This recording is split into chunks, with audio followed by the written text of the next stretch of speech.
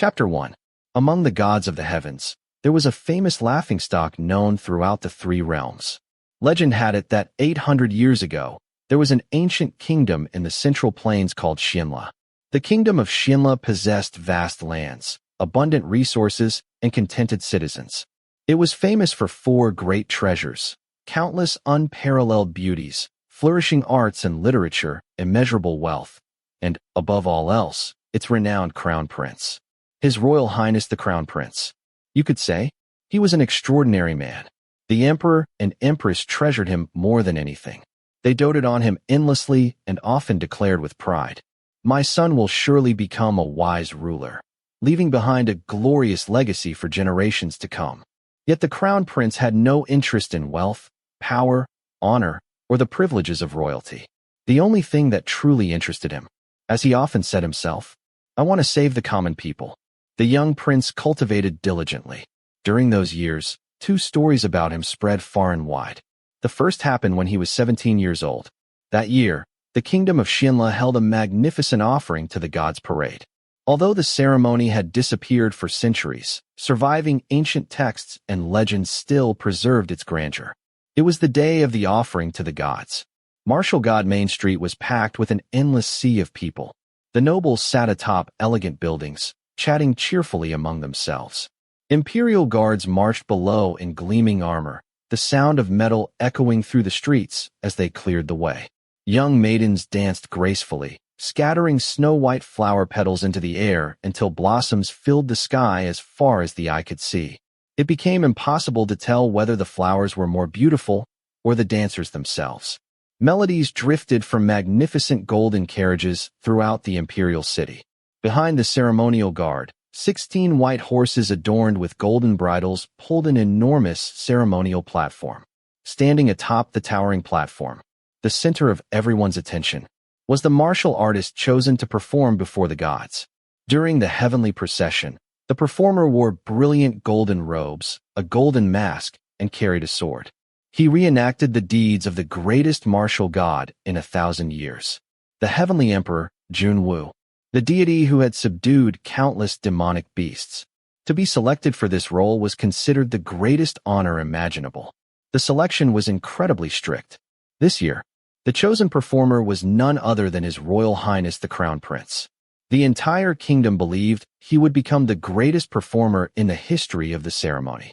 However, something unexpected happened. The procession had already completed 2 circuits of the imperial city. As it began its third, it passed beneath the towering city walls. At that moment, upon the ceremonial platform, the Crown Prince had just reached the climax of the performance.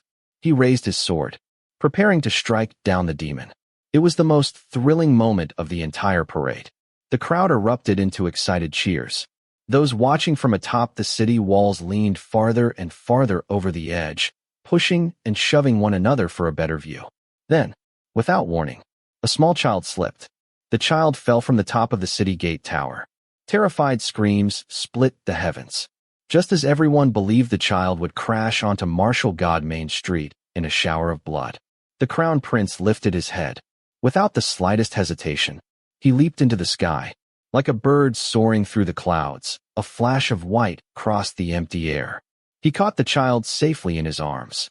As he landed, his golden mask slipped from his face, revealing an astonishingly handsome young man beneath it. The next instant, more than 10,000 people erupted into thunderous cheers. The common people were overjoyed. The Daoist officials of the imperial court were not. Instead, every one of them developed an enormous headache. None of them had ever imagined such a disastrous mistake could occur. It was an ominous sign, far too ominous. Each circuit around the imperial city represented a prayer for 1 year of peace and prosperity.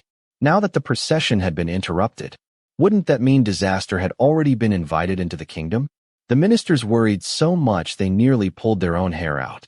After carefully considering ancient precedents and every possible future consequence, they respectfully invited the Crown Prince over. One minister cautiously suggested, "Your Highness, perhaps you could spend 1 month facing the wall in repentance. You don't actually have to repent. Simply making the gesture would be enough." The Crown Prince smiled. "No need." Then he calmly explained, "Saving someone's life is not a sin. Why would the heavens punish me for doing the right thing? Someone carefully asked. But what if the heavens really do blame you? The crown prince answered without hesitation. Then the heavens would be the ones who are wrong. Why should those who are right apologize to those who are wrong? The ministers were left speechless. His Royal Highness the Crown Prince was exactly that kind of person. He had never encountered anything he couldn't accomplish. He had never met anyone who didn't admire him. He had always been right. He had always stood at the very center of the world. The ministers silently cried inside. Ministers' thoughts. What on earth do you know? Unfortunately, they neither dared to say those words aloud, nor would the crown prince have listened even if they had. The second story also took place when the crown prince was 17 years old. According to legend, south of the Yellow River stood a bridge called Xie Lian Bridge. For many years, a terrifying ghost haunted that place. The ghost was utterly terrifying. It wore tattered armor, with flames of hell trailing behind every step. Its body was drenched in blood and riddled with countless swords and arrows. Wherever it walked, it left behind a trail of blood and fire. Every few years, it would appear in the dead of night beneath Xie Lian Bridge, stopping unfortunate travelers and asking them 3 questions. Where is this? Who am I? What will you do now? Anyone who answered incorrectly was swallowed whole in a single bite. No one knew what the correct answers were supposed to be. As the years passed, the ghost devoured countless travelers. One day, while wandering the countryside, the crown prince heard this story. He found Xie Lian Bridge and remained there, guarding its entrance day after day, until one night, the ghost finally appeared. It emerged without warning, just as the rumors described. It was terrifying beyond words. The ghost opened its mouth. Where is this? The crown prince smiled. This is the human realm. The ghost answered. This is the abyss. He had already answered the very first question incorrectly. The crown prince's thought, since I'm going to get them wrong anyway, why wait for it to finish asking? Without another word, he drew his weapon. The battle began. One man, one ghost. They fought from dusk until darkness swallowed the land. The crown prince's martial skills were extraordinary, yet the ghost was every bit as fearsome as the legends claimed. They battled across Xie Lian Bridge until the sun and moon had nearly exchanged places. At last, the ghost was defeated. Afterward, the crown prince planted a flowering tree beside the bridge. As he scattered a handful of golden soil to guide the ghost peacefully into its next life, a passing Daoist happened to witness the scene. He stopped and asked, "What are you doing?" The crown prince replied with 8 simple words. Body in the abyss, but heart in paradise. The Taoist smiled faintly. Then, his appearance transformed. He became a divine general clad in brilliant white armor. Stepping onto a cloud, he summoned a mighty wind and soared into the sunlight. Only then did the crown prince realize, by sheer coincidence, he had met the martial god himself, the heavenly emperor, Junwu, who had descended to the human realm to subdue demons. Ever since the crown prince had leaped into the sky during the offering to the gods' parade, the gods had already begun paying close attention to this remarkable young martial artist. After the encounter at Xie Lian Bridge, the immortals asked Emperor Jun, "What do you think of His Royal Highness, the Crown Prince?" Emperor Jun answered with 8 words. "This child's future is limitless, beyond measure." That very night, violent winds and torrential rain swept across the royal palace. Lightning split the heavens. Thunder shook the earth. And amid that storm, His Royal Highness the Crown Prince ascended to godhood. Whenever someone ascended, the heavens trembled once. But when the Crown Prince ascended, the entire heavenly court shook. 3 separate times. To attain immortality through cultivation was no easy feat. It required extraordinary talent, years of cultivation, and the perfect opportunity. For most cultivators, becoming a god was the pursuit of an entire lifetime. Some young geniuses had ascended before. Others spent their entire lives cultivating, only to fail in the end. Even if fortune favored them, should they fail their heavenly tribulation, they would either perish or lose everything. Countless people lived ordinary lives from beginning to end, never once finding the path to immortality. And so, His Royal Highness the Crown Prince was undoubtedly heaven's favored child. Whatever he desired, he obtained. Whatever he wished to accomplish, he accomplished. When he decided to ascend, he truly became a god. At only 17 years of age, The crown prince had already been beloved by his people while he was still mortal. After his ascension, the emperor and empress ordered temples dedicated to him to be built throughout the kingdom. Statues were erected everywhere. People gathered daily to offer incense and prayers. The more believers he gained, the greater his divine power became. Within only a few short years, the crown prince of Xianxia stood at the very peak of his glory. Until 3 years later, Xianxia fell into chaos. The emperor's cruel rule ignited widespread rebellion. Soon, the flames of war engulfed the human realm. According to heavenly law, the gods were forbidden from interfering in mortal conflicts, unless demons or ghosts crossed the boundaries between realms. Human affairs were to remain human affairs. Every war had people who believed they fought for justice.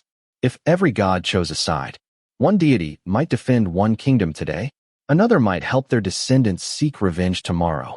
Eventually, the immortals themselves would wage endless wars. The crown prince, of all people, should have understood this, but he did not care. He went before Emperor Jun and declared, "I want to save the common people." Even Emperor Jun, who had accumulated thousands of years of divine cultivation, would never casually speak such words. He looked at the crown prince and sighed. "You cannot save everyone." The crown prince answered simply, "I can." Without another thought, he descended to the human realm. The people of Xianxia rejoiced. Their beloved crown prince had returned. Yet ancient legends had always warned of one truth. An immortal who descended without authorization never met a good ending. Instead of ending, the fires of war only spread farther. The crown prince gave everything he had. Yet, the harder he struggled, the worse the conflict became. Battles grew bloodier. Countless people died. At last, a plague swept through the imperial city. The rebel army broke into the palace. The kingdom of Xianxia came to an end. One could even say that when the kingdom of Xianxia was struggling through its final breaths, His Royal Highness the Crown Prince had been the one who delivered the fatal blow. After the kingdom fell, the people finally realized something. Their crown prince, the god they had worshipped, wasn't as invincible or as perfect as they had always believed. To put it bluntly, wasn't he simply a useless man, someone incapable of accomplishing anything, yet perfectly capable of making everything worse, unable to vent the grief of losing their homes, their families, and everyone they loved? The wounded survivors stormed the crown prince's temples. They toppled his divine statues. They burned every shrine built in his honor. 8,000 temples burned for 7 days and 7 nights, until nothing remained but ashes. From that day forward, the martial god once revered as a guardian of peace and protection disappeared. In his place, a god of calamity and misfortune was born. When people called you a god, you were a god. When people called you filth, then filth was what you became. Whatever the people believed you to be, that became your truth. It had always been that way. No matter what, His Royal Highness could not accept it.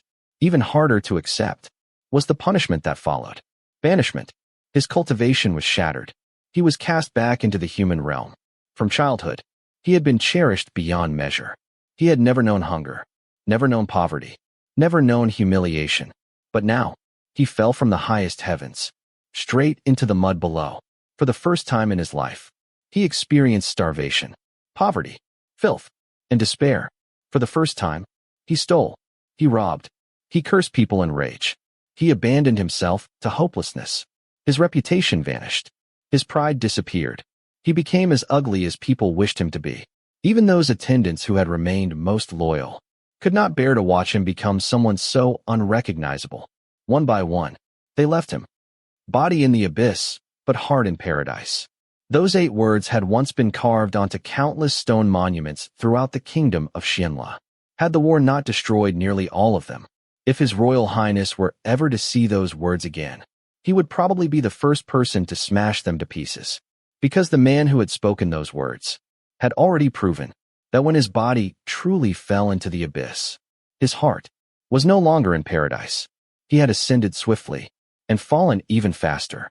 The elegant martial god, the young prince whose single glance captivated countless people, the youth who had encountered both ghost and god upon Yin Bridge. All of it seemed as though it had happened only yesterday. The heavens sighed. The past could only remain in the past. Many years passed. Then one day, A tremendous roar shook the heavenly court. His Royal Highness the Crown Prince had ascended to godhood for the second time. Since ancient times, most banished gods never recovered. After losing everything, they either descended into madness or became ghosts and demons. Very few ever managed to rise again. To ascend a second time was something only the strongest could accomplish. Yet what happened next was even more astonishing. Immediately after ascending, the Crown Prince stormed through the heavenly court, beating and attacking gods in every direction. As a result, he remained in heaven for only the time it took one stick of incense to burn, before he was kicked back down again. One stick of incense, the shortest, most violent, and most spectacularly brief ascension in history.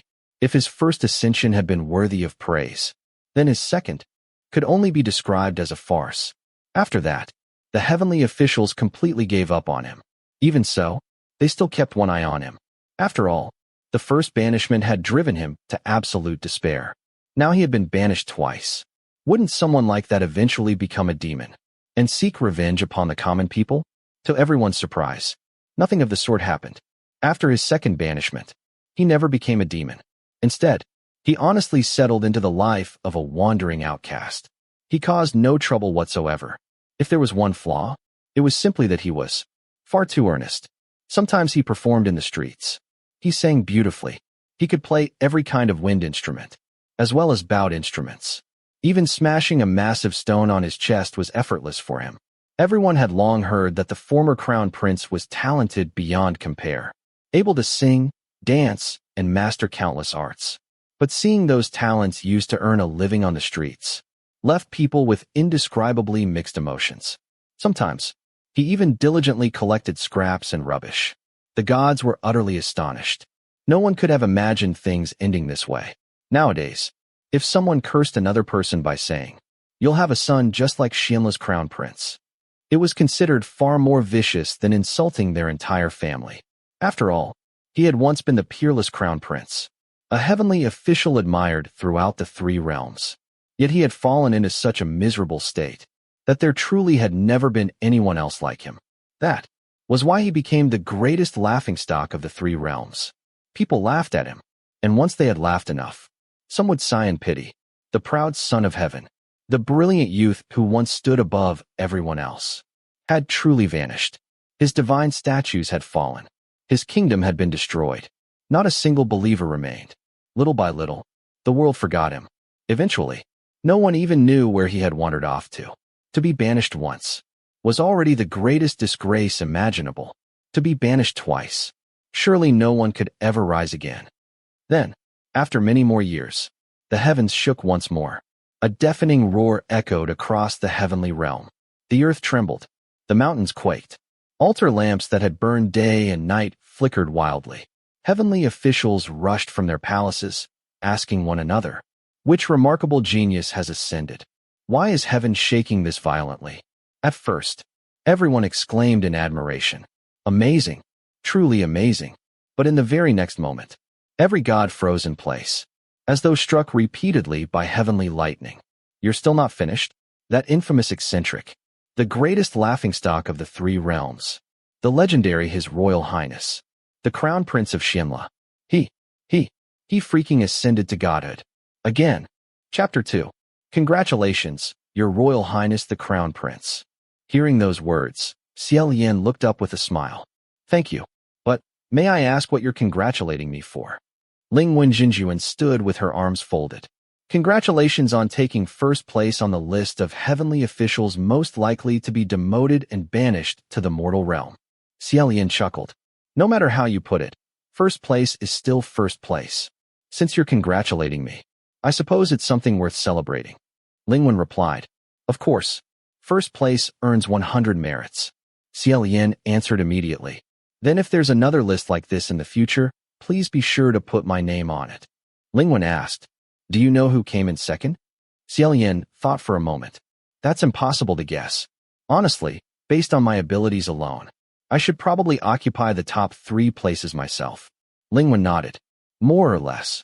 There wasn't a second place. The moment you entered the rankings, everyone else could only watch your dust and give up trying to catch you." Xie Lian smiled. I don't deserve such praise. So, who won first place in previous years? There wasn't one. This list was created today. Xie Lian blinked. Don't tell me. This list wasn't created specifically because of me. You may consider yourself fortunate. You simply happened to ascend on the day it was established. Xie Lian laughed. All right.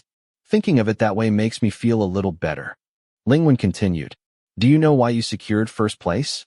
Because everyone expected it? Not exactly. Look over there. She raised a finger. Xie Lian followed her gaze. Stretching into the distance were magnificent white jade palaces, elegant pavilions, immortal clouds drifting between flowing streams, birds soaring through the skies. After staring for quite a while, Xie Lian asked, Did you point in the wrong direction? Where's the clock? I didn't point in the wrong direction. It's right there. Can you see it now? Xie Lian looked again, carefully, then answered honestly. No. Lingwen nodded. That's because there isn't one anymore. It was shaken off when you ascended. That clock was older than you, and quite lively. Whenever someone ascended, it would happily ring a few times to celebrate. But when you ascended, it rang like it had gone completely mad. It wouldn't stop. In the end, it shook itself right off the tower.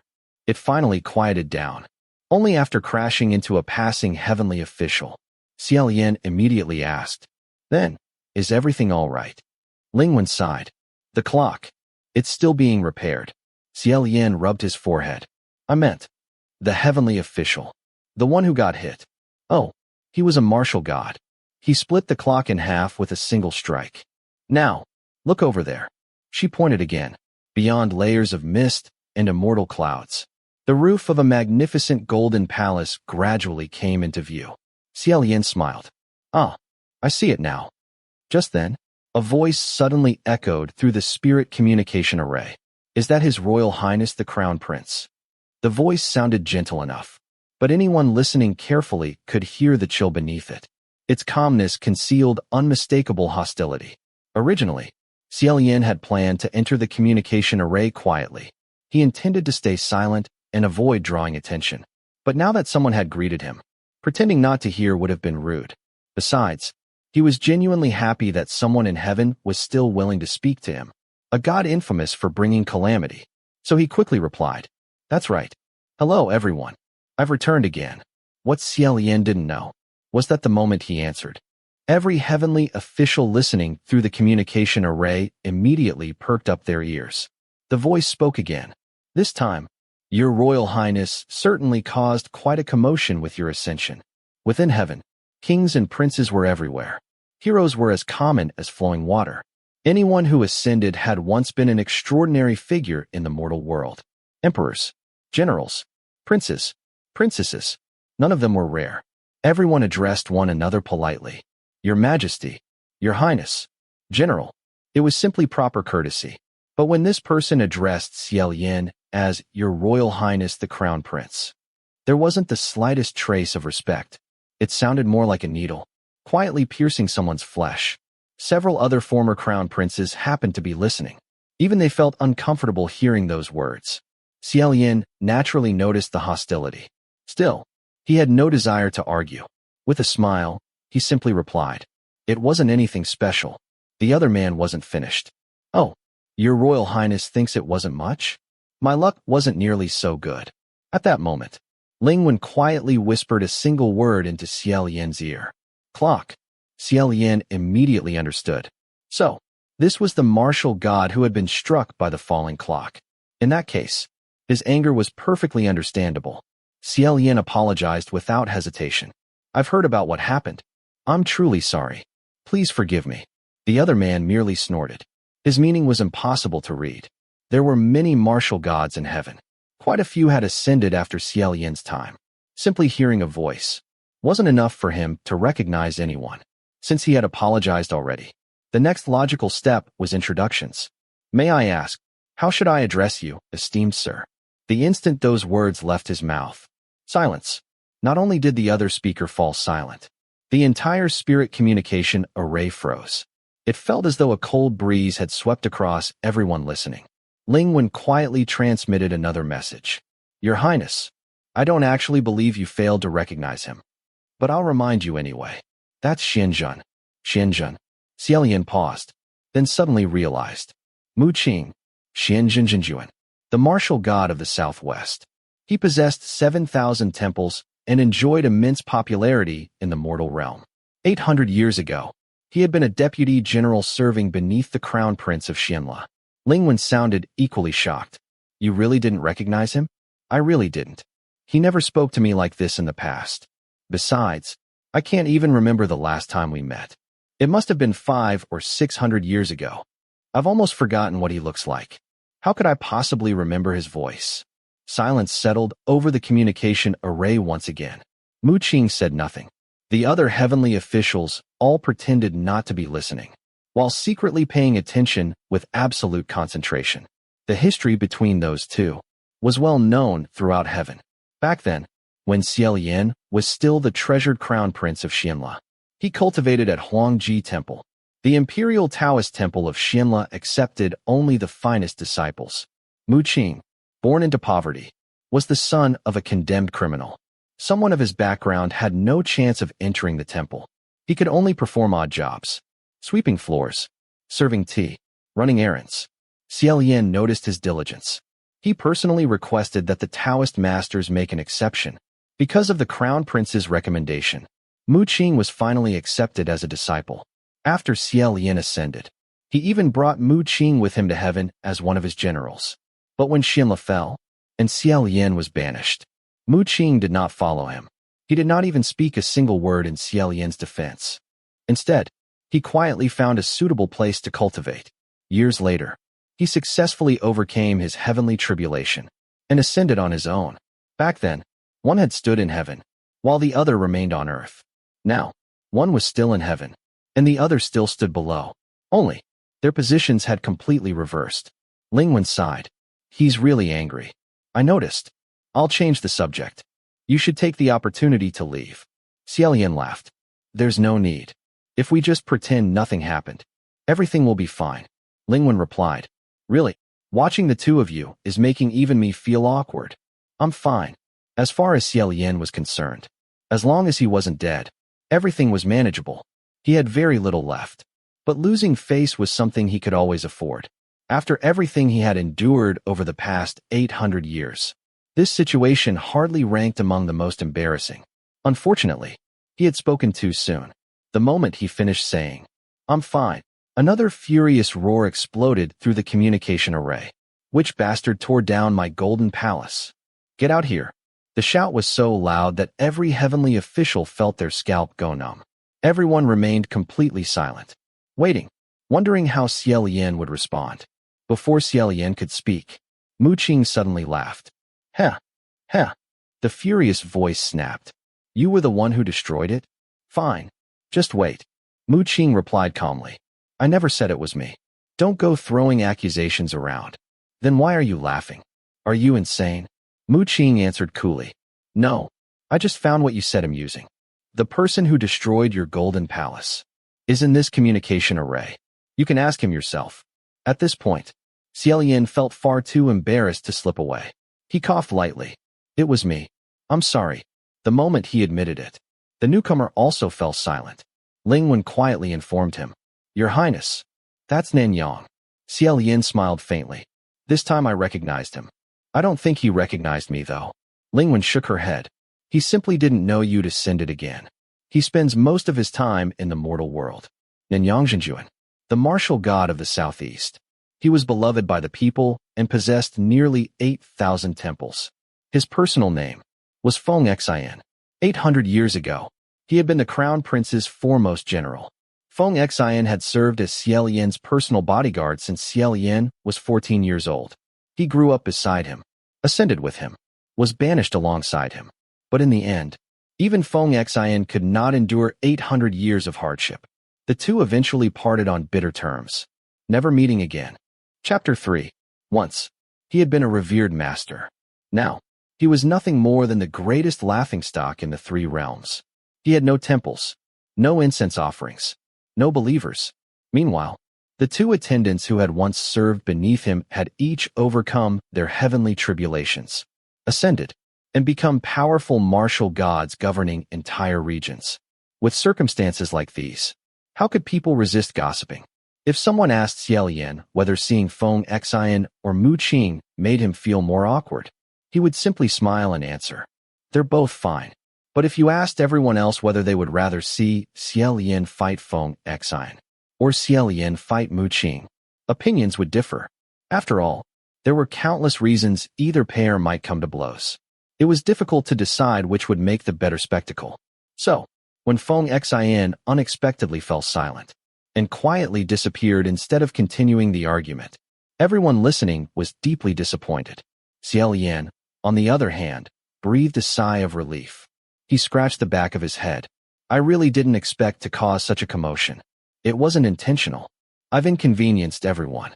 Mu Qing replied coolly, "Oh, so it was all just a coincidence." Coincidence? Even Xie Lian thought the situation was absurdly coincidental. How could the ancient clock fall onto Mu Qing, while his ascension just happened to destroy Feng Xian's golden palace?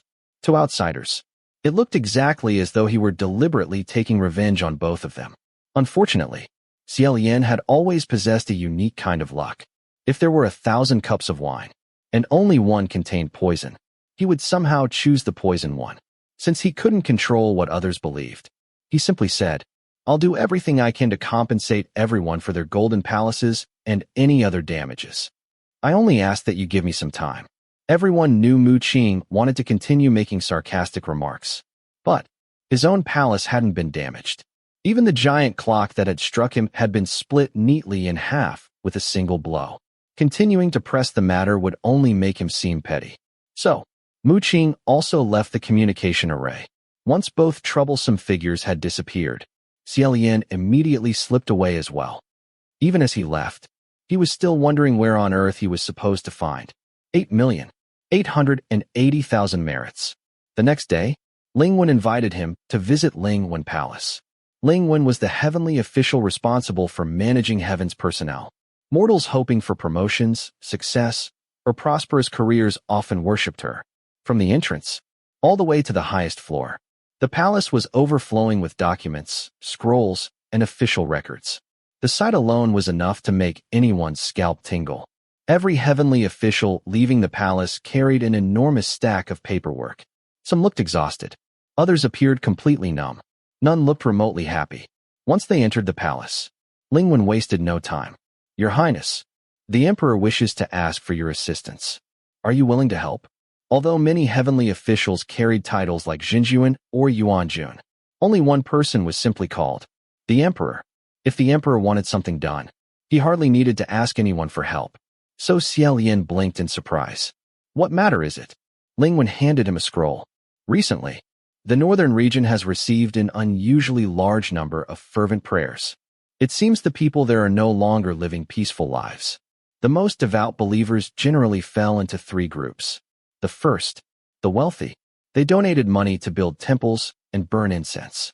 The second, missionaries who spread faith wherever they went. The third, people whose hearts and souls were completely devoted to their beliefs. Most worshippers belonged to the first group. After all, there was never a shortage of wealthy people. The third group was the rarest. Anyone whose faith reached such a profound level was usually not far from ascending themselves. The worshippers Ling Wen referred to were clearly the wealthy patrons. She continued, "The Emperor is unable to attend to the northern region personally. If you're willing to go in his place, then every offering those believers present will belong to your altar. What do you think?" Xie Lian accepted the scroll respectfully with both hands. "Thank you." He understood perfectly. This was Junwu helping him. Yet the Emperor had deliberately framed it as though he were asking Xie Lian for a favor instead. Xie Lian saw through the kindness immediately. Still, the only words he could think to say were, "Thank you." Ling Wen smiled. "If you wish to thank someone, wait until the Emperor returns. You can thank him yourself." She paused. "Oh, right. Would you like to borrow a magical artifact?" Xie Lian shook his head. "There's no need. Even if you lent me one, I have almost no spiritual power left. I wouldn't be able to use it." After being banished twice, Xie Lian's cultivation had been shattered. In heaven, spiritual energy filled the surroundings. Borrowing some was easy, but in the mortal realm, he would have almost nothing. If he wanted to perform spiritual techniques, he would first have to borrow power from someone else. Needless to say, that was incredibly inconvenient. Lingwen thought for a moment. Then perhaps, you should borrow a few martial officials to accompany you. Xie Lian smiled helplessly. The current martial gods either don't know me or don't like me. You won't be able to borrow anyone. I'll try anyway. Xie Lian neither agreed nor objected. He simply let her try. Lingwen entered the spirit communication array. Her cheerful voice echoed throughout heaven. Everyone, the Emperor has an urgent matter in the northern region. Would any martial god be willing to lend 2 martial officials from your palace? Almost immediately, Mu Qing's voice drifted through the array. I heard the Emperor isn't even in the north. So, aren't you actually borrowing people for His Royal Highness the Crown Prince? Xie Lian's thought. Does he spend every waking moment inside this communication array? Lingwen was clearly thinking the same thing. Although she wanted nothing more than to throw Mu Qing out of the array, she merely smiled. Xianxia, you've been appearing in the communication array rather often these past few days. You must have a great deal of free time. Congratulations. Mu Qing replied calmly. My hand is injured. I'm recovering. Every heavenly official listening silently thought. That hand of yours could split mountains. How could cutting a clock in half possibly count as an injury? Originally, Lingwen had intended to recruit volunteers first and explain the details afterward. Instead, Mu Qing exposed everything immediately. As expected, no one volunteered. After waiting a while, Xie Lian smiled. I told you, you wouldn't be able to borrow anyone. Lingwen sighed. If Xianxia hadn't interrupted, I probably could have. Xie Lian laughed. You phrased it so vaguely that people would have thought they were helping the Emperor. Of course they would have volunteered. But once they realized they'd actually be working with me, they'd regret it. I've gotten used to working alone. I'm not missing an arm or a leg. I'll manage. Thank you for trying. I'll be going now. Lingwen could only cup her hands. I wish your highness a safe journey. May the blessings of heaven accompany you. Xie Lian waved cheerfully. May all taboos be lifted and all evil retreat. Then he departed without a care. 3 days later, the northern region of the mortal realm. Beside a quiet road stood a small tea house. It wasn't large. The owners were ordinary people. The prices were somewhat expensive, but the scenery more than justified it. Mountains, water, people, a nearby town. Everything was present, in exactly the right measure. The tea server had no customers, so he dragged a stool outside and quietly admired the scenery. Just then, he noticed a Daoist in white approaching from afar. The man's robes were covered in dust. He looked as though he had walked for countless miles. He passed the tea house, stopped, then slowly backed up, lifting his bamboo hat. He looked at the signboard and smiled. Chance encounter. What an interesting name. Though clearly exhausted, the Daoist wore an easy smile that naturally made others smile with him. He asked, Excuse me, is Mount Yujun nearby? The tea server pointed toward the mountains. You're in the right area. The Daoist let out a long breath. This time, his soul didn't nearly leave his body from exhaustion. Xie Lian's thought. I've finally made it. The Daoist was Xie Lian. Originally, he had planned to descend directly near Mount Yujun. Instead, as he casually leaped from heaven, his sleeve somehow became caught on a cloud. Even Xie Lian himself had no idea how such a thing was possible. One moment, he was descending gracefully. The next, he was tumbling through the sky. By the time he finally landed, he had absolutely no idea where he was. After walking for 3 full days, he had finally reached the place he had intended to arrive in from the beginning. It was enough to move him to tears. Entering the tea house, he chose a seat beside the window, ordered tea and a few snacks, and finally allowed himself to rest. Just then, the mournful sound of drums echoed outside. Xie Lian looked toward the street. A procession carrying a bright red bridal sedan slowly passed by. Something about it felt wrong. At first glance, it appeared to be an ordinary wedding procession, but everyone escorting the sedan wore expressions filled with grief, fear, and despair. The only emotion missing was joy. Yet despite those faces, they all wore red flowers. Musicians played festive tunes. Drums beat loudly. The entire scene felt strangely unsettling. Even the tea server merely shook his head before walking away. Xie Lian watched the procession disappear into the distance. After pondering briefly, he reached for the scroll Lingwen had given him. Before he could open it, something flashed before his eyes. A silver butterfly. Its wings shimmered like crystal. As it fluttered through the air, trails of silver light followed behind it. Almost unconsciously, Xie Lian reached out a finger. The butterfly wasn't afraid. Instead, it gently landed upon his fingertip. Its translucent wings glittered beneath the sunlight like an illusion. After resting there for a brief moment, it quietly flew away. Xie Lian smiled and gave it a little wave. Then he turned back toward his table. There were now two people sitting there. Both appeared to be around 18 or 19 years old. The young man on the left was tall and strikingly handsome. His eyes carried a stubborn, arrogant confidence. The one on the right had pale skin and refined features. Delicate, almost beautiful, yet his expression remained cold and indifferent. Neither looked particularly pleased to be there. Xie Lian blinked. "And you two are?" The young man on the left answered. "Nan Feng." The one on the right replied. "Fu Yao." Xie Lian's thought. "I was asking who you are, not just your names." Just then, Ling Wen's voice echoed in his ear. "Your Highness." Two martial officials from Middle Heaven agreed to help. They should have already arrived. Xie Lian looked back at the pair. Judging from their expressions, they looked less like volunteers, and more like they had come to collect his head. He tried contacting Ling Wen. "Ling Wen, are you sure they came to help me? They look more like they want my dog head. Did you trick them into coming?" Unfortunately, no reply came. The distance from heaven had become too great. His spiritual power was nearly exhausted. Smiling politely, he greeted them. "You must be Nan Feng and Fu Yao. Thank you for coming to help." Both merely nodded. Their attitudes were rather aloof. Xie Lian ordered 2 more cups of tea. While sipping his own, he casually asked, "Which palace do you serve?" "Nanyang Palace." "Shenzhen Palace." That answer genuinely startled him. "So, did your generals approve this?" Both answered at the same time. "Our generals don't know we're here." Xie Lian blinked. "Then, do you know who I am?" If Ling Wen had tricked these two into coming, they would surely be punished afterward. That hardly seemed fair. Nan Feng replied, "You are His Royal Highness the Crown Prince." Fu Yao added flatly, "You are the righteous path of humanity, the heart of the universe." Xie Lian nearly choked on his tea. He turned uncertainly toward Nan Feng. Did he just roll his eyes? He did. Ignore him. Nanyang Palace and Shenzhen Palace had never gotten along, just as Feng Xian and Mu Qing had rarely gotten along 800 years earlier. Back then, Xie Lian had always forced them to behave. Now, no one bothered pretending anymore. Even the worshippers of the southeast and southwest disliked one another. Fu Yao sneered. Ling Wen said that anyone willing could volunteer. So why should I leave? His expression made the word willing thoroughly unconvincing. Xie Lian smiled helplessly. "Let me ask again. Are you both really here voluntarily? If not, please don't force yourselves." Both answered together. "We volunteered willingly." Looking at their utterly miserable faces, Xie Lian's thought. The words you really want to say are probably, "I want to die."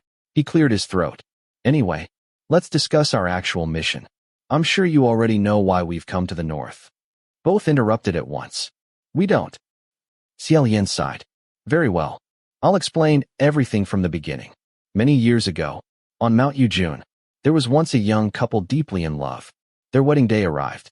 The groom waited eagerly for his bride, but she never came. Thinking something had happened, he hurried to her family's home, only to discover she had already left long ago. The two families searched everywhere. The authorities searched as well, but they found nothing. Not a body, not even a single bone. It was as though the bride had vanished into thin air. People eventually began to suspect that she simply hadn't wanted to marry. Perhaps she had fled with help from the bridal procession.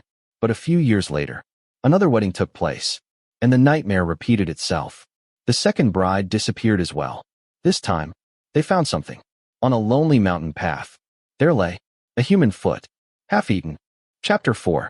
After that first disappearance, things only grew worse. Over the next 100 years, 17 brides vanished around Mount Yujun. Sometimes, nothing happened for more than a decade. Other times, 2 brides disappeared within the same month. Before long, a terrifying legend spread throughout the region. People said that a ghost bridegroom haunted Mount Yujun. Whenever he took a liking to a woman, he would abduct her during her wedding procession then slaughter and devour everyone escorting her. Ordinarily, a matter like this would never have reached the heavenly court. After all, only 17 brides had disappeared. Compared to the countless weddings taking place across the world, it seemed insignificant. Besides, the missing brides were already gone. There was no way to save them now. People gradually accepted the tragedy. Families became more reluctant to marry daughters into the area. Local weddings grew smaller and quieter. Everything changed when the 17th bride disappeared. Her father was an influential government official. He treasured his daughter dearly. After hearing the rumors, he carefully selected 40 elite soldiers to escort her wedding procession. Despite all those precautions, his daughter still vanished. That was the final straw. Unable to solve the problem through ordinary means, the official gathered his fellow officials together. They performed grand rituals, opened the government granaries to feed the poor, created such an enormous disturbance that it finally attracted the attention of a heavenly official. Otherwise, the voices of ordinary mortals would never have reached heaven. Xie Lian rolled up the scroll. That's the general situation. He wasn't entirely sure whether Nan Feng and Fu Yao had actually been listening. Judging by their expressions, it was difficult to tell. To his surprise, Nan Feng frowned thoughtfully. Did the missing brides have anything in common? Xie Lian answered. Some were rich. Some were poor. Some were beautiful. Some weren't. Some became legal wives. Others were taken as concubines. In short, there doesn't seem to be any pattern. We can't determine what kind of women this ghost actually prefers. Nan Feng nodded once, then quietly fell into thought. Meanwhile, Fu Yao never touched the tea Xie Lian had poured for him. Instead, he calmly wiped his fingers with a white handkerchief. Without looking up, he asked, Your Royal Highness, what makes you certain the ghost is a bridegroom? No one has ever actually seen it. It could just as easily be a woman. Young, old, how can you be so certain? Aren't you jumping to conclusions? Xie Lian smiled. That title came from the investigation conducted by Lingwen Palace. Ghost bridegroom is simply the name commonly used by the local people. But your point makes perfect sense. After speaking with the two young martial officials, Xie Lian realized something. Although their expressions always looked unpleasant, they took their duties seriously. Both were intelligent and observant. That reassured him considerably. Outside, the sky gradually darkened. The three of them left the tea house together. Xie Lian adjusted his bamboo hat and started walking. After a while, he realized no one was following him. Turning around, he found Nan Feng and Fu Yao staring at him in confusion. Nan Feng asked, Where are you going? I'm looking for somewhere to spend the night. Then Xie Lian glanced at Fu Yao. Fu Yao, why are you rolling your eyes again? Nan Feng looked even more puzzled. Then why are you walking toward the mountains? Xie Lian had long since grown accustomed to sleeping outdoors. A cave, a campfire, a piece of cloth spread across the ground. That was enough. Only then did he remember. The other two were martial officials. If there happened to be temples dedicated to Nanyang or Xianxia nearby, they could simply stay there. Why sleep in the wilderness? Not long afterward, they found a tiny, run-down earth god shrine tucked away beside the road. The incense burner was cracked. The shrine was covered with dust. Clearly, almost no one came to worship there anymore. A small stone plaque bore the earth god's name. Xie Lian called out several times. The old earth god hadn't received prayers or offerings for many years. Suddenly hearing someone call his name, he hurriedly appeared. The three visitors were surrounded by such dazzling divine light that he couldn't even see their faces clearly. The old earth god nearly jumped out of his skin. Trembling, he bowed repeatedly. Do the three heavenly officials have any orders for this humble one? Xie Lian returned the greeting. We're only here to ask a question. Is there a temple dedicated to General Nanyang or General Xianxia nearby? The earth god hurriedly counted on his fingers. 5 li from here. There's a temple dedicated to General Nanyang. Xie Lian pressed his palms together. Thank you. The earth god immediately disappeared again.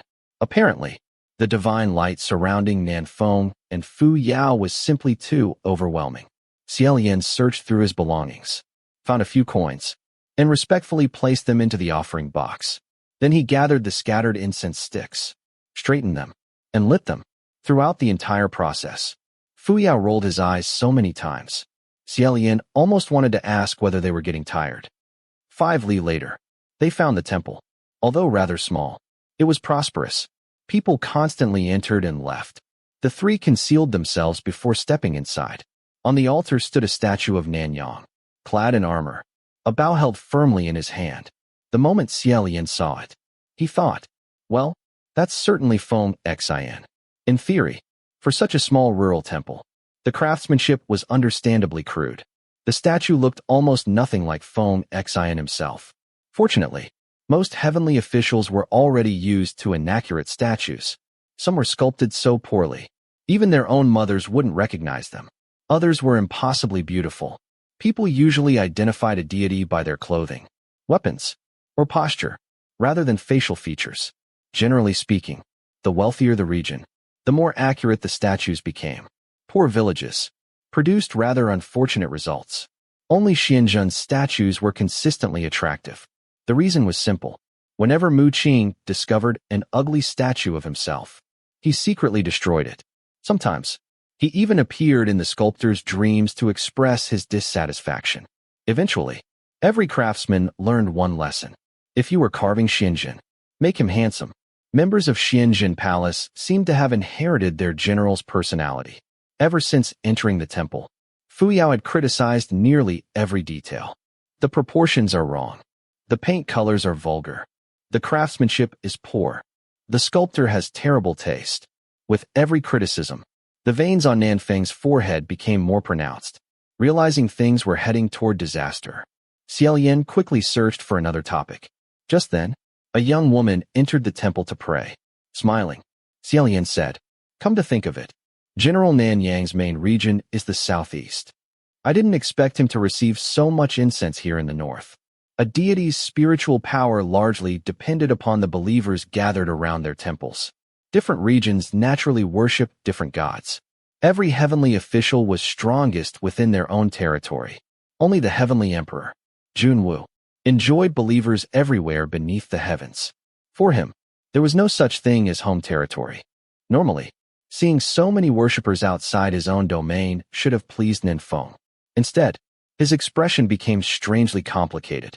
Fu Yao smiled faintly. "Not bad. It seems General Nanyang is greatly loved." Xie Lian hesitated. "I do have one question." Ninfeng interrupted immediately. "If you're about to say, I don't know whether I should ask this, then don't ask." Xie Lian's thought. "Actually, I was going to say, I don't know whether anyone can answer it." He decided it was wiser to change the subject again. Unfortunately, Fu Yao spoke first. "I know what you wanted to ask. You were wondering, why are almost all the worshippers here women?" That was exactly what Xie Lian had been wondering. Ordinarily, martial gods attracted mostly male worshippers. Xie Lian had once been the sole exception. The explanation was embarrassingly simple. He was very handsome. He had never misunderstood the reason for his popularity. It wasn't because of unmatched virtue, nor extraordinary achievements. His temples were beautiful. His statues were beautiful. The imperial family had funded most of them. Master sculptors had modeled them directly after his face, combined with his famous words, "Body in the abyss, but heart in paradise." Artists loved surrounding his statues with flowers. His temples became seas of blossoms. Because of that, he earned another title, the flower-crowned martial god. Many women visited simply because the temples were beautiful. Once they arrived, they offered incense as well. Ordinary martial gods, however, usually projected killing intent. Their statues appeared stern, cold, or terrifying. Women generally preferred worshipping Guanyin over statues like those. Yet despite Nanyang's rather ordinary statue, women vastly outnumbered the male worshippers. Something about that felt unusual. Just then, the young woman finished praying. She stood up and turned around. The moment Xie Lian saw her, he lightly nudged the other two. They looked over. Both froze. Fu Yao blurted out, "Too ugly." Xie Lian immediately frowned. "Fu Yao, you shouldn't say something like that." To be fair, Fu Yao wasn't entirely wrong. The girl's face was unusually plain, but that wasn't what had caught Xie Lian's attention. The back of her skirt had a massive tear, impossible to miss. Fu Yao recovered quickly. Nanfeng's tense expression suddenly relaxed. Xie Lian whispered, "Don't panic." The young woman remained completely unaware. She knelt once more, folded her hands, and prayed devoutly. Please protect us, General Nanyang. This humble believer, little Ing, prays that the ghost bridegroom will soon be captured. Please don't let innocent people suffer any longer. She had absolutely no idea that 3 heavenly officials were crouching beneath the very statue she was praying to. Xie Lian rubbed his forehead. What should we do? We can't let her leave like this. Everyone will see her. The tear looked as though someone had deliberately cut it open with something sharp. If she walked home like that, she would become the laughingstock of the town. Fu Yao replied coolly. She's worshipping General Nanyang, not General Xianxia. I didn't see anything. Nanfeng's face alternated between green and white. He looked completely helpless, unable to utter a single word. Seeing that neither of them would act, Xie Lian sighed. After thinking briefly, he removed his outer robe. A gentle breeze carried it toward the girl. The robe settled neatly over the torn portion of her skirt, covering it completely. All 3 quietly sighed in relief. Unfortunately, the sudden gust startled her. She looked around, then removed the robe, folded it carefully, and placed it before Nanyang's statue. Still completely unaware of the tear, her incense finished burning. She prepared to leave. Xie Lian couldn't let that happen. Nanfeng and Fu Yao remained utterly frozen, completely useless. With another sigh, Xie Lian manifested himself where mortals could see him, and jumped down. The candlelight flickered. Little Ling only saw a handsome man suddenly emerge from the shadows. Unfortunately, he wasn't wearing an outer robe. Seeing a half-dressed stranger reaching toward her, she screamed, "Ah!" Harassment. Smack. A loud slap landed squarely across Xie Lian's face. Nanfeng and Fu Yao both twitched simultaneously. Xie Lian merely accepted it. Without anger, without complaint, he quickly handed her the robe, then quietly explained the situation. The moment she reached behind herself, her face turned bright red. Tears instantly welled in her eyes. Whether from embarrassment or anger, no one could tell. Clutching the robe tightly, she fled the temple. Silence returned. A cool breeze drifted through the doorway. Standing there with his upper body exposed, Xie Lian suddenly felt a little cold, rubbing the bright red handprint on his cheek. He smiled awkwardly. Well, everything's all right now. Nanfeng suddenly pointed at him. You're wound. Opened again. Looking down, Xie Lian let out an ah. Beneath his robe, his fair skin was wrapped tightly in countless layers of white bandages. Bandages covered his chest, neck, wrists. Tiny wounds peeked out from beneath them. The sight was startling. Thinking his neck had probably healed by now, Xie Lian began removing the bandages. Fu Yao watched for a moment, then asked, Who did this? Who fought you? No one. Then these wounds. Xie Lian smiled helplessly. I fell. By myself. Silence. These injuries had all come from tumbling out of heaven after getting tangled in that unfortunate cloud. If he had actually fought someone, he doubted he would have ended up looking this miserable. Fu Yao muttered something under his breath. Xie Lian couldn't hear it, and didn't particularly want to. He simply continued unwrapping the bandages around his neck. The moment they came off, Nanfeng and Fu Yao both stared. Neither could look away. Around Xie Lian's pale neck was a black collar. Chapter 5. Noticing their fixed stares, Xie Lian smiled faintly. Turning around, he asked, Is this your first time seeing a real cursed shackle? A cursed shackle, true to its name, was a curse that took the form of a collar. Any heavenly official who was banished from heaven would receive one. It marked their sins, a visible symbol of heaven's judgment. The shackle permanently sealed away the wearer's spiritual power. It could never be removed, nor broken. It was no different from branding someone's face, or chaining their hands and feet forever. A punishment, and a warning, something meant to inspire both fear and shame. As the greatest laughingstock of the 3 realms, and someone who had been banished twice, Xie Lian naturally bore such a cursed shackle. Nanfeng and Fu Yao had certainly heard of it before, but hearing rumors, and witnessing it with their own eyes, were 2 entirely different things. Xie Lian understood why their expressions had changed. To them, the cursed shackle was an ominous sight. Using the excuse that he needed a new robe, Xie Lian intended to stroll into town and buy one.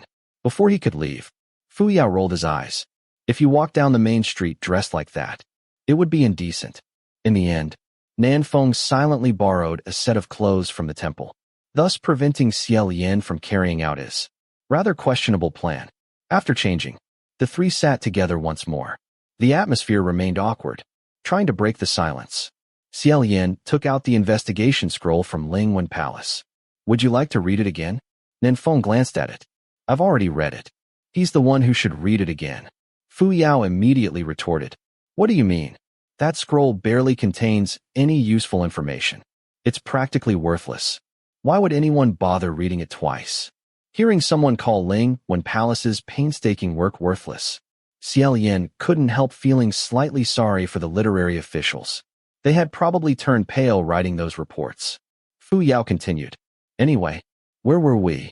Oh, the reason General Nanyang has so many female worshippers. Xie Lian quietly put the scroll away, massaging the space between his brows. He realized they weren't getting any work done tonight. Still, since they couldn't work, they might as well settle this mystery. It turned out, everyone in heaven already knew the story. Everyone, except Xie Lian, who had spent the last several hundred years collecting scrap in the mortal world.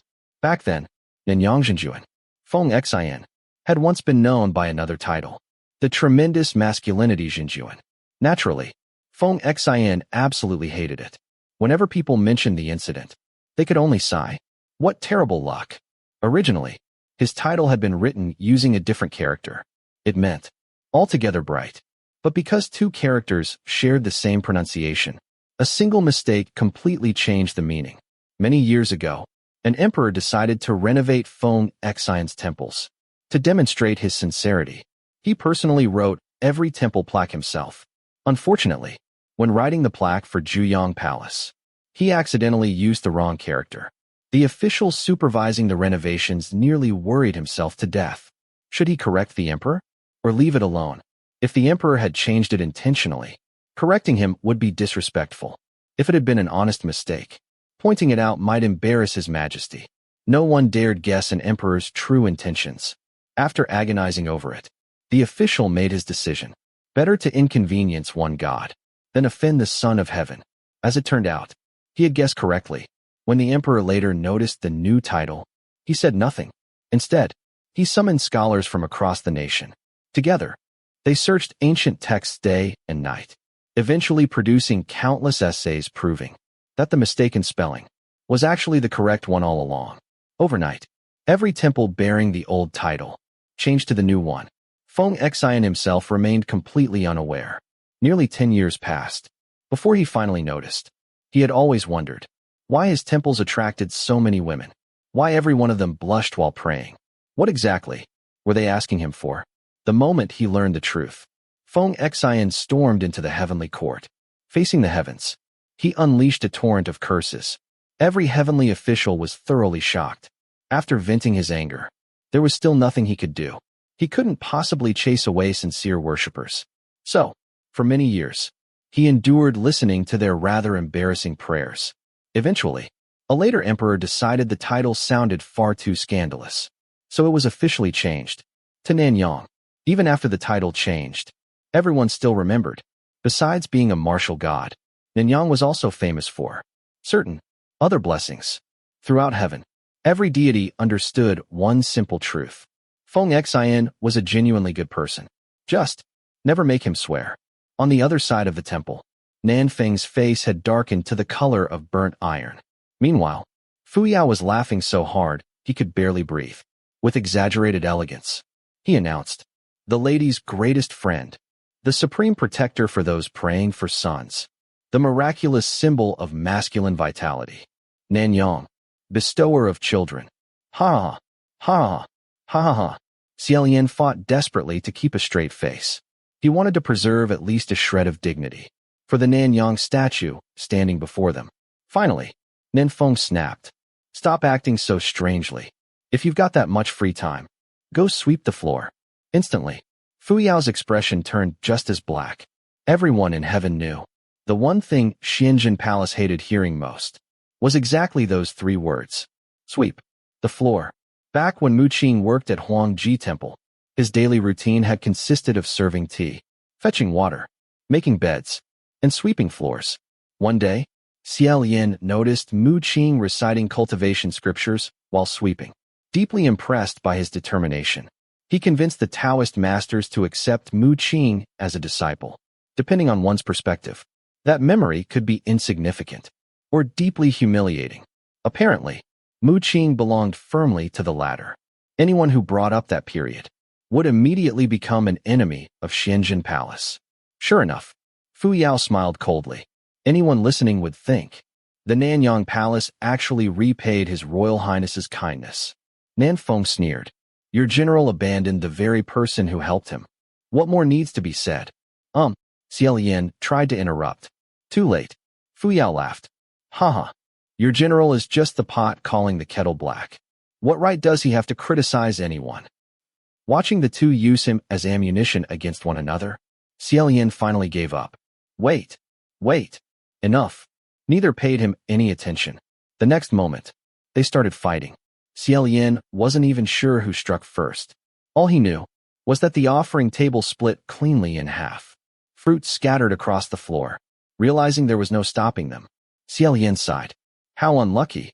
He sat quietly in the corner, picked up one of the steamed buns that had rolled over, brushed off the ashes, and prepared to eat it.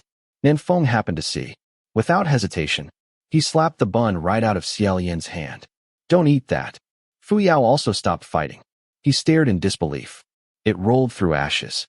You still intend to eat it? Taking advantage of the pause, Xie Lian quickly waved both hands. Stop. I have something to say. After separating them, he smiled. First, the crown prince you're both arguing over is me. I haven't even said anything. So please, don't use me as a weapon against each other. After a brief pause, he added, I believe neither of your generals would behave this way. If you continue acting like this, how will either of them preserve their dignity? The expressions on both young martial officials became rather strange. Xie Lian continued. Second, you came here to help me. So, should I listen to you? Or should you listen to me? After a long silence, both answered reluctantly. We're supposed to listen to you. Although their faces clearly said, in your dreams. Xie Lian was already satisfied. He clapped his hands. Excellent. Now, the third and most important point. If you absolutely have to throw something away, throw me away. But never throw away food. At that very moment, Nanfeng quietly retrieved the steamed bun Xie Lian had secretly picked up again, the one he had planned to eat later. Finally losing all patience, Nanfeng shouted, if it falls on the ground, don't eat it. The following day, at the Chance Encounter tea house, the tea server sat outside once again, leisurely crossing his legs. Soon, he spotted 3 familiar figures approaching. The Taoist in white walked ahead. 2 tall youths dressed in black followed behind him. As usual, the Taoist wandered over with an easy smile. Sir, could we trouble you for 3 cups of tea? Certainly. The tea server smiled warmly. Inside, his thoughts were somewhat different. Those 3 lunatics are back again. Such a pity. Each one looks more respectable than the last. Yet every one of them is crazier than the others. Always talking about gods, ghosts, immortals, and heaven. They're definitely mad. No matter how handsome they are. What's the use? Once again, Xie Lian chose the table beside the window. As soon as everyone sat down, Nanfeng asked, why discuss this here? What if someone overhears us? Xie Lian smiled. It doesn't matter. If anyone overhears, they'll just assume we're insane. He placed both hands on the table. To avoid wasting another day arguing, let's discuss the mission. Now that you've calmed down, have either of you come up with any ideas? Fu Yao's eyes lit up. Kill it. Nanfeng snorted. No kidding. Xie Lian laughed. Nanfeng, you don't need to be so harsh. Fu Yao isn't wrong. The ultimate solution is indeed to kill it. But where do we find it? Who exactly are we killing? And how do we kill it? I suggest. Just then, the sounds of drums and festive music drifted in from outside. All 3 looked toward the street. Another bridal procession slowly passed by. Drums pounded. Musicians played loudly. The escorts shouted so loudly. It seemed they wanted the entire mountain to hear them. Nanfeng frowned. I thought the locals here avoided noisy weddings. The procession consisted almost entirely of sturdy young men. Every one of them looked tense. Sweat poured down their faces. Instead of carrying a joyful bride, They looked like prisoners escorting their own execution. Xie Lian couldn't help wondering who was inside the bridal sedan. He stood, preparing to take a closer look. At that exact moment, a cold gust of wind swept through the street. One corner of the bridal curtain fluttered open. Inside, a bride sat in an impossibly unnatural position. Her head hung crookedly. Beneath the red bridal veil, a mouth painted crimson stretched into an unnaturally wide smile. The sedan lurched. Her veil slipped aside. Two wide, unblinking eyes stared directly at them. It looked as though a woman with a broken neck was silently smiling at them. The sedan continued rocking.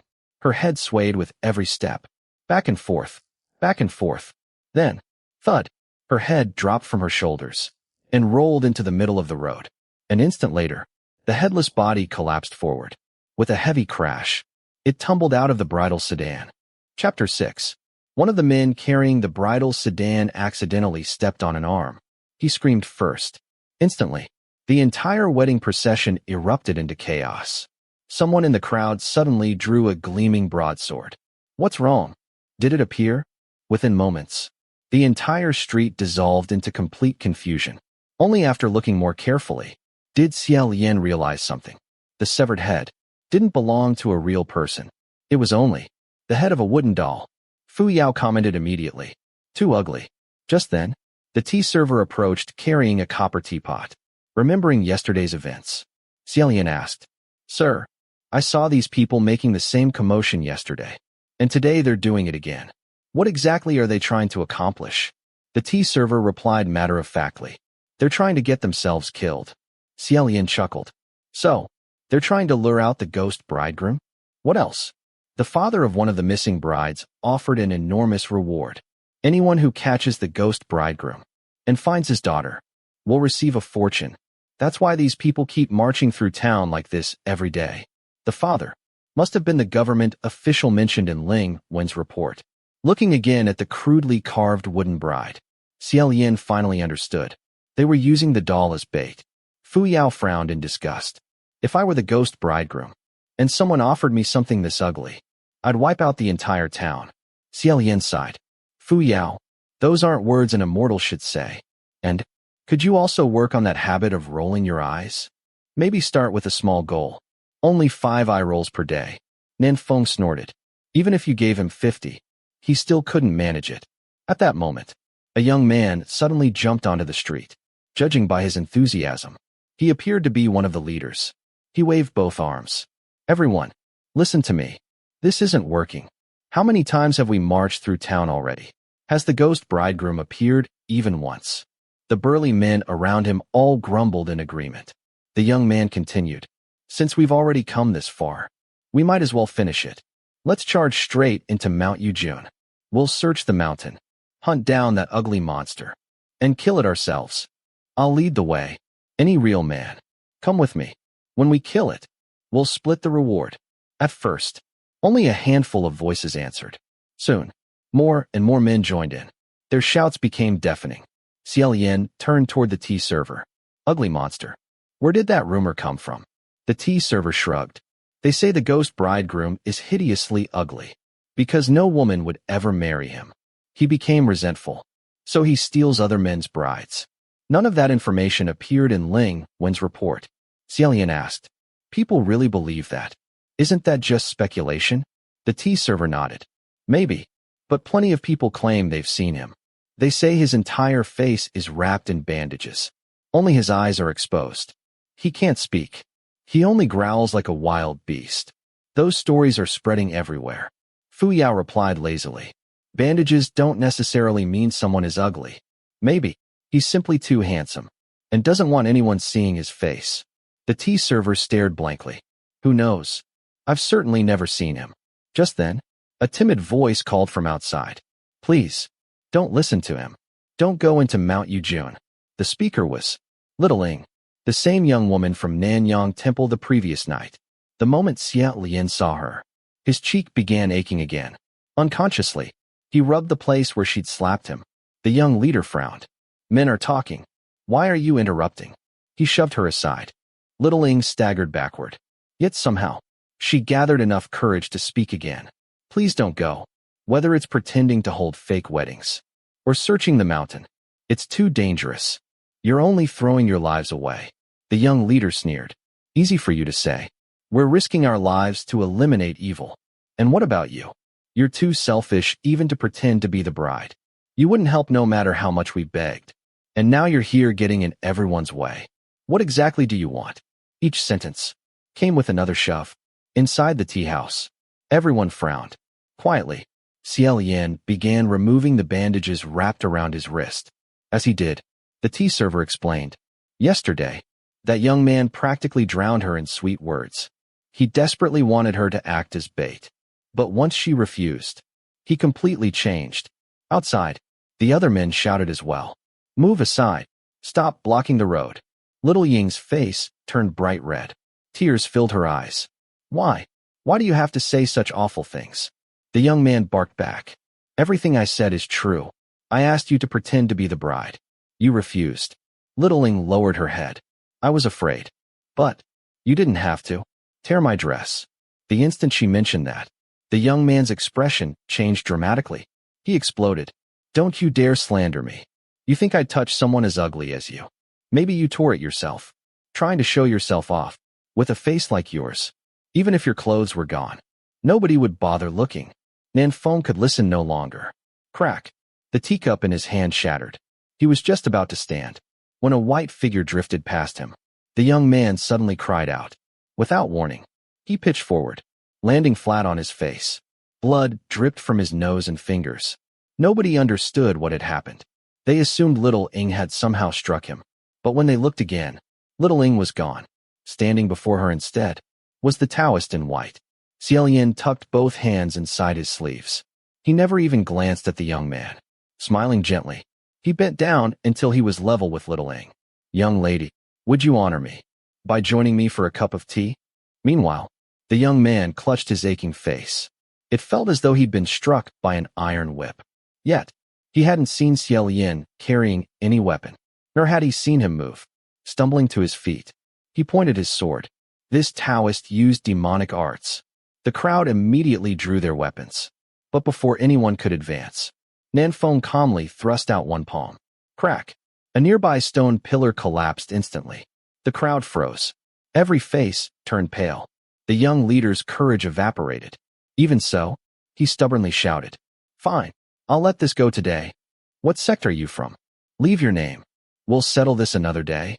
Nanfeng couldn't even be bothered answering. Instead, Fu Yao smiled. Of course. He's from Ju. Before he could finish, Nanfeng struck him. Again, and the two immediately resumed fighting. Meanwhile, Xie Lian wanted to invite Little Ying inside for tea and some pastries. Instead, she quietly wiped away her tears, thanked him with a bow, and hurried away. Watching her disappear, Xie Lian sighed. When he entered the tea house again, the tea server reminded him, Don't forget to pay for the pillar. So, the moment Xie Lian sat down, he turned toward Nanfeng. Remember, pay for the pillar. Nanfeng fell silent. Before anyone could argue again, Xie Lian spoke.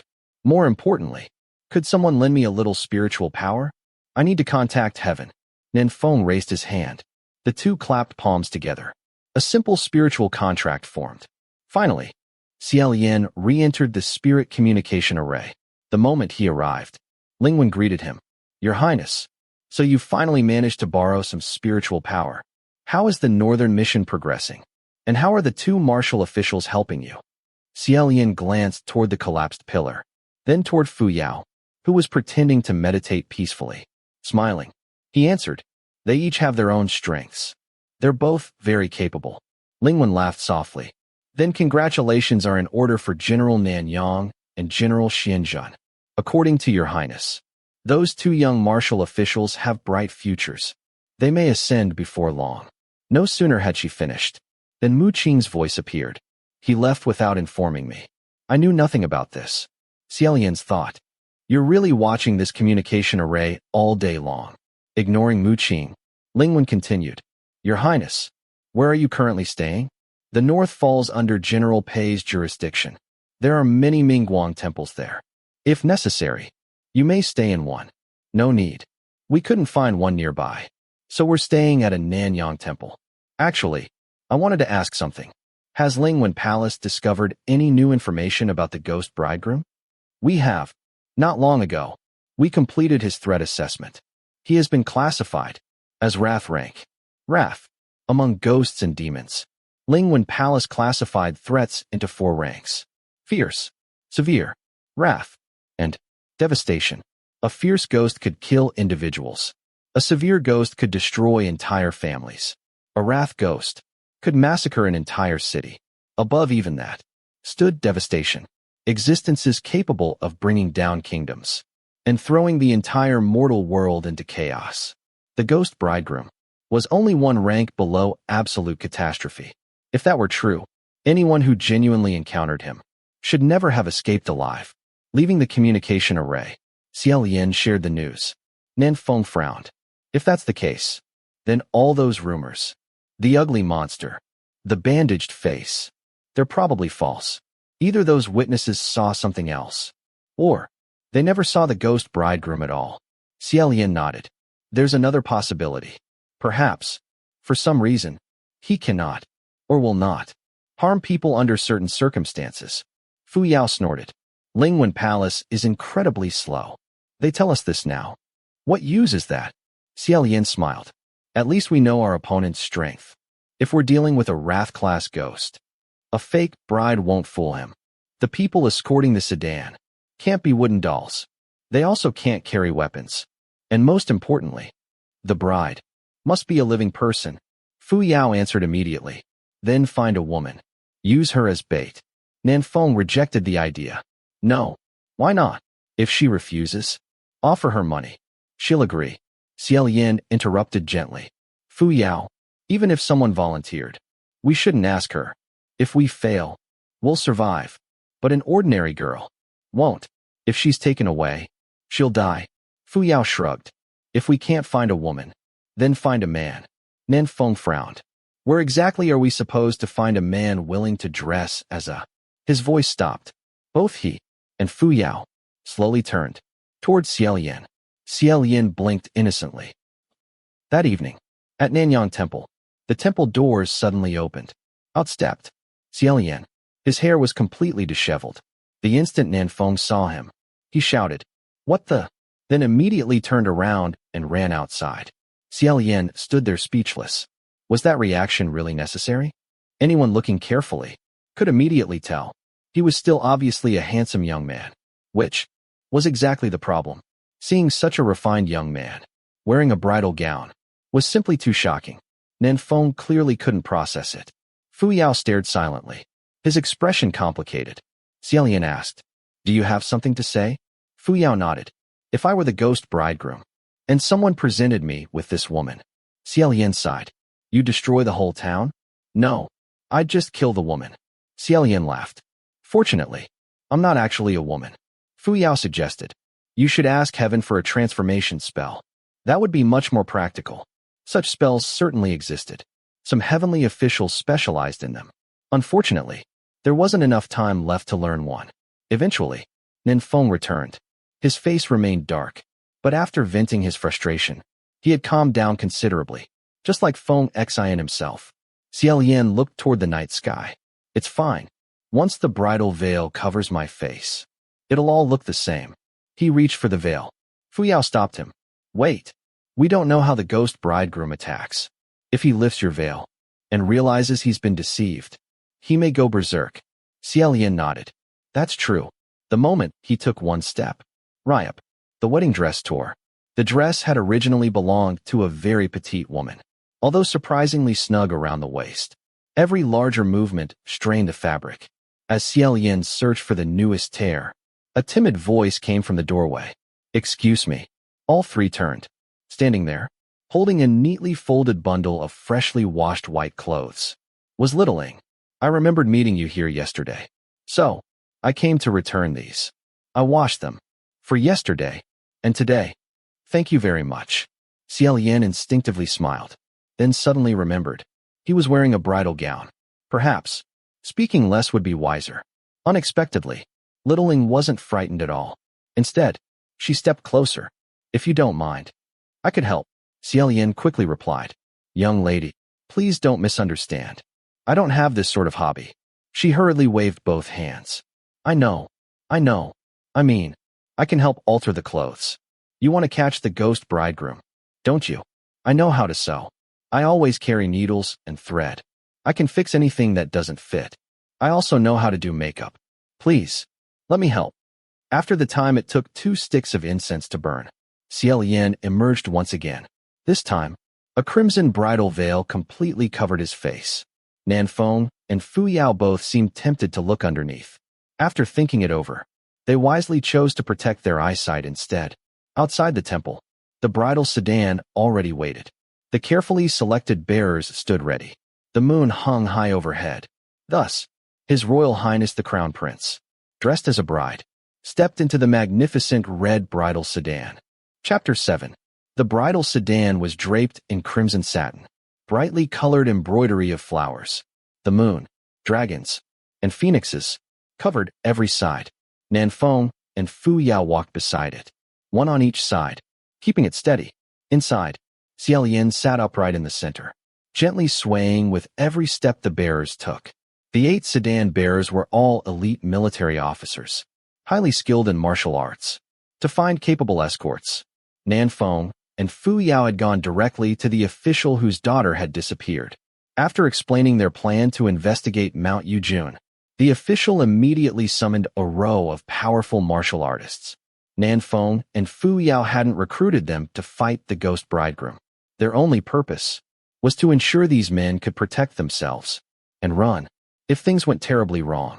Unfortunately, the officers weren't impressed by the 2 young martial officials. Among ordinary people, they were first-rate experts, used to being respected wherever they went. Now, these 2 handsome young men had appeared out of nowhere, ordering them around and making them carry a bridal sedan. Naturally, they were unhappy. Still, their master's orders couldn't be ignored, so they swallowed their resentment. Every now and then, one of them deliberately stumbled. The bridal sedan lurched violently.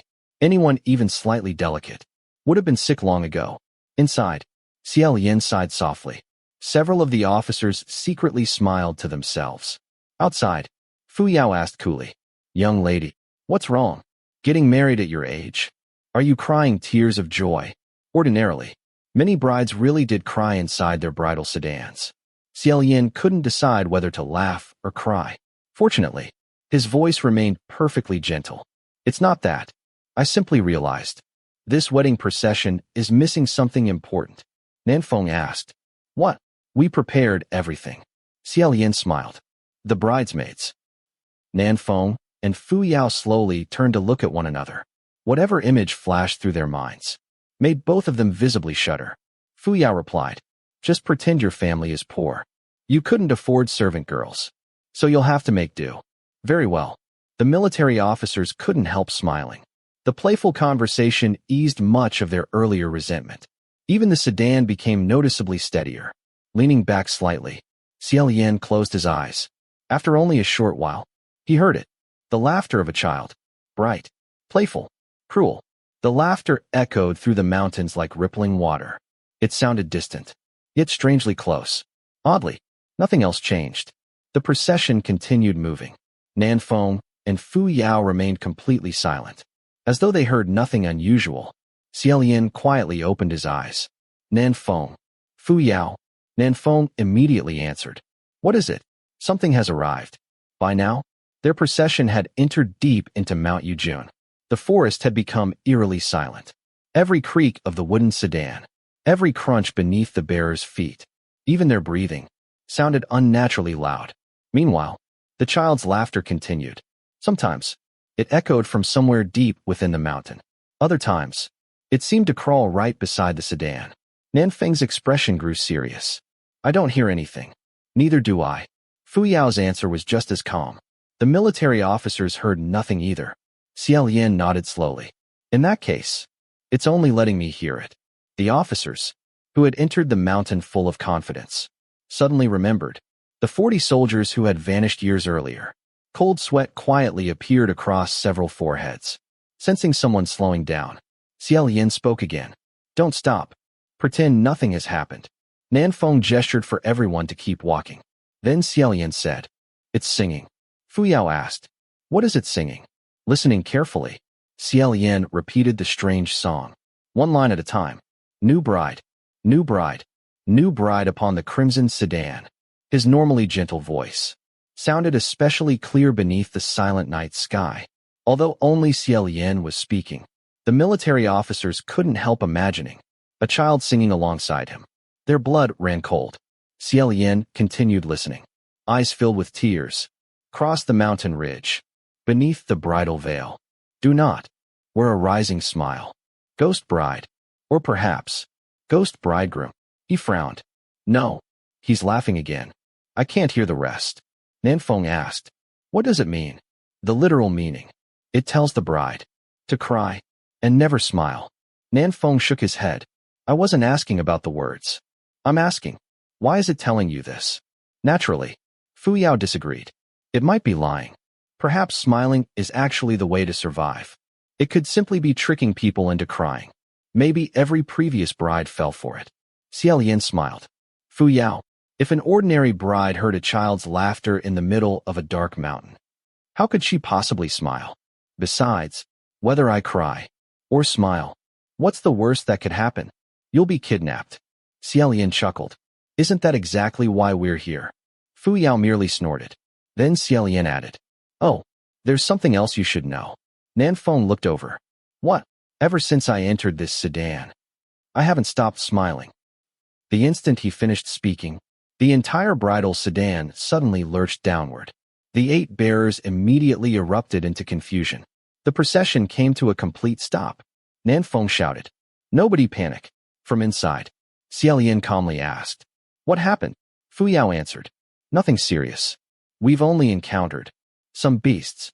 No sooner had he spoken than a long, mournful wolf howl echoed through the mountain. A wolf pack blocked the road ahead. Xie Lian frowned. Do wolves usually roam Mount Yujun? One of the officers hurriedly answered. Never. I've never heard of wolves living here. Xie Lian raised an eyebrow. Then, we've come to the right place. Ordinarily, a pack of wolves wouldn't trouble Nanfeng, Fu Yao, or even these experienced soldiers. But after listening to that eerie nursery rhyme, everyone's nerves were already stretched tight. Pairs of glowing green eyes slowly emerged from the darkness. One pair, then another, then dozens more. The wolves quietly surrounded them. Compared to ordinary wolves, the unseen thing lurking nearby was far more terrifying. Everyone drew their weapons, preparing for battle. Unfortunately, the wolves were only the beginning. From the darkness, rustling sounds spread across the forest floor. Then came a strange cry. Neither human nor beast. One of the officers shouted, what is that? What is that thing? Even Nanfeng began cursing, realizing something had changed. Xie Lian tried to stand. What happened now? Don't come out. Nanfeng shouted immediately. Just then, the sedan shook violently. Something leaned against the door. Looking down through the gap beneath his veil, Xie Lian saw the back of a head. Something had climbed into the bridal sedan. Before it could enter completely, someone outside yanked it away. Nanfeng cursed. Damn it, it's a base slave. The moment Xie Lian heard those words, he knew things had become troublesome. According to Lingwen Palace, a base slave wasn't even worthy of the fierce rank. Originally, they had once been human. Now, they were only grotesque imitations. They still possessed heads, faces, arms, legs, mouths, and teeth, yet none of them truly functioned. Their limbs were too weak to walk properly, their jaws too feeble to kill quickly. Oddly enough, most people would rather face fierce or severe ghosts than encounter base slaves, because base slaves almost never attacked alone. Whenever stronger ghosts hunted prey, the base slaves appeared alongside them. While their victims fought, the base slaves wrapped themselves around them. Their arms, their legs, their bodies, tangling together like sticky vines. There were always more, endlessly climbing over one another. Individually, they were weak. Collectively, they were horrifying. Killing them was difficult. Escaping them, even harder. Little by little, their victims exhausted themselves. Eventually, one careless moment was all it took. Then, the stronger ghost struck. Afterward, the base slaves happily gathered the remains, chewing on broken arms, legs, and flesh, until nothing remained. They were Utterly revolting. Upper heaven officials could drive them away with divine light alone. But for middle heaven martial officials, they were an absolute nightmare. From somewhere farther away, Fu Yao shouted in disgust. I hate these things. Did Lingwen Palace mention them at all? No, they didn't. What use are those people? Ignoring the complaint, Xie Lian asked. How many? Nanfeng answered. At least 100. Probably more. Stay inside. Normally, more than 10 base slaves already posed a serious problem. Over 100 could drag even skilled fighters to death. Base slaves usually gathered where humans lived. Xie Lian had never expected to find so many. On an abandoned mountain. After thinking briefly, he raised one arm. A half-unwrapped wrist emerged from beneath his sleeve. He quietly spoke. Go. The white bandages around his wrists suddenly began moving on their own. Sliding free, they slipped through the curtain and flew into the night. Xie Lian remained seated. His voice was calm. Strangle them. Like a white serpent. The silk shot into the darkness. When wrapped around his wrist, it had seemed only a few feet long. Now, it stretched endlessly. Crack, crack, crack. The sound of snapping necks echoed one after another. Within moments, dozens of wolves and base slaves collapsed. Their necks broken instantly. The 6 base slaves surrounding Nanfeng all fell dead. He blasted the final wolf away with one strike, then immediately rushed back toward the bridal sedan.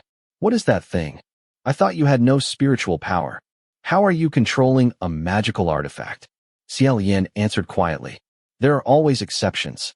Nanfeng slammed his hand against the sedan. Xie Lian, what exactly is that thing? Is it? The tremendous force nearly shattered the entire sedan. Xie Lian instinctively steadied the door. For just a brief instant, he froze. Nanfeng's furious tone was almost identical to Feng Xian's. 800 years ago, before anyone could continue, the military officers screamed again. Fu Yao shouted coldly, if you want to argue, drive them back first. Nanfeng gritted his teeth, then rushed away again. Xie Lian quickly recovered. Nanfeng, Fu Yao, you should both leave. Nanfeng turned. What? If you stay near the sedan, more enemies will keep coming. You'll never finish fighting. Take the soldiers. Leave. I'll remain here and meet the ghost bridegroom myself. Nanfeng immediately protested. You alone. Fu Yao interrupted.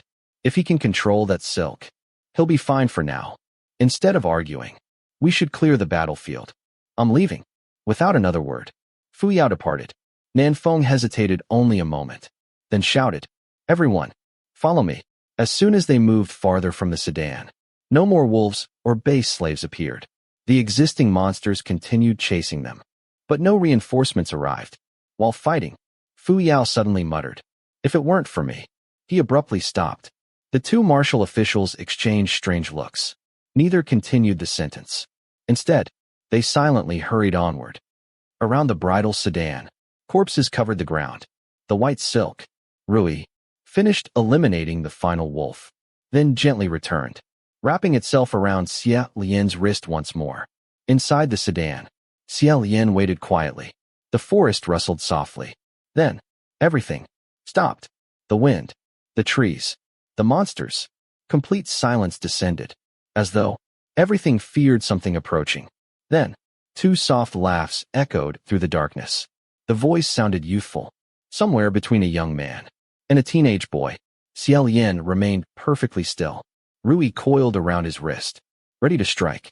The instant its master sensed killing intent, it would retaliate with overwhelming force. Unexpectedly, no attack came. Instead, the curtain of the bridal sedan lifted slightly. Through the gap beneath his crimson veil, Xie Lian saw a hand reaching toward him. The fingers were long, elegant, perfectly formed. A thin red thread circled the 3rd finger. Against that pale hand, it looked like a brilliant knot of fate. Chapter 8. Should he take the offered hand or not? Xie Lian remained perfectly calm. He simply hadn't decided yet. Should he continue acting composed and fearless, or should he pretend to be a terrified new bride, shrinking back in fear? The owner of the hand was remarkably patient. Since Xie Lian didn't move, neither did he. The hand remained quietly extended, waiting for his answer. After a long silence, as though possessed by some strange impulse, Xie Lian slowly reached out. The moment he stood to leave the sedan, the person outside had already lifted the crimson curtain. He gently took Xie Lian's hand. His grip wasn't tight. Almost too careful, as though he feared hurting him. Head lowered beneath the bridal veil, Xie Lian allowed himself to be led forward. As he stepped down, he caught sight of the wolves and base slaves lying dead nearby, all neatly strangled by Rui. An idea crossed his mind. He deliberately stumbled. With a quiet gasp, he leaned forward as though about to fall. The stranger immediately caught him. One hand supported his back, steadying him before he could hit the ground. Taking advantage of the moment, Xie Lian lightly grasped the stranger's wrist. What he felt was cold, hard. Silver vambraces covered the man's wrists. They were exquisitely crafted. Ancient patterns decorated the polished silver. Maple leaves, butterflies, ferocious beasts. The designs looked foreign, unlike anything from the Central Plains. The vambraces fit perfectly, elegant, and deadly. Cold silver, pale hands. They looked almost lifeless, yet somehow overflowed with hidden danger. Xie Lian had staged that stumble to test him. Rui remained hidden inside his sleeves, coiling silently around his wrist, waiting to strike. Yet the stranger merely took his hand again and continued leading him onward. Because of the bridal veil, Xie Lian couldn't see clearly. He also wanted to stall for time, so he deliberately slowed his pace. Unexpectedly, the stranger matched him perfectly. Whenever Xie Lian slowed, he slowed. Every now and then, the stranger gently steadied him, as though worried he might stumble again. Despite remaining fully alert, Xie Lian couldn't help thinking, if this truly were a bridegroom. He was astonishingly gentle. Just then, a crisp, musical sound reached his ears. Every step they took, it chimed once. Xie Lian wondered what it was, when suddenly, deep growls erupted all around them. Wolves. Rui immediately tightened around his wrist. Before Xie Lian could react, the stranger lightly patted the back of his hand. Twice. The gesture was astonishingly gentle, almost comforting, as if saying, "Don't worry." Xie Lian paused. The growling had already begun fading. Listening carefully, he realized those weren't growls anymore. They were whimpers, the terrified cries of beasts, the desperate sobs of creatures too frightened to move. His curiosity only deepened. More than anything, he wanted to remove his veil and see this mysterious person. Unfortunately, doing so now would ruin everything. So he merely peeked through a narrow gap. The first thing he saw was the hem of a crimson robe. Below it, black leather boots. The stranger walked with an oddly relaxed rhythm, almost playful, like a carefree young man. Yet every step carried unwavering certainty, as though nothing in existence could block his path. Anyone who tried would simply be crushed. Xie Lian couldn't decide what kind of person he was. While pondering, something white suddenly entered his vision. A skull. Xie Lian stopped. One glance was enough. The skull marked the corner of a spiritual array. Touching it should have activated the entire formation. The stranger kept walking, apparently unaware. Xie Lian considered warning him. Crunch. The stranger stepped directly onto the skull. It shattered into dust beneath his foot. Without so much as a glance, he walked onward, as though nothing had happened. Xie Lian fell silent. He destroyed the entire array. With one step. A moment later, the stranger paused briefly. Xie Lian tensed, expecting something to happen. Instead, the stranger simply continued walking. Then, soft tapping sounds began falling overhead, like raindrops striking an umbrella. Only then did Xie Lian realize the stranger had quietly opened an umbrella above them. Despite everything, Xie Lian couldn't help admiring his thoughtfulness. Still, was it raining? Within the silent mountain forest, faraway wolves howled beneath the moon.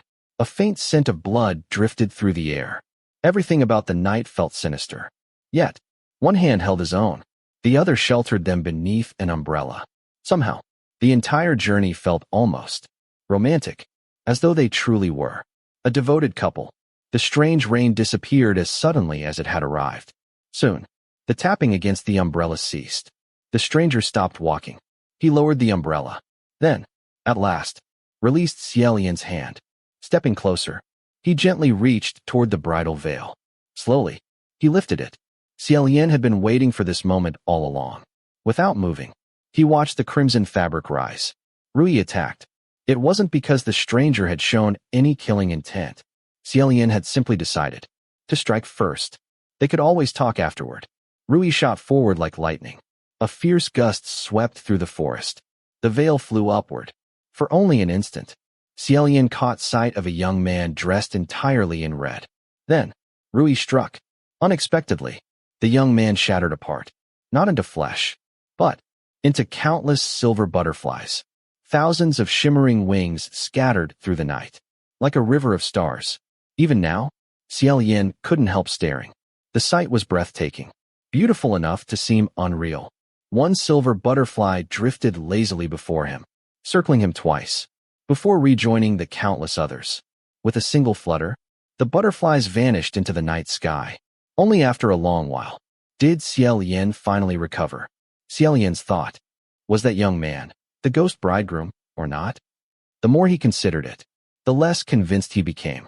If the young man truly were the ghost bridegroom, the wolves should have obeyed him. Instead, they had been terrified. Likewise, that spiritual array should have belonged to the ghost bridegroom. Yet the young man had crushed it without hesitation. If he wasn't the ghost bridegroom, then why had he stolen the bride from the sedan? The more Xie Lian thought, the stranger the situation became. Rui settled comfortably across his shoulders. Xie Lian's thought, forget it. Perhaps he was simply passing by. The ghost bridegroom is more important. Looking around, he noticed a building standing quietly in the distance. Massive, ancient. The young man had deliberately led him here. The place had also been hidden inside that spiritual array. Naturally, it deserved investigation. Xie Lian took several steps, then suddenly turned back, picking up the discarded bridal veil.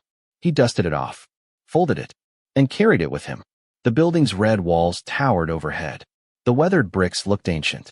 It resembled an old city god temple. Judging from its layout, it was likely dedicated to a martial god. Looking up, Xie Lian read the three large characters above the entrance. Mingguang Temple, the northern martial god, General Mingguang, the very deity Ling one had mentioned. No wonder they hadn't found a Mingguang temple nearby. This one had been hidden inside Mount Yujun all along, completely concealed by the spiritual array. Could there be a connection between General Mingguang and the ghost bridegroom? Xie Lian doubted it. General Mingguang held enormous influence throughout the north. His position was secure. A martial god like him was unlikely to willingly associate with such an evil being. Far more likely, the temple had simply been occupied without his knowledge. Whatever the truth, only further investigation would reveal it. The temple doors were shut, but unlocked. With a gentle push, they opened. Immediately, a strange smell greeted him. Not dust, not abandonment. Rot. A faint, decaying stench. Closing the doors behind him, Xie Lian stepped inside. At the center of the main hall stood the statue of General Mingguang. Because statues, portraits, and puppets were easily corrupted by evil, he inspected it first. After careful examination, he relaxed. The craftsmanship was superb. The double-edged sword, the jade belt, the imposing features. Everything appeared perfectly normal. The foul odor wasn't coming from the statue. Turning away, Xie Lian headed deeper into the temple. Then, he froze. Before him, 17 women stood silently. Each wore a crimson wedding dress. Each face remained hidden beneath a bridal veil. The smell of decay came from them. Quickly calming himself, Xie Lian counted. 1, 2, 3, 17. These were the missing brides, those who had disappeared from Mount Yujun. Some dresses had faded with age. Others were torn and worn. Those belonged to the earliest victims. Others still looked brand new. Modern styles, barely touched by decay. Those were the most recent. After thinking briefly, Xie Lian lifted one veil. The bride's face was deathly pale, almost green, even beneath the moonlight. She looked horrifying. Most disturbing of all, though death had twisted her features, she still smiled.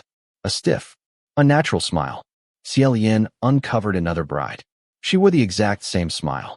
Every bride in the room had died smiling. Beside his ear, the child's eerie song seemed to return. New bride, new bride, new bride upon the crimson sedan. Eyes full of tears. Cross the mountain. Beneath the bridal veil. Never wear. A smiling face. Suddenly, a strange sound echoed outside. It was impossible to describe. something between heavy footsteps and thick wooden sticks striking the ground. Whatever it was, dragged something heavy behind it. The sound approached rapidly. Creak. The temple doors slowly opened. Whether it was a person or something else, it had to be the ghost bridegroom. It had returned home. There was no rear exit, nowhere to hide. Without hesitation, Xie Lian placed the bridal veil back over his own head, then silently stepped into the line of dead brides. Standing perfectly still, among 17 corpses, one extra bride would be difficult to notice, as long as no one counted carefully. Soon, something entered the hall. Clop, clop, clop, remaining motionless. Xie Lian listened. The sound resembled footsteps. Yet, not quite. It certainly wasn't the young man in red. His footsteps had been light, accompanied by soft bells. Then, a realization struck him. His heart tightened. His height. All 17 corpses were women. He was not. He stood noticeably taller. Fortunately, after another thought, he relaxed. Littling had given him only a simple hairstyle. The dead brides, on the other hand, wore elaborate phoenix crowns. Their hair rose high above their heads, adding enough height that he no longer stood out. Clop. Only 2 zhang away. Clop. Closer still. At last, Xie Lian understood. The ghost bridegroom was lifting each bridal veil, checking every corpse, one by one. Bang. There would never be a better opportunity. Rui shot forward, slamming into the ghost bridegroom. A deafening crash echoed. Black mist instantly filled the hall. Unsure whether it was poisonous, Xie Lian immediately held his breath, covering his nose and mouth. He commanded Rui to whip through the air, trying to disperse the fog. Then, the strange footsteps returned. Squinting through the darkness, Xie Lian saw a small shadow dart through the open doors. The black mist rolled after it, escaping into the forest. Without hesitation, Xie Lian gave chase. He had barely taken several steps when flames suddenly erupted in the distance. Shouts echoed through the mountain. Charge! Catch the ugly monster! Rid the people of evil! We'll split the reward equally. It was that reckless young leader, Xie Lian's thought. They actually came. Originally, the spiritual array would have kept them away, but the young man in red had destroyed it. Blind luck had led them straight to the ghost bridegroom. Even worse, they were running toward the very direction. The ghost bridegroom had fled. Grabbing Rui, Xie Lian rushed after them. Stand where you are. Everyone stopped. The young leader looked delighted. Young lady, the ghost bridegroom kidnapped you. We came to save you. What's your name? Only then did Xie Lian remember. He was still dressed as a bride. Apparently, Little Ying's makeup skills were exceptional. Everyone genuinely believed he was one of the missing brides. The young leader probably hoped he was the 17th bride. That way, he could claim the reward. Regardless, these villagers absolutely couldn't continue wandering through the mountain. Fortunately, Nanfeng and Fu Yao finally arrived. Nanfeng, Fu Yao, help me. The 2 martial officials looked over. Then, both froze. Simultaneously, they took 2 steps backward. Xie Lian called them several more times before they finally snapped out of it. You came from that direction? Did you encounter anything? No. Nothing. Good. Fu Yao, search every direction. Make sure the ghost bridegroom hasn't escaped. Without another word, Fu Yao departed. Nanfeng, guard everyone here. Don't let a single person leave. If Fu Yao can't find him in the forest, then the ghost bridegroom must be hiding among these people. The entire crowd froze. The young leader immediately protested. Why should we listen to you? Who gave you that authority? Everyone. Before he could finish, Nanfeng struck a nearby tree with one palm. Crack. The thick trunk split cleanly in half. The entire crowd immediately fell silent. The young leader swallowed, then stubbornly argued. You say the ghost bridegroom is among us. Everyone here has a name. If you don't believe us, use the torches. Check every face. Nanfeng. Nanfeng took a torch, methodically examining every face. Sweat covered every brow. Some looked frightened, some confused, some merely curious. Walking before the crowd, Xie Lian spoke gently. Everyone, please forgive my earlier rudeness. I injured the ghost bridegroom. It escaped, but it couldn't have gone far. My companions didn't meet it on the road. So, it may have hidden itself among all of you. I ask everyone, Please look carefully at one another. Make sure there isn't a single unfamiliar face. The moment everyone heard those words, their blood turned cold. They immediately began checking one another. After a long silence, someone suddenly shouted, "Why are you here?" Xie Lian hurried over. "Who?" The young leader grabbed a torch, lighting one corner of the crowd. "It's that ugly girl." The torch illuminated. Little Ing. She instinctively covered her face. I was worried. So I came to see." Turning toward everyone else, Xie Lian asked, "Did anyone recognize someone unfamiliar?" Everyone shook their heads. "No, we know everyone." Nanfeng frowned. Could the ghost bridegroom have possessed someone? Xie Lian considered it. Unlikely. It had a physical body. But, Nanfeng reminded him, it's a wrath-class ghost. It may be capable of changing form. Before they reached any conclusion, the young leader began shouting again. "The ghost bridegroom isn't here. You've checked. Let us leave." Several others echoed him. Xie Lian slowly swept his gaze across the crowd. "Everyone, remain here. Do not leave the Ming Guang temple." No one dared object, especially with Nanfeng standing nearby. Just then, Fu Yao returned. "It's not anywhere nearby." Xie Lian looked slowly across the tightly packed crowd gathered before Ming Guang temple. Then, he quietly declared, "In that case, the ghost bridegroom is somewhere within this crowd." Chapter 9. Fu Yao noticed Little Ing standing among the crowd. Frowning, he asked, "Why is there a woman here?" His tone wasn't openly hostile, but it certainly wasn't warm. Little Ing lowered her head. Xie Lian answered for her. "She was worried something might happen to us, so she came to check on us." Fu Yao turned to the others. "Did she come up the mountain with all of you?" The crowd hesitated. "I don't remember. It's hard to say." "No, I don't think she came with us. I never saw her." "Neither did I." Little Ing hurriedly explained. "I secretly followed everyone." The young leader immediately seized the opportunity. "Why would you secretly follow us?" "Feeling guilty, perhaps. You're the ghost bridegroom in disguise." The instant those words left his mouth, everyone standing near Little Ing fled several steps away, leaving her isolated. Panicking, she waved both hands frantically. No, I'm Little Ing. It's really me." Turning desperately towards Xie Lian, she cried, "Young lord, we just met. I helped you with your makeup, and dressed you, and fixed your hair." Xie Lian fell silent. The crowd slowly turned to stare at him. Quiet whispers spread immediately. "I see. So that's his preference. No wonder. I never would have guessed." Coughing awkwardly, Xie Lian hurried to explain. "This was simply necessary for the mission. A mission requirement." Nanfeng, Fu Yao. Only then did he notice. Both Nanfeng and Fu Yao were staring at him strangely.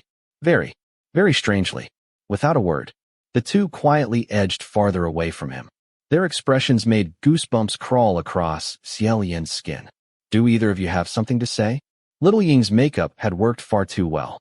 She had only adjusted his eyebrows, applied a little powder, added a touch of rouge to his lips. Yet when he remained silent, he looked exactly like a gentle, beautiful young woman. Even Nanfeng and Fu Yao found it difficult to process. His face was exactly the same, yet somehow, it no longer felt like the same person. Fu Yao looked at Nanfeng. "Do you have anything you'd like to say?" Nanfeng shook his head immediately. "No, nothing at all."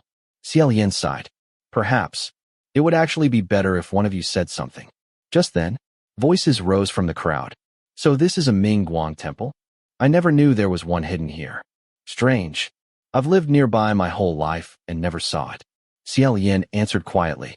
"Yes, it is." Nanfeng immediately noticed something unusual. "What's wrong?" "The north belongs to General Ming Guang. His incense burns prosperously. His spiritual power is strong. So, why is there only a Nanyang temple beneath Mount Yujun?" The official praying to Junwu, the heavenly emperor, made perfect sense.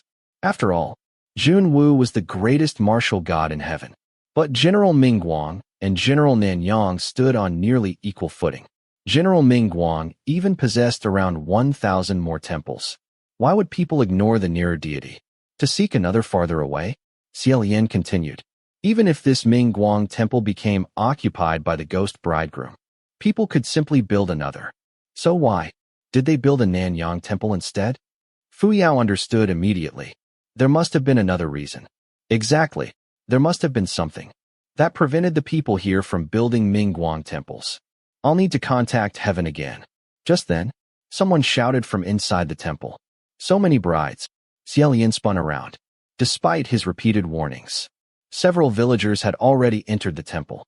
Nanfeng immediately shouted, "It's dangerous. Don't wander around." The young leader laughed. "Everyone, ignore them. They wouldn't dare hurt ordinary people. Come inside. They're trying to keep us outside, so they can solve everything themselves and collect the reward." Those words immediately stirred the crowd. Half the villagers rushed inside. Fu Yao merely brushed off his sleeves. "Let them. They're nothing but troublesome mortals." His tone dripped with disdain. Moments later, another scream came from inside. "They're dead. They're all dead." The young leader froze. "Dead? All of them?" Someone shouted. "These brides died years ago. Why haven't they rotted away?" After the initial shock, the young leader's eyes lit up. "If they're already dead, we'll carry the bodies down. Their families will definitely pay to reclaim them." Hearing that, Xie Lian's expression slowly darkened. Some villagers nodded. Others sighed. A few even seemed pleased. Standing near the doorway, Xie Lian said, "Everyone, please come outside first. This temple has remained sealed for years. Death Qi has accumulated here.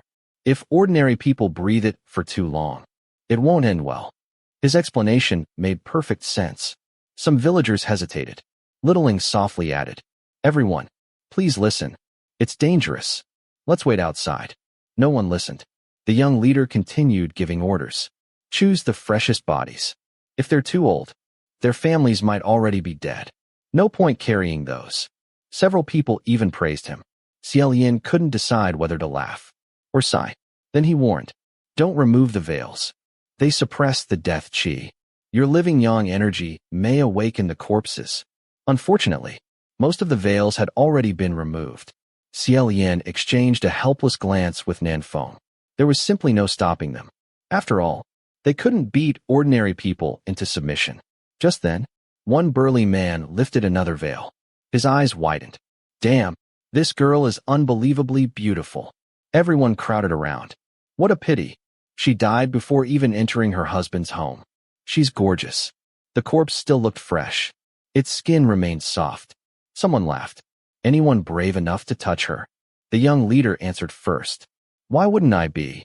He reached out, pinching the dead bride's cheek twice. The soft skin beneath his fingers seemed almost alive. He couldn't resist touching her again. Xie Lian could tolerate it no longer. He stepped forward. At the same moment, Littling rushed over. "Please stop." The young leader shoved her aside. "Stay out of men's business." Littling struggled back to her feet. "Treating the dead like this. You're inviting heaven's punishment." Now thoroughly irritated, the young leader cursed. "You ugly woman. You're ugly and annoying." As he cursed, he kicked toward her. Xie Lian immediately caught the back of her collar, lifting her safely aside. Then, bang, the young leader suddenly screamed. "Who hit me?" Xie Lian turned. A bloody stone rolled across the floor. The young leader clutched a bleeding wound on his head. Littling stared blankly, then hurriedly apologized. I was frightened. I accidentally threw it." No one believed her. The stone had clearly flown through the rear window. Everyone had seen a shadow disappearing outside. The young leader shouted, "It's him, the ugly monster. The one with the bandages." Xie Lian handed Littling over to Nanfeng, then vaulted cleanly through the window, giving chase. Several brave villagers followed behind him. As soon as he reached the forest, a thick smell of blood struck him. His instincts screamed, "Don't go in." He warned them immediately. No one listened. Instead, they charged straight into the woods. The remaining villagers gathered behind Xie Lian, watching nervously. Moments later, terrified screams echoed through the darkness. Several figures staggered out of the forest. They were the same men who had rushed inside, covered completely in blood from head to toe, yet somehow still walking. The crowd immediately retreated, hiding behind Xie Lian. He raised one hand. "Stay calm. The blood isn't theirs." Sure enough, the men gasped. "That's right. It's not ours. It's..." Following their horrified gazes, everyone looked toward the forest. It was too dark to see clearly. Xie Lian grabbed a torch. Walking several steps closer, Something dripped onto the flames. Sizzle. He looked down, then slowly looked upward. Without hesitation, he threw the torch high into the air. For one brief instant, firelight illuminated the treetops. Everyone saw them. Long black hair, deathly pale faces, tattered military uniforms, arms hanging limply. More than 40 corpses hung upside down from the trees. Fresh blood continued dripping. Drip, drop, drip, drop. An entire forest of corpses. The crowd fell utterly silent. Even Nanfeng and Fu Yao became serious. After several moments, Nanfeng spoke. The green ghost. Fu Yao nodded. This is his favorite game. Nanfeng turned towards Xie Lian. Don't go closer. If it's really him, we're in trouble. Xie Lian asked. Who? Nanfeng answered. A near devastation. Near devastation? Fu Yao explained.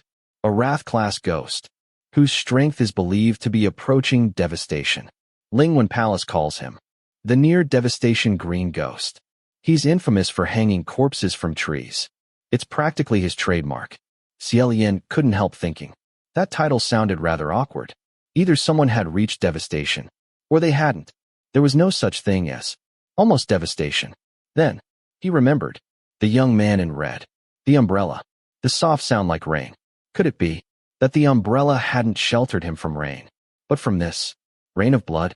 Ah! Nanfeng and Fu Yao immediately looked over. What's wrong? Xie Lian briefly described meeting the young man and being led through the forest. Fu Yao frowned. When we entered, we sensed that spiritual array. It was extremely dangerous. And you're saying he destroyed it effortlessly? Xie Lian's thought. Effortlessly? He stepped on it by accident. Aloud, he answered, yes. Do you think the green ghost was him? Nanfeng considered carefully. I've never seen the green ghost myself. Did this young man have any distinctive features? Silver butterflies. The moment those words left Xie Lian's mouth, both martial officials changed expression instantly. Their faces turned deathly pale. Fu Yao asked sharply, silver butterflies? What kind? They looked crystalline. Beautiful. They weren't living creatures. Nanfeng and Fu Yao exchanged another glance. Their expressions became even grimmer. After a long silence, Fu Yao spoke quietly. We need to leave. Immediately. Xie Lian frowned. But the ghost bridegroom hasn't been captured. Fu Yao laughed bitterly. Captured? You've spent too long among mortals. The ghost bridegroom is only wrath rank. The green ghost is merely a near devastation. Difficult, but manageable. He paused, then said gravely, but do you know who commands silver butterflies? Xie Lian shook his head. I don't. Fu Yao answered stiffly. There's no time to explain. Just know, he isn't someone you can fight. Return to heaven. Request reinforcements. Xie Lian replied. Then you should return. The owner of those butterflies showed me no hostility. And if he truly is as terrifying as you say, escaping Mount Yujun won't be easy anyway. Someone should remain here. You go. Bring help. Fu Yao disliked unnecessary trouble. Xie Lian had already realized that. He had no intention of forcing him to stay. Without another word, Fu Yao left. Xie Lian turned toward Nanfeng. He intended to ask more about the mysterious youth. Before he could, the crowd suddenly erupted.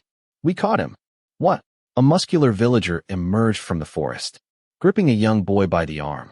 The boy's face and head were wrapped in filthy bandages. Xie Lian immediately remembered the tea seller's description. The ghost bridegroom wraps his face in bandages. So, the rumors had been true. Or perhaps, only partly. Before Xie Lian could examine him, Littling rushed forward. No, you're mistaken. He isn't the ghost bridegroom. The young leader sneered. Caught red-handed. And you're still defending him? Realization suddenly dawned on his face. So that's it. You've been protecting him all along. You're working together. Littling panicked. No, I'm not. He isn't either. He's only what? An ordinary ugly monster? The young leader grabbed the bandaged boy's head roughly. Let's see this face. So eager to steal other people's brides. The bandages loosened. The terrified boy clutched his head, crying pitifully. Enough. Xie Lian caught the young leader's wrist.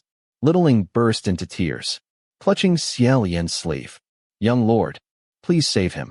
Immediately realizing what she'd done, she hurriedly released him. afraid he might dislike her. It's all right. Xie Lian gently reassured her. Looking down, he noticed the boy secretly peeking through gaps in the bandages. Only briefly, then hurriedly wrapping them tighter again. The little skin that showed looked horribly burned. It was easy to imagine what lay beneath. Several villagers inhaled sharply. The boy shrank even farther into himself. Xie Lian noticed. Both littling and this boy shared the same fearful posture, as though they had spent their entire lives hiding from people. The young leader immediately grew suspicious. What are you doing? We caught the ghost bridegroom. Xie Lian released him. I'm afraid. It isn't that simple. My companion searched the area earlier. He found no one. This boy probably arrived afterward. The real ghost bridegroom is still somewhere nearby. Littling bravely added. You only want the reward. You can't accuse innocent people. The young leader immediately lunged again. At long last, Xie Lian's patience ended. Rui shot forward. Smack. The young leader tumbled to the ground. Nanfeng, apparently equally fed up, added one solid kick. This time, the young leader stayed down. Without their troublemaker, the crowd quieted considerably. Xie Lian finally sighed. Now, he could actually investigate. Looking at the bandaged youth, he asked, Were you the one who threw the stone through the window? The boy trembled violently, sneaking one timid glance at Xie Lian. He nodded. Littling hurriedly explained. He never wanted to hurt anyone. He only saw that man hitting me, so he tried to help. Xie Lian continued. Do you know anything about the corpses hanging in the forest? Little Ing answered first. I don't know, but I know. He didn't hang them. The boy nodded frantically. Nanfeng suddenly asked, Do you know? Green Ghost Qirong. Xie Lian paused. The name caught his attention immediately. The bandaged youth merely looked confused. Clearly, he had never heard it before. Littling explained. He's frightened. He doesn't dare speak. She continued protecting him at every opportunity. Xie Lian smiled gently. Littling, tell me, what exactly is this child's story? Seeing his calm expression, she finally gathered enough courage. He really hasn't done anything wrong. He lives alone on Mount Yujun. When he gets hungry, he sneaks into the village to steal food. One day, he wandered into my house. I noticed he couldn't really speak, and his face was injured. So, I gave him bandages. And sometimes, I brought him food. Originally, Xie Lian had assumed they were lovers. Now he realized. Littling treated him like a younger brother, protecting him, caring for him. She continued. Afterward, everyone started calling him the ghost bridegroom. I couldn't stop the rumors. I only hoped someone would capture the real one. I knew someone as capable as you would never arrest the wrong person, especially since he would never rob your bridal sedan. But after I left, I heard those people were searching the mountain. I was worried, so I followed them. Standing protectively before the boy, she pleaded once more. He isn't the ghost bridegroom. Look at him. Several people beat him until he looked like this. How could he possibly defeat all those soldiers? Xie Lian and Nanfeng exchanged weary glances. If Littling spoke the truth, then this youth had nothing to do with their mission. The bandaged boy, the wrath-ranked ghost bridegroom, the near-devastation green ghost, and the mysterious master of the silver butterflies, whose mere mention frightened heavenly officials. One small Mount Yujun contained far too many mysteries. Xie Lian rubbed between his brows. For now, he decided not to judge little Ying's story.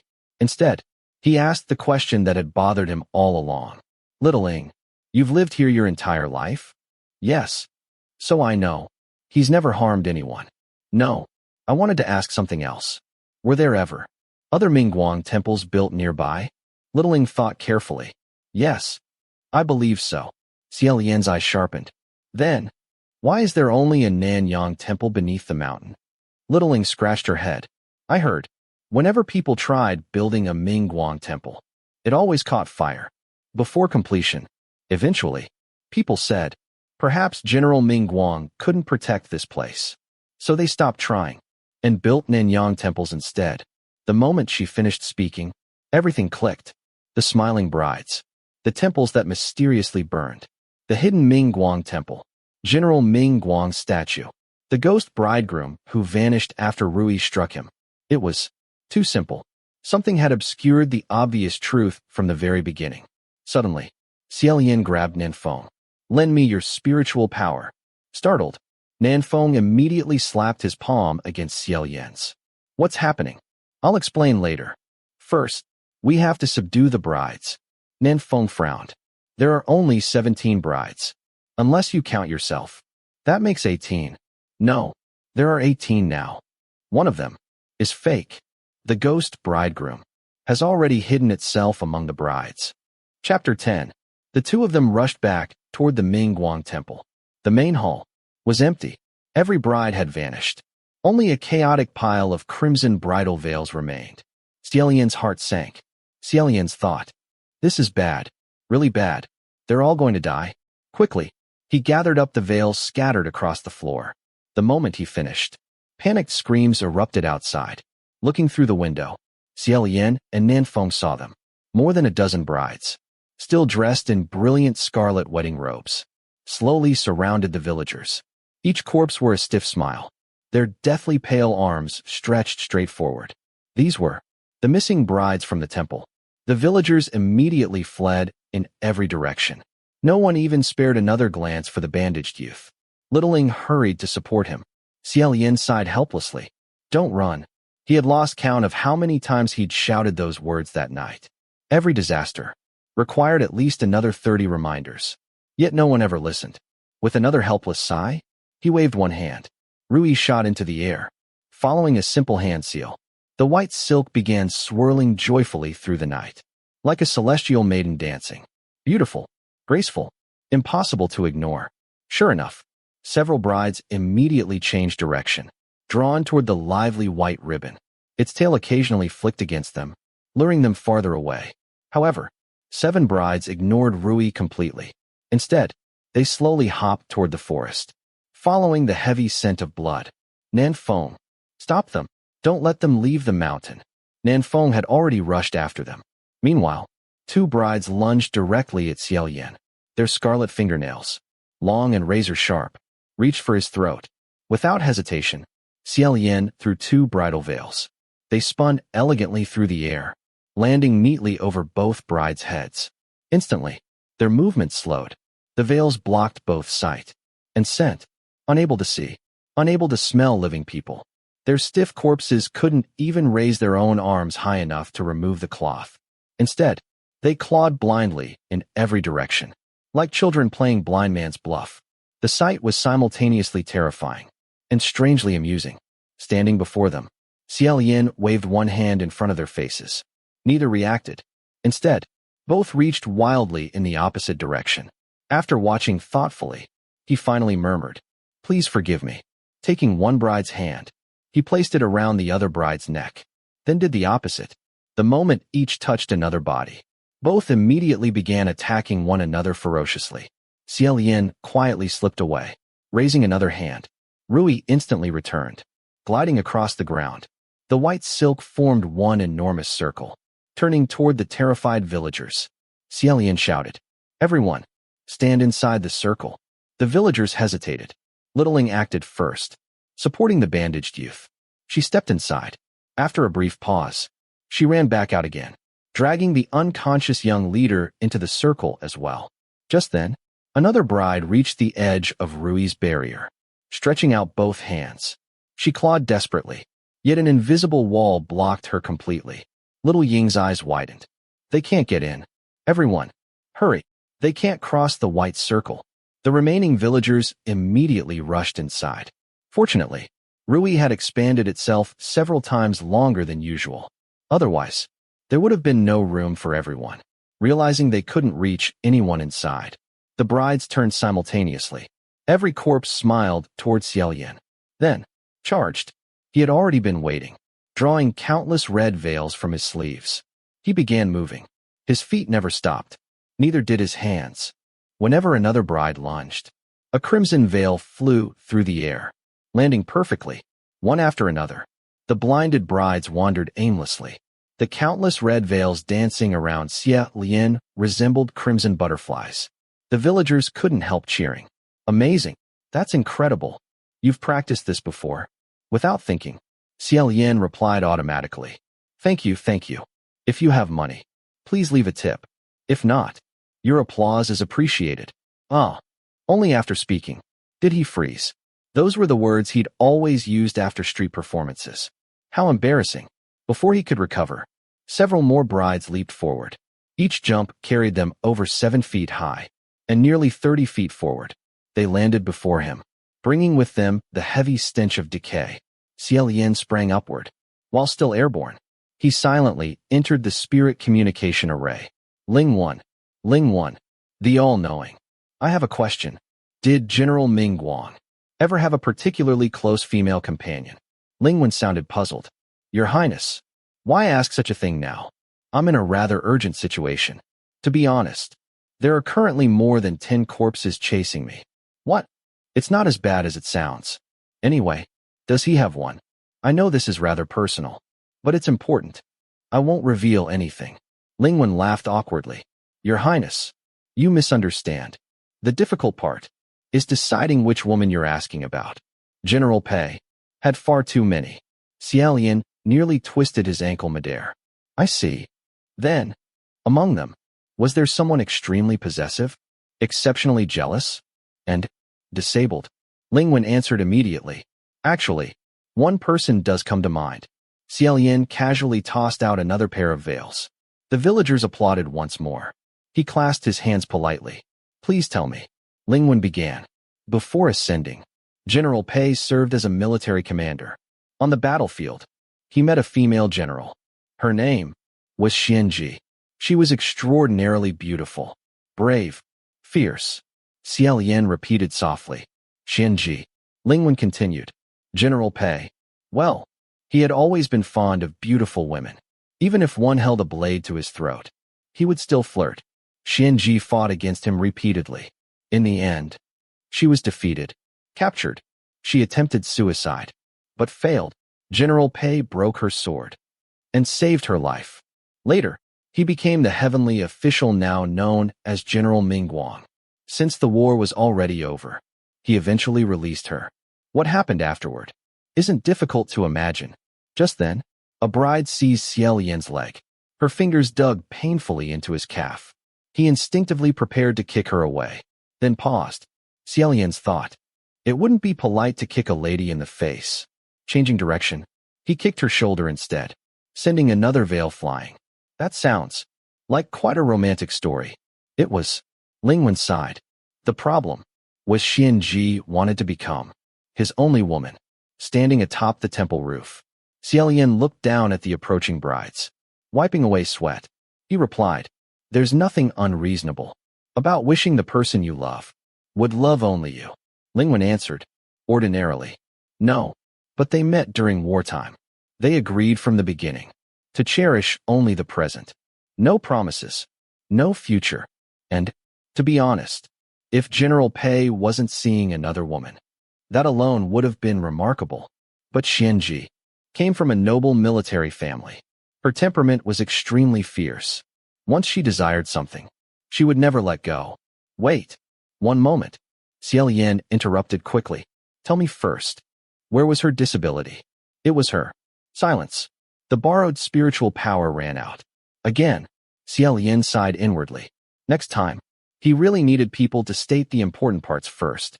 Landing lightly, he organized his thoughts. If the bandaged youth wasn't the ghost bridegroom, and every villager had already confirmed nobody unfamiliar had joined them, then only one possibility remained. The ghost bridegroom had hidden among the brides. When Xie Lian disguised himself as one of the corpses, the ghost bridegroom failed to notice him. Likewise, when the ghost bridegroom hid among the brides, Xie Lian hadn't immediately noticed the extra corpse. Thinking carefully, after Rui struck the ghost bridegroom, he'd only seen black mist escaping. There was never any proof. Someone had fled within it. Perhaps, while Xie Lian chased into the forest, the ghost bridegroom simply slipped past him, returning quietly to the temple, hiding among the corpses, which meant the ghost bridegroom wasn't a bridegroom at all. She was a bride, a woman dressed in wedding robes. Everything suddenly made sense. The repeated fires destroying Ming Guang temples. Someone had deliberately burned them. Out of hatred, the hidden Ming Guang temple itself remained perfectly maintained, especially the statue. Clearly, someone had protected it carefully. The ghost bridegroom wore bridal clothing herself, yet couldn't bear seeing smiling brides. There was only one explanation: obsession, jealousy, possession, and then the strange dragging sound. Heavy, rhythmic, like wood striking stone. If those truly were footsteps, there could only be one answer. Every bride surrounding him now wore a veil. 10 remained before him. 7 had chased after Nanfeng. 10 plus 7 made 17. Yet, one bride was still missing.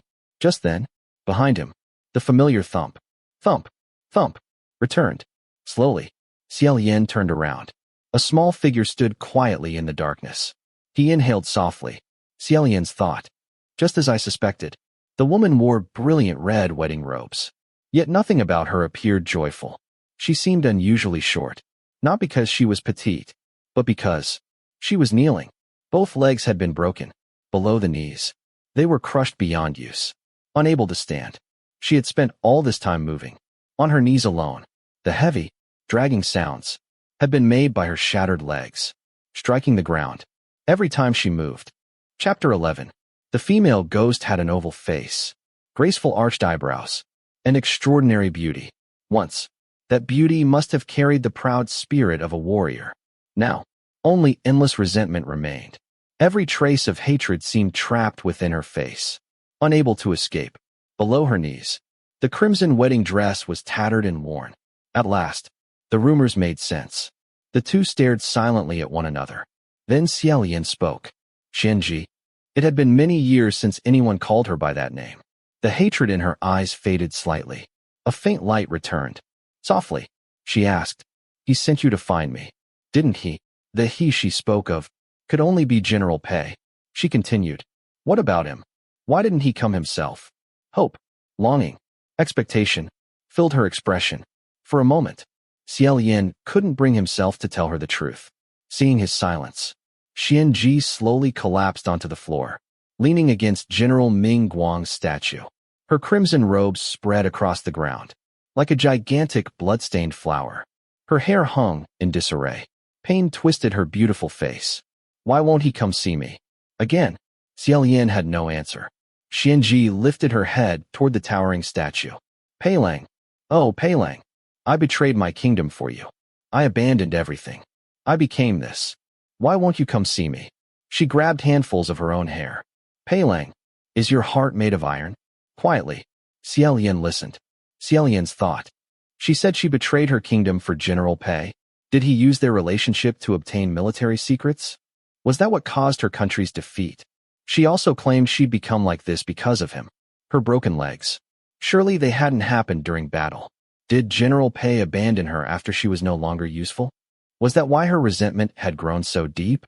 The thoughts felt unpleasant, almost vulgar, but faced with a wrath-class ghost who had claimed innocent lives, he couldn't help examining every possibility.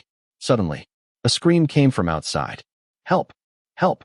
Both Xie Lian and Xianxia looked through the window. Inside Rui's protective circle, someone was dragging the bandaged youth away. Littling desperately clung to that person's leg. The man kicked wildly, shouting curses. It was the reckless young leader. "Get off, you stupid woman. What if you attract that ghost?" Littling shouted back without letting go. "Then let her come. You're worse than she is. I'd rather face her than you." Apparently, the blow Xie Lian had given him earlier hadn't kept him unconscious long enough. After realizing the blind brides couldn't see, his courage had returned.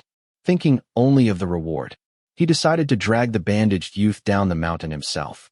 Whether the boy was truly the ghost bridegroom didn't matter. Everyone believed he was. That was enough. Little Ing threw herself onto him, shouting desperately. Her cries immediately attracted every wandering bride, including Xianxia. Watching the scene, Xie Lian regretted showing mercy earlier. Xie Lian's thought. "I should have knocked him unconscious for 3 days. Hurry, get back inside the circle." The young leader finally noticed black mist rushing toward him. Terrified, he tried to retreat, but dragging one person, while another clung to his leg, made him far too slow. The black mist swallowed him instantly, depositing him directly before Xianxia. Turning around, he finally recognized her. She was the beautiful corpse he'd touched earlier. Now, he understood. And finally, he was afraid. His scream pierced the night. Without hesitation, Xianxia drove 5 fingers into his scalp. With one violent pull, she ripped away the entire top of his skull. The bloodied skull remained warm, its mouth still open, still screaming. "Ah!" Inside Rui's barrier, the horrified villagers screamed just as loudly. Little Ing dragged the bandaged youth safely back into the circle. Xianxia reached toward them once more. Xie Lian stepped directly into her path. "General, please, stop killing." He deliberately called her General, to remind her she had once fought proudly for her country. Xianxia crushed the screaming skull into pieces.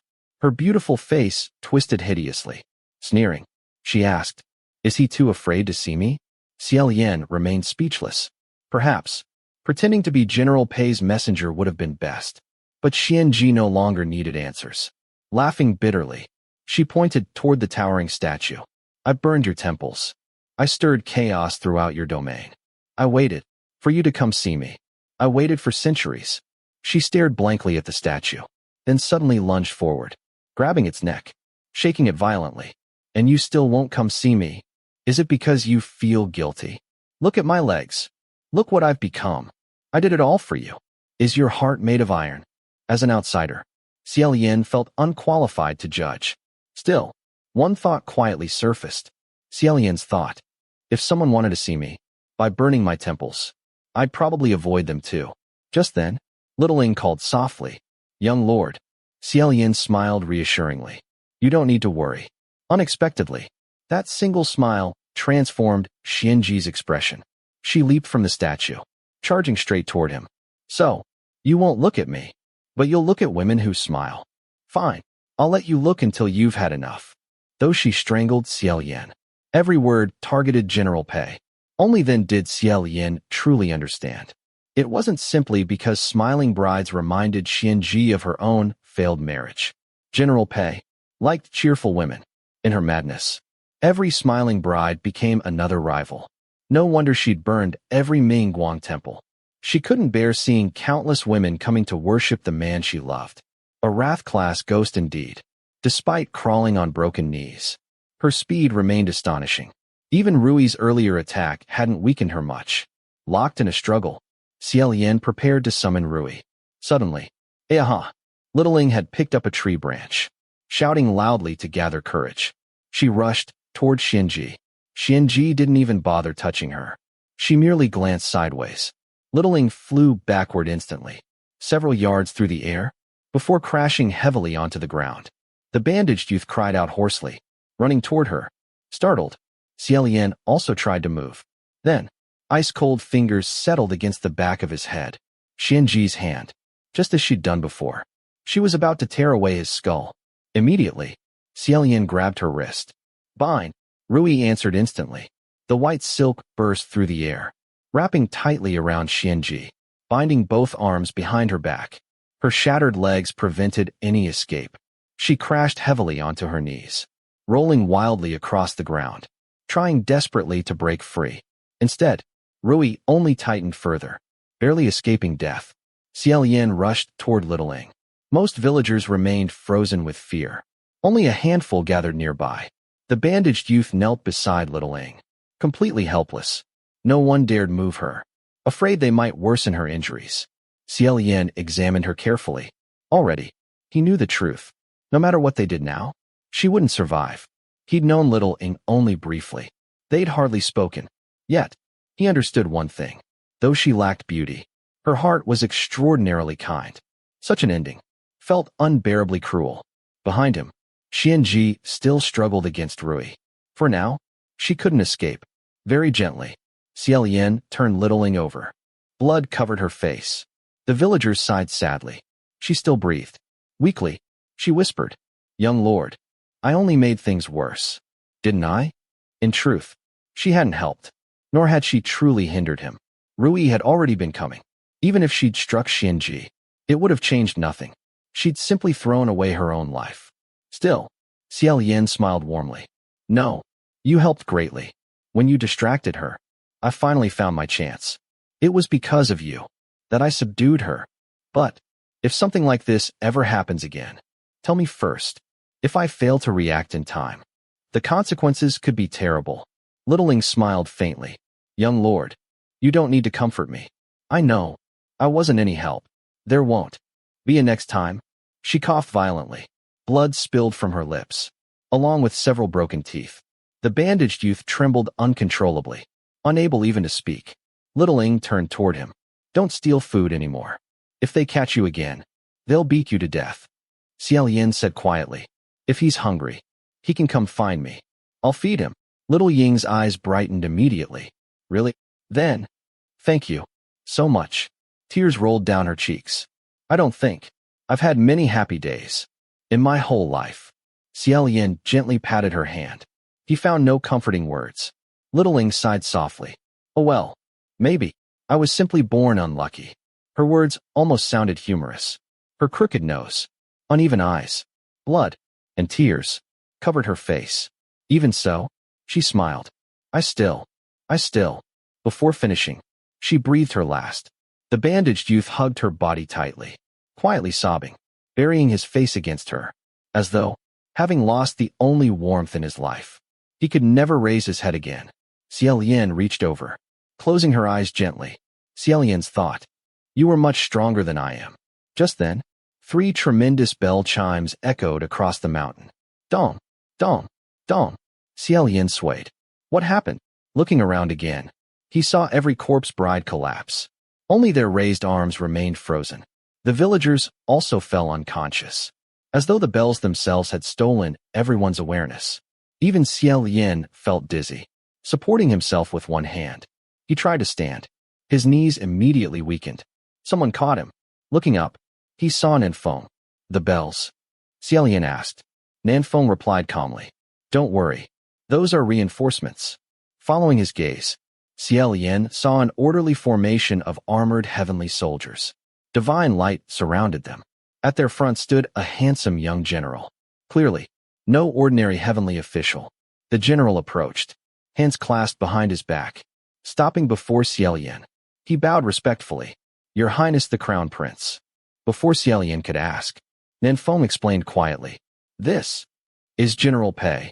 Xie Lian glanced instinctively toward Xianxia. General Pei? This wasn't the General Pei he'd imagined. Nor did he resemble the statue. The statue radiated heroic power. This young general looked refined, calm, like polished jade, more scholar than warrior. The young general spoke politely. Lingwen Palace informed Ming Guang Palace that Mount Yujun's incident concerned us. So I came immediately. It truly was connected. Thank you, Your Highness. Xie Lian silently praised Ling Wen's efficiency, then returned the courtesy. My thanks to you as well.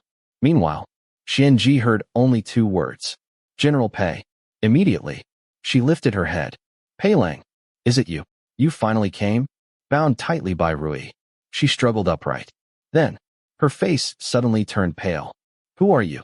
Xie Lian looked toward Nanfeng. Isn't he General Pei? Nanfeng answered. He is. But not the General Pei she's waiting for. Xie Lian blinked. There are 2 General Peis? Exactly. The General Pei Xianxia loved was the original martial god of Ming Guang Palace. The man standing before them was his successor. To distinguish them, everyone called him Little General Pei. In every Ming Guang temple, the original General Pei's statue faced the entrance. Little General Pei's statue stood behind it. Though generations apart, they resembled brothers. A truly unusual story. Xianxia searched desperately among the heavenly soldiers, unable to find the one she sought. Where is Pei Ming? Why didn't he come? Little General Pei answered calmly. General Pei is occupied with important matters. Important matters? Tears slid down Xianxi's face. I waited centuries. What could possibly be more important? He once crossed half the battlefield overnight, just to see me. So what important matter could keep him away now? He doesn't have one, does he? Little General Pei lowered his eyes. General Xianxia, please, move on. 2 heavenly soldiers stepped forward. Rui immediately released Xianxia, returning affectionately to Xie Lian's wrist. He gently patted it twice. Xianxia allowed the soldiers to seize her, then suddenly struggled wildly, pointing toward the heavens. Pei Ming, I curse you. The cry pierced the night. Xie Lian couldn't help thinking. She was cursing the ancestor in front of his descendant. Little General Pei remained expressionless. My apologies. Still screaming, Xianxia cursed. I curse you, never to fall in love. If you ever do, may you suffer exactly as I have. May love burn you forever. Without end. Little General Pei closed his eyes briefly, activating the spirit communication array. After listening for a moment, he nodded once. Opening his eyes, he said calmly, General Pei has a message. That will never happen. I curse you. Little General Pei raised one hand. Take her away. The heavenly soldiers dragged Xianxia away. Still struggling, still screaming, Xie Lian asked, May I ask, how will she be dealt with? Little General Pei answered, She'll be sealed beneath a mountain. The standard heavenly punishment. Still, Xie Lian hesitated. Her resentment runs extremely deep. I'm afraid. Simple suppression may not last. Little General Pei tilted his head slightly. She claimed she betrayed her country and broke her legs. Because of General Pei? Yes. She said so herself. I don't know the truth. Little General Pei answered evenly. She did attempt to betray her country, but not quite as people imagine. After General Pei ended their relationship, she offered him military intelligence. Hoping he'd stay, he refused. Xie Lian blinked. So, that was the truth. And her legs? She broke them herself. She did. General Pei disliked overly forceful women. General Xianxia wished to change. So, she destroyed her own martial arts and broke both her legs. In doing so, she clipped her own wings, hoping he'd remain beside her. He still cared for her. He looked after her. But he never married her. Unable to accept that, she killed herself, simply to make him grieve. Little General Pei paused, then spoke with complete calm. But that never happened. Xie Lian rubbed his forehead. Xie Lian's thought, just what kind of people are these? Little General Pei added, I won't judge who was right or wrong. I only know, had General Xianxia let go, things wouldn't have ended this way. Your Highness, I'll take my leave. Xie Lian returned the salute. Watching them depart, Nanfeng summarized simply, weird people. Xie Lian smiled faintly. Xie Lian's thought, I'm hardly qualified to judge anyone else. As for General Pei and Xianxia, only those involved truly knew right from wrong. He merely pitted the innocent brides, the escorts, the soldiers, drawn into tragedy through no fault of their own. Turning back, he saw the 17 brides changing rapidly. Some became bare skeletons. Others decomposed before everyone's eyes. A terrible stench filled the air. The smell awakened the unconscious villagers. Once they understood everything, panic erupted again. Taking the opportunity, Xie Lian patiently lectured them about karma, good deeds, bad deeds. He urged them to pray sincerely for the brides, to notify every family, to return each body home, and absolutely never sell the corpses. After the night's horrors, without their reckless leader encouraging greed, everyone nodded obediently. None dared disagree. Only now did they realize how blinded they'd been. So many had died, yet all they'd thought about was money. Ashamed and frightened, they sincerely repented. Dawn had yet to arrive. Wolves still roamed the mountain. Nanfeng, despite already searching the entire forest once, now led the villagers safely downhill. Without complaint, the bandaged youth remained beside little Ing. Holding her body quietly, Xie Lian sat beside him, trying to think of comforting words. Then, he noticed fresh blood flowing from beneath the youth's bandages. The blood from the corpse forest would have dried long ago. This wound was recent. You've been injured. Let me see. Remove the bandages. The youth slowly raised his head. His frightened eyes looked toward Xie Lian. Smiling gently, Xie Lian reassured him. Don't be afraid. I won't be frightened. After a long hesitation, the boy slowly unwound every bandage. Patiently, Xie Lian waited. Meanwhile, his thoughts wandered. Xie Lian's thought, he can't remain on Mount Yujun. But where can he go? I can't bring him to heaven. I can barely feed myself. And there's still Qi Rong, the green ghost. At last, the final bandage fell away. The youth turned around. The instant Xie Lian saw that face, it felt as though every drop of blood in his body had frozen. Chapter 12. Just as Xie Lian had suspected, The young man's face bore severe burn scars. Beneath the crimson scars, he could vaguely make out 3, perhaps 4, tiny human faces. Each was no larger than an infant's palm, crookedly scattered across his cheeks and forehead. The burns had shriveled them badly. Every tiny face appeared frozen in silent agony. Several miniature human faces, growing from an ordinary human face, looked far more horrifying than any ghost. The instant Xie Lian saw them, it felt as though he'd fallen into a nightmare. An overwhelming terror swept through him. He didn't even realize he'd stood up, nor did he know what expression had appeared on his face. But it must have been terrifying. The youth had already been nervous while removing the bandages. Seeing Xie Lian's reaction, he instinctively stepped back, twice, as though protecting himself. He hurriedly covered his face again, then leaped into the darkness, running desperately into the forest. Wait! Come back! Xie Lian chased after him, but he'd hesitated too long. The youth knew Mount Yujun far better than anyone. He'd spent years hiding among its paths. Before long, he vanished completely.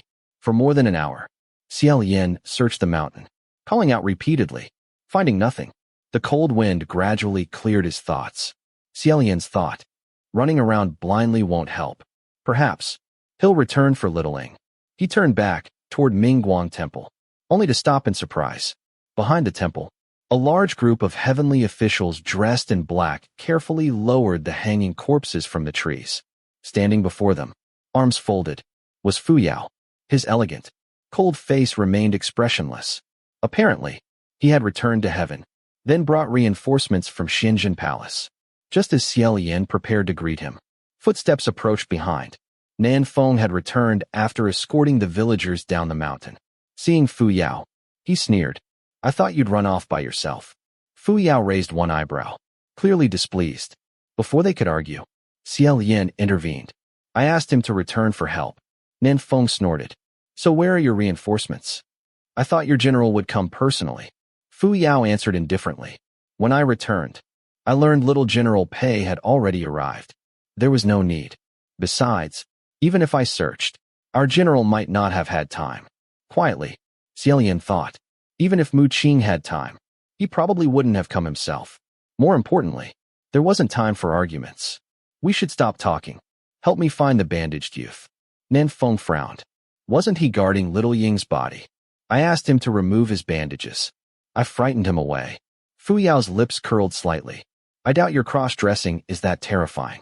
Xie Lian sighed. I was too shocked. Little Ying had just died. He already blamed himself. Then he thought, I was afraid of his face. I don't think he could bear that. Fu Yao wrinkled his nose. Was he really that ugly? It's not about being ugly.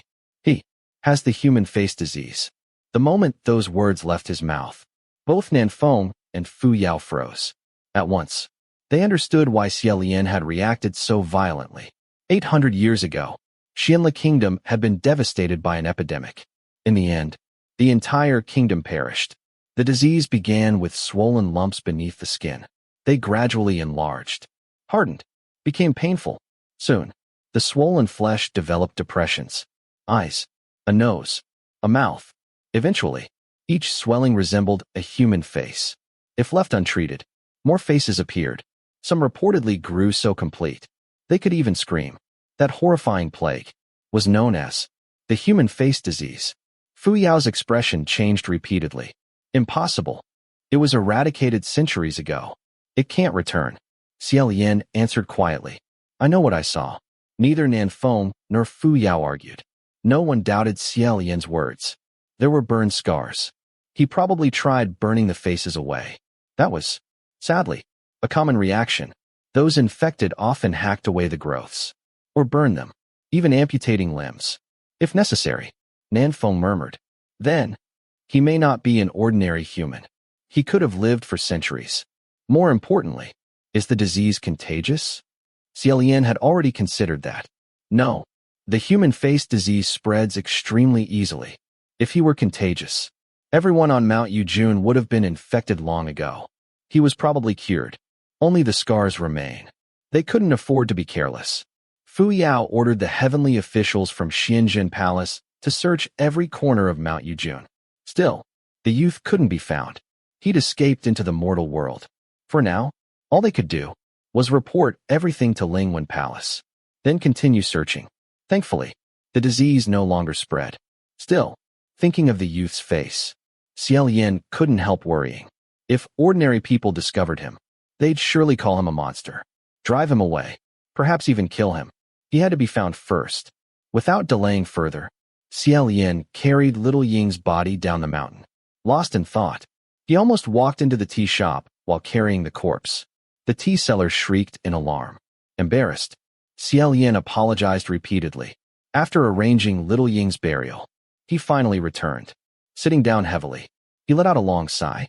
One matter had finally ended. Yet, the past few days after ascending had been more exhausting than an entire year of collecting scraps. He'd climbed mountains, leaped over rooftops, rolled across the ground, shouted until his throat hurt, changed disguises, even dressed as a bride. Every bone in his body ached. And there were still countless mysteries unsolved. Xie Lian's thought, ascending really isn't as good as collecting scraps. Fu Yao sat beside him, rolling his eyes. Why are you still wearing those clothes? Watching that familiar eye roll, Xie Lian suddenly felt an odd sense of nostalgia. Only then did he remember. He was still dressed as a bride, removing the wedding robes, wiping away the powder and rouge. He sighed. So, I met little General Pei dressed like this. Nan Feng, you should have reminded me. Fu Yao replied. You looked rather happy wearing it. Nan Feng finally sat down as well. There was no need. Little General Pei wouldn't care. You could dress even stranger. He still wouldn't comment. Feeling grateful, Xie Lian poured Nan Feng a cup of tea, thinking back to little General Pei's calm face. Compared with Xianxia's madness, he remarked, Little General Pei is remarkably composed. Nan Feng disagreed immediately. Don't be fooled. He's just as troublesome as his predecessor. Xie Lian nodded. That much, he believed. Fu Yao added. Pei Su ascended only about 200 years ago. He rose through heaven extremely quickly. Do you know why? What? He slaughtered an entire conquered city. Xie Lian wasn't especially surprised. Throughout history, kings and generals walked blood-stained roads. Military glory always came at tremendous cost. Fu Yao concluded. In heaven, there are very few people who are easy to get along with, and almost no one worth trusting. His tone sounded oddly experienced, as though warning someone younger. Xie Lian almost laughed. Perhaps Fu Yao had suffered considerably in heaven. After all, despite ascending 3 separate times, Xie Lian himself had spent very little time there. Compared to these young heavenly officials, he barely understood heaven at all. Nan Feng objected. Don't exaggerate. There are still trustworthy heavenly officials. Fu Yao laughed. Such as your general? Nan Feng answered calmly. Whether he's trustworthy, I don't know, but it's certainly not yours. Xie Lian was already accustomed to their endless bickering. He no longer bothered interrupting. With Mount Yujun finally settled, he returned to heaven. First, he reported everything about the bandaged youth to Lingwen, requesting help locating him. Lingwen became serious immediately. Lingwen Palace will search with everything we have. Who would have expected? So many matters connected to one investigation. You've worked hard. Your Highness, I should be thanking Nan Feng, Fu Yao, and little General Pei. I don't know how to repay them. Lingwen smiled. Since this all originated from old General Pei's affair, naturally, little General Pei should clean it up. He's already accustomed to cleaning his predecessor's messes. No need to thank him. Then she added, if you're free, please join the Spirit Communication Array. Everyone is discussing this incident. Xie Lian still had countless unanswered questions. Leaving Lingwen Palace, he wandered absent-mindedly, eventually reaching a small stone bridge. A clear river flowed beneath it. The water reflected clouds, mountains, even towns in the mortal realm below. What a peaceful place.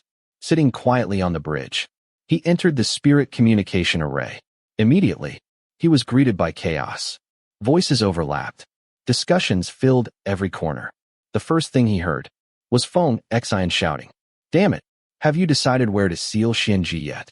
That crazy woman refuses to tell us where Qi Rong is. Little General Pei answered calmly.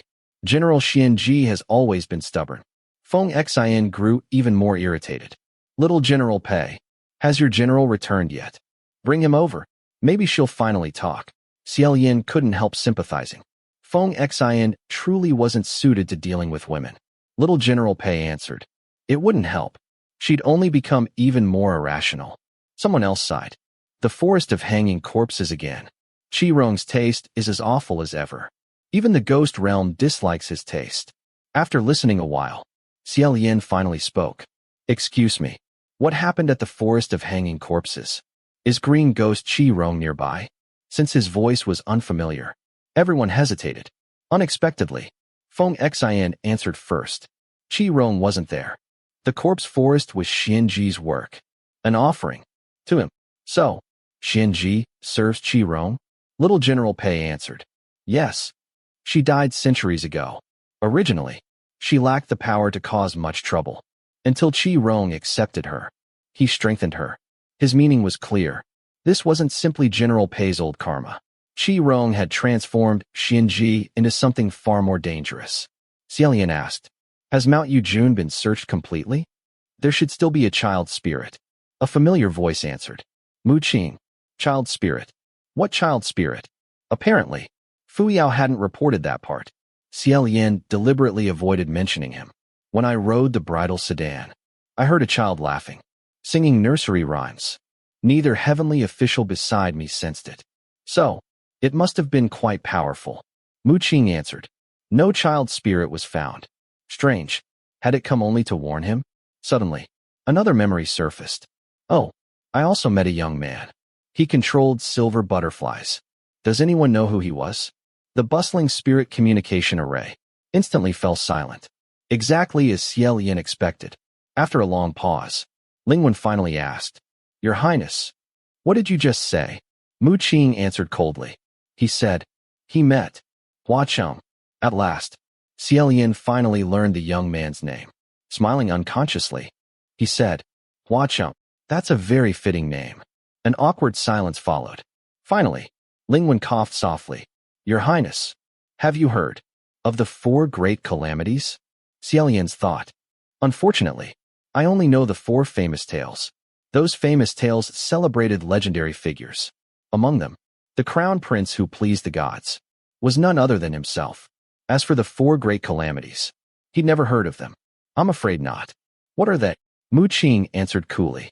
You spent centuries in the mortal realm and never heard. What exactly were you doing all that time? Xie Lian laughed. Living. Keeping busy. Being an ordinary person isn't easier than being a heavenly official. Lingwen explained. The 4 great calamities. Please remember them. Black water sinking ships. Green ghost wandering at night. White clothed calamity. And blood rain sought flower. These are the 4 greatest ghost kings. When mortals rise, they become gods. When they fall, they become ghosts. Heaven stands above the mortal world. The ghost realm exists within it. Some ghosts hide. Others walk openly among humans. She continued. Black water sinking ships is an extremely powerful water ghost. He rarely appears, so he causes relatively little trouble. Green ghost wandering at night is Qi Rong. He hangs corpses from trees. His taste is dreadful. Technically, he hasn't reached devastation, but he causes enough trouble that everyone counts him anyway. As for white-clothed calamity, Your Highness should know him. By Wu Xiang. The instant that name echoed, pain stabbed through Xie Lian's heart. His hands trembled. He clenched them tightly. Of course, he knew. When Bai Wuxiang appeared, the first kingdom destroyed had been Xianxia. Seeing Xie Lian fall silent, Lingwen continued gently. Fortunately, he has already been destroyed. We needn't speak of him further. Even if he somehow still existed, he wouldn't be the greatest concern. She paused, then quietly said, The silver butterflies you encountered are called death spirit butterflies. Their master is the final great calamity. Blood rain sought flower. Hua Cheng. Among heavenly officials, only Jun Wu and the crown prince of Xianxia had once possessed such overwhelming fame.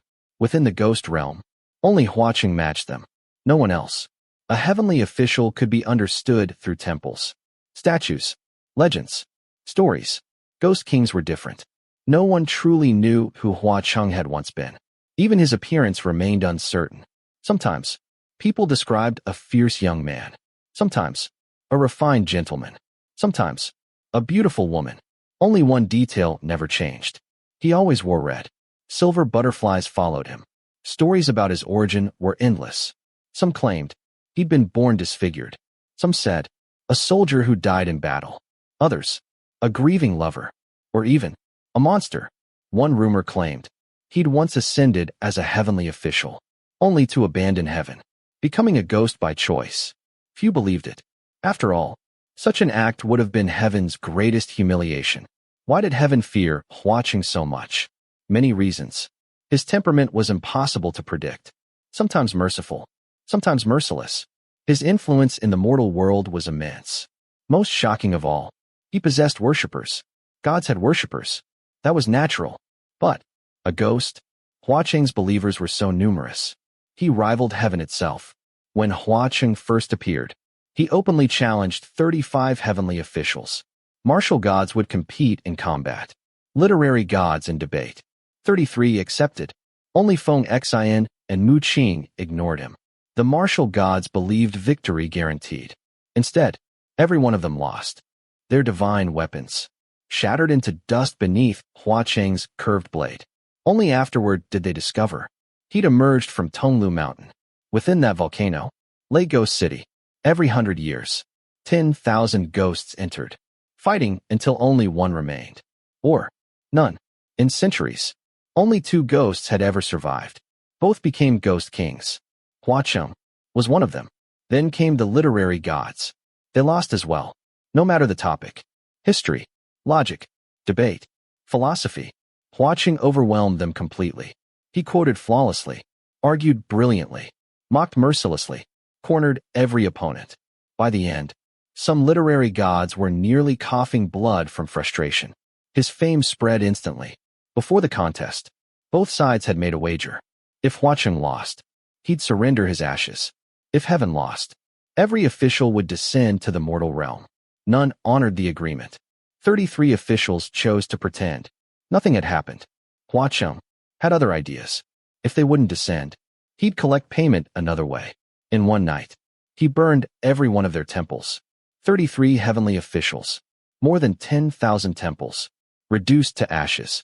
He harmed no worshippers, only the temples. Jun Wu himself could do nothing. After all, the wager had been accepted voluntarily. Worse still, the original contest had taken place inside the dreams of kings and nobles. Those mortals watched heaven suffer complete defeat. Many stopped worshipping gods, choosing ghosts instead. The defeated officials gradually faded into obscurity, eventually replaced by newly ascended gods. Since then, the name Cheng alone could make heavenly officials shudder. Some feared losing their temples. Others feared secrets he'd uncovered. Some even relied on him in the mortal realm. A few, strangely enough, even became his worshippers. Thus, heaven regarded Cheng with hatred, fear, and respect. As for Feng Xie Lian and Mu Qing, they'd never accepted Cheng's challenge. Not from fear, simply because they'd considered him beneath notice. Ironically, it proved an excellent decision. Still, they'd encountered Cheng many times afterward, especially during ghost festival patrols. The swarms of silver butterflies had left lasting memories. Listening quietly, Xie Lian pictured only those delicate silver butterflies, sparkling beautifully around him. No matter how hard he tried, he simply couldn't connect them with the terrifying legend everyone described. Xie Lian's thought, those little butterflies didn't seem frightening at all. They were actually rather cute. Chapter 13. Of course, that was something Xie Lian would never say aloud. Still, it was no wonder Nan Feng and Fu Yao's expressions had changed the instant he mentioned those silver butterflies. Apparently, both of them, and the generals they served, had suffered at the hands of their master. One heavenly official cautiously asked, Your Highness the Crown Prince, you encountered Cheng. What did he do to you? The tone sounded less like curiosity, and more like, Did you lose an arm? Or a leg? Xie Lian replied, He didn't really do anything. He stopped. How exactly was he supposed to explain it? Xie Lian's thought, I can't exactly say. He stole my bridal sedan, held my hand, and led me through the mountain. After a long pause, he finally answered. He destroyed the bewildering array Xianxia had set up. Then, he brought me inside.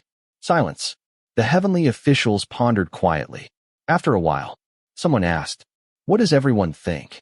Even without seeing them, Xie Lian could imagine countless heavenly officials shaking their heads. "I have absolutely no opinion. I truly don't. No one ever understands what Cheng wants. Just thinking about it is terrifying. As always, no one can figure him out." Although Xie Lian had just heard an endless list of Cheng's terrifying deeds, he still didn't find the young man particularly frightening. If anything, Cheng had helped him. Either way, his first heavenly assignment after ascending had finally come to an end. As agreed beforehand, all the merit from Mount Yujun belonged to Xie Lian, though the official whose daughter had died could only pay part of what he'd promised. After collecting what he could, and with everyone showing some understanding, the debt of 8,880,000 merits was finally considered settled. At last, Xie Lian was debt-free. His body felt lighter than ever. His heart seemed as vast and cloudless as the open sky. His spirits soared. He decided, from now on, he would properly fulfill his duties as a heavenly official. Perhaps, he might even become friends with the other gods. Normally, the spirit communication array remained quiet. But whenever something important happened, the discussions could continue for days. Sometimes, when everyone's mood was good, someone would share something amusing. Everyone would laugh together. Quietly, Xie Lian listened. Eventually, he felt he couldn't remain silent forever.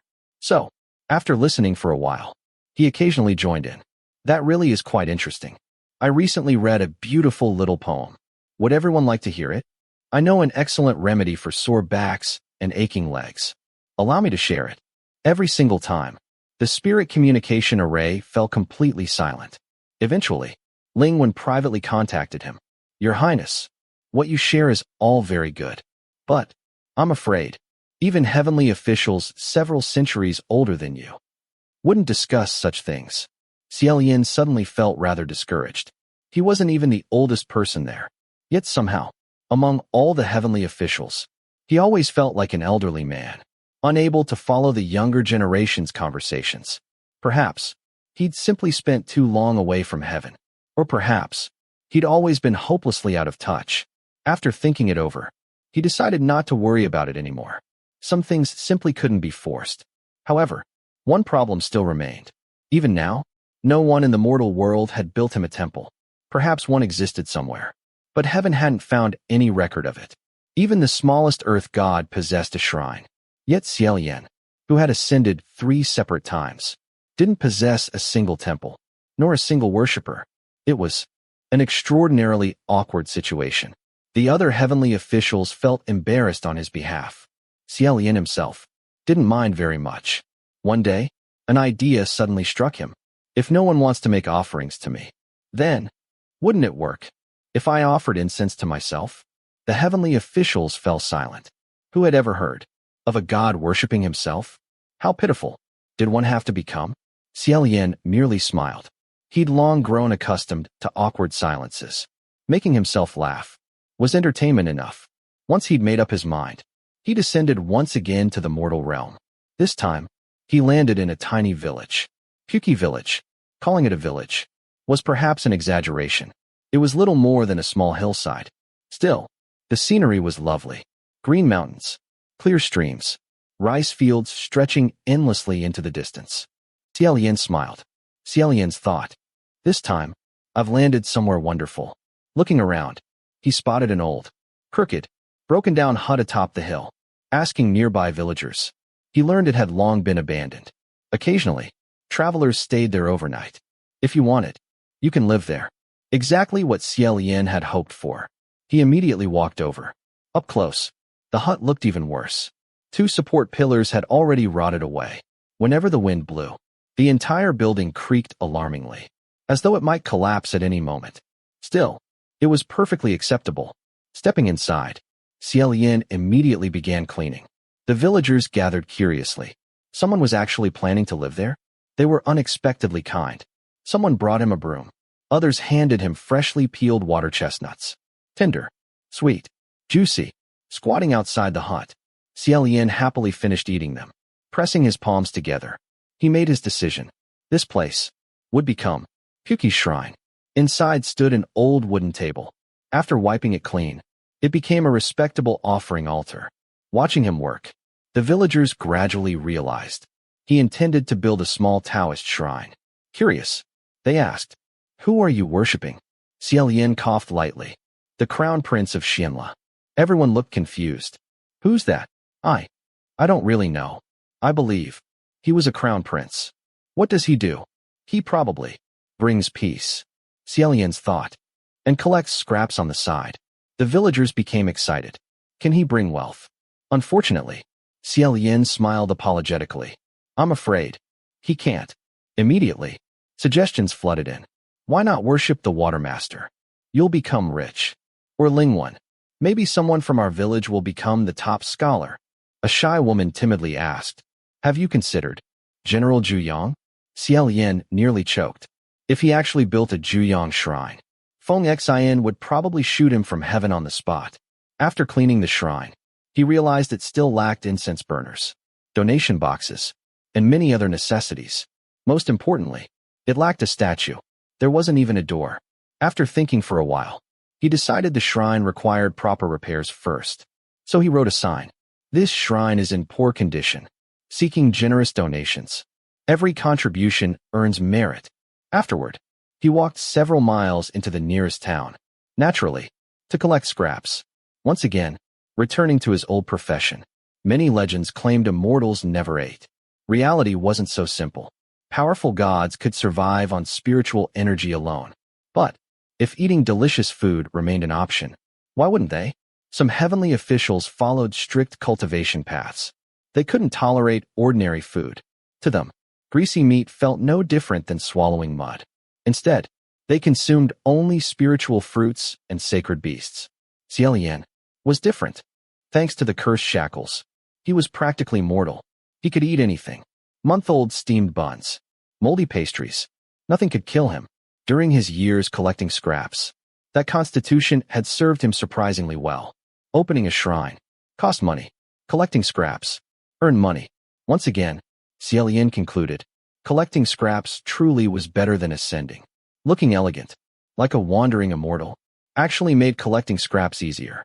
Before long, he'd filled an entire sack. On the journey home, he encountered an old ox cart loaded high with straw. Recognizing it as belonging to Puki village, he politely asked for a ride. The owner nodded. Xie Lian climbed aboard. Only then did he notice someone had already been lying behind the towering pile of straw. Only a pair of long legs, clad in black boots, remained visible. One leg rested casually atop the other. Apparently, the owner had been napping comfortably all this time. Xie Lian couldn't help admiring that relaxed posture. Those boots fit snugly around long, slender legs. They looked remarkably pleasing. Almost unconsciously, he recalled another pair of black boots, the ones he'd glimpsed beneath the bridal veil. He looked a little longer. No silver chains, no strange fur. Xie Lian's thought, probably some wealthy family's young master. Out sightseeing, the ox cart rolled gently along. Xie Lian removed a scroll, determined to study. After all, he'd embarrassed himself enough already in heaven. Perhaps learning more would help. The cart passed through a maple forest. Rolling green hills stretched endlessly ahead. Scarlet leaves blazed like fire. The scenery stole his breath. For a long moment, he simply watched. It reminded him of Huangji Temple, where he'd cultivated as a child. The mountains there had once been covered in fiery maple forests too. Memories quietly surfaced. Eventually, he lowered his eyes, returning to the scroll. The very first line read, "The Crown Prince of Xianxia ascended 3 times. Martial God, God of pestilence, God of scraps." Xie Lian laughed softly. Well, if you think about it, there's not much difference between a martial god and a scrap god. All gods are equal. All living beings are equal. A lazy voice suddenly answered from behind a straw. Really? People always say, all gods are equal. All living beings are equal. But if that were actually true, so many different gods wouldn't exist. Xie Lian turned around. The speaker remained lounging comfortably behind a straw. Apparently, he'd answered without even sitting up. Smiling, Xie Lian nodded. That's a fair point. Turning back, he continued reading. The scroll claimed, Many people believed the crown prince of Xianxia had become a god of pestilence. Any portrait or handwriting personally created by him would curse whoever possessed it, paste one upon someone's back, or hang it over a doorway, and misfortune would surely follow. Reading that, it became difficult to tell whether they described a god or a ghost. Xie Lian sighed, skipping his own entry. He searched for information about other heavenly officials. Soon, he found the Water Master. Water Master Wudu, master of both water and wealth. Merchant households commonly worshipped him, ensuring fortune and prosperity. Curious, Xie Lian asked aloud, if he's a water master, why does he also govern wealth? The youth behind the straw answered immediately. Merchants transport goods by water. Before every journey, they burn incense to the water master, praying for safe passage. Over time, he naturally came to govern wealth as well. I see. Interesting. He must be extremely powerful. The youth snorted, water tyrannizing the skies. The tone suggested he wasn't complimenting him. What does that mean? When boats cross great rivers, their fate depends entirely on him. If you don't offer incense, your boat overturns. So, everyone calls him water tyrannizing the skies. Rather like tremendously masculine general or floor-sweeping general. Most famous heavenly officials possessed unofficial nicknames. Unfortunately, using them directly was deeply disrespectful. If anyone dared call Mu Qing floor-sweeping general to his face, he'd probably become furious. Xie Lian silently noted that down, then smiled. You know an impressive amount. For someone so young. The youth shrugged lazily. I only read when I'm bored. Nothing special. Stories about gods and ghosts filled the mortal world. Many true, many false. Someone knowledgeable wasn't particularly unusual. Closing his scroll, Xie Lian smiled again. You know plenty about gods. What about ghosts? Which ghost? Hua Cheng. The youth chuckled softly. Then, for the very first time, he sat upright, turning towards Xie Lian. Xie Lian's gaze lingered. The youth looked only 16 or 17. His crimson robes burned brighter than the maple leaves. His skin was pale as snow. His eyes sparkled brilliantly, smiling, yet carrying an unmistakable trace of wildness. His black hair had been casually tied, slightly crooked, as though he'd never cared what anyone thought. The ox cart rolled gently through the blazing maple forest. Leaves drifted lazily through the air. One landed lightly upon his shoulder. The youth simply blew it away. Looking directly at Xie Lian, he smiled. Not quite a smile. What would you like to know? Go ahead. Ask me anything. Chapter 14. There was a hint of mockery in his expression.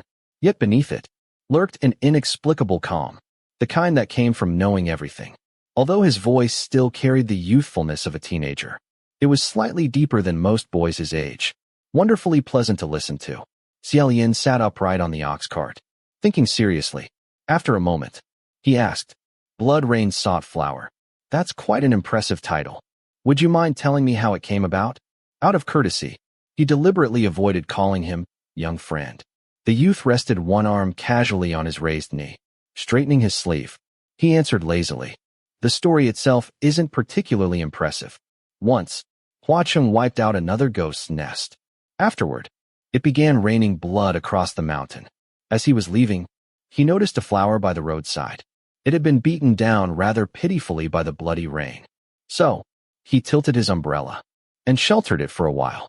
Xie Lian imagined the scene.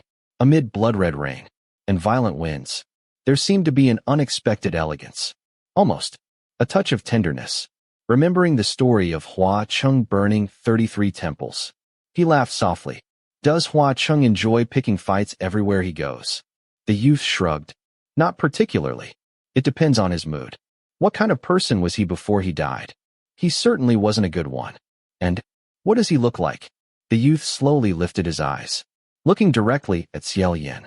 Tilting his head slightly, he stood up, walked closer, then calmly sat beside him. Instead of answering, he asked, What do you think? What should he look like? Seeing him from such close proximity, Xie Lian realized the youth was even more striking than before. His beauty wasn't merely attractive. It felt sharp, like a sword newly drawn from its sheath, brilliant enough that people almost didn't dare meet his eyes. Their gazes locked only briefly. Xie Lian instinctively looked away, thinking for a moment. He answered, a ghost king as famous as Cheng must change appearances frequently. So, he probably has many faces. The youth smiled faintly. That's true. But sometimes, he still uses his original appearance. When people speak of his appearance, they naturally mean his real face. For some reason, Xie Lian suddenly felt as though the distance between them had quietly increased. Turning back toward him, he smiled. Then, I think, his true appearance is probably someone like you. The youth's lips curved upward. Why? Xie Lian laughed. There's no particular reason. You can say whatever you like. And I can imagine whatever I like. The youth chuckled softly. Perhaps. Then he raised a finger, touching the area beneath his right eye. Although, he's blind in one eye. This one, Xie Lian had heard that rumor before. Some legends claimed Cheng wore a black eye patch over his missing right eye. What happened to it? The youth answered. Many people want to know that. Most people asked because they sought Cheng's weakness. Xie Lian merely wondered out of curiosity. Before he could explain himself, the youth continued. He dug it out himself. Xie Lian blinked. Why? He went mad. Silence. After going insane, he'd torn out his own eye? Xie Lian couldn't believe the story was truly that simple. Still, the youth didn't elaborate. Instead, Xie Lian asked, then, does Cheng have any weakness? He hadn't expected an answer. If Cheng's weakness were easily discovered, he wouldn't be Cheng. Unexpectedly, the youth answered immediately. His ashes. If someone possessed a ghost's ashes, they could command that ghost. Destroying the ashes would erase the ghost completely. That much everyone knew. Still, Xie Lian laughed. I'm afraid no one could ever obtain Cheng's ashes. So, that's hardly a weakness. The youth smiled. Not necessarily. There is one circumstance where a ghost willingly gives away its ashes, such as when Cheng wagered them against the 33 heavenly officials. The youth scoffed. Impossible. Though he didn't finish the sentence, Xie Lian understood perfectly. Cheng would never lose. The youth continued. In the ghost realm, when a ghost chooses someone, they entrust their ashes to that person. Entrusting one's ashes meant entrusting one's life. It was complete devotion. What a sentimental custom. It is. But very few ghosts would dare. Xie Lian nodded thoughtfully. Naturally, ghosts deceived humans. Humans deceived ghosts. Betrayal existed everywhere. If someone gave away their ashes, only to end in heartbreak or complete destruction, that would truly be tragic. The youth merely laughed. What would there be to fear? If it were me, once I'd given someone my ashes, I wouldn't care whether they crushed them, scattered them, or simply tossed them away. Only then did Xie Lian realize they'd spoken for quite some time, yet never exchanged names. May I ask, what should I call you? The youth raised one hand, shielding his eyes from the crimson glow of sunset, squinting slightly, as though he disliked bright sunlight. He answered, me? I'm the third son in my family. Everyone calls me San Lang. He offered no other name. Xie Lian didn't press further. My surname is Xie. My given name is Lian. Since you're traveling this way, are you also going to Puqi village? San Lang leaned comfortably against the straw, both hands folded behind his head, one leg crossed over the other. I don't know. I simply chose this road. Something about that answer suggested another story. Xie Lian smiled. What happened? San Lang sighed casually. I argued with my family. They drove me out. I wandered for quite some time, with nowhere to go. Today, I nearly fainted from hunger. So, I found somewhere to lie down. His clothes, though worn casually, were made from expensive fabric. His speech was refined. He was clearly well-read. Xie Lian had already guessed. He came from a wealthy family. Hearing he'd gone hungry, he immediately searched through his bag. Fortunately, one steamed bun remained. Still soft. Relieved, he held it out. Would you like to eat? San Lang nodded, accepting it, then paused. You don't have another? I'm all right. I'm not very hungry. San Lang immediately returned the bun. I'm all right too. Smiling, Xie Lian broke it in half. You take half. I'll take half. Only then did San Lang accept. The two quietly shared the steamed bun. Watching him nibble politely beside him, Xie Lian suddenly felt as though he'd somehow wronged this young man. The ox cart rolled steadily over the uneven road. The sun gradually sank beneath the horizon. They continued chatting. The more they spoke, the stranger San Lang seemed. Despite his youth, every word carried quiet confidence. Nothing appeared capable of surprising him. He seemed to understand everything. Yet occasionally, he also revealed the carefree enthusiasm of a teenager. When Xie Lian mentioned Puki Shrine, San Lang smiled. Puki Shrine. It sounds like a place with plenty of water chestnuts. I like it. Who is it dedicated to? Once again, the troublesome question. Xie Lian coughed lightly. The crown prince of Xianxia. You've probably never heard of him. A lazy smile appeared on San Lang's face. Before he could answer, the ox cart suddenly lurched violently. Both of them swayed. Afraid San Lang might fall, Xie Lian instinctively reached out, grabbing his arm. The instant their hands touched, San Lang reacted as though he'd been burned. He immediately shook Xie Lian's hand away. Though the change in expression lasted only an instant, Xie Lian noticed it. Xie Lian's thought, does he actually dislike me? Yet, they'd spoken pleasantly all this time. Before he could think further, he stood. What happened? The old driver frowned. I don't know. Old Huang. Move. Come on. By now, twilight had settled. The ox cart remained deep within the mountain forest. Darkness surrounded them. The old ox stubbornly refused to move, no matter how loudly the driver urged. It only lowered its head, swishing its tail violently, bellowing again and again. Immediately, Xie Lian sensed something was wrong. Just as he prepared to jump down, the old driver suddenly pointed ahead, shouting. Xie Lian turned. Countless clusters of pale green ghost fire floated throughout the forest. A procession of white-clothed figures slowly approached. Each held its own head in its hands. Without hesitation, Xie Lian called, Protect! Rui flew from his wrist, circling the ox cart once. A glowing barrier immediately surrounded the cart, the old man, the ox, and San Lang. Lowering his voice, Xie Lian asked, What day is today? Before the old driver answered, San Lang spoke quietly behind him. Ghost Festival. The middle of the 7th lunar month. The ghost gate had opened. Only then did Xie Lian realize. He hadn't checked the date before descending. Today, of all days, was Ghost Festival.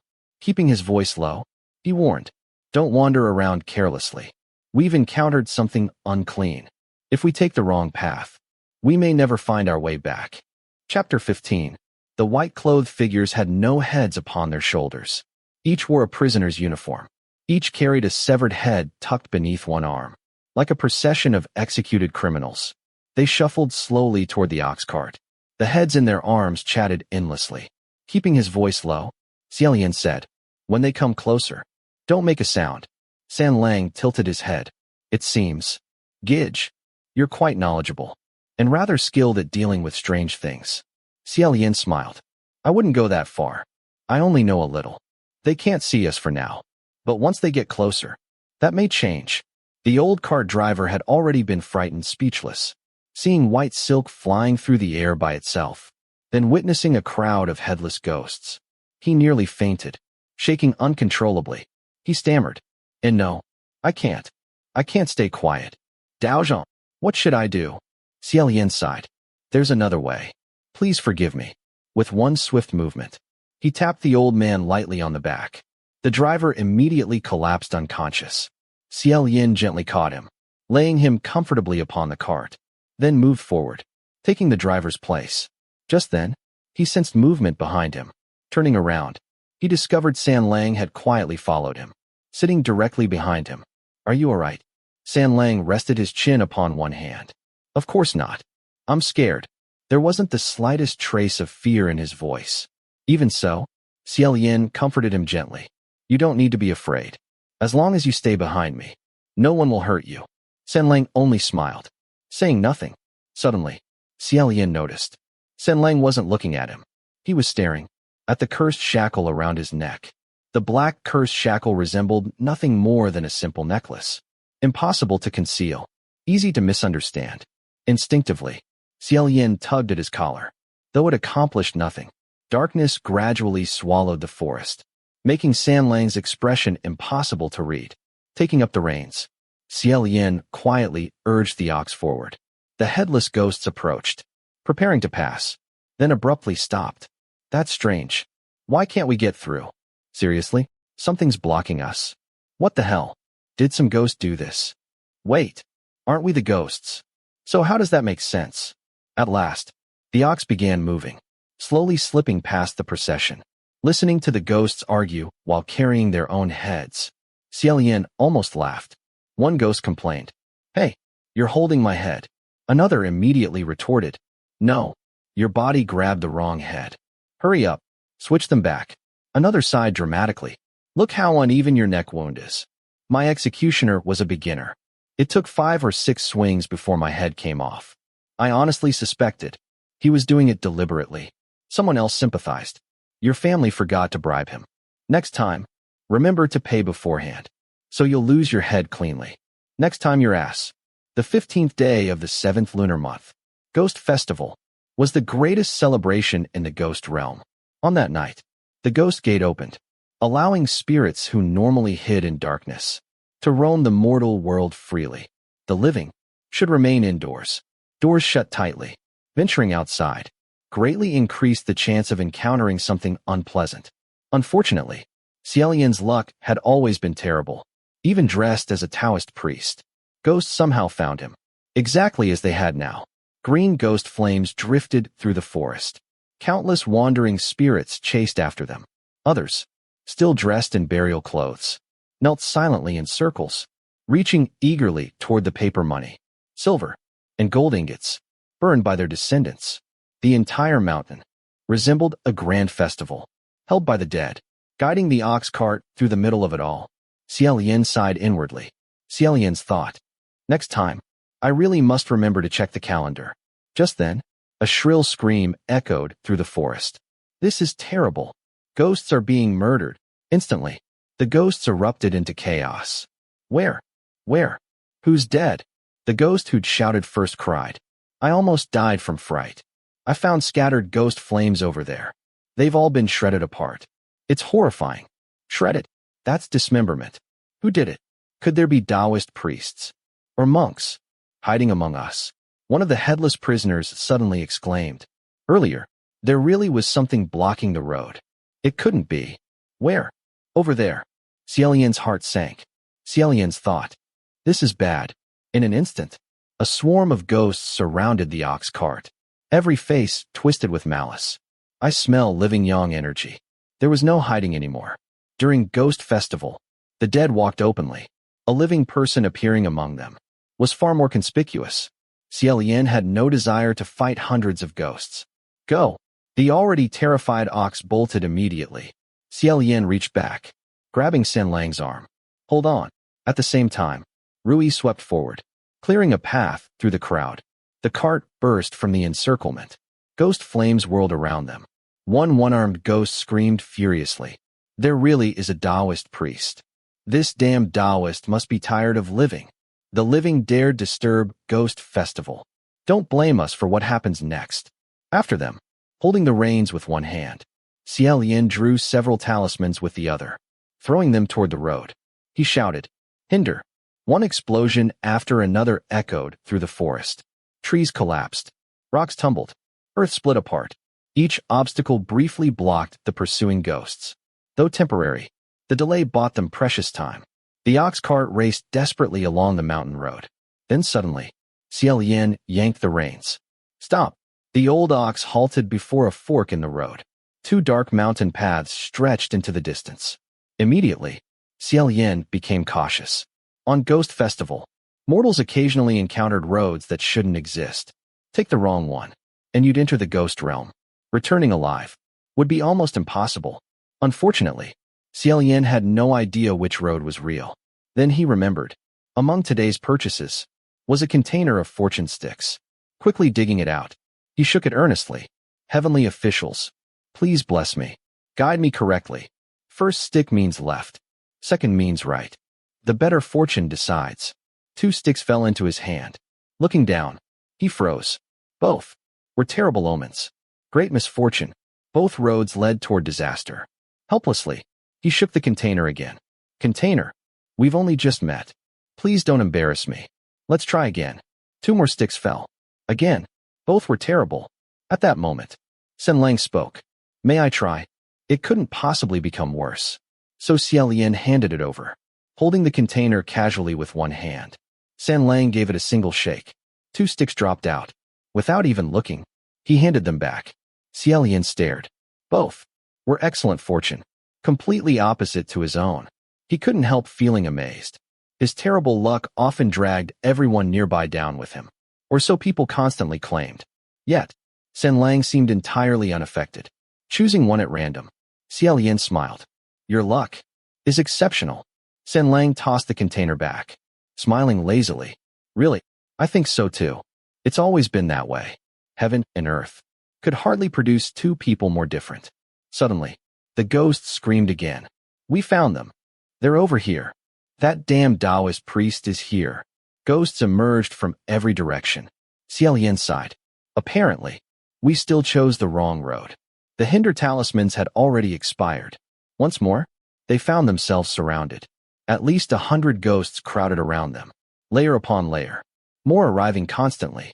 There wasn't even time to wonder why so many spirits had gathered there. Very politely, Xie Lian cupped his hands. To everyone I've offended, I sincerely ask your forgiveness. A headless ghost spat angrily. Forgiveness. You should have shown mercy first. Weren't you the one scattering ghost flames earlier? Xie Lian answered honestly. Actually, it wasn't us. I'm only a humble scrap collector. Stop lying. What scrap collector? You're obviously a Daoist priest. Besides you, who else would destroy ghost flames? Daoists aren't the only ones capable of doing that. Oh, then what was it? A ghost. Quietly, Xie Lian slipped one hand into his sleeve. That's possible too. The ghosts burst into laughter. Ha ha ha. Damn Daoist. You. Suddenly, the laughter stopped. Every ghost stared directly at Xie Lian. Speechless, many of the headless prisoners dropped their own heads in terror. Confused, Xie Lian asked, You all? Before he finished speaking, the entire crowd scattered, like startled birds, fleeing in every direction. Within moments, every ghost had disappeared. What? Xie Lian stood there in disbelief. He hadn't even used his talismans yet. Had they somehow sensed them? Impossible. Those talismans weren't particularly powerful. Then, what exactly had frightened them? Slowly, Xie Lian turned around. Behind him, only the unconscious cart driver remained. And San Lang, still sitting leisurely upon the cart, his chin resting lazily on one hand. Seeing Xie Lian look back, he smiled faintly. Setting his hand down, he remarked, Daozhong, you're truly formidable. You frightened every ghost away. Xie Lian smiled helplessly. Is that so? I never realized I was capable of something like that. Pulling gently on the reins, the ox cart resumed its journey. The rest of the road passed peacefully. Before long, they emerged from the forest. A broad mountain path stretched ahead. Below, Puki village glowed warmly beneath the night sky. It truly had been a fortunate road. Surprising, but safe. The cool night breeze drifted past. Looking back, Xie Lian found San Lang lying comfortably once again, hands behind his head, watching the moon, bathed in silver moonlight. The youth almost seemed unreal. After a moment, Xie Lian smiled. My friend, have you ever had your fortune told? No. Would you like me to read your fortune? San Lang turned toward him. You? Reading my fortune? Just a little. All right. He sat upright, leaning slightly closer. How? Palm reading. Would that be all right? San Lang smiled, the meaning behind it impossible to read, then slowly extended his left hand. His fingers were long, slender, elegant, not delicate, but powerful, beautiful, in a way that suggested hidden strength. Certainly not hands anyone wanted around their throat. Remembering San Lang's reaction earlier, Xie Lian deliberately avoided touching him. Instead, he only observed. The moonlight wasn't especially bright, nor especially dim. Quietly, he studied the hand. The ox cart continued creaking gently onward. Eventually, San Lang asked, Well, how is it? After a pause, Xie Lian answered softly, You have an excellent fate. Oh, in what way? Looking up, Xie Lian smiled. You're resilient, deeply devoted. Though you've experienced countless hardships and disappointments, you've never betrayed your heart. Misfortune becomes blessing. Calamity becomes fortune. You'll continue being fortunate. Your future will bloom brilliantly. Every single word was completely fabricated. Xie Lian knew absolutely nothing about palm reading. Long ago, he'd regretted never studying physiognomy. Had he learned, street performances would have been much easier. The real reason he'd asked to see Sanlang's palm had nothing to do with fortune. He simply wanted to check whether the youth possessed fingerprints, palm lines, fine details.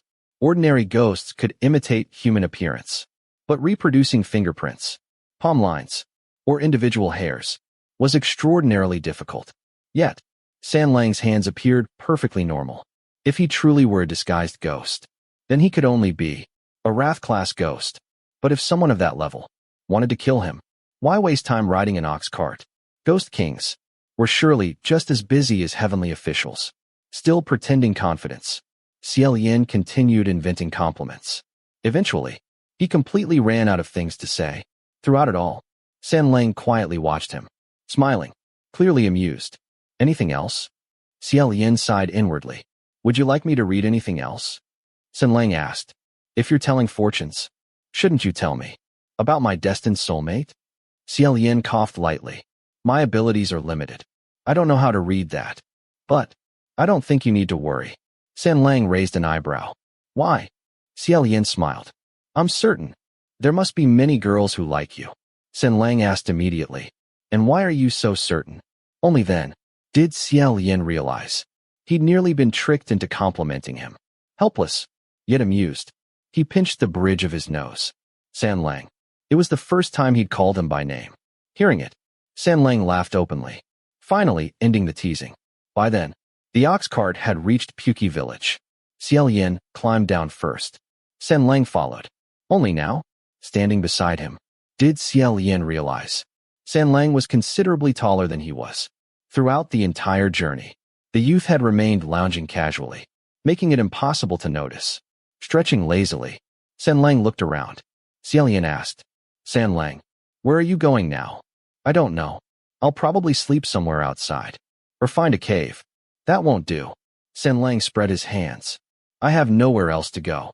Looking over, he smiled again. Thank you for reading my fortune. I gladly accept your blessings. I hope they come true. Perhaps we'll meet again. The mention of fortune-telling made Xie Lian feel slightly embarrassed. Seeing Sanlang preparing to leave, he quickly called out, Wait, if you don't mind, would you like to stay at my shrine? Sanlang stopped, turning halfway around. May I? Of course. The shrine wasn't mine to begin with. Travelers often stayed there. It may be even more run-down than you imagine.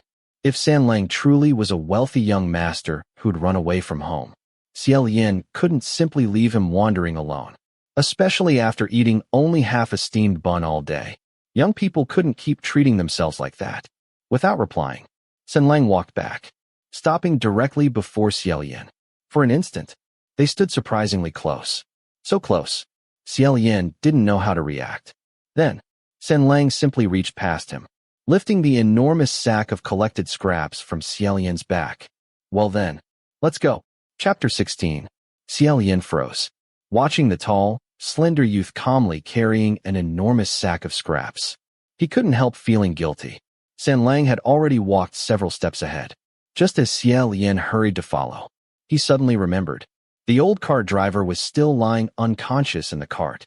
Quickly turning back, he woke the old man.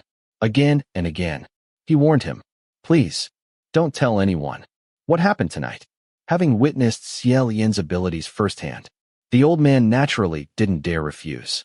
He nodded repeatedly, then led old Huang home.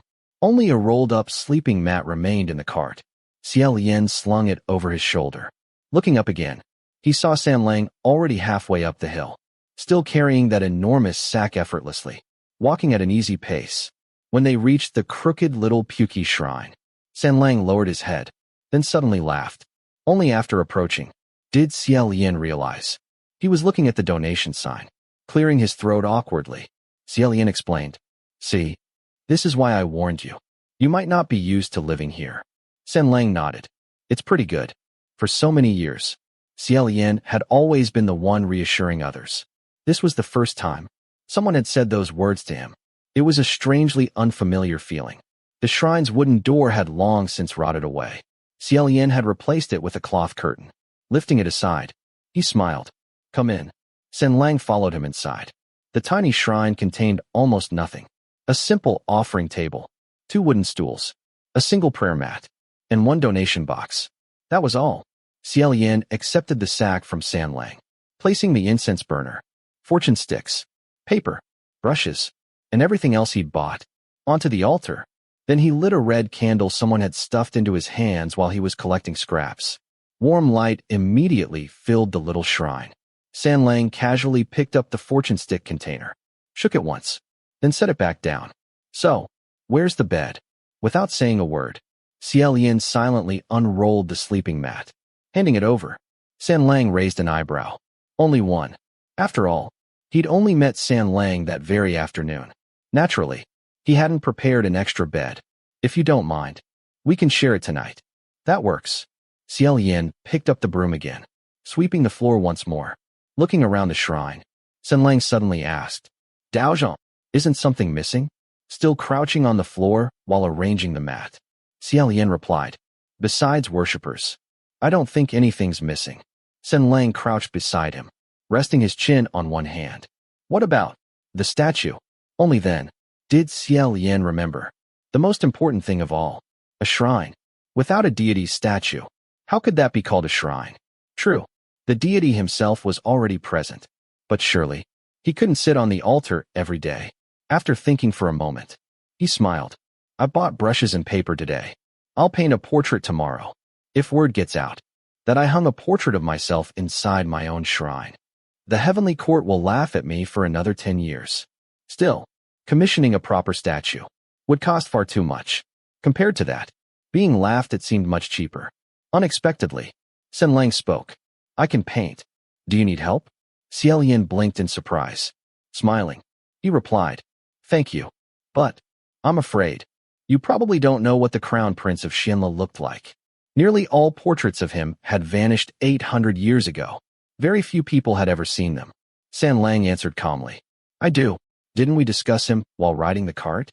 Only then did Xie Lian remember. Earlier, he'd assumed San Lang knew nothing. Now, he found himself unexpectedly curious. "So, you really know him?" "I do." The way San Lang answered was oddly intriguing. He often smiled, yet it was difficult to tell whether his smile was genuine or quietly mocking someone. Xie Lian had enjoyed listening to him speak about everything beneath the heavens. Naturally, he wanted to hear this opinion too. Sitting beside him, he asked, "Then, what do you think about the crown prince of Xianxia?" The two sat facing one another. The candlelight flickered gently between them. San Lang remained in shadow, making his expression impossible to read. After a long silence, he finally said, "I think Jun Wu must hate him." Xie Lian stared. "Why? Otherwise, why would he banish him twice?" Hearing that, Xie Lian smiled faintly. Xie Lian's thought. Such youthful reasoning. Slowly untying his belt, he replied, "It's not about hatred or liking someone. Many things can't be explained so simply. If someone makes a mistake, they should accept punishment. His Majesty merely fulfilled his duty." San Lang answered quietly, "Perhaps." Xie Lian removed his boots, setting them aside, preparing to fold his outer robe. He suddenly noticed San Lang was staring directly at his feet. That gaze was impossible to describe. Cold, yet burning. Sharp, yet carrying hidden restraint. Following his line of sight, Xie Lian understood.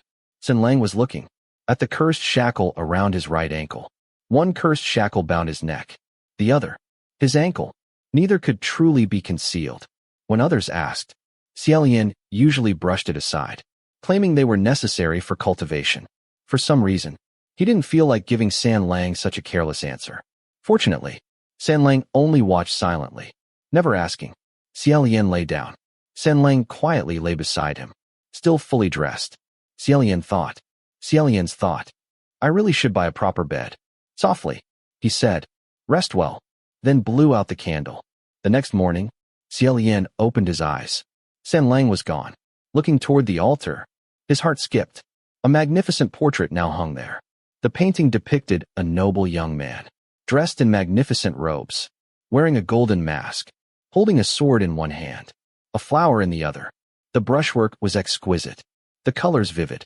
It was the crown prince of Xianxia pleasing the gods. For a long while, Xie Lian simply stared. It had been many years since he'd seen that image. Finally, he dressed, then stepped outside. San Lang leaned lazily against the wall, holding a broom, looking up at the sky, as though utterly bored. He truly disliked sunlight.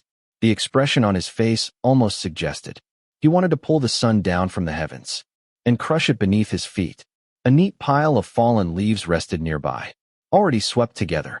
Walking over, Xie Lian smiled. Did you sleep well? Pretty well. Taking the broom, Xie Lian asked. Did you paint that portrait? It's beautifully done. San Lang merely smiled.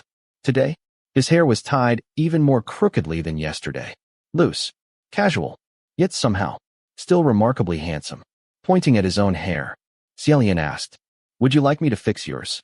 San Lang nodded, returning inside with him. After sitting down, Xie Lian gently untied the loose knot, gathering the long black hair into his hands. Quietly, he examined it. Fingerprints could be forged, palm lines could be copied, but hair was much harder. Human hair separated naturally into countless individual strands. Many ghosts failed here. Their hair often resembled a single dark sheet, or strips of cloth. Some simply pretended to be bald. Last night, after confirming San Lang's fingerprints, Xie Lian had nearly dismissed every suspicion. Yet, after seeing that extraordinary portrait, his doubts quietly returned. How could an ordinary person paint something like that? Carefully, he let his fingers glide through the silky black hair. Every strand separated naturally, perfectly normal, not the slightest flaw. After a while, San Lang smiled, tilting his head slightly. Gidge, are you helping me tie my hair? Or planning something else? His long hair spilled over his shoulders, making him seem even more dangerously handsome. Xie Lian laughed. It's done. Quickly, he tied it back up.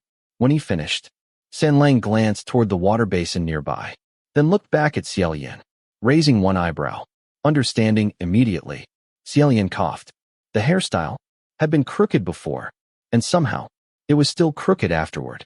Without saying a single word, San Lang managed to embarrass him more thoroughly than anyone had in centuries.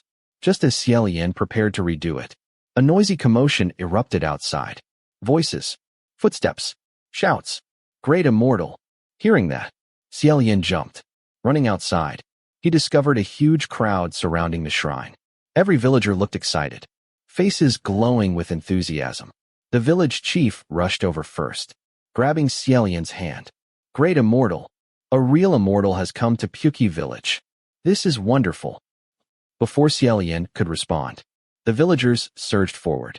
Great immortal. Please stay in Puqi village forever. Great immortal. Please help me find a wife. Great immortal. Please bless my family with a child. Great immortal. I brought fresh water chestnuts. If you eat them, will we have a good harvest this year? The villagers' enthusiasm became overwhelming. Xie Lian retreated again and again, complaining inwardly. Xie Lian's thought, that old grandfather really couldn't keep a secret. I'd only warned him last night, and by morning, the entire village already knew. Although no one knew which deity the shrine honored, they all eagerly insisted on offering incense anyway. After all, a god was a god. Worshipping one certainly couldn't hurt. Xie Lian had expected only occasional visitors, so he prepared very little incense. It vanished almost instantly. The tiny incense burner overflowed with burning incense. The fragrant smoke filled the shrine. After so many years without smelling incense, Xie Lian actually began coughing. Cough. Everyone, I truly can't help you become wealthy. Please, don't pray here for riches. The consequences are unpredictable. Cough. I don't oversee marriage either. And I certainly can't bless anyone with children. Meanwhile, San Lang sat beside the donation box, resting his chin on one hand, slowly eating water chestnuts. Several village girls secretly glanced toward him. Their cheeks immediately turned red. Looking at Xie Lian, they hesitated. Instinctively, Xie Lian interrupted. No, though he had no idea what they'd intended to ask. Eventually, the villagers finally dispersed. The altar overflowed with offerings. Fruit, vegetables, rice, flour. No matter what, offerings were still offerings. Sweeping away the scattered leaves, Xie Lian cleaned quietly. Xianlang stepped outside. The incense today was quite good. Still sweeping, Xie Lian shook his head. Normally, no one would visit for 10 days. Or even half a month. How could that be? Looking at him, Xie Lian smiled. Perhaps. It was thanks to your good luck. Remembering something, he took a fresh cloth curtain from his sleeve, replacing the old one. Stepping back, he admired it, then noticed Xianlang had stopped moving. What's wrong? Xianlang stood silently, staring at the curtain. Following his gaze, Xie Lian realized he was looking at the talisman painted across it. The talisman had been drawn casually, layer after layer of protective runes. Its purpose? To repel evil spirits. Whether his own handwriting also attracted bad luck, he honestly wasn't sure. Still, without a proper door, some protection seemed better than none. Watching Xianlang remain motionless before the talisman, a quiet thought stirred within Xie Lian. Xianlang. Chapter 17. Xianlang glanced at him, smiled, then said, I'm leaving for a little while. After saying that, he turned and walked away. By all rights, Xie Lian should have stopped him, asked where he was going. But for some reason, he felt certain, since Xianlang had said he'd only be gone for a while, then he wouldn't stay away long. He would definitely return. So, Xie Lian simply went back inside the shrine. He rummaged through yesterday's collection of odds and ends. His left hand pulled out an iron pot. His right hand found a kitchen knife. Looking at the fruits and vegetables piled upon the offering table, he stood quietly in thought about the time it took an incense stick to burn. Footsteps approached outside. Neither hurried nor slow, simply steady. Listening to them, Xie Lian could almost picture Xianlang strolling leisurely back. By then, the items in Xie Lian's hands had become 2 plates. He looked from one to the other, then let out a long sigh. He'd seen enough. Walking outside, sure enough, Xianlang had returned. The scorching sunlight had driven him to remove his outer red robe. It was now casually tied around his waist. He wore only a white robe, sleeves rolled neatly to his elbows. Clean, simple, refreshing.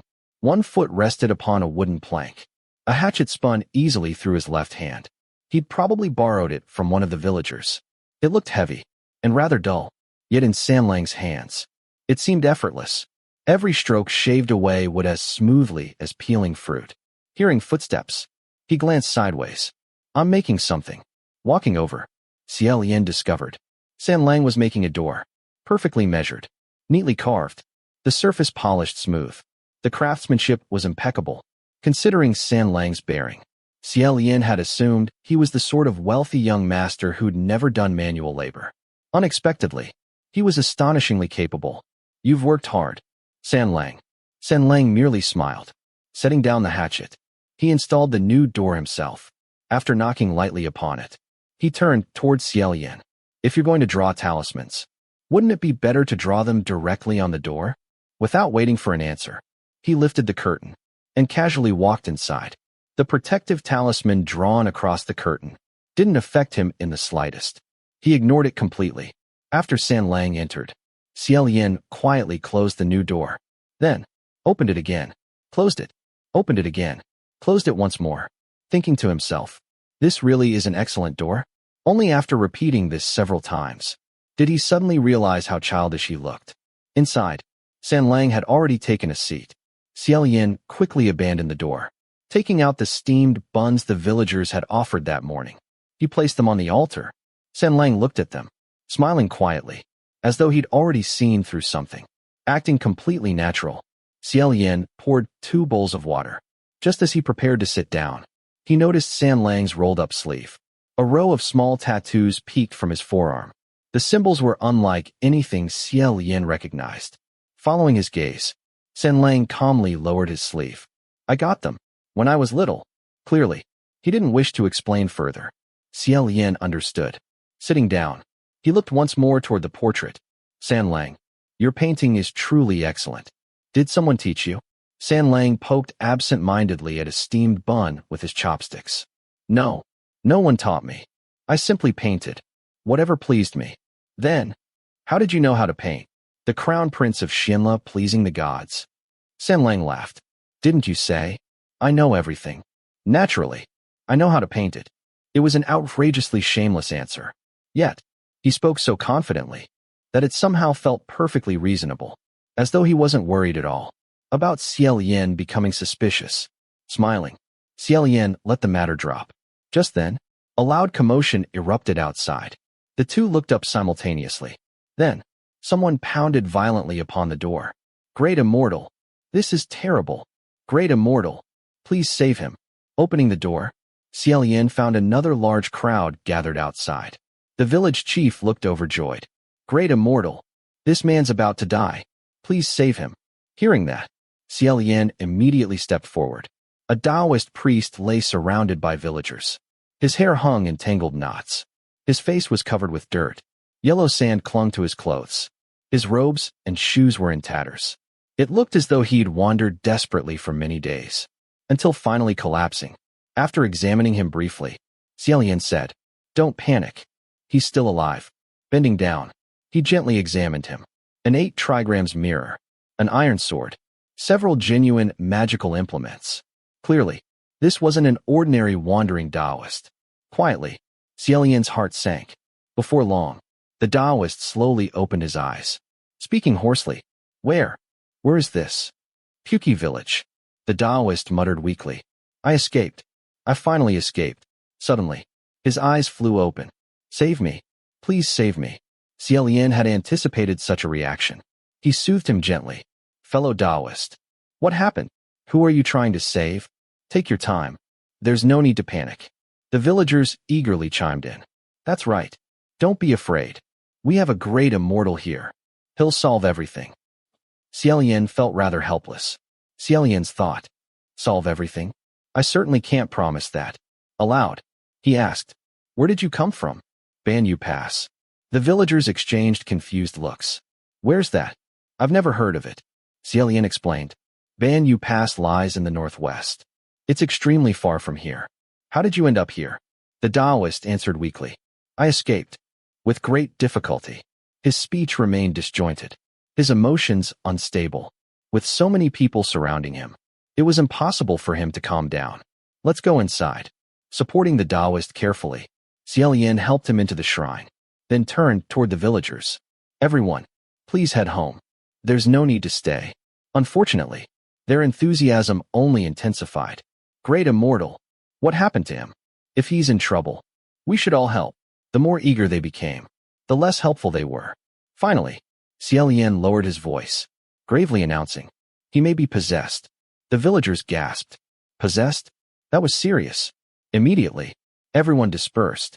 Watching them flee, Xie Lian couldn't help smiling helplessly. Closing the door, he found San Lang still seated calmly beside the altar, absent-mindedly twirling a pair of chopsticks. His narrowed eyes quietly examined the Daoist, filled with unmistakable scrutiny. It's nothing. You can continue eating. Xie Lian helped the Daoist sit, remaining standing himself. Fellow Daoist, I'm the keeper of this shrine. I also cultivate. You don't need to be nervous. If there's anything I can do, I'll gladly help. You mentioned Banyu Pass. What happened there? The Daoist struggled to catch his breath, gradually calming down. Finally, he asked, You've actually heard of that place? I have. Banyu Pass once stood beside an oasis. The scenery there, especially beneath the moon, was famously beautiful. That's how it received its name. The Daoist laughed bitterly. An oasis? Beautiful scenery? Perhaps. 100 or 200 years ago. Now, it's more fitting to call it half left alive pass. Xie Lian frowned. What do you mean? The Daoist's face turned frighteningly pale. Anyone who passes through there, at least half, never come back. If that's not half left alive pass, then what is? This was entirely new to Xie Lian. Who told you this? No one. I saw it myself. The Daoist forced himself upright. A merchant caravan hired my entire sect to escort them safely through. In the end, I'm the only survivor. Calmly, Xie Lian gestured for him to settle down. How many people were traveling together? Around 60. My entire sect and the caravan. 60 people.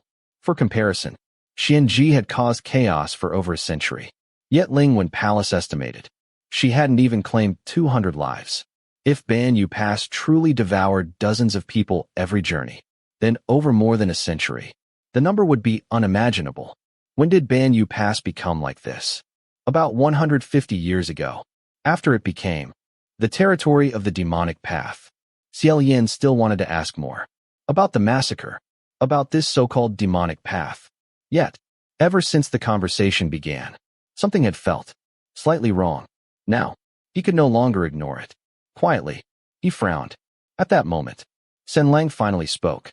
So, you escaped all the way from Ban Yu Pass? Yes. 9 died. 1 survived. Sen Lang fell silent again. Only one question. Yet, that single question instantly made Xie Lian realize what had been bothering him. Turning around, he smiled warmly. You've escaped such a long way. You must be terribly thirsty. The Daoist froze. Xie Lian calmly placed a bowl of water before him. Please, have a drink. For just a brief instant, a flicker of hesitation crossed the Daoist's face. Xie Lian stood quietly nearby, hands tucked inside his sleeves, waiting. The Daoist had supposedly fled all the way from the northwest. He should have been desperately thirsty, desperately hungry, judging by his appearance. He'd had neither food nor water for days. Yet, from the moment he'd awakened, he'd never once asked for either. Even after entering the shrine, he hadn't spared so much as a glance at the food or the bowls of water upon the altar. Chapter 18. Under the watchful eyes of the other 2 people in the room, the Daoist picked up the bowl of water, bent forward, and slowly drank it. Rather than looking like someone finally receiving rain after a long drought, he seemed hesitant and on guard. At the very moment he drank, Xie Lian heard a clear gulp, as though water were being poured into an empty jar. In that instant, everything became clear to him. Grabbing the Daoist's hand, he said, "Don't drink anymore." The Daoist's hand trembled as he looked at Xie Lian in bewilderment. Xie Lian smiled. It's useless no matter how much you drink, isn't it? The Daoist's expression instantly changed. His free hand drew the iron sword at his waist and thrust it towards Xie Lian's face. Xie Lian didn't move. He simply raised a hand. Dang! With a light flick of his fingers, he knocked the sword aside. The Daoist saw that Xie Lian was still gripping his wrist. Gritting his teeth, his arm suddenly seemed to collapse like a punctured ball. Chi! His arm slipped free of Xie Lian's grasp. The instant he broke loose, he fled toward the door. Xie Lian wasn't in any hurry. In a place like this, with no obstacles in the way, even if the Daoist ran another 10 feet, Rui could still drag him back. Unexpectedly, just as Xie Lian raised his wrist, something whistled past him with astonishing speed. It sounded exactly like a sharp arrow fired from behind him. In the next instant, it pierced straight through the Daoist's abdomen, pinning him to the door. Focusing his gaze, Xie Lian realized it was only a bamboo chopstick.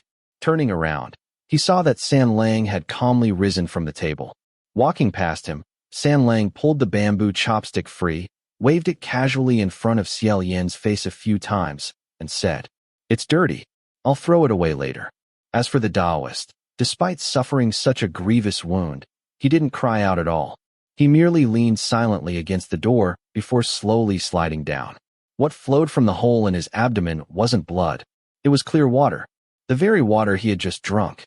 The 2 of them crouched beside the Daoist. Xie Lian pressed a hand against the wound and found that it felt like a punctured balloon. Cold air leaked steadily from the opening. Meanwhile, the Daoist's corpse gradually began to change. Just moments ago, he had clearly been a burly man. Now he appeared to have shrunk by an entire size. His face and limbs became wrinkled and shriveled, continuing to contract until he resembled a small, old man. "It's an empty shell," Xie Lian said. "Some ghosts and demons couldn't create a perfect human form, so they came up with another method. An empty shell. Using extremely lifelike materials, they painstakingly crafted an artificial human skin. Such a skin was usually modeled after a living person. Sometimes, it was made directly from an actual person's skin. Palm prints, fingerprints, hair. Everything was genuine. Moreover, as long as no ghost wore that layer of skin, it carried no ghostly aura and wasn't affected by evil-repelling talismans. That was why the talisman on the door hadn't stopped this Daoist from entering. However, empty shells were usually easy to expose. After all, they were hollow puppets. Without someone wearing the skin, they could only follow the manipulator's commands. And those commands couldn't be complicated. Only simple, repetitive, prearranged tasks. Because of that, their expressions and behavior were usually stiff and sluggish, nothing like those of a living person. For example, they might repeatedly say the same 1 or 2 sentences, repeat the same actions, or answer only predetermined questions. If the conversation continued beyond that, they'd quickly reveal themselves. Xie Lian, however, had a much more practical way of identifying one. Simply have them drink a bowl of water, or eat something. Since the shell was hollow and had no internal organs, eating or drinking was like dropping something into an empty jar. The echo was unmistakable, completely different from the sound made by a living person. By now, the Daoist body had completely collapsed. It was little more than a heap of soft human skin. San Lang poked it twice with the bamboo chopstick before tossing the chopstick aside. This shell is rather interesting. Xie Lian naturally understood what he meant. Everything about the Daoist's expressions and behavior had appeared perfectly natural. He practically seemed like a real person. He had answered questions smoothly and carried on normal conversation. Whoever controlled this shell possessed astonishing skill. Glancing at San Lang, Xie Lian said, "It seems you've also studied this sort of unusual technique." San Lang smiled. Only a little. This empty shell had deliberately come to his door and spoken about Banyu Pass. Whether its story was true or false, its purpose was obvious. To lure him there. To be safe, he decided to ask around through the spiritual communication array. After calculating with his fingers, Xie Lian determined that the little spiritual power he had left was still enough to support using it a few more times. He formed a hand seal and entered the array. The moment he connected, he found the place unusually lively. It wasn't because everyone was discussing official matters. Instead, it sounded as though they were playing some sort of game, laughing noisily together. Lingwen noticed him immediately. "Your Highness has returned? How have things been down there these past few days?" "Quite well," Xie Lian replied. "What is everyone doing? Why is everyone so happy?" Lingwen answered, "The Wind Master has returned and is scattering merits. Aren't you going to grab some?"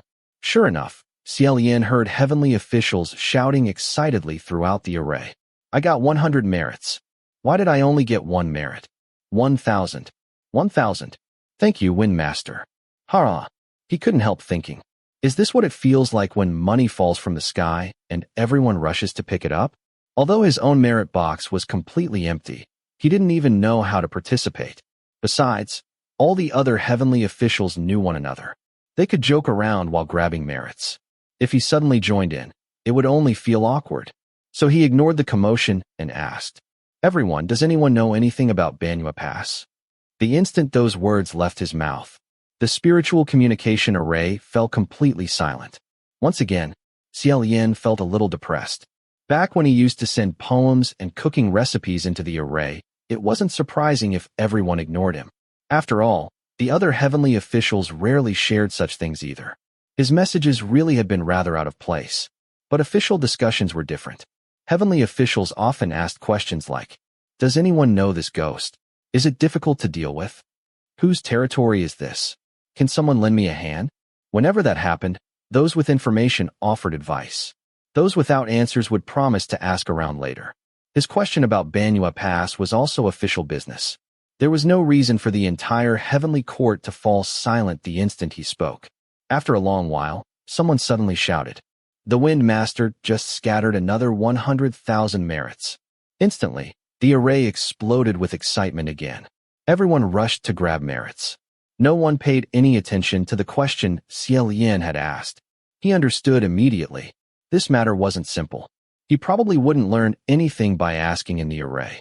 Still, the Wind Master really was generous, scattering 100,000 merits in a single wave. How impressive! Just as Xie Lian was about to withdraw, Lingwen suddenly contacted him privately. "Your Highness, why did you suddenly ask about Banyu Pass?" Xie Lian explained about the empty shell that had come looking for him. That shell pretended to be a survivor who escaped from Banyu Pass. It must have had some purpose. I don't know whether anything it said was true, so I wanted to ask, "What's wrong with that place?" Lingwen remained silent for a moment before saying, "Your Highness, I advise you not to get involved." Xie Lian had more or less expected that answer. Otherwise, no one would have avoided discussing the matter for over 150 years. And when he merely asked about it, the entire heavenly court had gone silent. He asked, "Is it true that more than half the people who pass through there disappear?" After another long pause, Lingwen finally answered, "It isn't convenient for everyone to speak too much about this matter." Xie Lian could hear the hesitation in her voice. There was clearly something difficult behind all this. He said, "I understand. If it's inconvenient for you to say anything, then don't. We've never discussed this subject privately."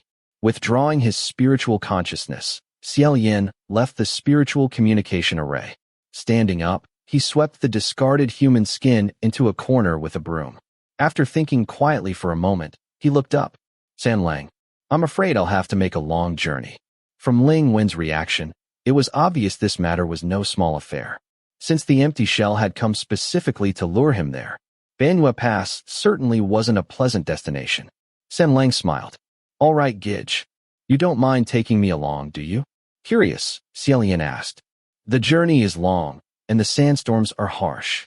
Why do you want to go?" Sanlang smiled. "Don't you want to know what the Banyu demonic pass really is?" Xie Lian paused. "You even know about that?" Crossing his arms, Sanlang replied leisurely. Banyu Pass wasn't originally called Banyu Pass. 200 years ago, it was the site of the ancient kingdom of Banyu. He straightened slightly, his eyes shining. "The Banyu demonic pass is..." Xie Lian leaned the broom against the wall and was just about to sit down and listen carefully. At that moment, knock, knock, knock. Someone knocked on the door. By then, it was already dark outside. The villagers had all been frightened by Xie Lian's earlier talk of people being bewitched and had locked themselves inside their homes. No one should have been visiting. Standing by the door, Xie Lian held his breath for a moment. The talisman on the door gave no warning. Then, knock, knock.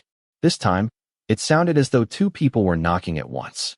After a brief moment of thought, Xie Lian opened the door. Sure enough, two young men dressed in black stood outside. One was handsome, the other elegant. Nanfeng and Fu Yao. "You two," Xie Lian began. Fu Yao rolled his eyes first. Nanfeng spoke. "Are you going to Banyu Pass?" Xie Lian blinked. "Where did you hear that?" Nanfeng replied.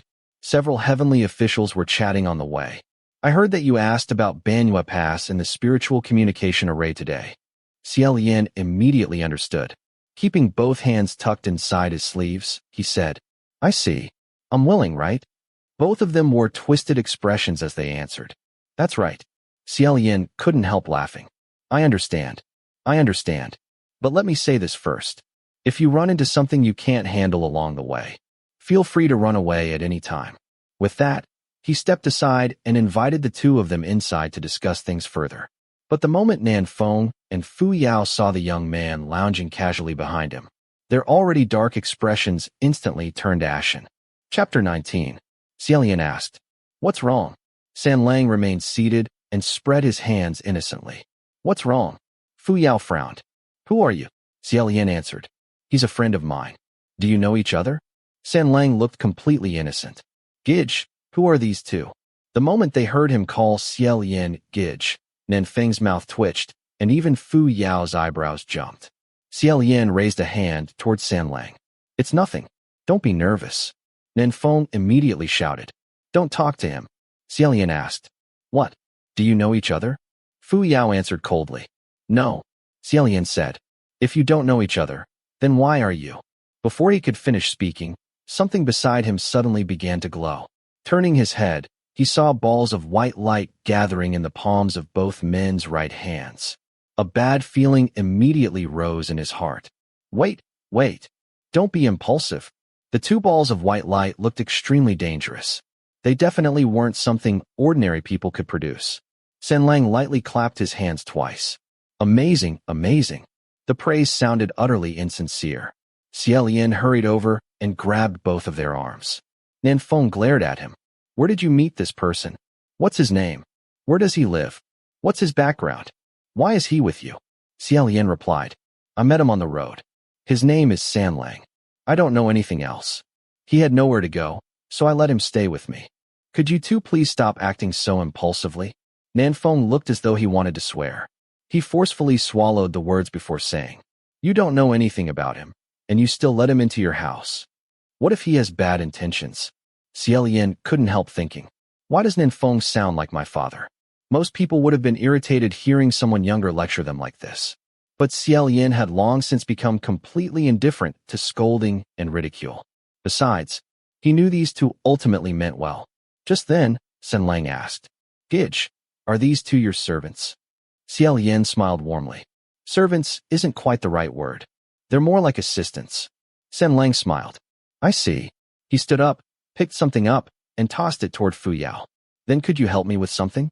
Without even looking, Fu Yao caught it effortlessly, lowering his eyes.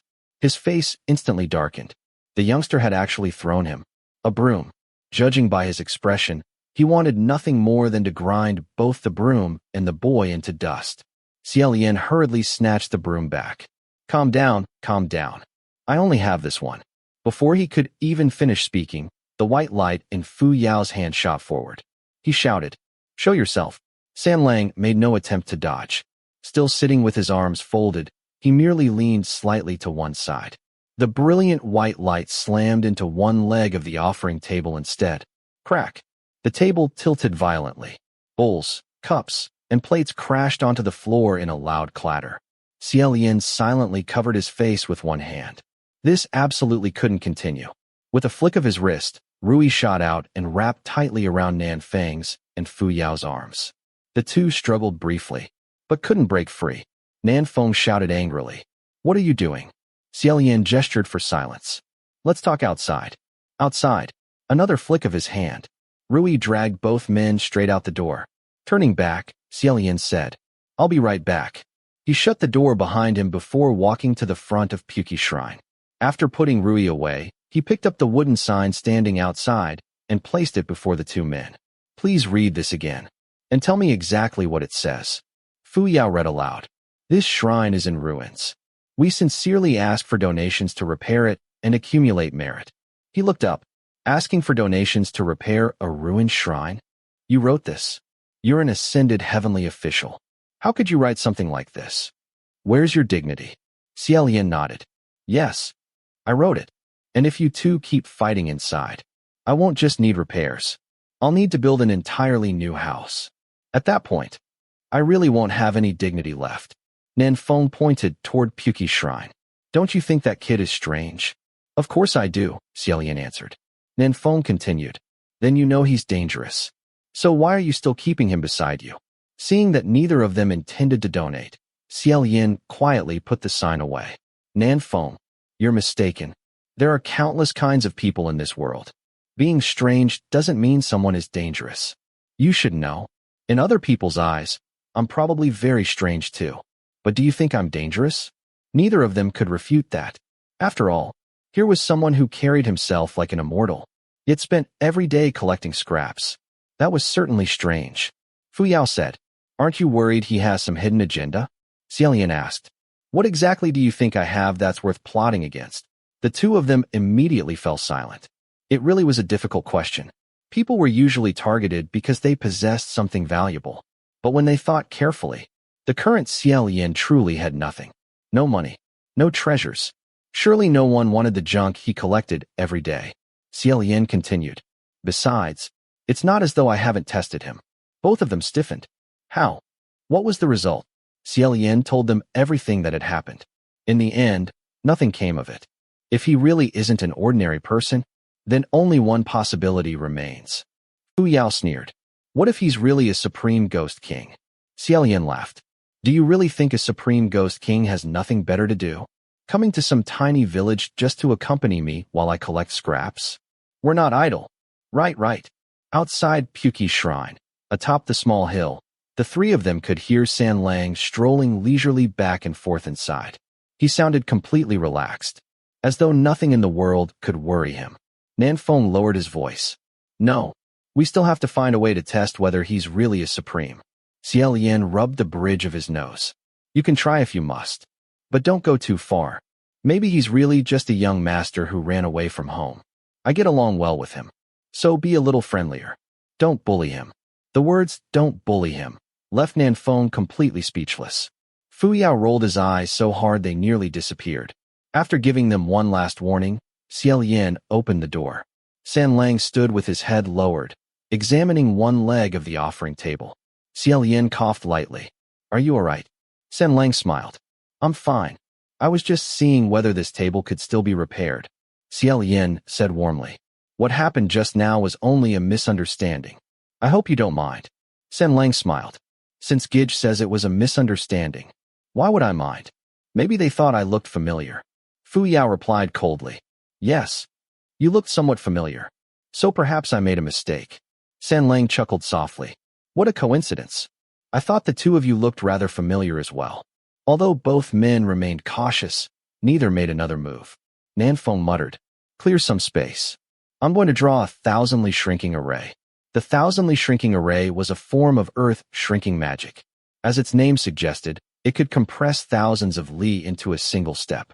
Aside from consuming an enormous amount of spiritual power each time it was used, it was incredibly convenient. Xie Lian rolled up the mat on the floor. Draw it here. Earlier, Fu Yao hadn't really paid attention to the shrine's furnishings. Now that he'd stood inside this crooked, dilapidated building for a while, he slowly looked around. His expression became increasingly uncomfortable. You actually live in a place like this? Xie Lian handed him a stool. I've always lived in places like this. Nanfeng paused briefly while drawing the array. Then he quietly continued. Fu Yao didn't sit down. His expression also froze for just a moment. It was difficult to describe. 90% shock, 10% smug satisfaction. But he quickly hid the strange expression. Where's your bed? Xie Lian hugged the rolled mat. This. Nanfeng glanced at the mat before lowering his head again. Fu Yao glanced sideways at San Lang. You sleep with him? Xie Lian blinked. Is there a problem? After a long silence, neither of them answered. Apparently, there wasn't. Turning back to San Lang, Xie Lian said, San Lang, you were interrupted earlier. What exactly is the Banua Demon Master? Can you continue? San Lang had been quietly watching Nanfeng and Fu Yao with thoughtful eyes. His pitch-black gaze lingered on them. Hearing Xie Lian's question, however, he immediately came back to himself and smiled. Of course. After a brief pause, he continued. The Banua Demon Master was the state preceptor of the ancient kingdom of Banua. He was one of the two demon masters. Xie Lian nodded. If there are two demon masters, who's the other? San Lang answered without hesitation. The other had nothing to do with Banua. He was a demon master from the Central Plains. State Preceptor Fong Xian. Xie Lian's eyes widened slightly as he continued listening. The people of the kingdom of Banua had been extraordinarily strong by nature. Fierce, aggressive, and warlike. Their kingdom occupied one of the most important routes between the Central Plains and the Western regions. Because of that, border conflicts between the two sides were constant. The state preceptor of Banua was highly skilled in demonic arts. The soldiers trusted him completely and followed him with unwavering loyalty. But 200 years ago, a dynasty from the Central Plains finally launched a campaign that completely destroyed the kingdom of Banua. Although the kingdom perished, neither the state preceptor's resentment nor that of his soldiers dispersed. They remained behind, continuing to haunt the land. Banua had once been an oasis. After the kingdom fell and became Banua Pass, the surrounding desert gradually swallowed the oasis whole, as though demonic energy itself had devoured it. People said that after nightfall, towering Banua soldiers carrying enormous maces could often be seen wandering the desert, patrolling, hunting. Originally, tens of thousands of people had lived there. Gradually, no one could survive. They all abandoned the place. At the same time, another legend spread. Whenever travelers crossed the border, more than half would disappear. Anyone from the Central Plains passing through Banua Pass would be forced to leave behind half their toll. Human lives. Fu Yao smiled falsely. You certainly know a lot, young master. San Lang smiled pleasantly. Not really. You simply know a little less. Chapter 20. Xie Lian said, although what you're describing comes from unofficial records, the kingdom of Banua really did exist. San Lang smiled. Oh, just then, Nanfeng finally finished drawing the layered formation on the ground. He stood up. It's done. When do we leave? Xie Lian quickly packed a small bundle and headed for the door. Now, placing one hand against the door, he declared, by the blessing of the heavenly officials, nothing is forbidden. Then he gently pushed it open. The moment the door swung wide, the hillside and village were gone. Beyond the doorway stretched an empty street. Although the road itself was broad, very few people could be seen. Only after quite some time would a lone traveler pass by. It wasn't because night had fallen. The northwest was simply sparsely populated. And being so close to the Gobi Desert, there wouldn't have been many people even in broad daylight. Xie Lian stepped outside and closed the door behind him. When he looked back, the building behind him was no longer Puki's shrine. Instead, it was an ordinary roadside inn. With a single step, they had crossed thousands of miles. Such was the wonder of the thousandly shrinking technique. Several passers-by glanced at them warily as they walked past. Then Xianlang spoke from behind him. According to the ancient records, when the moon sets, follow the direction of the North Star, and you'll find the kingdom of Banyua. He pointed toward the heavens. The Big Dipper. Xie Lian looked up and smiled. The Big Dipper is especially bright tonight. Xianlang walked over until they stood shoulder to shoulder. Looking up as well, he smiled. Yes. For some reason, the night sky in the northwest always seems brighter than it does in the central plains. Xie Lian nodded in agreement. While the two of them seriously discussed stars and the night sky, the two heavenly officials behind them found the scene utterly unbelievable. Nanfeng exclaimed, "Why is he here?" Xianlang replied innocently, "Oh, I saw how amazing your formation was, so I came along to have a look." Nanfeng snapped, "Have a look? Do you think we're out here sightseeing?" Xie Lian rubbed the bridge of his nose. "Forget it. He isn't eating your rations. I brought enough." Turning to Xianlang, he added, "Stay close to me. Don't get lost." Xianlang obediently answered, "Okay." Nanfeng protested, "Is this really about rations?" Xie Lian sighed. "Nanfeng, it's the middle of the night. Everyone else is asleep. Let's focus on the important things. Come on." The four of them followed the direction of the Big Dipper and headed north. They walked throughout the night. Gradually, the towns disappeared. The greenery became scarce. The road turned from packed earth into sand and stone. Once mud no longer lay beneath their feet, they knew they had entered the Gobi Desert. Although the thousandly shrinking technique could cover enormous distances, the farther one traveled, the more spiritual power it consumed. After using it once, Nanfeng wouldn't be able to cast it again for several hours. Since he had already exhausted a large amount of spiritual power, Xie Lian didn't want Fu Yao using it as well. Someone needed to remain in peak condition, just in case. The temperature difference in the desert was extreme. The freezing nights were one thing, but daytime was another matter entirely. The sky here was unbelievably clear. Clouds were few. The blazing sun shone mercilessly overhead. As they walked, it felt more and more as though they were entering an enormous steamer. Heat rose from the earth itself.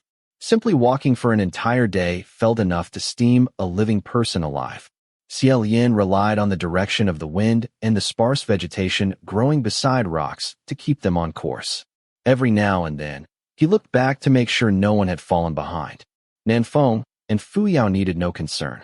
As for Xianlang, he couldn't help smiling. Under the scorching sun, the young man had taken off his outer red robe and lazily draped it over his head to block the sunlight. His expression remained relaxed, almost sleepy. His skin was pale. His hair was jet black.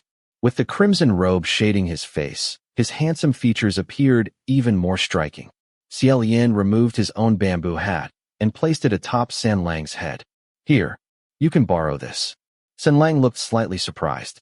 After a brief pause, he smiled. "No need." He gently handed the bamboo hat back. Xie Lian didn't insist. "If you need it later, just ask me." He adjusted the hat on his own head and continued walking. After some time, a gray structure appeared ahead amidst the endless yellow sands. As they drew closer, it proved to be an abandoned inn that had clearly been deserted for years.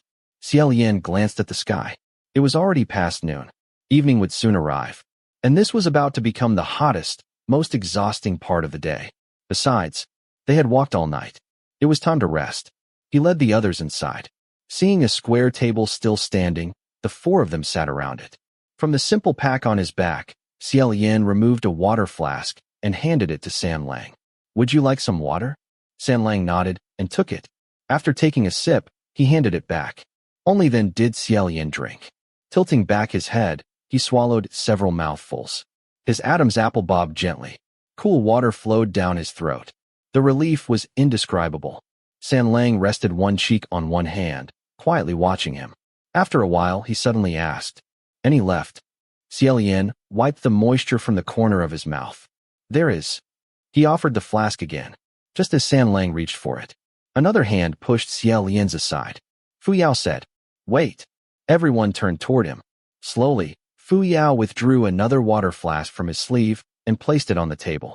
Sliding it toward San Lang, he said, "I have one as well. Please." One glance was enough. Xie Lian immediately understood. With Fu Yao's personality, there was no way he'd willingly share a water flask with someone else. He remembered they had spoken the previous night about testing San Lang again. So the contents of this flask definitely weren't ordinary water. It had to be revealing water. For ordinary humans, it was nothing more than water. But if a non-human creature drank it, the medicine would force them to reveal their true form. If they truly intended to test whether San Lang was a supreme ghost king, then this revealing water was undoubtedly very potent. San Lang smiled. "Gidge and I can share one flask."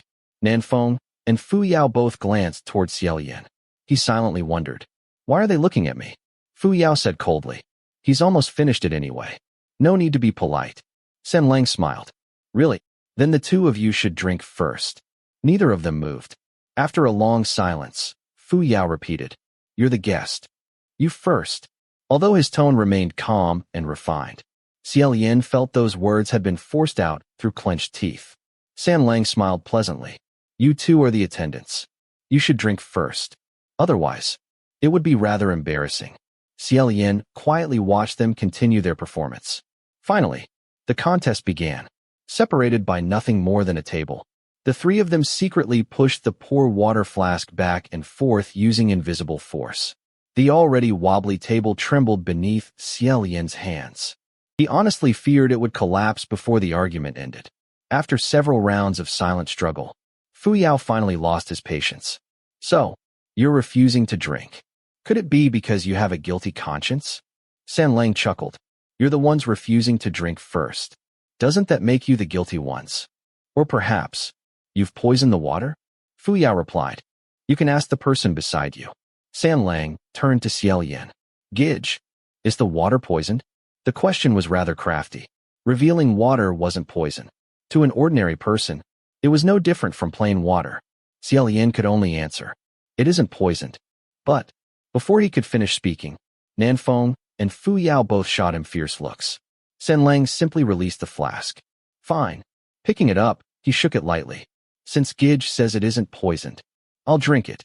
Without another word, he drained the entire flask in one gulp. Xie Lian blinked in surprise. He hadn't expected San Lang to be so straightforward. Nanfeng and Fu Yao were equally startled. Both immediately became alert. But after finishing every drop, San Lang casually shook the empty flask. "The taste isn't very good." Then he tossed it away. Clang. The flask shattered against the floor. Nothing happened. Fu Yao stared blankly for a moment before saying indifferently, "It's only water. What difference could it possibly taste?" San Lang accepted Xie Lian's own flask. "Of course there's a difference. This one tastes much better." Xie Lian couldn't help laughing. To him, none of this mattered. He didn't care about San Lang's identity, nor his purpose. The entire chaotic contest was simply entertaining. Nothing more. He had assumed everything would finally end there. Instead, clang, Nanfeng suddenly placed a sword heavily upon the table. Judging by his expression, it looked as though he intended to kill someone then and there.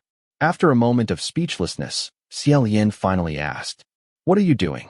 Nanfeng lowered his voice. "The place we're heading is dangerous. I'm giving this little brother a sword for self-defense."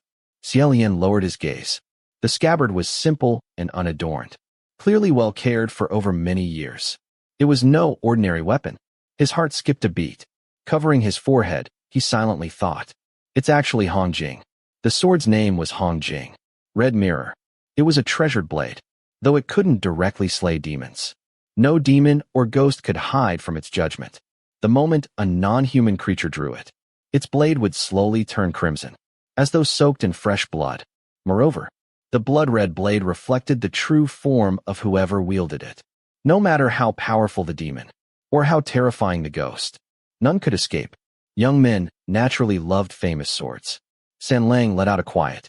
Oh, he seemed genuinely interested. Let me see. One hand gripped the scabbard.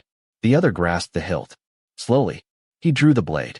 Nanfeng and Fu Yao watched every movement without blinking. 3 inches of gleaming steel emerged, bright as fresh snow. After a long pause, Xianxia laughed softly. Gidge, are your 2 assistants making fun of me? Xie Lian coughed. Xianxia, I've told you before. They're assistants, not servants.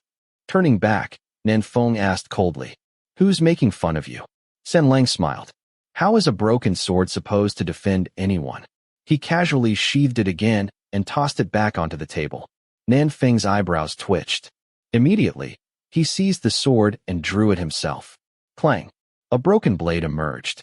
Red mirror had snapped clean through only 3 inches below the hilt. Nanfeng's face changed. He immediately tipped the scabbard upside down. Clink! Clink! Several more fragments poured out. The remaining blade had shattered into countless snow-white pieces. Red mirror had always exposed demons and ghosts. Never before had anything escaped its judgment. Yet, nothing had ever shattered it through the scabbard itself. Nanfeng and Fu Yao both pointed toward Xianxia. You? Xianxia merely laughed. Leaning back lazily with one boot resting atop the table, he picked up one broken fragment and toyed with it. I'm sure you weren't intentionally giving me a broken sword. Perhaps it broke accidentally on the way here. Don't worry. I don't need a sword to defend myself. You should keep it. Xie Lian, meanwhile, couldn't bear to look at Red Mirror. Originally, the sword had belonged to Jun Wu's collection. Back when Xie Lian first ascended, he had seen it in the Divine Martial Hall. Although it wasn't especially practical, he'd found it amusing. So Jun Wu had simply given it to him. Later, after his banishment, life became so difficult he could barely survive. Eventually, he'd asked Feng Xian to pawn the sword. The money had been enough for master and servant to enjoy several decent meals. After that, nothing remained. Back then, he'd pawned so many possessions that he eventually forgot all about it. Otherwise, his heart would ache every time he remembered. Perhaps, after Feng Xian ascended, he'd remembered the matter himself. Unable to bear seeing Red Mirror wandering the mortal world, he must have retrieved it, restored it, and placed it within Ninyang Palace. Only for Nanfeng to bring it here today. In any case, just looking at Red Mirror made Xie Lian's heart ache. He could only avert his eyes, listening to the 3 of them resume arguing once again. He simply shook his head and looked outside. Judging by the weather, I'm afraid a sandstorm is coming. If we continue today, I wonder whether we'll find shelter before it arrives. At that very moment, 2 figures flashed across the golden sands outside. Xie Lian immediately sat upright. One wore black, the other, white. Neither appeared hurried. If anything, they seemed remarkably calm. Yet they moved as though riding upon the wind itself. Incredibly fast. The black-clothed figure was tall and slender. The white-clad figure was a female Daoist. A long sword rested across her back. A horsetail whisk lay in her arms. The man in black never looked back. The woman in white, as she passed the ruined inn, turned her head and smiled. The smile vanished as quickly as her figure. Yet for some reason, it felt strangely sinister. Xie Lian had been watching outside the entire time and caught the moment clearly. The other 3 had only glimpsed the retreating figures. Nanfeng immediately stood. Who were those people? Xie Lian rose as well. I don't know, but they're definitely no ordinary travelers. After thinking briefly, he said, Enough fooling around. The wind is getting stronger. We should move while we still can. Fortunately, though the group argued constantly, they still knew when to focus. No one objected. After gathering the shattered fragments of Red Mirror, they left the abandoned inn. They walked into the wind for another 4 hours. This time, they covered far less ground than before. The sandstorm had become much stronger. The howling wind hurled grains of sand against their faces and arms until every exposed patch of skin throbbed. Each step became harder than the last. The sky turned yellow. Visibility shrank rapidly. Pressing down his bamboo hat, Xie Lian called out, This sandstorm is very strange. No one answered. He wondered whether everyone had fallen behind.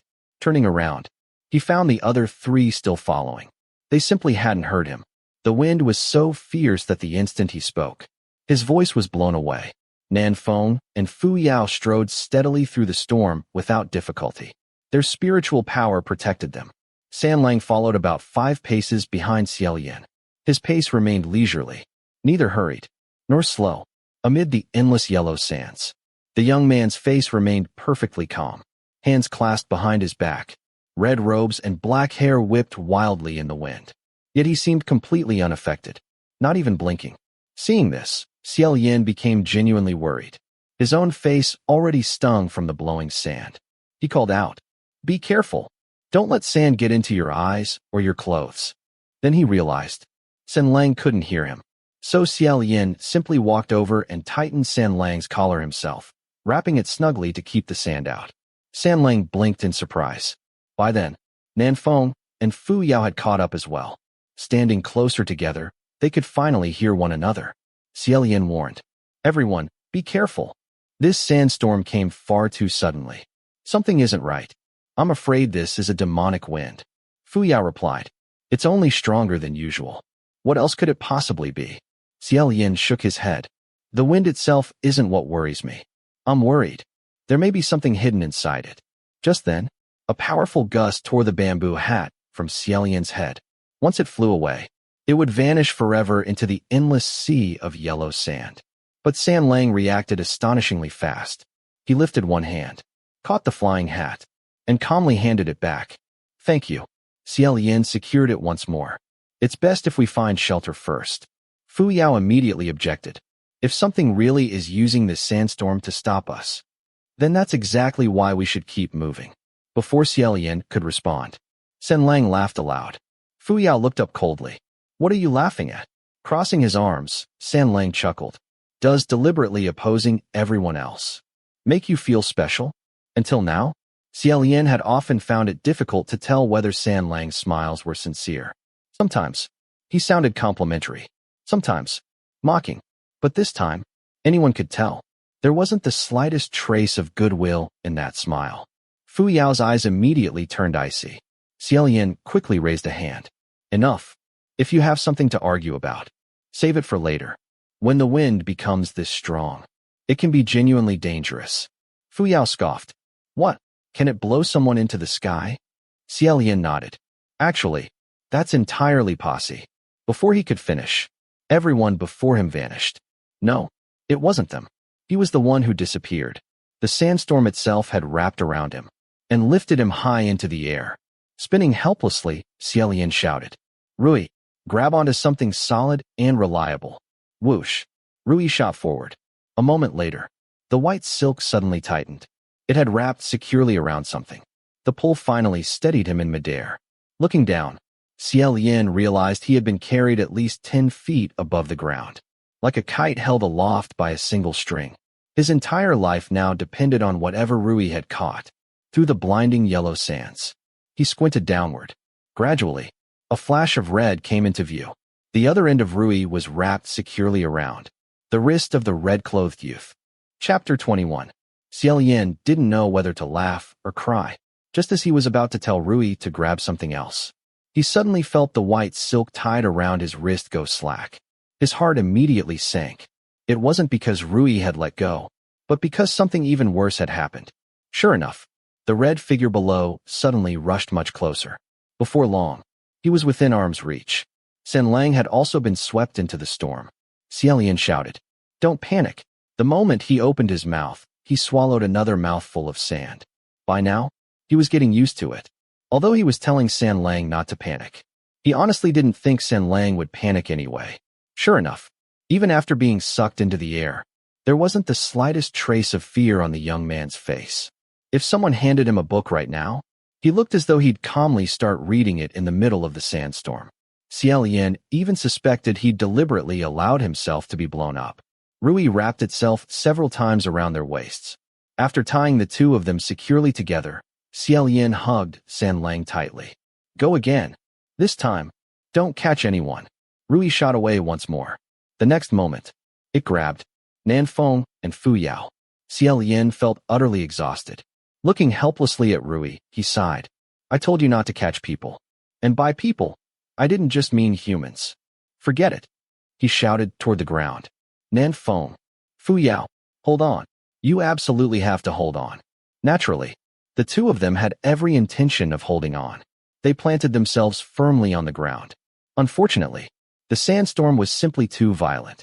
Not long afterward, two more dark figures were swept into the tornado. Now all four of them spun wildly through the air. Against the dark yellow sky, the tornado resembled a giant crooked pillar of sand reaching into heaven. The white silk, along with the four dangling figures, circled endlessly within the massive column, spinning faster, climbing higher, swallowing more and more sand. Xie Lian roared while choking on another mouthful. Why are you two up here too? The storm drowned out everything. There was nothing to see except sand, nothing to hear except wind.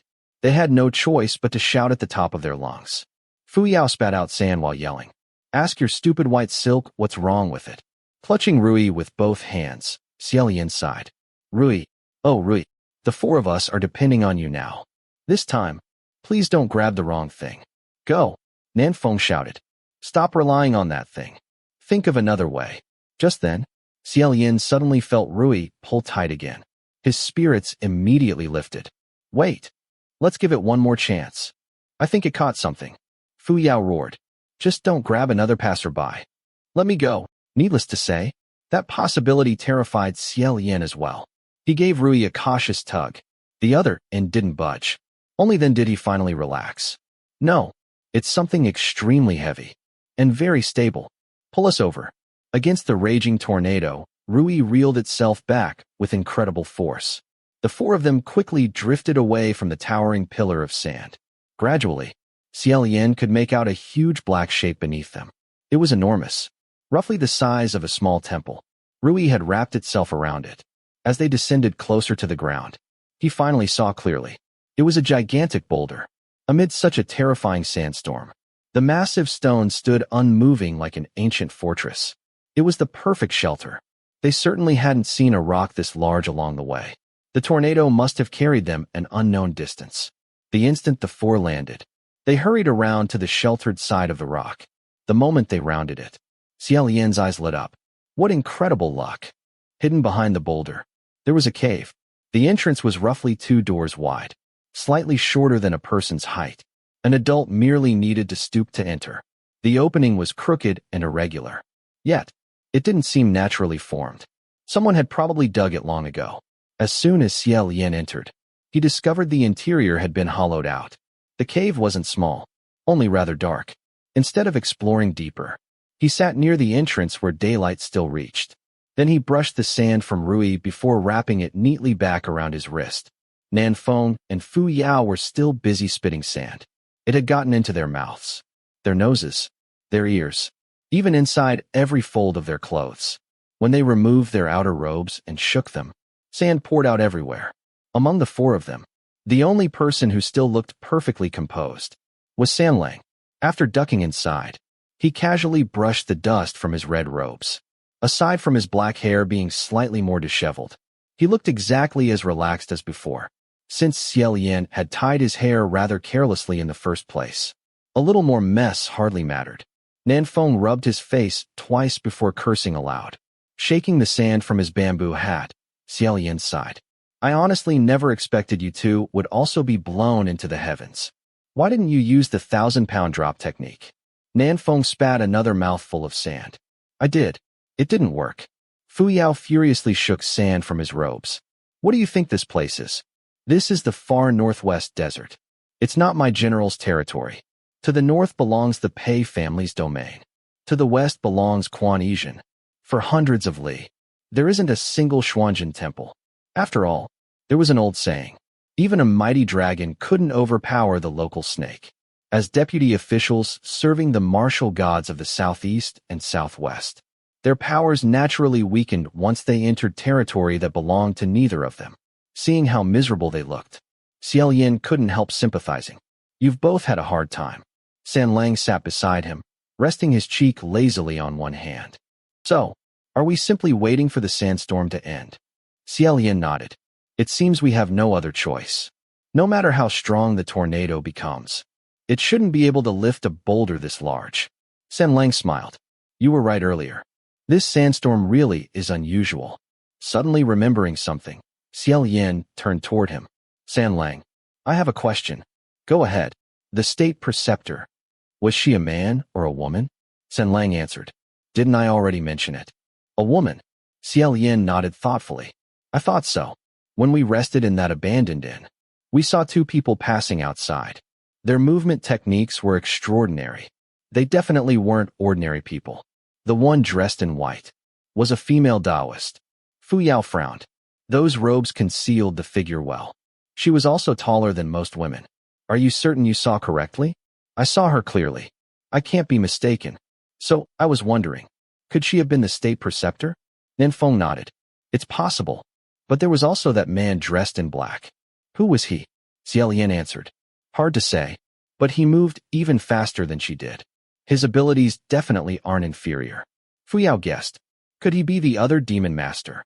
State Preceptor Fong Xian? Xie Lian shook his head. I don't think so. I suspect they're simply grouped together because it's convenient. Rather like the four great calamities. Even if there aren't exactly four.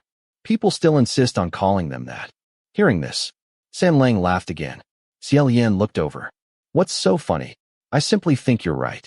Among the four great calamities, one really is only there to make up the numbers. Go on. Xie Lian continued. As far as I know, those two shouldn't have any real connection. I've heard of Fong Xian. She served as the state preceptor of Yong'an. There was at least a century between her and Banyue's state preceptor. Fu Yao frowned. You know almost nothing about the four great calamities. But you know about Yong'an's state preceptor? Xie Lian smiled. Sometimes, while collecting scraps, I happen to learn things. I don't collect scraps in the ghost realm. So naturally I know less about it. Outside, the howling wind had weakened considerably. Nanfeng walked farther into the cave and knocked thoughtfully on the rock walls. After examining them, he frowned. How did anyone carve a cave into solid rock like this? Xie Lian wasn't surprised. These kinds of shelters are fairly common. Back when Banyue still existed, shepherds sometimes couldn't return home before sandstorms arrived. So they'd carve shelters into rocks like these. Some weren't carved. They were blasted open. Nanfeng blinked. People grazed livestock in the desert? Xie Lian nodded. 200 years ago, this wasn't entirely desert. There was still an oasis. Just then, San Lang called softly. Gidge. What is it? The rock you're sitting on. It seems to have writing carved into it. What? Xie Lian immediately looked down before standing. Sure enough, beneath the layer of dust, there really were inscriptions carved into the stone. The grooves were shallow. Half the slab still lay buried beneath the sand. The writing stretched upward, disappearing into darkness. Since there were words, they naturally had to read them. I don't have much spiritual power left. Could one of you provide some light? Many thanks. Nanfeng snapped his fingers. A bright flame instantly appeared in his palm. Xie Lian instinctively glanced at San Lang. The young man showed no surprise whatsoever. After all, he'd already witnessed the thousandly shrinking technique. Xie Lian suspected nothing the two heavenly officials displayed could surprise him anymore. Nanfeng held the flame closer. The ancient inscriptions slowly became visible. The writing looked extremely strange, like random marks scribbled by a child. Nanfeng asked, What does it say? San Lang answered, It's the language of Banyue. Xie Lian smiled. I think Nanfeng means. What does it mean? Let me see.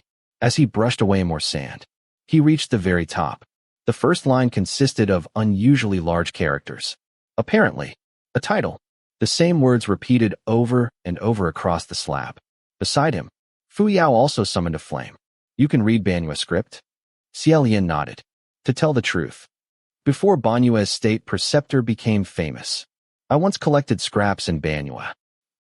How many places exactly have you collected scraps? Xie Lian only smiled before lowering his head again. A moment later, he quietly uttered two words. General. Nanfeng and Fu Yao asked together. What? Xie Lian looked up. The first word says, General. He paused. But there's another character after it. I'm not completely certain what it means. Nanfeng sighed in relief. Keep reading. As Nanfeng raised the flame slightly higher, Xie Lian suddenly felt something strange. At the edge of his vision, something seemed to have appeared. Keeping both hands upon the inscribed stone, he slowly raised his head. Above the slab, Just beyond the flickering firelight, a face emerged from the darkness. Its expression was stiff. Its eyes stared straight down at him. Hey, Amaha! The scream didn't come from them. It came from the face. Nanfeng immediately raised another palm flame. Both flames blazed brilliantly. The entire cave lit up. Only then did they see. A man had been hiding in the darkness all along. Now he scrambled backward in terror. Deep inside the cave, 7 or 8 more people huddled together. Shivering, Nanfeng demanded, "Who are you people?" His voice echoed throughout the cave. Xie Lian's ears still rang from the scream moments earlier. Covering them, he grimaced. The sandstorm outside had been so loud. Everyone had spoken softly after entering, first discussing Banua, then studying the inscriptions. None of them had realized there were already people hiding silently inside. The frightened group trembled. Finally, an older man, around 50 years old, cautiously stepped forward. "We're merely a passing merchant caravan. Ordinary traders." The sandstorm became too fierce. "So we hid here." He appeared to be their leader. Nanfeng asked, "If you're ordinary merchants, why were you hiding so secretly?" Before the old man could answer, a 17 or 18-year-old youth spoke loudly. "We weren't hiding. You people suddenly rushed in. How were we supposed to know whether you were good or bad? Then we heard you talking about Banua's state preceptor and the ghost realm. You even created fire out of thin air. We thought you were Banua soldiers who patrol around catching people to eat. Who would dare make a sound?" The old man hurriedly interrupted. "Tianxia, don't speak nonsense." The youth had thick brows and honest features. The moment the elder scolded him, he obediently fell silent. Xie Lian lowered his hands. His ears finally stopped ringing. Smiling gently, he said, "It's all a misunderstanding. Please don't be nervous. We're certainly not Banua soldiers. I'm the caretaker of a Daoist shrine. These people are all from my shrine. They simply know a few Qimeng techniques. You're ordinary merchants. We're ordinary Daoists. No one here means any harm. We're merely fellow travelers seeking shelter from the storm." His calm, gentle voice gradually soothed everyone's nerves. After repeated reassurance, the merchants finally relaxed. Unexpectedly, Sanlang chuckled. "Not at all. I don't think these merchants are ordinary. They're much too modest." Everyone looked at him. He continued, "Isn't there a saying? Every time you cross Banua Pass, more than half disappear. Knowing that rumor, you still dared travel through here. That's courage. How could you call yourselves ordinary?" The old merchant smiled. "Young man, rumors are often exaggerated. Many caravans pass through safely." Sanlang asked.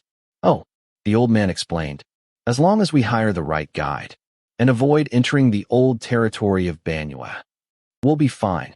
That's why we hired a local guide." The youth, Tianxia, immediately nodded. "Exactly. It's all thanks to Brother Aizhao. He helped us avoid countless patches of quicksand. The moment he saw the storm coming, he brought us here.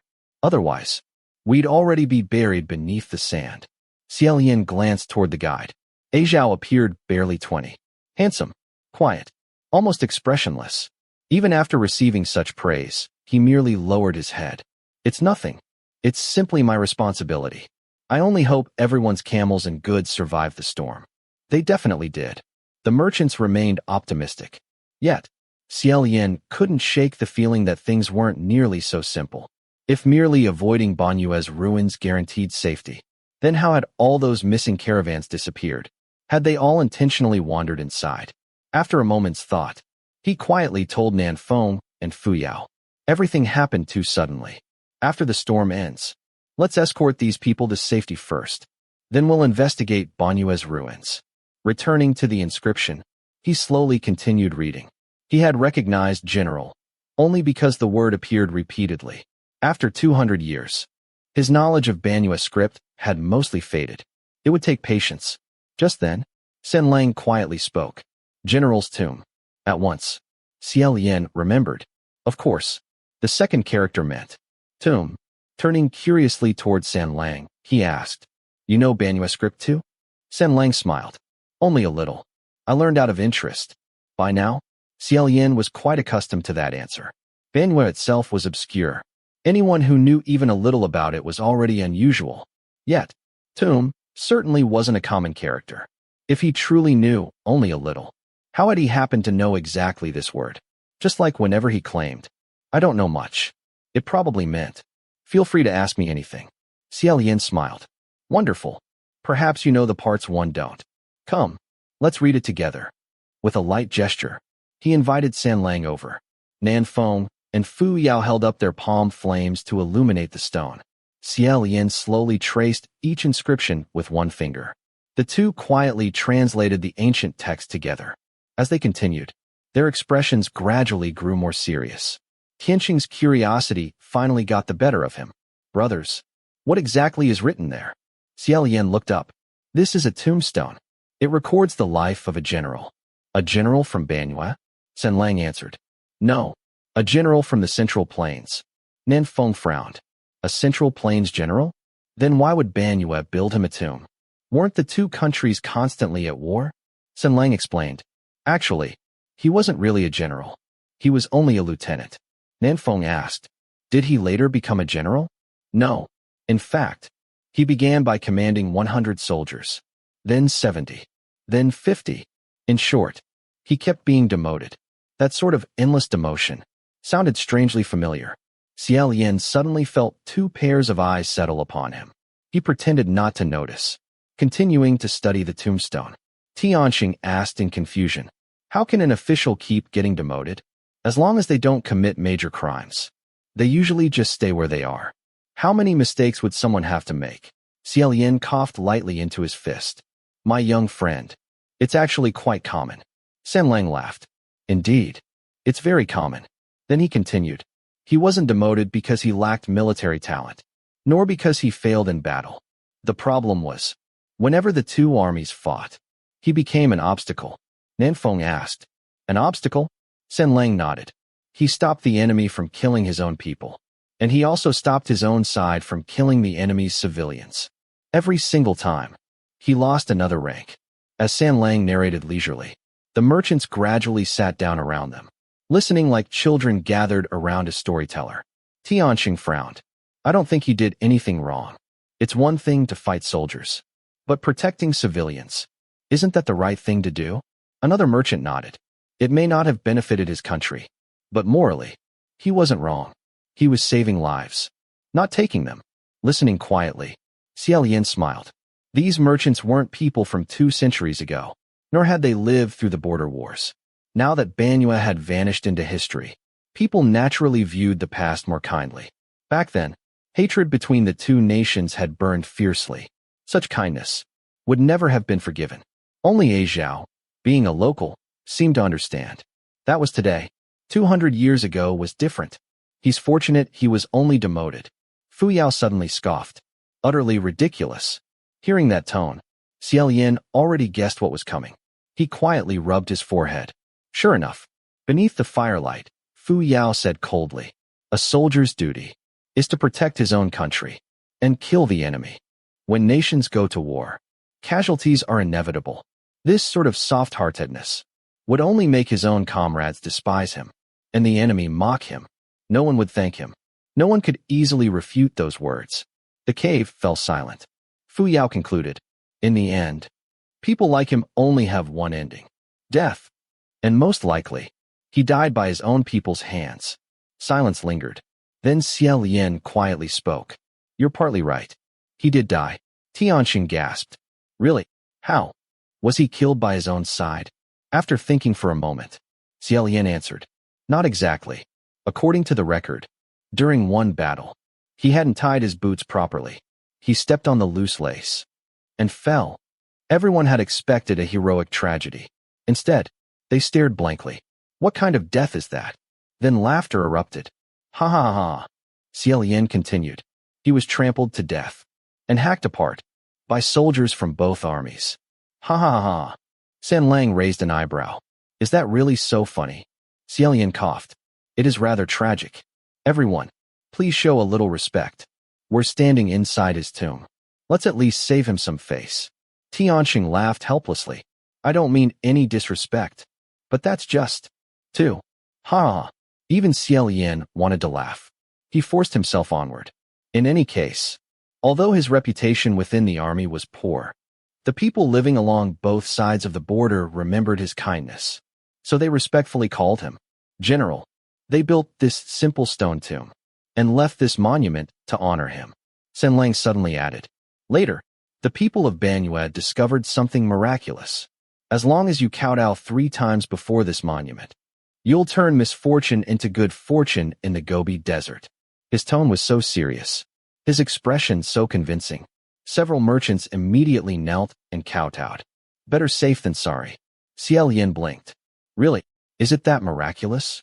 Xie Lian leaned close and whispered. No, I made it up. They laughed at him.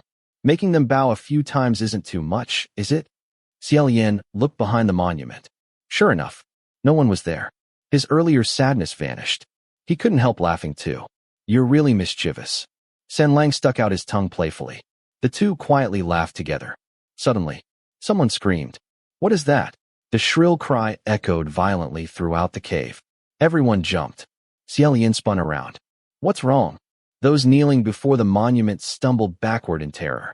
Snake, Nanfeng, and Fu Yao instantly raised their palms. 2 blazing flames illuminated the ground. Coiled upon the sand lay a magnificent snake. Everyone panicked. Why is there a snake here? It never made a sound. When did it crawl in? The snake slowly raised itself. Perfectly silent. Utterly alert. Ready to strike. Nanfeng prepared to unleash another palm flame. But before he could, someone casually walked over. With one effortless movement, Xie Lian grasped the snake behind its head and lifted it. Isn't it perfectly normal for the desert to have snakes? Holding it without the slightest concern, he calmly examined it. As the saying went, grip a snake by the neck. Once restrained there, even the deadliest venom meant nothing. The snake wrapped its tail lazily around Xie Lian's arm. Looking more closely, Xie Lian suddenly noticed something strange. Its skin was almost translucent. Through it, purple-red flesh mixed with streaks of black could be seen, like exposed internal organs. Its tail looked even stranger. Segmented, covered in hard plates. It resembled a scorpion's tail, not a snake's. Xie Lian's expression changed immediately. Watch its tail. Before the warning even finished, the tail suddenly released Xie Lian's arm. The tip curved backward. Like another snake's head, it stabbed viciously toward him. The strike was lightning fast. Yet, Xie Lian casually caught the tail with his free hand, holding it between 2 fingers like an amusing toy. He smiled at Xie Lian. This tail is rather interesting. At its tip, a crimson venomous barb gleamed. Xie Lian finally relaxed. Good. It didn't hit you. So it really is a scorpion-tailed snake. Nanfeng and Fu Yao stepped closer. A scorpion-tailed snake? Xie Lian nodded. Exactly. It's a poisonous creature found only in Banyue. They're quite rare. I've never actually seen one before, but I've heard of them. The body resembles a snake. The tail resembles a scorpion, and its venom is even deadlier than both. Whether you're bitten or stung, it's... Before he could finish, he noticed Xie Lian casually swinging the snake around, stretching it, twisting it, even wringing it like a wet towel.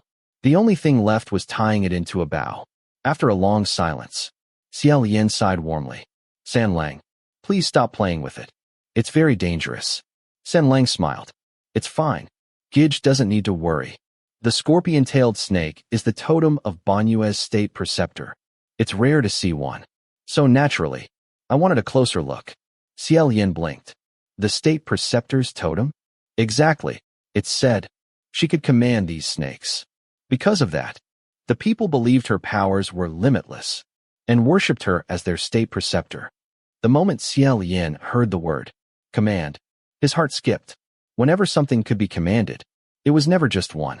He immediately shouted, Everyone, get outside. I'm afraid this isn't the only scorpion-tailed snake. Before he finished, shrill screams erupted everywhere. Oh, snakes. So many snakes. There's one here too. From the darkness, 7 or 8 more purple-red scorpion-tailed snakes silently emerged.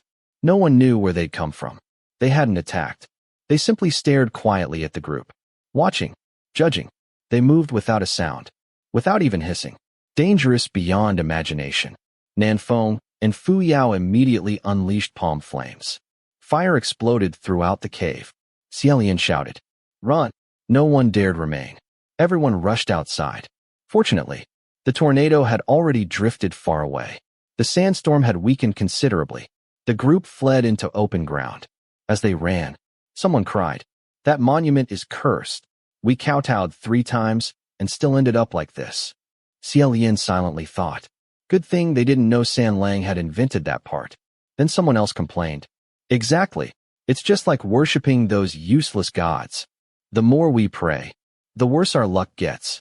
Even here, so far from everywhere." Xie Lian still managed to catch a stray arrow. Suddenly, Tianxia shouted, "Uncle Xiang!" The elderly merchant collapsed. Xie Lian hurried over. "What happened?" Uncle Xiang grimaced in pain and slowly raised one trembling hand. Xie Lian immediately examined it. His heart sank. Between the thumb and forefinger, purple-red swelling spread rapidly. At its center, barely visible, was a tiny puncture wound, small enough that he probably hadn't even felt it. "Everyone, check yourselves immediately. If you've been bitten, tie the wound tightly above the bite." Looking more closely, Xie Lian saw purple-red veins racing toward Uncle Zheng's heart. The venom spread frighteningly fast. Just as Xie Lian reached for Rui, Zhao had already torn a strip from his clothing. Swiftly, he tied it tightly around the old man's forearm, blocking the poison blood. His movements were incredibly practiced. Xie Lian couldn't help admiring him. At that moment, Nanfeng produced a medicine bottle. He poured out a single pill.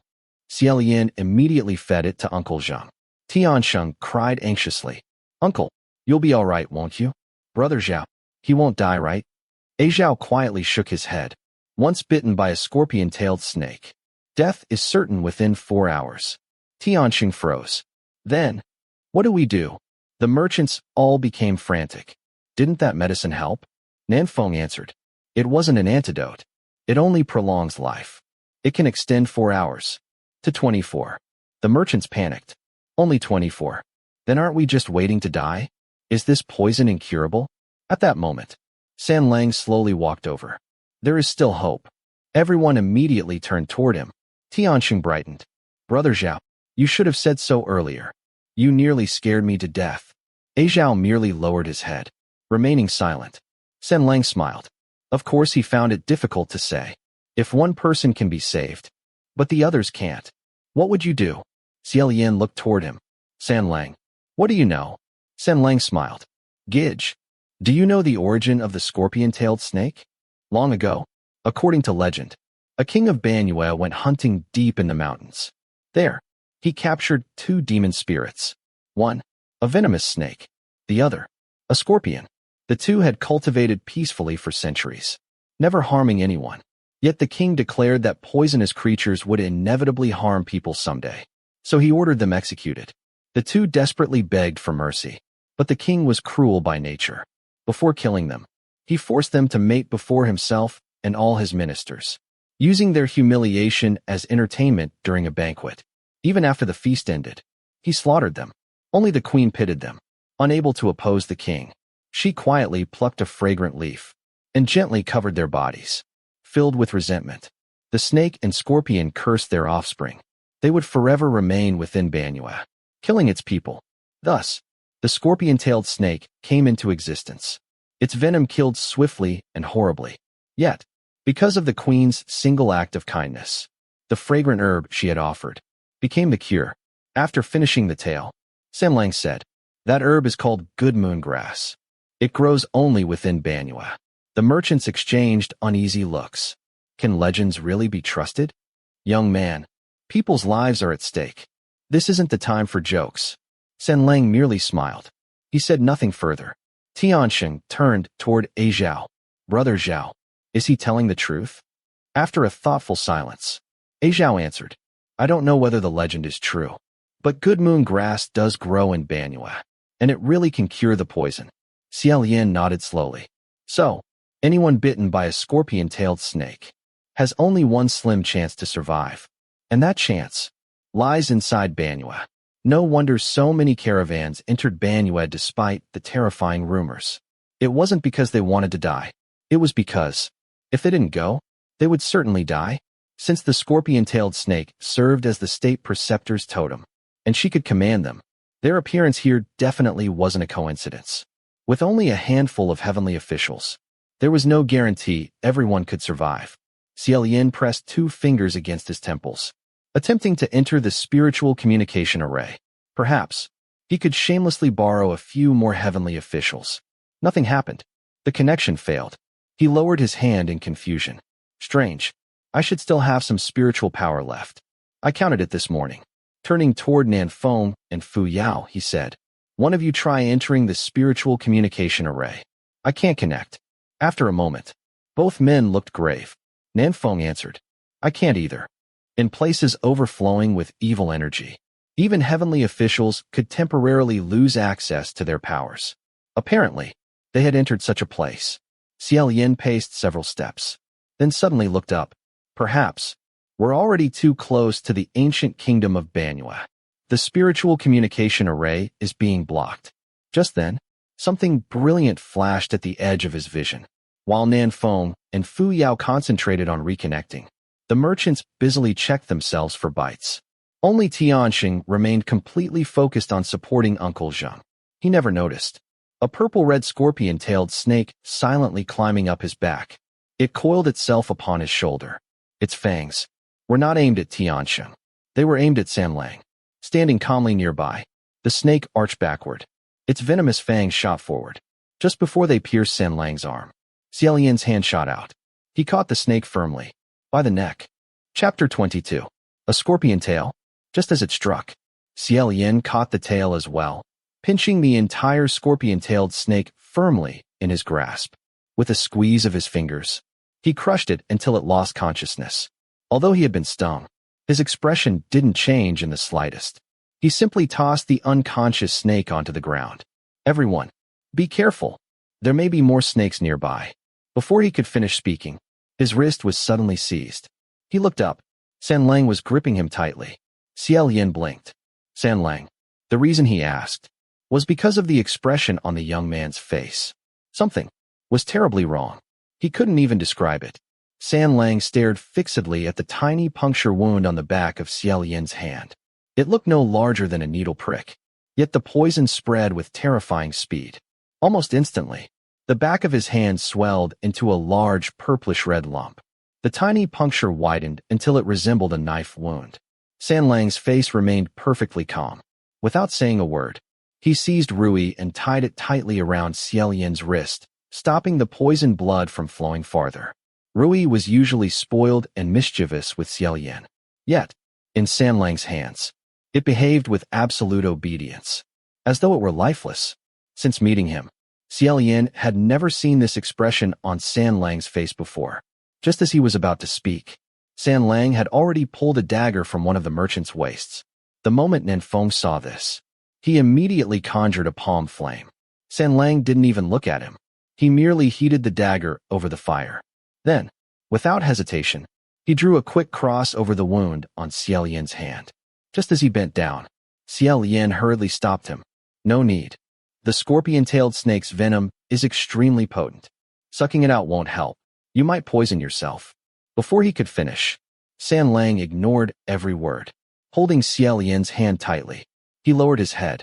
For some reason, Xie Lian felt the arm gripping him trembling ever so slightly. Off to one side, Fu Yao remarked, "You still managed to get stung. That venom really is impressive. He probably wouldn't even have been bitten. What were you trying to grab? You're only making things worse." It wasn't entirely unreasonable. Thinking back, Xie Lian also felt San Lang probably wouldn't have been bitten in the first place. Even if he had, he likely wouldn't have cared. Still, better safe than sorry. If San Lang really had been bitten because Xie Lian hesitated, regret would have been useless. Waving his uninjured hand, Xie Lian smiled. "Anyway, I won't die from this. So don't worry." Fu Yao frowned. "It really doesn't hurt?" Xie Lian answered honestly. "Really, I can hardly feel it anymore." That was the truth. Xie Lian was astonishingly unlucky. Whenever he ventured into deep mountains, he stepped on venomous snakes or disturbed poisonous insects, far more often than anyone should. He'd already been bitten thousands of times by every poisonous creature imaginable. Yet somehow, he stubbornly refused to die. At worst, he'd spend 3 days and 3 nights burning with fever, then wake up perfectly fine. Besides, he wasn't particularly sensitive to pain. Given enough time, he simply got used to it. Only then did Sanlang finally lift his head. The swelling on the back of Xie Lian's hand had already subsided. A faint streak of blood lingered at the corner of Sanlang's lips. His gaze turned icy. Without a word, he looked toward the unconscious scorpion-tailed snake. Bang! The snake exploded into a spray of purplish-red flesh. Everyone jumped in fright. No one knew what had happened, although none of the blood splashed onto them. The sight alone was enough to terrify everyone. Tianxia hurried over. Big brother, you were stung too. What are you going to do? Xie Lian tightened the bandage around his wrist and smiled. Good child, I'm fine. We'll proceed as planned. Next, we're heading into the city. We need to find the good moon grass. One merchant hurriedly asked, You're really going? What about us? Should someone come with you? Xie Lian shook his head. No. The ruins of Banyue are too dangerous. The more people who enter, the greater the risk. We'll find the good moon grass and bring it back within 24 hours. Several merchants immediately spoke. Really, we're deeply grateful. But how could we trouble you like this? However, the next words from Xie Lian made their expressions change. To reach the ancient kingdom as quickly as possible, I'd like to borrow your guide. Naturally, he meant Zhao. A moment ago, the merchants had looked grateful. Now, most looked hesitant. Xie Lian understood perfectly. They feared that after finding the good moon grass, he might simply leave. Even if Zhao honestly returned, the delay might still prove fatal. Yet, none of them wanted to enter the terrifying ruins where, every time someone crossed the border, more than half disappeared. Their hesitation was understandable. So Xie Lian immediately added, I'm also worried something else may attack you. Fu Yao, you stay here and protect everyone. With one heavenly official remaining behind, the merchants finally nodded. Very well, as long as Zhao agrees. Xie Lian turned toward the young guide. Little brother, would you be willing to help us? If not, there's no need to force yourself. Zhao nodded. Of course. Actually, the ruins aren't difficult to find. Just continue in that direction. After bidding farewell to the merchants, Zhao led the way. Xie Lian, Sanlang, and Nan Feng followed behind. After walking a while, Xie Lian asked, Zhao, do scorpion-tailed snakes appear here often? Zhao shook his head. Not often. This is actually the first one I've ever seen. Xie Lian nodded. He asked nothing further. After all, even he had once lived near Banyue. Yet today had also been his first encounter with one. The answer sounded perfectly reasonable. Nan Feng quietly asked, You suspect Zhao? Xie Lian answered just as quietly. At the very least. Now that we've brought him with us, we should keep an eye on him. Normally, Sanlang would have been the first to join the conversation. Yet ever since the incident, he remained unusually silent. His expression still looked rather unpleasant. Xie Lian didn't know why. Unable to say anything, he simply continued walking. For nearly an hour, the four crossed the endless Gobi Desert. The storm had long since moved away. Nothing obstructed them anymore. Their pace remained swift. Gradually, weeds began appearing among cracks between stone and sand. As sunset approached, Xie Lian finally saw an ancient city on the horizon. Its walls were nearly the same color as the surrounding desert. From a distance, it blended perfectly into the yellow sands. Large portions of the walls had already collapsed. Others were half buried beneath drifting dunes. Only after approaching did they realize, even in ruin, the walls still towered over a dozen feet high. One could easily imagine how magnificent the city had once been. Passing through the Barbican, the four officially entered the ancient kingdom of Banyue. Beyond the gate, a broad, empty street stretched ahead. On either side, collapsed walls, ruined houses, broken timber, scattered stones. As though out of habit, Zhao reminded them, Everyone, be careful. Don't wander off. Naturally, the three of them needed no warning. Nan Feng looked around curiously. So this is Banyue. It's much smaller than I imagined. It isn't even as large as a proper city. Xie Lian smiled. It was always a small kingdom. The size of the oasis determined the size of the country. Even at its peak, Banyue only had around 10,000 people. So yes, it really was this small. When everyone was here, it was actually quite lively. Nan Feng studied the surroundings. It shouldn't have taken many days to conquer. Xie Lian shook his head. Don't underestimate the people of Banyue. Although there were only about 10,000 citizens, their standing army always numbered over 4,000.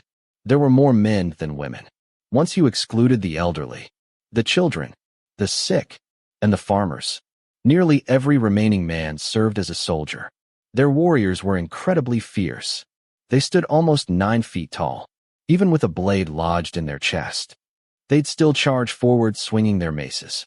They were extraordinarily difficult opponents. Aizhao glanced at him with slight surprise. Gongzi, you know quite a lot. Still smiling, Xie Lian was about to answer casually. Then Nanfeng suddenly pointed ahead. What's that? He indicated a huge yellow structure looming in the distance. Calling it a building didn't seem quite right. Strictly speaking, it consisted only of 4 towering earthen walls. No roof, no doorway, just 4 enormous walls, each over 10 feet high. Atop one wall stood a tall pole. Something tattered fluttered from it. Whether it was a flag or something else, no one could tell. For some reason, the sight sent chills down one's spine. Xie Lian glanced toward it. That's the Sinner's Pit. The name alone sounded ominous. Nanfeng frowned. Sinner's Pit. After thinking briefly, Xie Lian explained. You can think of it as a prison. It's where criminals were imprisoned. Nanfeng looked puzzled. But there isn't even a door. How did they lock people inside? Did they just throw them in from above? Xie Lian hesitated. Before he could answer, San Lang calmly said, they threw them in, along with venomous scorpions and starving beasts. Hearing him finally speak again, Xie Lian quietly relaxed. He glanced toward him. San Lang merely looked back briefly. Before looking away again, Nanfeng cursed. That's not a prison. That's torture. The people of Banyue were either insane or naturally cruel. Xie Lian rubbed his forehead. Not everyone. There were some very kind people too. Suddenly, he stopped. Wait. The other 3 immediately halted. Xie Lian pointed upward. Look, isn't someone hanging from that pole? The sun was already setting. Night crept across the ruins. At such a distance, the object hanging there appeared little more than a silhouette. Only after moving closer did its outline become clear. A thin figure dressed in black, clothing in tatters, suspended above the Sinner's Pit, like a broken puppet, swaying gently in the wind. San Lang quietly confirmed. Yes. The moment Aizhao saw it, his face paled. The entire scene felt unspeakably eerie. Even someone as calm as he was couldn't remain unmoved. Just then, San Lang tilted his head slightly. Someone's coming. Xie Lian had already heard the faint footsteps as well. Ruined houses lined both sides of the street. The 4 quickly hid. Xie Lian and San Lang concealed themselves inside one ruined house. Nanfeng and Aizhao hid opposite. Not long afterward, a woman dressed in flowing white Daoist robes appeared at the end of the street. A horsetail whisk rested over one arm. She strolled leisurely through the ruins, looking left and right, as though she were wandering her own private garden, rather than a city abandoned for centuries. Several paces behind walked another woman dressed entirely in black. Her beauty was cold, her gaze sharp as an unsheathed blade. Long black hair flowed freely behind her. She radiated quiet menace. Although she walked behind the woman in white, no one would mistake her for a subordinate. They were the very 2 figures seen earlier outside the abandoned inn. At that time, their appearance had been only a fleeting glimpse. The black-clad figure had seemed tall enough that Xie Lian couldn't determine whether she was male or female. Now, he could clearly see. Both were women. The woman in white could only be Banyue's state preceptor. But who exactly was the woman in black? The state preceptor casually twirled her horsetail whisk. Where did those people disappear to? I only looked away for a moment. Don't tell me I'll have to search every corner and kill them one by one. Xie Lian thought silently. Just as expected, the moment they'd entered the city, they'd been targeted. The woman in black walked past without expression. You can always summon your friends. They'll help you kill them. Those friends could only mean Banyue's terrifying ghost soldiers. The state preceptor laughed brightly. Huh, I don't like calling anyone else. I only like calling you. Doesn't that make you happy? The woman in black replied coldly. What's there to be happy about? You always drag me into troublesome things. Hurry up and leave. The state preceptor merely raised an eyebrow. It looked as though they were preparing to depart. Judging by their conversation, the 2 seemed to know each other well. These women were certainly no ordinary figures. Who exactly was this woman in black? A fellow disciple? A queen? A female general of Banyu? Xie Lian rapidly considered every possibility while holding his breath. Being discovered now would be disastrous. The state preceptor seemed impulsive by nature. If she became excited, she might summon those legendary 9-foot soldiers carrying massive maces. Fighting them would waste precious time. Every passing hour reduced Uncle Zhang's chances of survival. Unfortunately, the more he wished something wouldn't happen, the more inevitable it became. As the woman in black passed directly before their hiding place, she suddenly stopped. Her sharp eyes swept across the ruined house. The state preceptor had already taken several more steps. Seeing her stop, she leaned backward. "Hey, are you coming or not?" The woman in black answered. "You. Step back." The state preceptor obediently retreated. The woman in black slowly raised one hand. Suddenly, a tremendous crash erupted from across the street. The ruined house where Nan Feng and A Zhao had hidden collapsed completely. Several nearby buildings crumbled with it. Dust exploded everywhere. A dark figure shot from the wreckage. A blazing palm flame roared straight toward the state preceptor. The woman in black stepped forward. With only one hand, she casually caught the blazing fire. Then, sent it hurtling right back. The dark figure flashed aside, dodging effortlessly. With several swift leaps, he disappeared into the dust.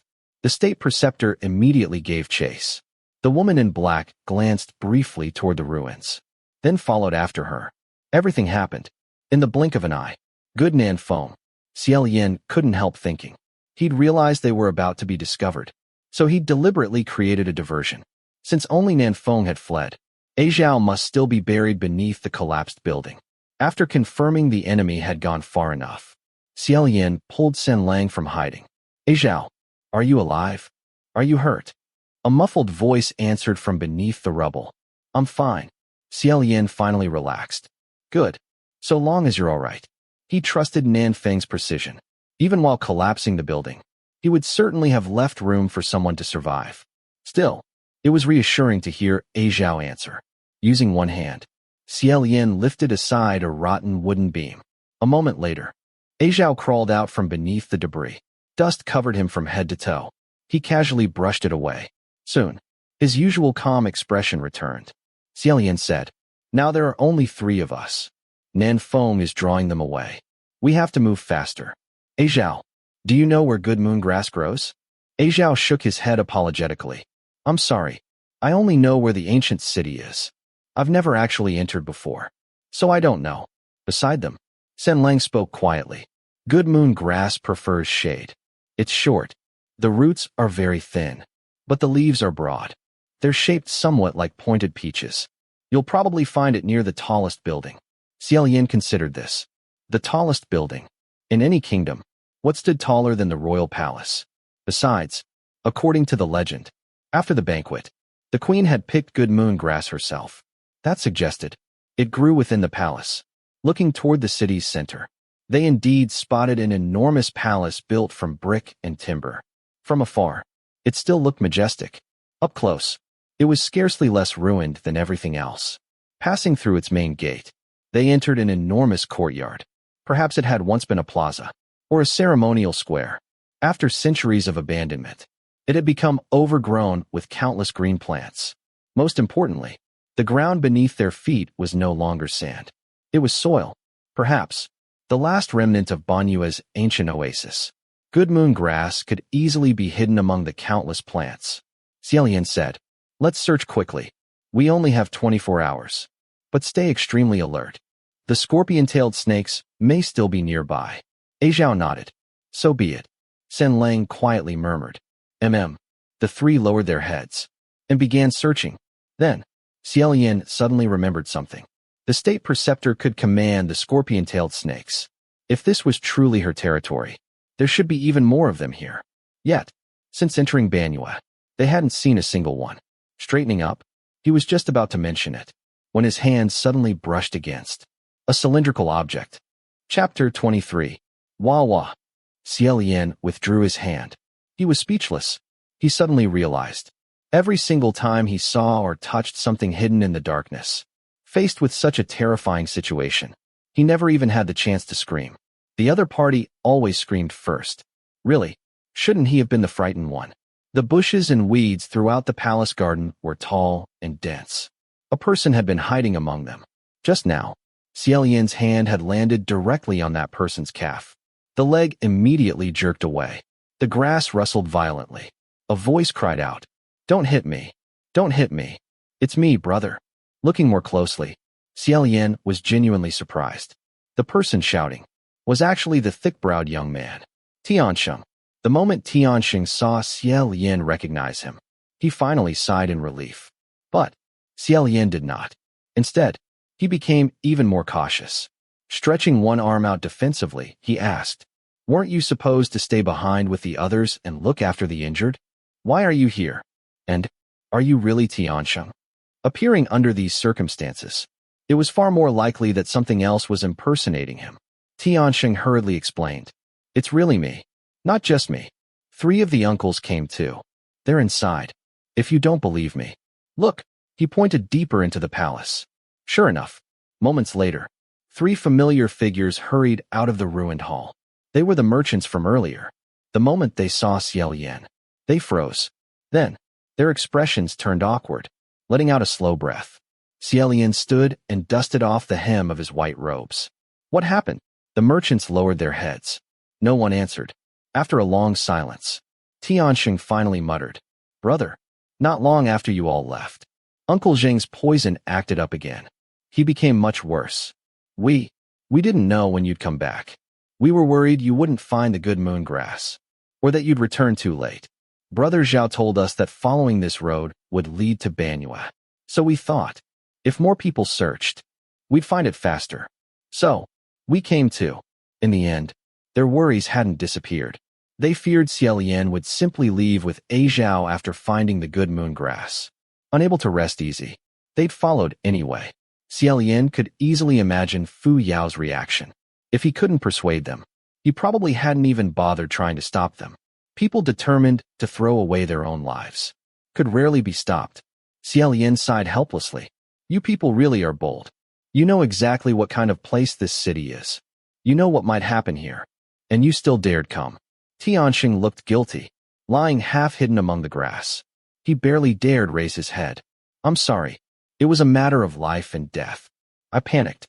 Xie Lian understood. When lives were involved, anyone would become cautious. Besides, risking his own life for someone else could only be called loyalty. He didn't want to criticize them further. Rubbing his forehead, he said, "You were very fortunate. You didn't encounter anything on your way here. By the way, how did you know to search the palace for good moon grass?" Xianxia scratched his head. "We didn't know where to look. But, didn't the brother in red tell us the story? The queen picked the good moon grass herself. I figured. The queen probably wouldn't wander far from the palace. So, I thought we'd try here." Xie Lian thought the boy was quite clever. He'd guessed correctly. Just then, Sen Lang spoke. "I found it." Turning around, Xie Lian saw him holding up a jade-green leaf complete with its tiny roots. The leaf was about the size of a baby's palm. Its roots were thin, the leaves broad and pointed, exactly peach-shaped. Without even asking A Zhao, Xie Lian knew at once. This was the legendary good moon grass. Before he could speak, San Lang had already taken hold of Xie Lian's injured hand. Earlier, the swelling had been alarming. After San Lang's treatment, most of it had already subsided. Holding Xie Lian's hand with one hand, he crushed the herb effortlessly with the other. When he opened his fingers again, the leaf had become fine green powder. Carefully, he spread the medicine across the wound. A cool sensation slowly spread over the back of Xie Lian's hand. He smiled. "San Lang, thank you very much." San Lang said nothing. After applying the medicine, he quietly released Xie Lian's hand. The atmosphere between them still felt strangely awkward. Xie Lian couldn't understand why, nor did he know how to ask. No matter how he imagined the conversation, everything felt wrong. The others naturally noticed none of this. Xianxia impatiently asked, "Gidge, do you feel better? Does the medicine work?" Coming back to himself, Xie Lian nodded. "It feels much better. It should be the right herb." Hearing that, everyone brightened. "Hurry, let's keep looking." Not long afterward, A Zhao also called out, "I found some here." He held an entire handful. far more than the tiny sprig Xie Lian had found. Seeing that the leaves matched perfectly, the merchants all rushed over. So much. There's a whole patch. Hurry, pick more, if we gather enough. We can even sell the extras after we get home. Everyone busily harvested the herbs. Xie Lian glanced again at the back of his hand. Searching for something to say, he turned towards Xie Lian. You searched this area earlier too. Didn't you notice these then? The moment he asked, he realized it wasn't a particularly meaningful question.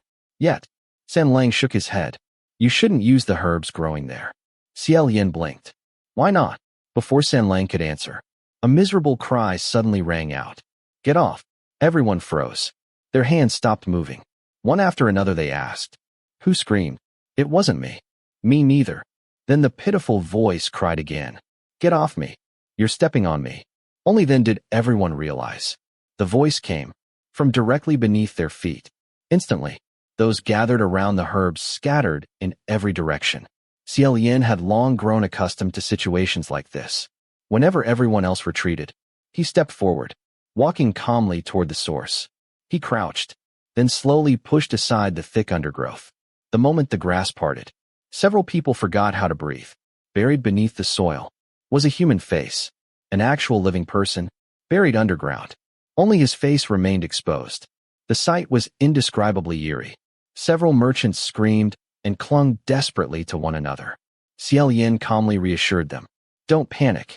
Everyone, calm down. It's only a face. It's nothing unusual. Who doesn't have a face? The face chuckled. Did I frighten everyone? Sigh. I frighten myself sometimes too. Half crouching, Xie Lian carefully examined him. It was a man's face. Expressionless. It looked perfectly ordinary. Smiling, it became deeply wrinkled. It was impossible to tell his age. Impossible to judge whether he was handsome or ugly. After staring for a long time, Xie Lian still couldn't identify what exactly he was. So he asked directly, Who are you? The buried face asked in return. And who are all of you? We're a passing merchant caravan. The face sighed. A passing caravan. I was once part of one too. But that was 50 or 60 years ago. Those words made the scene even stranger. This man had supposedly remained buried beneath the soil of Banua for 50 or 60 years. Could he still be considered human? One frightened merchant trembled. Then, why are you here? The face coughed several times. I was captured by Banua's soldiers. I accidentally entered the city. They buried me here and turned me into fertilizer for these good moon grasses. So, these lush medicinal herbs had all been nourished by living people. No wonder they grew so abundantly. Several merchants immediately threw away every herb they'd collected. Holding them now felt no different from clutching corpses. Xie Lian instinctively looked at the medicine already spread across the back of his own hand. Before he could say anything, Xie Lian quietly spoke. The herb I picked wasn't from here. Only then did Xie Lian understand. No wonder. Xie Lian had searched this patch earlier, yet ignored every one of these large healthy plants. He'd probably already noticed the buried face and guessed exactly how they had grown. Instead, he'd gone elsewhere, searching until he found a clean herb growing naturally. Only that one he'd used on Xie Lian. Xie Lian smiled warmly. Xie Lian, you're incredibly thoughtful. Thank you. Xie Lian merely shook his head. His expression remained calm. Ever since Xie Lian had been poisoned before entering Banua, Xie Lian's attitude had changed. Previously, he'd constantly called him Gidge. Now, he hardly addressed him at all. Aside from treating his wound, he seemed almost deliberately avoiding physical contact. The change puzzled Xie Lian. He simply couldn't understand it. And somehow, it left him faintly uneasy. At that moment, the buried face spoke again. I haven't seen living people for many years. Would you come stand a little closer so I can look at you properly? Everyone exchanged glances. Without exception, they all felt that refusing would be wiser. After waiting a while, seeing no one move, the buried face sighed. So, none of you are willing. What a pity. Xie Lian tilted his head. What exactly is a pity? The buried face answered. Ever since you entered, something has bothered me. I wanted to see all of you carefully before saying anything. That's why I asked you to come closer. I wanted to examine each of you, one by one. What is it? The face smiled strangely. I told you already. Don't be frightened. Among all of you, there's someone I met 50 years ago. The moment those words fell, everyone's hair stood on end. If he'd truly met someone here 50 years ago, that person should now be at least 60 or 70 years old. Yet, no one present appeared older than 40. How could that be? Unless that person wasn't human. Xie Lian's eyes swept across everyone present. Zhao, Tianxia, the merchants. Each face showed perfectly natural emotions. Shock, fear, confusion, disbelief. The only exception was Sanlang. He remained completely expressionless. Though, for him, that was perhaps the most normal reaction of all. Turning back toward the buried face, Xie Lian asked, "Who exactly are you talking about?" The buried face's lips slowly twisted upward. The smile looked unnaturally forced, as though he desperately wanted to appear trustworthy, yet couldn't conceal the sinister delight lurking beneath.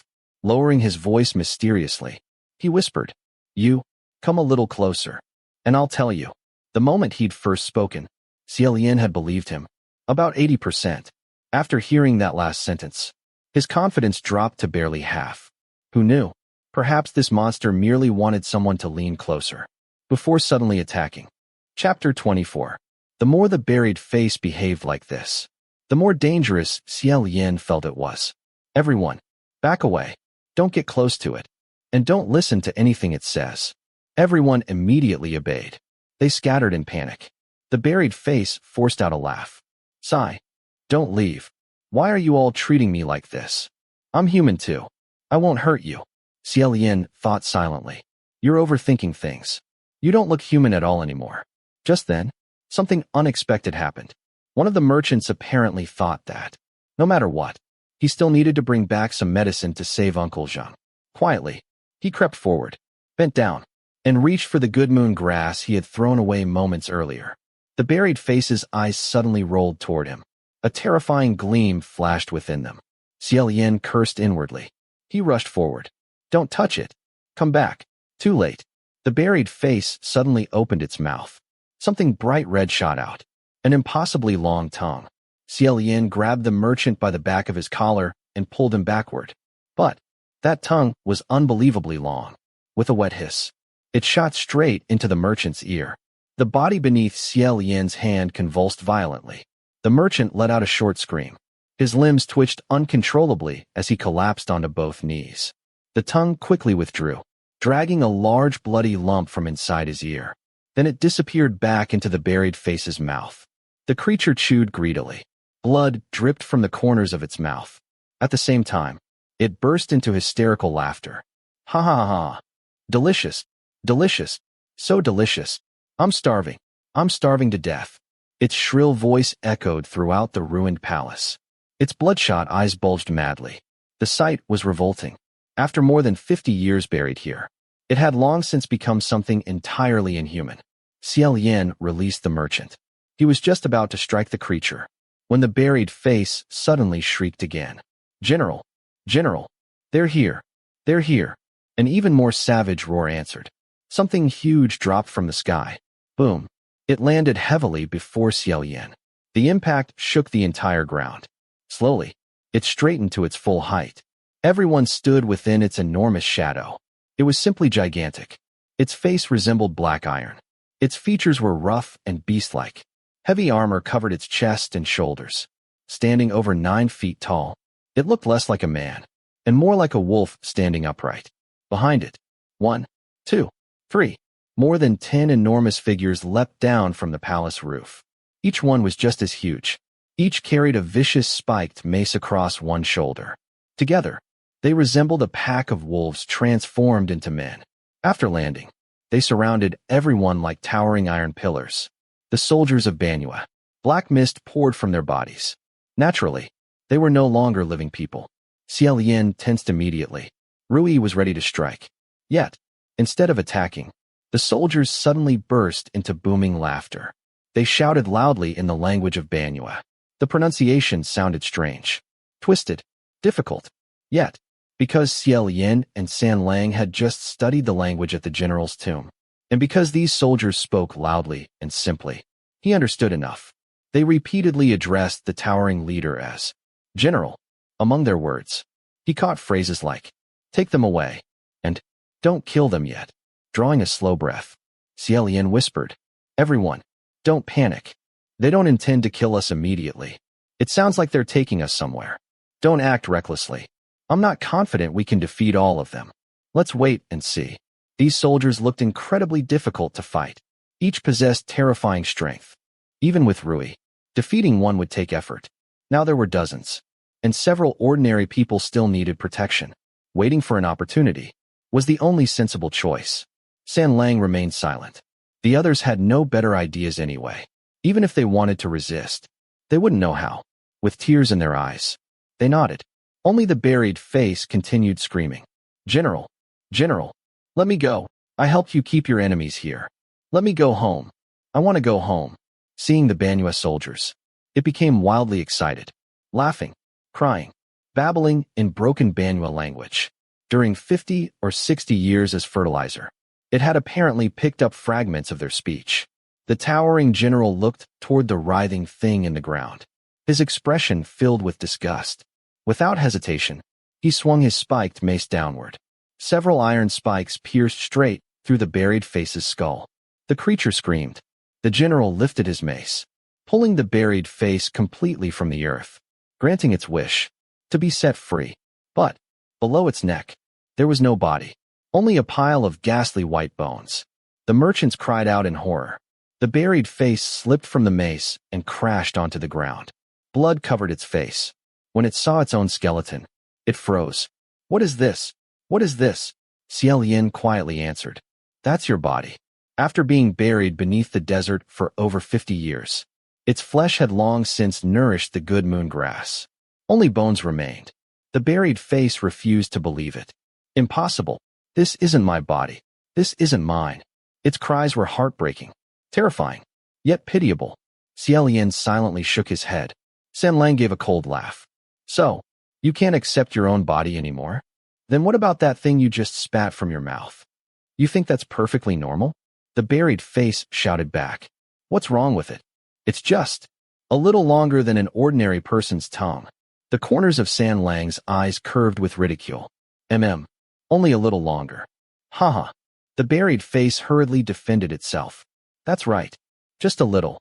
I've spent so many years eating insects and worms. So naturally, my tongue stretched longer and longer. When it had first been buried, perhaps it truly had still been human. Desperate to survive, it stretched its tongue farther and farther to catch insects. Gradually, it ceased being human altogether. Its tongue grew longer. Its appetite changed. Its prey became something far more horrifying, because it had remained buried all those years. It had never once seen what its own body had become. It simply couldn't accept it. Other people have long tongues too. It desperately insisted. Looking at San Lang's smile, Xie Lian felt an indescribable chill.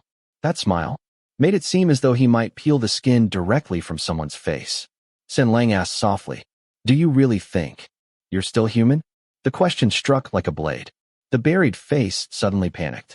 Of course I am. I'm human. I'm human.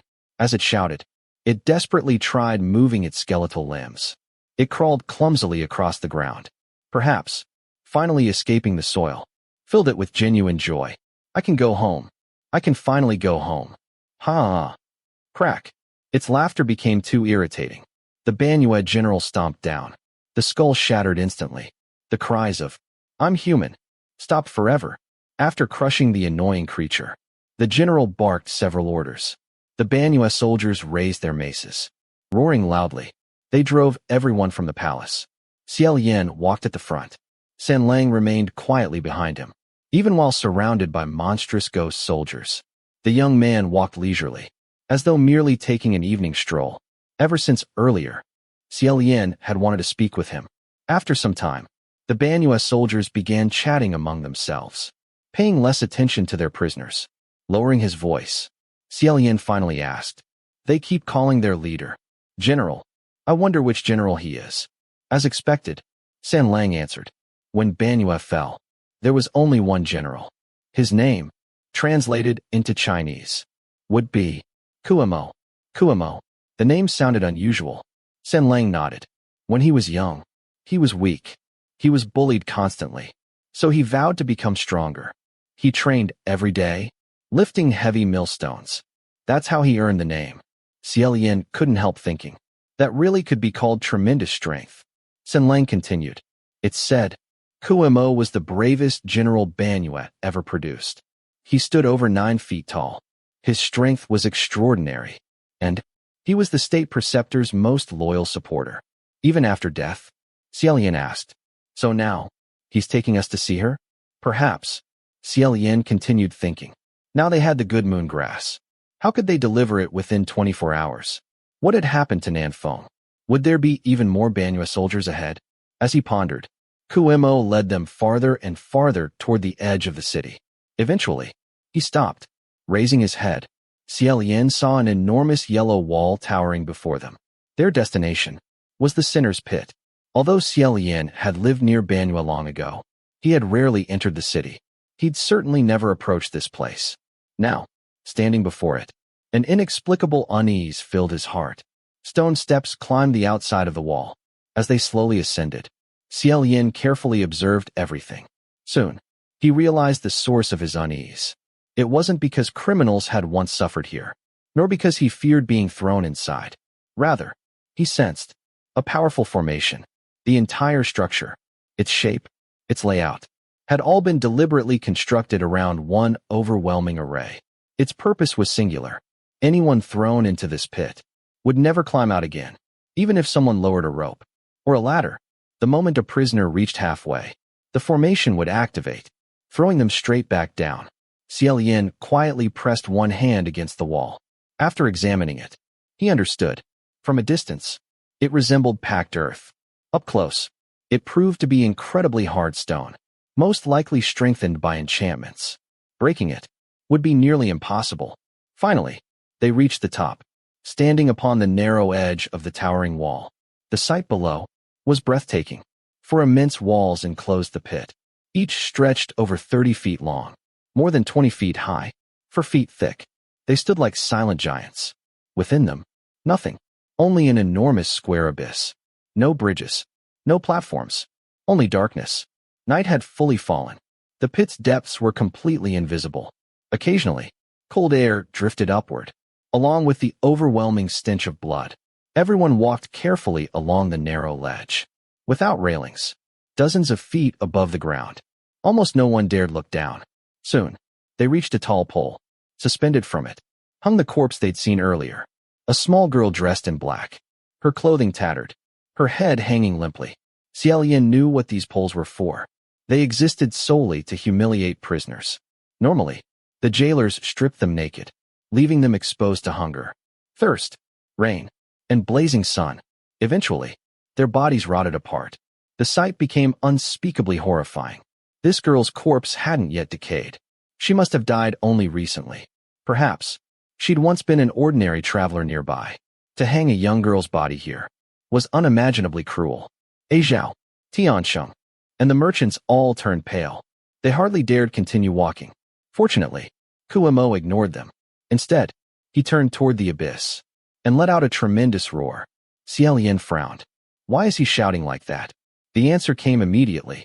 From the darkness below, countless roars answered. Like wolves, like tigers, like monsters, like crashing waves. Hundreds, perhaps thousands. Their deafening cries shook the entire wall. The vibrations nearly threw everyone off balance. Even loose gravel rattled beneath their feet.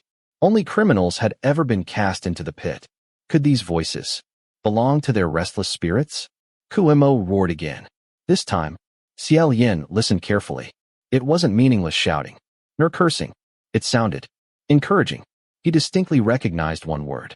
Brothers. Afterward, Kuo barked another order to his soldiers. This sentence, Xie Lian understood perfectly. Throw down. Only 2. Although the others understood nothing, they could guess enough. Every face turned deathly pale. Seeing them nearly collapse with fear, Xie Lian quietly stepped forward. Don't panic. If something happens, I'll go first. If someone truly had to descend, then he'd go. Poisonous snakes, wild beasts, evil spirits. None could kill him anyway. As long as there wasn't molten lava or poisonous water, he'd survive. Besides, He still had Rui. Even if the formation prevented climbing back out, he could still use it to catch anyone else thrown afterward. Since Kuemo intended to keep the rest alive, they should remain safe for now. After all, capturing travelers alive wasn't easy. Perhaps the monsters preferred saving them for later meals. Everything seemed planned. Yet, someone beside him suddenly lost his composure. Since reaching the top, everyone except Xie Lian and Xianxia had trembled continuously.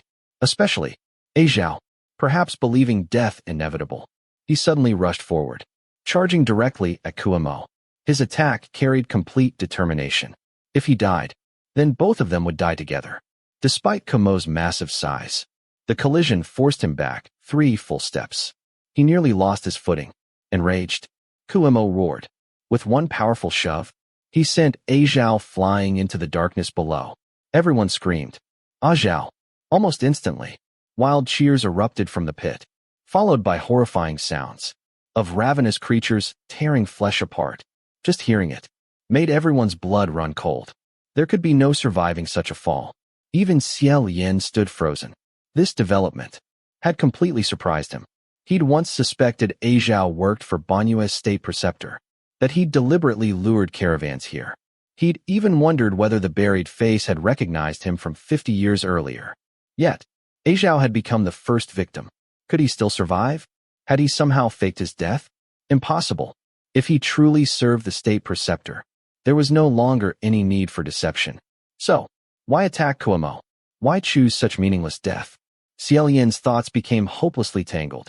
Meanwhile, the Banyue soldiers selected another victim. Kuemo raised one hand, pointing directly at Xianxia. One enormous soldier stepped forward, reaching for him. Terrified, Xianxia screamed, "Don't! Save me! I'm..." Xie Lian immediately stepped forward. "General, please wait." Hearing fluent Banyue, Kuemo's dark face showed unmistakable surprise. He gestured for the soldiers to stop. "You speak our language? Where are you from?" "The Central Plains." "No. The descendants of Yong'an?" Xie Lian answered calmly. "Yong'an disappeared long ago. There are no Yong'an people anymore." To Banyue, that distinction meant nothing. Anyone from the Central Plains was a descendant of Yong'an, the nation that had destroyed them. The moment Kuemo heard Xie Lian's answer, fury exploded across his face. The surrounding soldiers erupted into furious shouting. Among the curses, Xie Lian caught familiar words. "Despicable. Liar. Throw him down."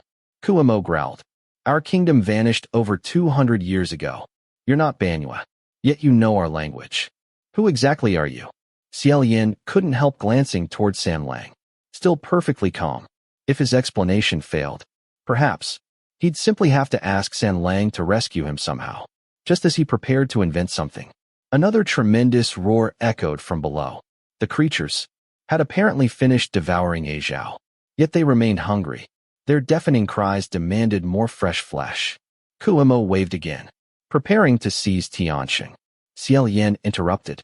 "General, I'll go first." Kuemo stared, utterly bewildered. "You? Go first? Why?" Naturally, Xie Lian couldn't simply say, "Because I won't die." So he chose the safest answer. "General, they're only innocent merchants. There are children among them." Kuemo sneered. "When Yong'an slaughtered our people, did they remember? There were innocent merchants here too. There were children too. Though over 2 centuries had passed, though kingdoms had long since vanished, the dead never forgot hatred." Kuemo continued. "You're suspicious. I still have questions. You can't go. Don't try showing off." There was no other option. Xie Lian prepared to leap into the pit himself. Suddenly, Xianxia stepped forward. Xie Lian's heart skipped. "Xianxia." The young man folded his arms, calmly studying the endless darkness below. A terrible premonition seized Xie Lian. "Xianxia." Hearing his voice, Xianxia turned, smiling faintly. "It's nothing." He stepped closer to the edge. "Wait. Don't move." The night wind whipped his crimson robes violently. He looked back. "Don't be afraid. You, come back first. If you come back, I won't be afraid." Xianxia smiled gently. "I'll leave for a little while. We'll meet again soon." "Don't." Before Xie Lian finished, Xianxia, still standing with arms folded, stepped calmly into empty air. His crimson figure vanished instantly into the endless darkness. The moment he fell, Rui shot from Xie Lian's wrist, transforming into a streak of white light. It reached desperately toward him. Yet, the descent happened too quickly. Rui failed to catch even a corner of his robes.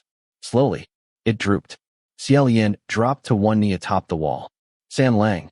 Silence. Nothing. After San Lang jumped, no sound came from below. Around them, the Banyu soldiers shouted in astonishment. Today's prisoners were unbelievable. Normally, they had to throw them in. Today, they leapt willingly, and if not allowed, they jumped anyway. Kuemo barked angrily for silence. Seeing Rui return empty-handed, Xie Lian stopped thinking altogether. He put it away, then jumped. Midway down, the back of his robes suddenly tightened. He stopped in midair. Turning around, he discovered Kuemo had grabbed him with one enormous hand, refusing to let him fall. Fine. If you're coming, then let's go together. With a single thought, Rui became a white serpent. It coiled rapidly around Kumo's arm, then his body, binding him completely. Seeing the living white silk, Kuemo roared.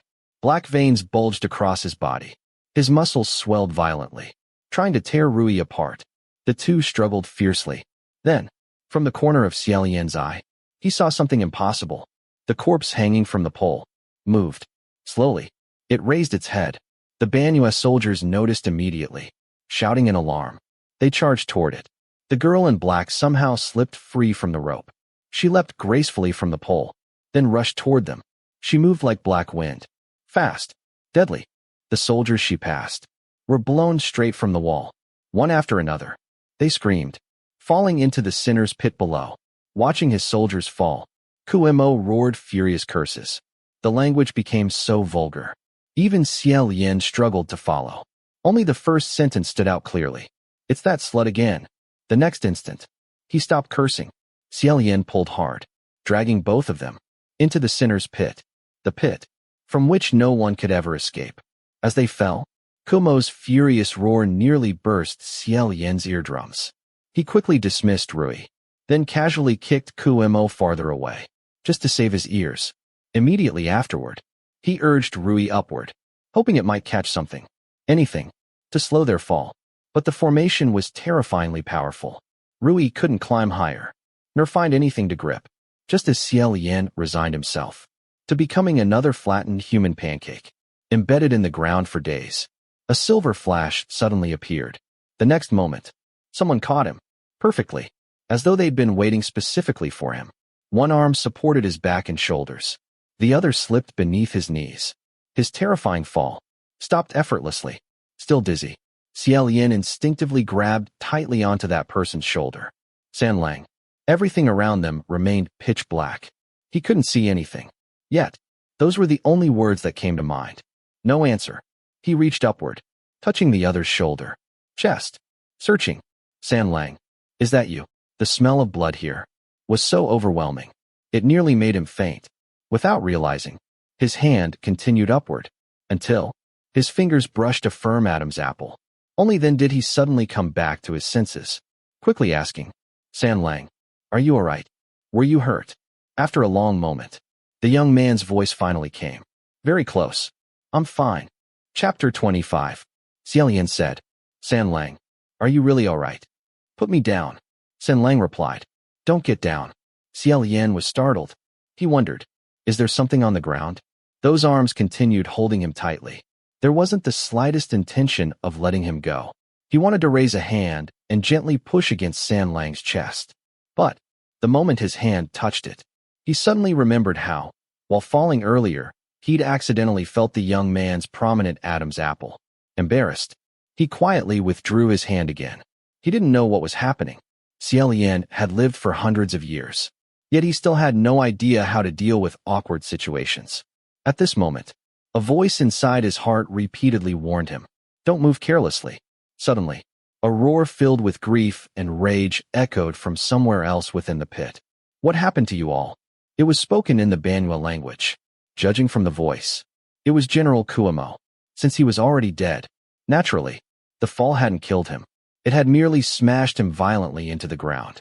He'd probably created a human-shaped crater before digging himself back out. Now he roared furiously. What's going on? Soldiers. My brothers. What happened to you? Only moments earlier, standing atop the wall, he'd received countless responses from below. It had sounded as though thousands of vicious spirits lurked within the pit, hungrily crying out. Yet now, Xie Lian heard nothing, other than Kumo's furious voice. The pit had fallen completely silent. He couldn't even hear San Lang's breathing or heartbeat. Despite being held tightly against him, Xie Lian suddenly froze. Something was wrong. He was pressed directly against San Lang. Yet, he couldn't hear a single breath, nor a heartbeat. Kumo continued roaring. Who killed you? Who killed you all? When Aizhao had fallen, the sounds of flesh being devoured had echoed endlessly. But after San Lang jumped, everything had become silent. Who else could possibly have done this? Kumo quickly reached the same conclusion. You killed my soldiers. You deserve to die. I'll kill you. Although Xie Lian couldn't see anything, he clearly sensed danger rushing toward them. His body tensed. San Lang. Be careful. San Lang answered calmly. Don't mind him. Still holding Xie Lian, he merely shifted his footing slightly, as though leisurely turning around. Within the darkness, Xie Lian heard a delicate ringing. Ding, ding. Clear, pleasant, sharp. It vanished almost instantly. Before he could identify it, Kumo charged again. San Lang simply turned lightly, effortlessly avoiding the attack. Instinctively, Xie Lian wrapped both arms around him more tightly. His fingers unconsciously clenched the fabric over San Lang's shoulders. Despite carrying him, San Lang's arms remained unbelievably steady. Not once did his grip loosen. From time to time, something icy brushed against Xie Lian. Each time, he couldn't help shivering. Silver flashes flickered repeatedly within the darkness. Metal scraped. Blades rang. The sounds came from every direction. Kumo had clearly suffered serious injuries. Yet, he remained fearless. Once again, he attacked with tremendous force. Rui, Xie Lian called. The white silk shot forward immediately. Crack. It lashed across Kumo, sending the enormous general tumbling through the air before crashing heavily onto the ground. He roared furiously. You two. 2 against 1. Despicable. Xie Lian couldn't help thinking. You're trying to kill us anyway. Who cares whether it's 1 against 1 or 2 against 1? Staying alive comes first. San Lang merely let out a faint laugh. If it's 1 against 1, you don't stand a chance. Don't interfere. The final sentence was directed towards Xie Lian. His voice had lowered slightly. The earlier sarcasm was gone. Xie Lian obediently answered. All right. Then he added, San Lang, why don't you put me down? I'll only get in your way. It's fine. Don't get down. Unable to help himself, Xie Lian asked, why can't I get down? Could it really be that this young man preferred carrying people while fighting? Was that necessary, even against such an opponent? San Lang answered with a single word. It's dirty. Xie Lian had never expected such an answer, nor one delivered with such complete seriousness. It was somehow amusing, yet strangely difficult to describe. For no apparent reason, his chest suddenly felt warm. You can't keep carrying me forever. That's not necessarily impossible. Xie Lian had spoken jokingly. San Lang hadn't. There wasn't even the slightest trace of humor in his voice. Xie Lian suddenly found himself speechless. During those few exchanges, Kumo stubbornly launched another furious assault. Despite carrying someone with both hands, San Lang still forced him backward repeatedly by some unknown method. Retreating, Kumo roared. You and that slut. Before he finished, boom, his massive body crashed violently onto the ground once more. This time, he couldn't get back up. Xie Lian quickly said, San Lang, don't kill him yet. If we're going to leave this place, we'll probably need information from him. Sure enough, San Lang stopped attacking. I wasn't planning to kill him. Otherwise, he wouldn't have survived this long. Silence settled over the sinner's pit once more. After a while, Xie Lian quietly asked, San Lang, did you do all this? Although darkness concealed everything, the overwhelming scent of blood, the murderous aura, and Kumo's grief-stricken rage had already painted a clear picture.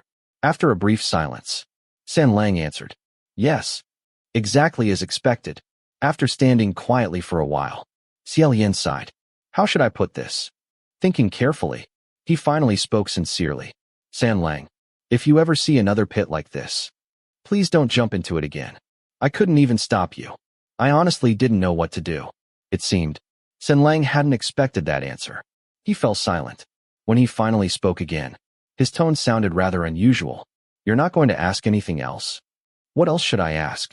For example, whether I'm human. Xie Lian rubbed his forehead. I don't think that's necessary. Not necessary? MHM. Is it? Whether you're human or not. Doesn't really matter. Oh, when making friends, what matters is whether you get along. Whether your personalities match. Identity doesn't matter.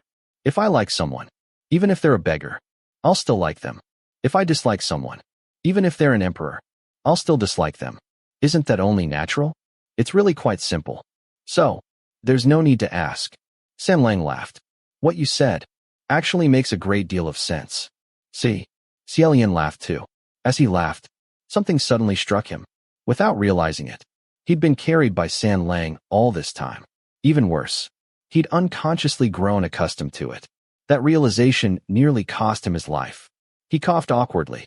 Well, Xianlang, we can discuss little things like this later. Could you put me down now? Xianlang seemed amused. Wait a moment.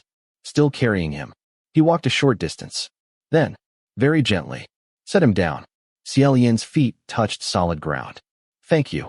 Xianlang said nothing. Xie Lian looked upward. Above them, a brilliant moon hung in the deep blue sky. Beautiful, yet framed by the square opening above. It resembled the view from the bottom of a well. He urged Rui upward once more. As expected, something invisible blocked it. The white silk bounced back, unable to rise any farther. Xianlang said, There's an array surrounding this pit. I know. I just wanted to try. If I don't try, I won't be satisfied. I wonder what happened to everyone up there. Did that girl in black knock them down too? He quickly told Xianlang about the corpse hanging from the pole, how she'd suddenly awakened, and swept countless soldiers into the pit. As he walked, his foot struck something. It felt like an arm. He nearly stumbled. Before he lost his balance, Xianlang steadied him. Be careful, then quietly added, I told you, the ground is very dirty. Only then did Xie Lian fully understand what he'd meant by dirty. It's all right. I want to light a palm flame. I need to see what's down here before making any plans. Xianlang remained silent. From somewhere in the distance, Kuamo suddenly shouted again. If you're working for that slut, the millions of resentful souls of Banua will curse you forever. Turning toward the voice, Xie Lian answered in the Banua language. General Kuamo. The person you're talking about. Who exactly is she? Kuamo spat fiercely. Who else? That demonic Daoist. You mean, the Daoist woman wandering around the city? Kuamo spat on the ground again. Apparently. Yes. Xie Lian frowned. Weren't you once loyal to Banyua's state preceptor? The question enraged him. I'll never be loyal to her again. I'll never forgive that slut. A torrent of furious curses followed. He spoke so rapidly, his emotions completely out of control. Before long, Xie Lian couldn't understand a single word. Quietly, he whispered, Xianlang, Xianlang. Xianlang calmly translated. He's cursing her. He says the state preceptor betrayed Banua. She opened the city gates, allowed the Central Plains army inside, watched them massacre the city, then pushed his brothers into this cursed pit. He wants to hang her. 8,000 times. 10,000 times. Wait. Xie Lian immediately interrupted. Something was terribly wrong. In fact, two things were completely wrong. The Daoist woman wandering through the city was the woman in white. Yet, Kuamo kept calling the state preceptor a slut. He blamed the state preceptor for throwing his soldiers into this pit. Earlier, when the woman in black had knocked countless soldiers from the wall, Kuamo had cursed her as well. Combined with what he'd just said, Xie Lian suddenly realized they weren't talking about the same woman at all. And second, Banua hadn't fallen to outside enemies alone. It had been betrayed by its own state preceptor. He immediately asked, General, the state preceptor you're talking about, is she the woman in black who was hanging from the pole above the sinner's pit? Kuamo stared. If it isn't her, who else could it possibly be? The woman hanging from the pole, the one dressed in black like a corpse, was the real state preceptor of Banua. But if that was true, then who was the woman in white, casually strolling through the ruins of Banua, declaring that she wanted to kill them all? And who was the woman in black accompanying her? Chapter 26. The more Xie Lian listened, the more curious he became. The more he thought about it, the more confused he felt. General, I have a question. Before he could finish, Kuemo interrupted. Don't ask. You killed my soldiers. What else is there to ask? If you want answers, come fight me. Xie Lian spoke calmly. I killed them. He didn't do anything. You can answer his questions? Then fight me. That actually sounded perfectly reasonable. Kuemo angrily replied. You're all her accomplices. It's all the same. Xie Lian immediately said. General Kuemo, I think you've misunderstood. We came to this desert to eliminate the Banyu state preceptor. How could we possibly be helping her? Hearing those words, Kuemo fell silent. After a while, he finally asked, if you weren't sent by her, then why did you kill my soldiers? Xie Lian sighed. Because you threw us down here. We had no choice but to defend ourselves. Kuemo shouted. Nonsense. I didn't throw you down at all. I clearly caught you. You were the ones who insisted on jumping. Xie Lian could only nod. Yes. Yes. We jumped down ourselves. General, since we're all trapped at the bottom of this pit now, let's cooperate for the time being. Can you tell me, why did the state preceptor open the city gates and let the enemy army in? Kuemo refused to be reasoned with. You two are shameless. You ganged up on me. Xie Lian helplessly answered. I only attacked you once. I hardly did anything. Truthfully, he didn't mind being called shameless, if survival required it. Forget 2 against 1. Even 100 against 1 wouldn't bother him, who insisted on fair duels while fighting for their life. Still, Xie Lian had clearly defeated Kuemo while carrying another person. Yet somehow, Kuemo still believed he could win in a fair fight. Xie Lian almost felt sorry for him. Judging by Kuemo's straightforward personality, he shouldn't be difficult to persuade. It would simply take patience. Unfortunately, Xie Lian wasn't especially patient. In a relaxed voice, he said, for the sake of your soldiers, you'd better answer him. Kuemo snorted. They're already dead. Threatening me with them is useless. Xie Lian replied. Their corpses are still here. Kuemo immediately became wary. What do you want? Xie Lian calmly asked. That depends. What do you want? Just from his tone, Xie Lian could easily imagine him narrowing his eyes slightly. Do you want them to be reborn peacefully? Or do you want them reborn as nothing more than a pool of blood? Kuemo froze, then suddenly understood. You, the people of Banyu valued funeral rites above almost everything. They believed one's appearance in the next life reflected the condition of the body left behind. Someone missing an arm would be reborn missing an arm. If every corpse at the bottom of this pit were reduced to bloody pulp, then perhaps there wouldn't even be another life. As a true son of Banyu, Kuemo could not ignore such a threat. He gritted his teeth. After a long silence, he finally gave in. Don't touch their bodies. They were all brave soldiers.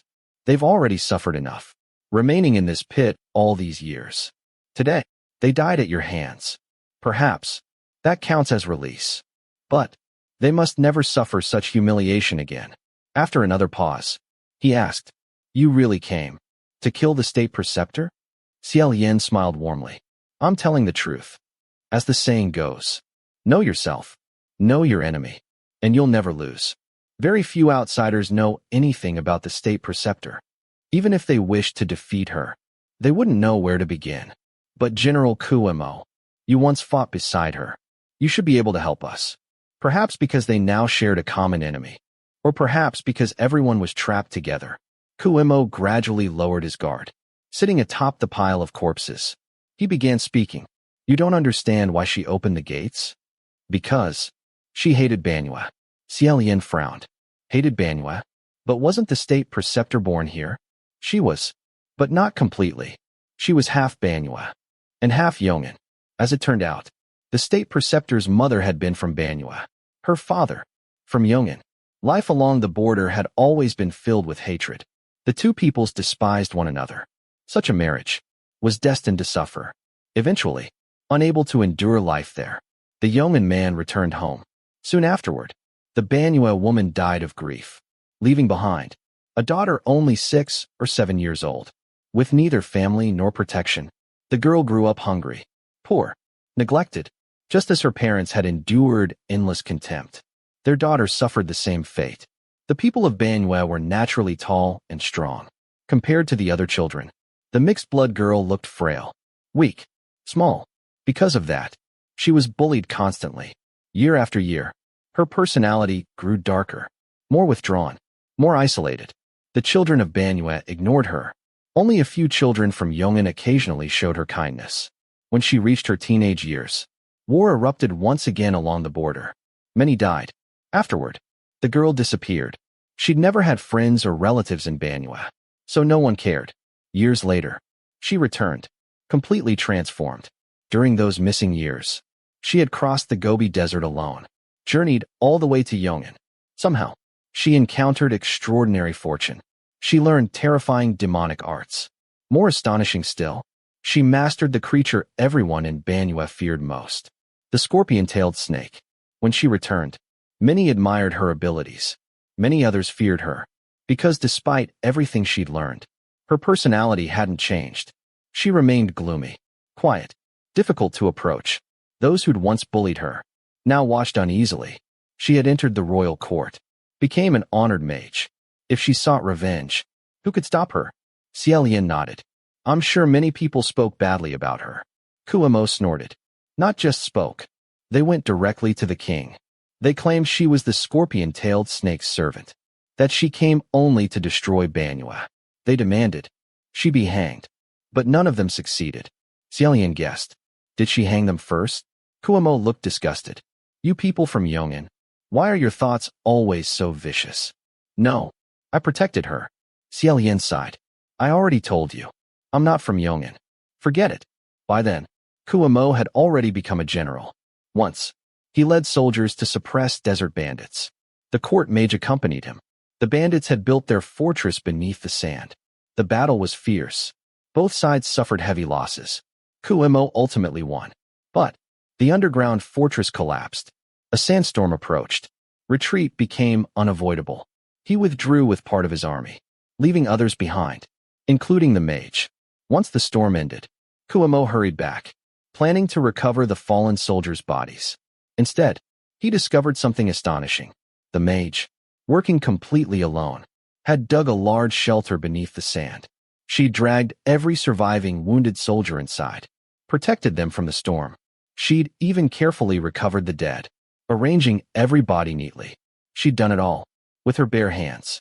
When Kuo found her, she was covered in blood, still kneeling quietly at the cave entrance, waiting, like a lone young wolf. Kuo lowered his voice. After that, I believed she was a good person. I believe she truly wanted to protect Banyue. So I defended her. I argued against everyone who slandered her. He himself had also been bullied as a child because of his weak body, so he sympathized deeply with her. The more he observed her, the more capable she appeared. Step by step, he personally recommended her for promotion. Eventually, she became the state preceptor, just as history later recorded. He became her most loyal supporter, until another war began. Yong'an surrounded Banyue once again. Kuo continued. The war dragged on for a long time. Neither side could win. She performed a great ritual, saying she would bless Banyue's soldiers. The ritual seemed successful. The soldiers fought with incredible determination. Their morale soared. They defended the walls desperately. Arrows, boiling oil, falling stones, swords, blood, endless killing. Then, at the fiercest moment of battle, the state preceptor suddenly opened the city gates. The gates swung wide. The enemy army poured in. Armored cavalry trampled everything before them. Within moments, the entire city became a sea of blood. Kuo clenched his teeth. When I heard, I nearly went mad. No matter how fiercely I fought, I couldn't change anything. Only then, I discovered she'd secretly worked with the enemy general all along. They planned everything. They chose that exact moment to let the army inside. But even if I had to die, I swore I'd kill that traitor first. So, I led my soldiers to the gate tower. We dragged her down and hanged her above the sinner's pit. On that very pole, when the war ended, Banyue had become a dead kingdom. The soldiers, the generals, the hanged state preceptor, none of them could leave. Yet, their hatred remained unchanged. Xie Lian slowly said, So, General Kuo, you've spent the last 200 years searching for the state preceptor, and every time you caught her, you hanged her again. Kuo snorted. Hanging her 10,000 times wouldn't be enough, because she keeps capturing my soldiers and throwing them into the sinner's pit. She created the formation surrounding this place. Only she can remove it. Once someone falls inside, they can never climb back out. As for us, we died betrayed. Our resentment runs deep. Only by devouring the flesh of Yong'an people can we lessen that hatred. Only then might we finally ascend. Otherwise, we can only howl forever. Xie Lian quietly asked. So, you captured living people to feed them? Kuimo answered. What else was I supposed to do? Listen to them cry every night. The people you threw down. Did you catch them yourselves? We couldn't travel far from Banua, but fortunately, her snakes enjoy causing trouble. They crawl outside the ruins, bite travelers, and those bitten come searching for good moon grass. Xie Lian asked. The buried face in the palace. Was your doing too? Yes. He came looking for treasure, but Yong'an looted everything valuable. Over 200 years ago. Why bury him? Instead of throwing him down here, we need fertilizer. Otherwise, the good moon grass won't grow. And without it, we can't control the scorpion-tailed snakes. We don't want to deal with those creatures either. Something about that explanation didn't feel right. If Kuimo deliberately cultivated good moon grass, even using living people as fertilizer, then, even after becoming ghosts, they still feared the scorpion-tailed snakes. That meant, when they were alive, their fear must have been even greater. If the state preceptor truly controlled those deadly snakes, how had ordinary soldiers managed to seize her, drag her from the city walls, and hang her? According to Kuimo, for 200 years, they'd repeatedly captured her, repeatedly hanged her. If Xie Lian himself possessed such terrifying creatures, he certainly wouldn't allow enemies close enough to catch him. There was something else. Those scorpion-tailed snakes wandering outside the ruins. Were they really acting on instinct? It didn't seem likely. Instead, they appeared to be deliberately luring travelers inside. If the state preceptor controlled them, wouldn't that simply provide Kuimo with fresh victims to feed his soldiers? If the two sides truly hated each other, why would either help the other? Unless their hostility was merely an act. But, if so, why? And before all of that, one mystery still remained. The identities of the two women they'd encountered earlier. Xie Lian asked. General, when we entered the city, we saw two women, one dressed in white, the other in black. Do you know who they are? Before Kuimo could answer, Sen Lang suddenly whispered, Shoo. Without asking why, Xie Lian immediately fell silent. Some strange instinct made him look upward. Above, the square patch of dark blue sky remained unchanged. The pale half-moon still hung there. But now, beside it, a figure appeared, half of a person dressed in black, leaned over the edge, looking down into the pit. After watching them for a moment, the figure suddenly revealed its whole body and jumped. Chapter 27. After the state preceptor jumped into the pit, she asked in the Banua language, Kuimo, what's going on? Her voice was completely different from what Xie Lian had imagined. It was indeed cold, but also very soft. Almost like a gloomy child talking quietly to herself. If Xie Lian's hearing hadn't been exceptionally sharp, he probably wouldn't have heard her at all. Kuimo roared. What's going on? They're all dead. The state preceptor asked. Why are they all dead? Kuimo shouted. Because you pushed them down here. You locked them inside this cursed place. The state preceptor paused. Someone else is here. Actually, besides Kuimo, there should have been two more people at the bottom of the pit. However, Sen Lang neither breathed nor had a heartbeat. The state preceptor couldn't detect his presence. The situation above had also been chaotic. She couldn't remember who had escaped and who had fallen. So, she assumed only Xie Lian was there. Kuimo shouted. They killed my soldiers. Are you happy now? They're all dead. The state preceptor fell silent. After a moment, a small flame appeared in the darkness. Its light revealed a girl dressed in simple black Daoist robes. She looked no older than 17 or 18. Her eyes were black. Her robes were black. She wasn't unattractive. She simply looked perpetually unhappy. Bruises marked her forehead and the corner of her mouth. The tiny flame illuminated her pale face. Without knowing beforehand, no one would ever have guessed that the famous Banua state preceptor was merely such a frail young girl. The light also revealed the ground around her. At her feet, lay the corpses of the Banyu soldiers. Xie Lian instinctively glanced sideways. The little flame couldn't illuminate the entire pit. He and San Lang still stood hidden in darkness. Yet, by its faint glow, he could finally make out the figure beside him, dressed in red. Somehow, San Lang seemed slightly taller than before. Xie Lian slowly lifted his gaze. First, his throat. He paused there briefly, then continued upward, to the beautifully shaped jawline. The upper half of San Lang's face remained hidden within shadow. Only the lower half was visible. Something was subtly different. He was still just as handsome, yet his features somehow appeared sharper, more mature, as though sensing Xie Lian's gaze. San Lang tilted his head slightly. The corners of his lips curved into a faint smile. Almost unconsciously, Xie Lian stepped a little closer. Just then, a furious shout echoed across the pit. Kuo had finally seen the massacre clearly. Overcome by grief, Xie Lian snapped back to his senses. Turning around, he saw Kuo clutching his head. The state preceptor merely watched him quietly. Neither joyful nor sorrowful. She simply nodded. Good. Kuo exploded. What's good about this? What do you mean? Good. The state preceptor answered calmly. It means we're finally free. Then she turned towards Xie Lian. Did you kill them? Xie Lian answered honestly. It was an accident. The words sounded ridiculous even to him. So he quickly added, life is full of surprises. The state preceptor looked at him quietly, then asked, who are you?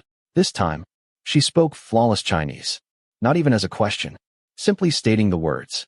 Xie Lian answered, I'm a heavenly official, from the heavenly court. This is my friend. Kuo couldn't understand Chinese, but he realized they weren't arguing. Suspiciously, he demanded, what are you talking about? The state preceptor's eyes slowly passed over Xie Lian, pausing briefly upon San Lang. Then she looked away.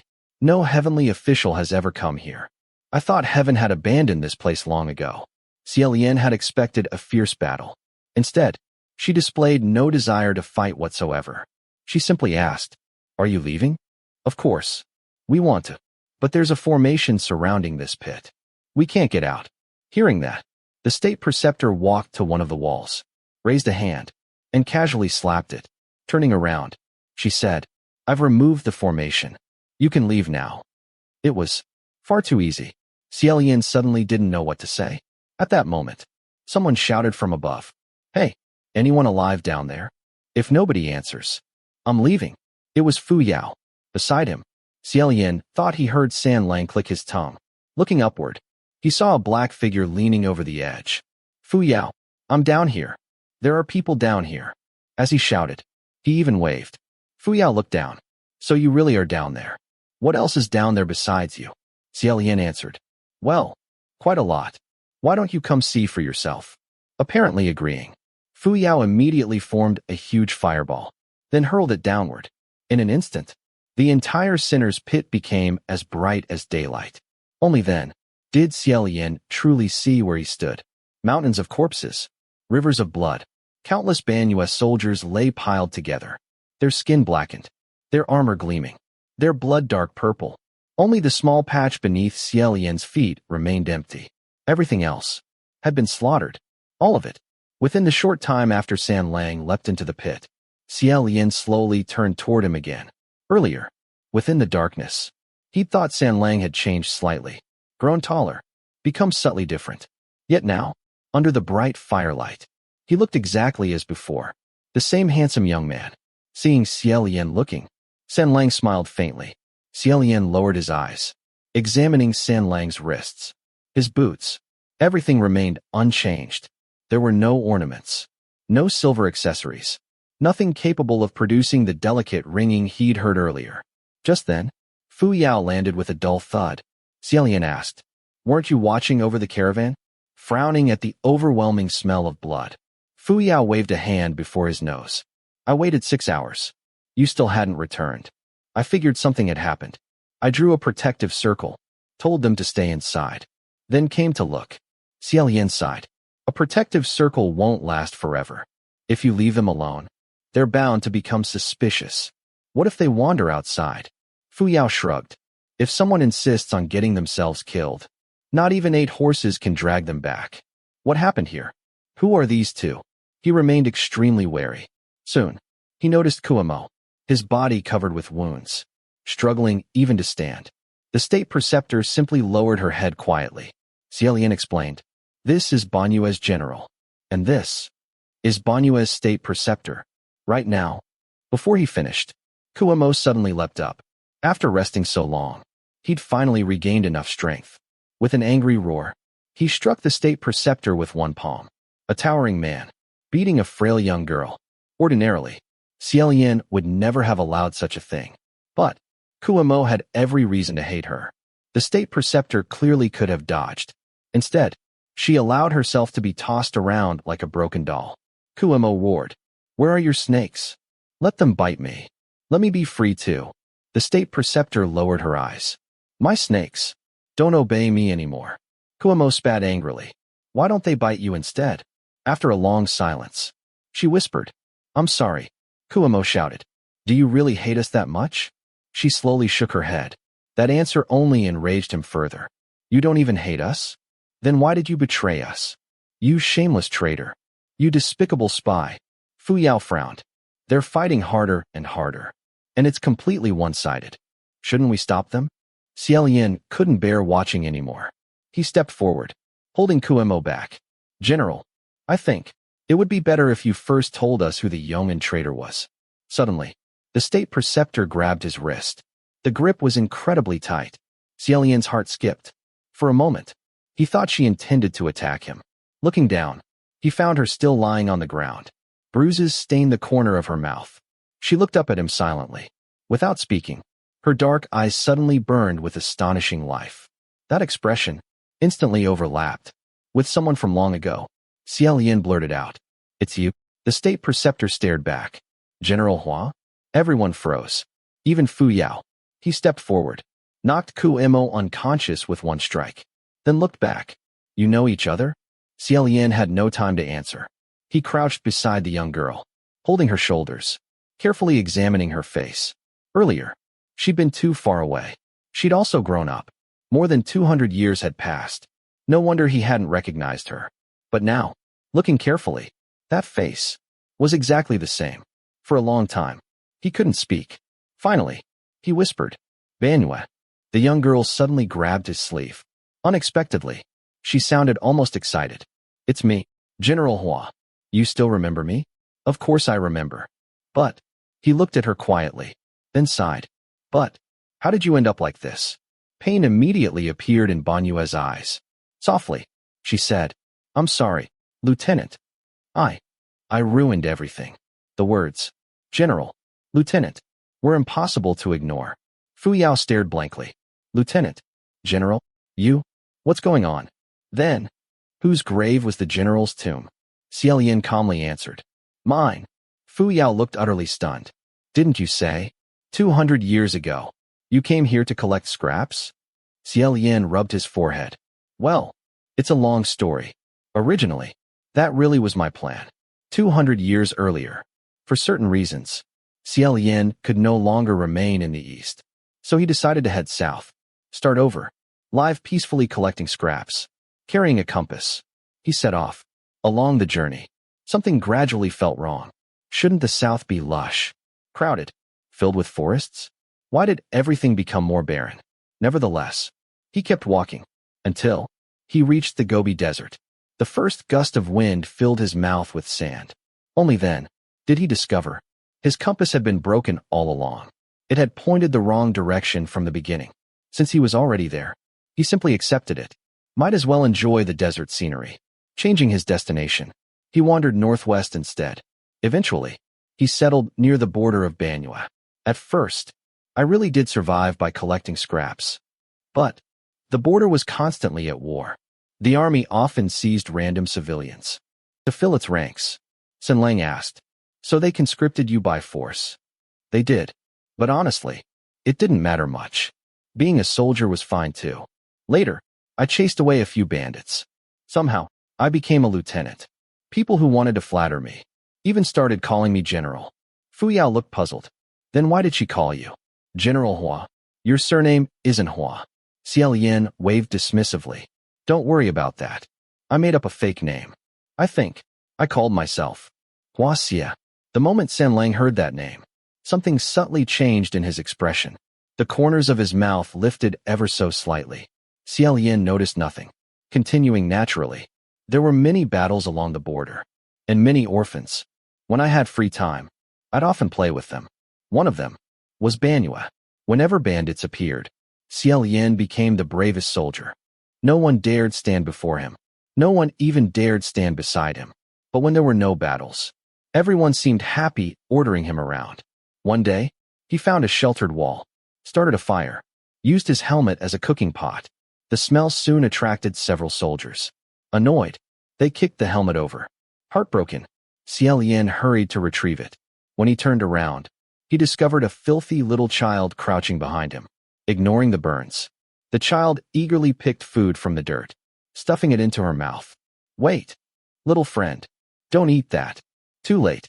After swallowing several bites, the child immediately began crying and vomiting. Terrified, Xie Lian picked her up, ran around frantically. Only after she'd finally vomited everything out did he stop, panting heavily. Are you all right? I'm sorry, but you mustn't tell your parents. And don't ever eat food from the ground again. Wait, what are you doing now? The child's eyes were full of tears.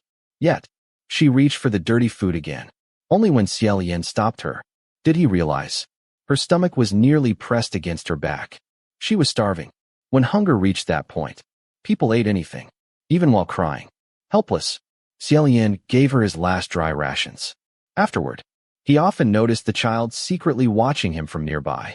In his memories, the little girl named Banyue always looked unhappy. Her face, her body, were always covered with bruises. Whenever she saw him, she'd quietly clutch the hem of his clothes. Looking up anxiously, the Banyue children rejected her. Apart from Xie Lian, only one Yong'an youth living nearby ever paid attention to her. So she followed the two of them constantly. Although she rarely spoke, she understood Chinese. Xie Lian never knew exactly where she'd learned it. Whenever he encountered an unattended child, he simply took care of them. When free, he taught her songs, wrestling. Sometimes, he even demonstrated tricks like breaking stones on his own chest. The two of them became quite close. Xie Lian sighed. I always assumed Banyue in Banyue State Preceptor referred to the kingdom. I never imagined her actual name was Banyue. Fu Yao asked, what happened afterward? Xie Lian answered, after that, it happened more or less as described. On the general's tomb. After a moment, San Lang quietly said, but the inscription says, you died. The moment the tombstone was mentioned, Xie Lian immediately felt depressed. Normally, memorial inscriptions praised the deceased. Yet his repeatedly criticized him. Even worse, it honestly recorded the utterly embarrassing way he'd supposedly died. When he'd read that section while hiding from the wind, he'd barely been able to continue. If San Lang hadn't understood the Banyue language, he might have pretended that part simply wasn't written. Even he wanted to laugh after reading it. How could he blame everyone else? Travelers sought shelter at his tomb, read the inscription, then laughed heartily. He couldn't even ask them not to. It truly made him miserable. Feeling his forehead heating with embarrassment, he quickly explained, well, I didn't actually die. I was pretending. Fu Yao stared at him in disbelief. Xie Lian scratched his head awkwardly. My feet had already been trampled so many times. I couldn't stand up. If I hadn't pretended to be dead, I really had no other choice. Chapter 28. Xie Lian said, I really don't remember. Even though he couldn't be killed, he still couldn't endure being hacked apart like that. At that moment, he made a prompt decision. I can't keep this up. He immediately threw himself onto the ground and pretended to be dead. As a result, he was trampled unconscious. When he finally woke up, he nearly choked to death on water. The battlefield was being cleaned up. The corpses had all been thrown into the river. Xie Lian drifted downstream with them. Like a piece of discarded trash, he floated all the way back into Yong'an. After that, he spent 3 or 4 years recovering. Later, he found another compass that wasn't broken. Setting out once more, he finally reached his original destination, the south. From then on, he paid little attention to what happened in Banyue. Banyue lowered her head.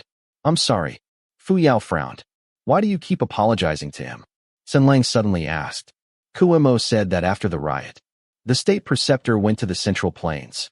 Did that riot have something to do with you? After hearing the reminder, Xie Lian vaguely recalled the inscription on the tombstone. Ah, it seems. Banua quietly answered. It was because he saved me. Everyone looked toward her. She whispered, General Hua was trampled while saving me. Instantly, the horrifying sensation of being trampled beneath countless feet returned to Xie Lian. He instinctively hugged himself. Seeing everyone staring at him, he hurriedly explained, I wasn't really trampled to death. I really wasn't.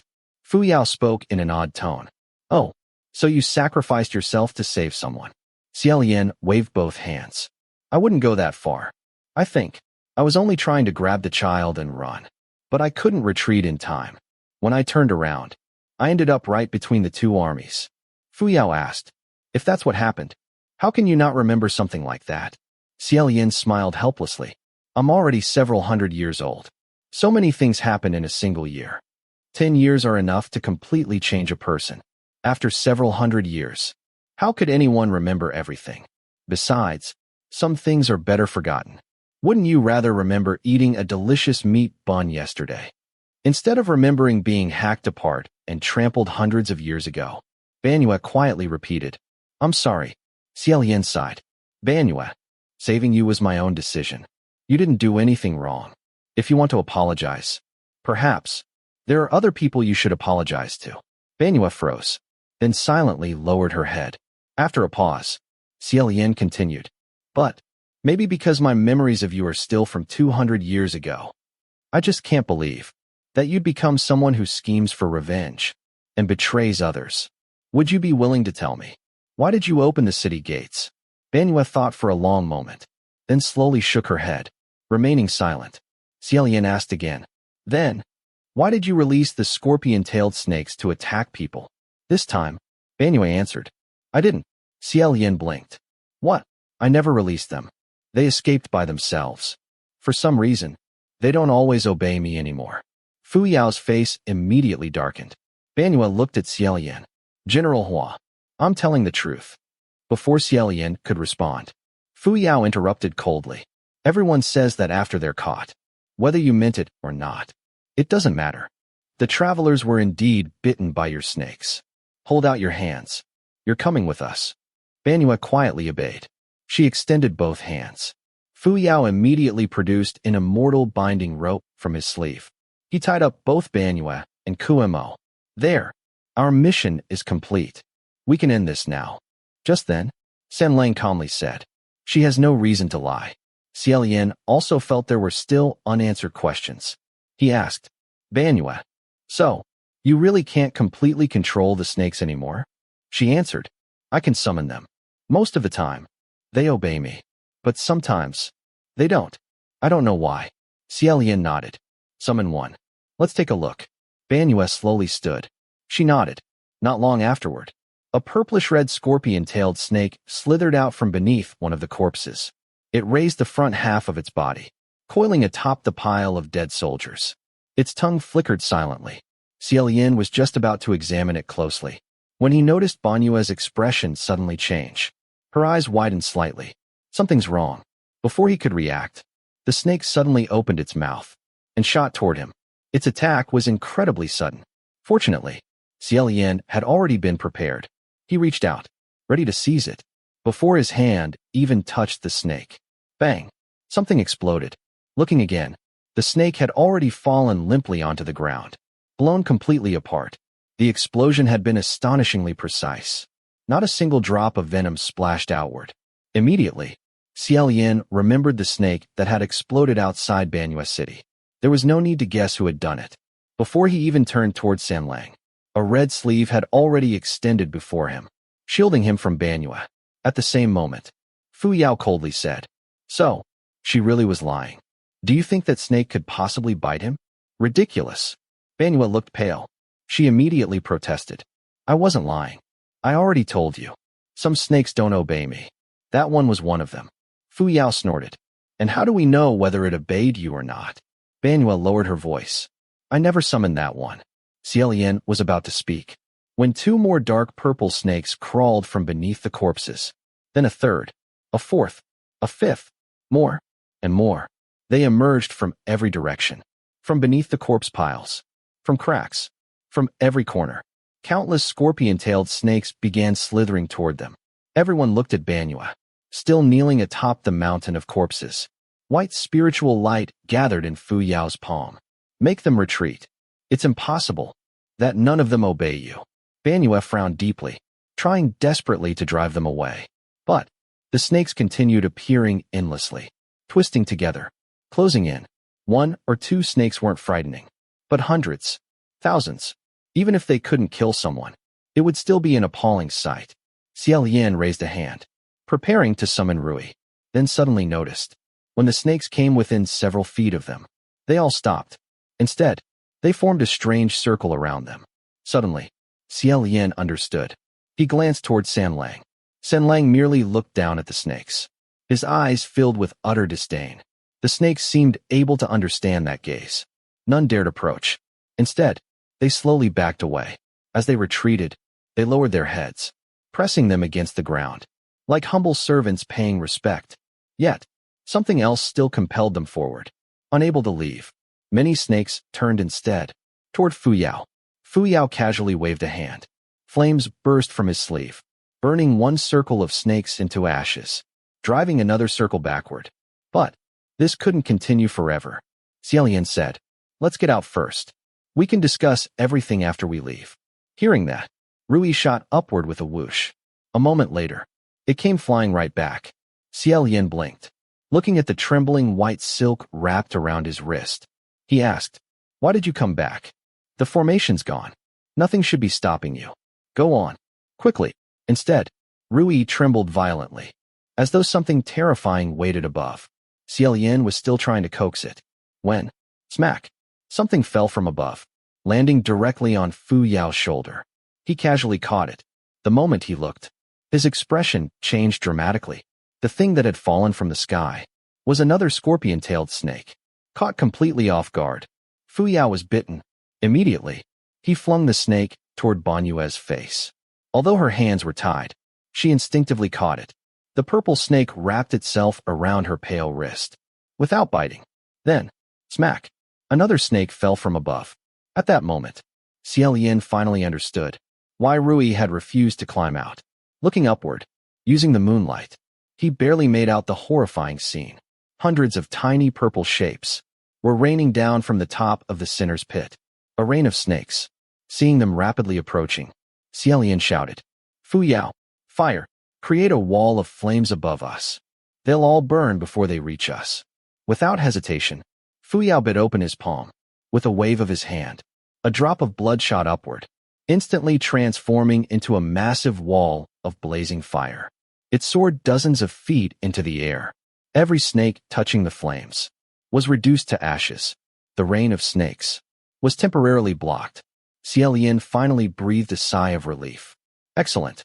Fu Yao, thanks to you. Casting such a technique consumed tremendous spiritual power."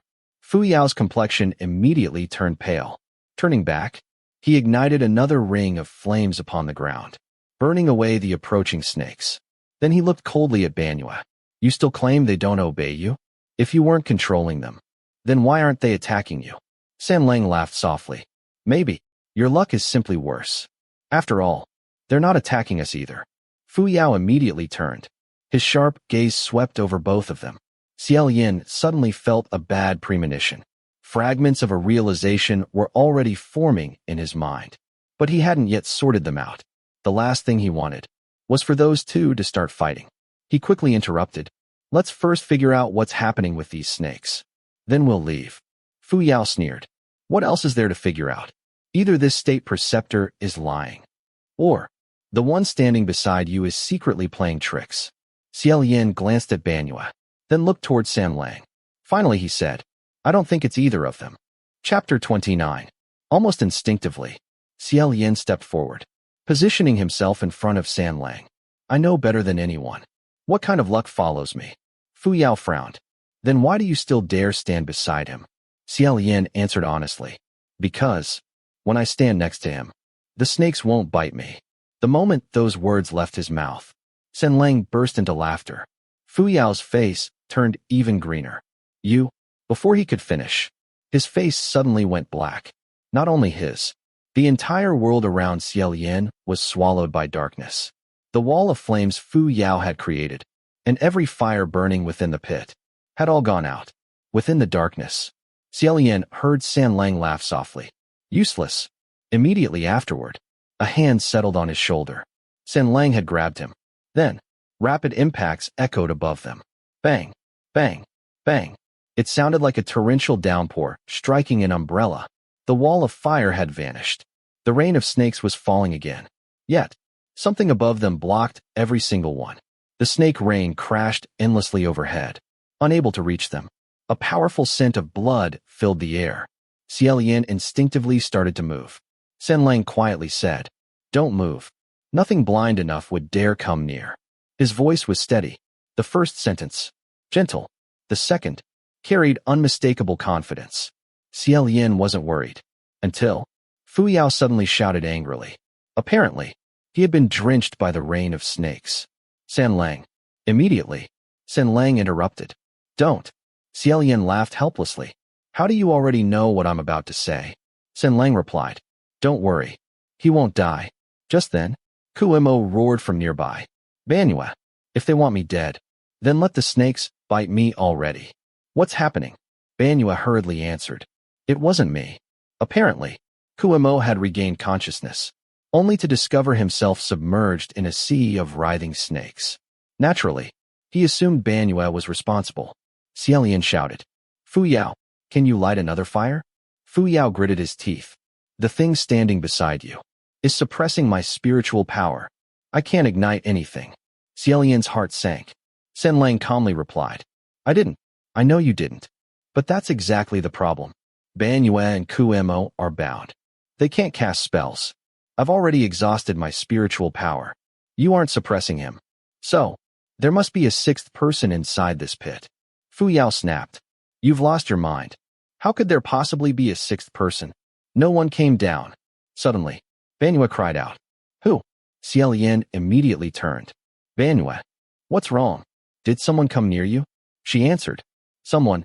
Before she could finish, her voice disappeared. "Banua." Xie Lian called again. No response. Fu Yao continued battling the snakes. Bursts of white light flashed repeatedly through the darkness. "Careful, she's probably trying to lure you over." Xie Lian shook his head. "Not necessarily. We have to save her first." He was just about to rush forward, when San Lang quietly answered, "All right." The next instant, a hand wrapped around Xie Lian's shoulder. He was lifted effortlessly into the air. Only then did he realize. San Lang was holding an umbrella with one hand and carrying him with the other, while charging directly toward the enemy. Silver flashed within the darkness. Clang, clang. The shrill sound of weapons colliding echoed throughout the pit. San Lang gave a soft laugh. "So, there really is a sixth person. Interesting." Xie Lian couldn't even see what weapon San Lang was using, but he could clearly tell. Someone else was fighting him. The mysterious opponent remained silent. Only the sharp whistle of a sword cutting through the air answered. Occasionally, brilliant sparks flashed, gone again before they could illuminate the attacker's face.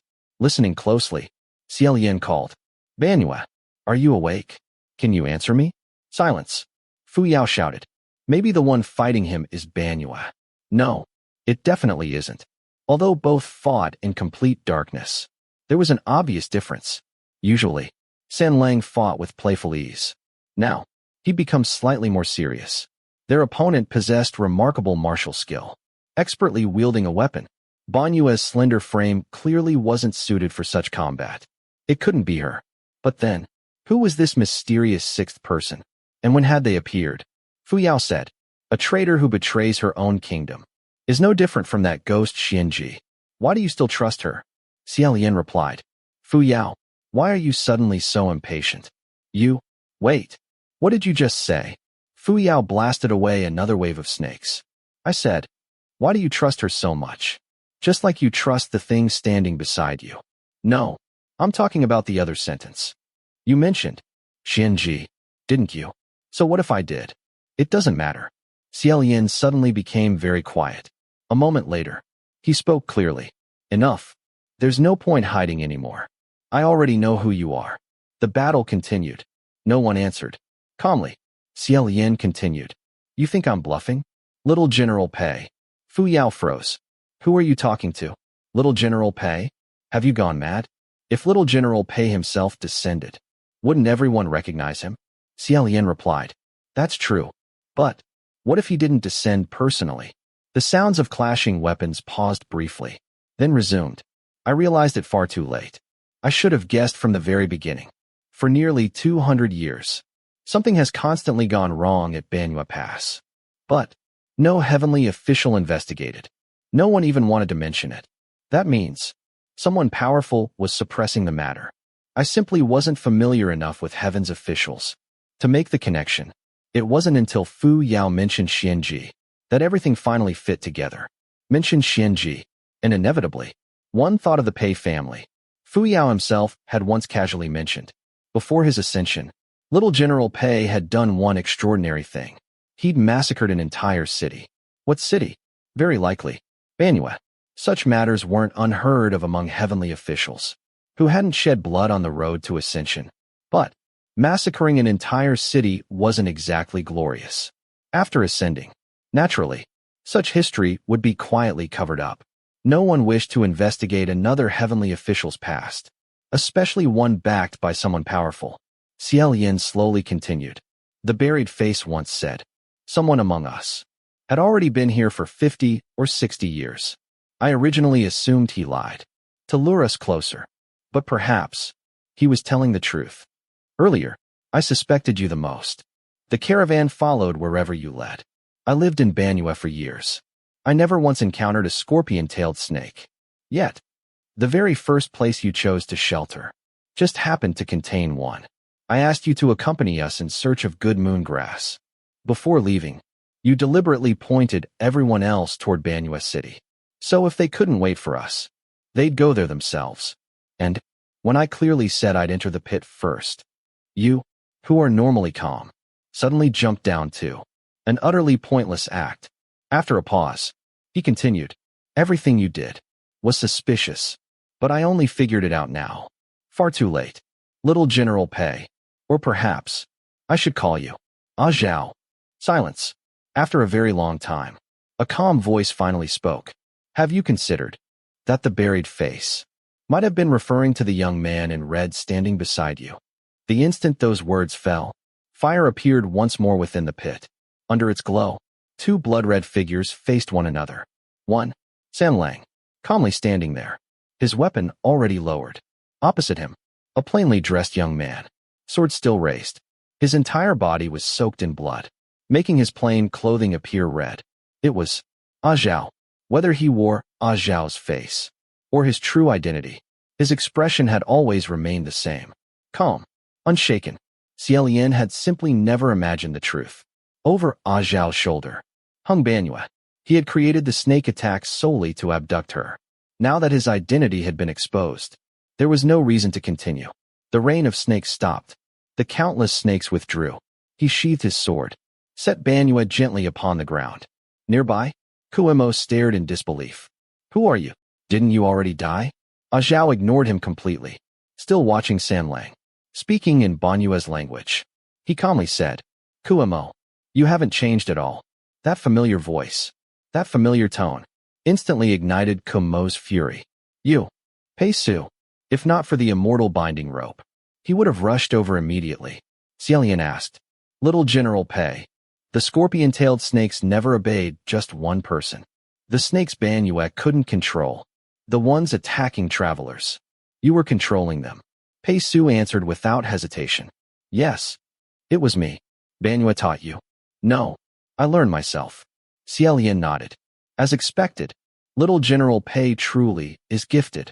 Then asked, when did you meet Banyu? And how? Pei Su looked directly at him. General Hua. Xie Lian blinked. Why are you calling me that? You don't recognize me? Only then, Xie Lian remembered. When Banyu was young, only one young boy had ever befriended her. Quiet, reserved. Most children near the border eventually joined the army. Could it really be? It's you? I only just recognized you. Pei Su nodded. It's me. I also only just recognized you. General. So that was the truth. the enemy commander, and Banyue had known each other since childhood. Xie Lian asked, "Did you really order Banyue to open the city gates?" Behind him, Kuemo roared, "Untie me. I'll fight this shameless Pei Su to the death." Pei Su answered coldly, "First, we already fought to the death 200 years ago. You lost. Second, how exactly am I shameless? If you two hadn't secretly worked together, we never would have lost." Pei Su remained expressionless. "Kuemo, don't deny reality. I only led 2,000 soldiers. The city would have fallen sooner or later." Xie Lian couldn't help interrupting. "Wait, you attacked an entire kingdom with only 2,000 soldiers? Were you trying to get yourself killed? Were you treated even worse than I was in the army?" Pei Su remained silent. Apparently, that was indeed the case. Xie Lian asked again, "If victory was already inevitable, why insist on opening the gates?" Pei Su answered simply, "Because I intended to massacre the city." Xie Lian frowned. "What do you mean? If you were already going to win, why massacre everyone? It couldn't possibly have been for enjoyment. It was precisely because victory was certain that we had to massacre the city. And quickly. Leave no one alive." The words were chilling. Xie Lian quietly asked, "Why?" Pei Su answered, "The night before the assault, Banyue's leaders secretly met. They reached an agreement." "What agreement?" "They decided to prepare explosives." Xie Lian had already guessed. Pei Su confirmed it. Explosives. If the city fell, every citizen, regardless of age or gender, would hide explosives on their body. They'd scatter into Yong'an, blend among civilians, and detonate them when the opportunity came. Even if Banyue perished, they intended to drag countless Yong'an citizens down with them. So, they had to be exterminated before they escaped. Xie Lian immediately turned toward Kuemo. "Is this true?" Kuemo answered without hesitation, "Yes." Hearing that, San Lang raised an eyebrow. "Vicious." He spoke in Banyue's language. Kuemo instantly flared with anger. "Vicious? What right do you have to call us vicious? If Yong'an hadn't invaded first, we never would have been forced this far.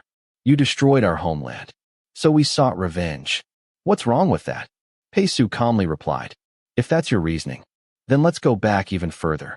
Who repeatedly raided the border? Who robbed and slaughtered Yong'an merchants? You knowingly protected those bandits. When Yong'an soldiers pursued them, you killed our troops for crossing the border. Wasn't that vicious?" Kuemo immediately argued. "Because you invaded our territory first. The border has always been disputed. How is that invasion? We already divided the land. You broke the agreement. Only Banyue recognizes that agreement. Yong'an never did. Your so-called agreement merely claimed the desert belonged to us, and the oasis belonged to you. Ridiculous. The oasis belonged to our ancestors. They lived there for generations. Neither side yielded. Each insisted they were right. Simply listening to them argue made Xie Lian's head ache. Remembering those miserable days 200 years ago, his face almost hurt again. Ignoring Kuemo, Pei Su looked towards Xie Lian. "You see, there are many things in this world that can never be settled through argument. In the end, we simply fight." Xie Lian nodded. "I agree with the first sentence." San Lang smiled. "I agree with the second." Kumo's anger slowly settled. Then he suddenly said, "Most Yong'an people are shameless. But you're the most shameless of them all.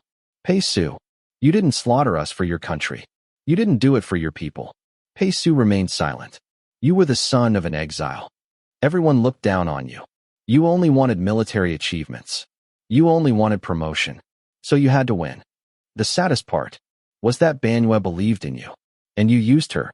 Xie Lian asked, "But isn't little General Pei descended from General Pei? Shouldn't that have protected him?"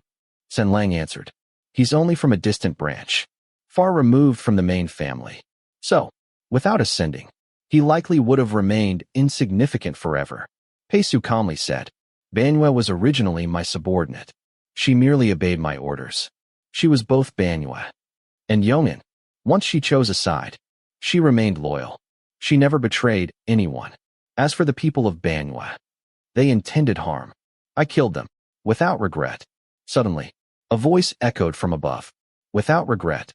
Then, can you also say without regret To all the innocent people you've lured here over the past 200 years. Everyone immediately looked upward. Which senior has arrived? Xie Lian called. No answer came. Instead, a strange sound approached. Whoosh, whoosh, whoosh, like a violent gale. Only when it drew near did Xie Lian realize. It truly was a gale.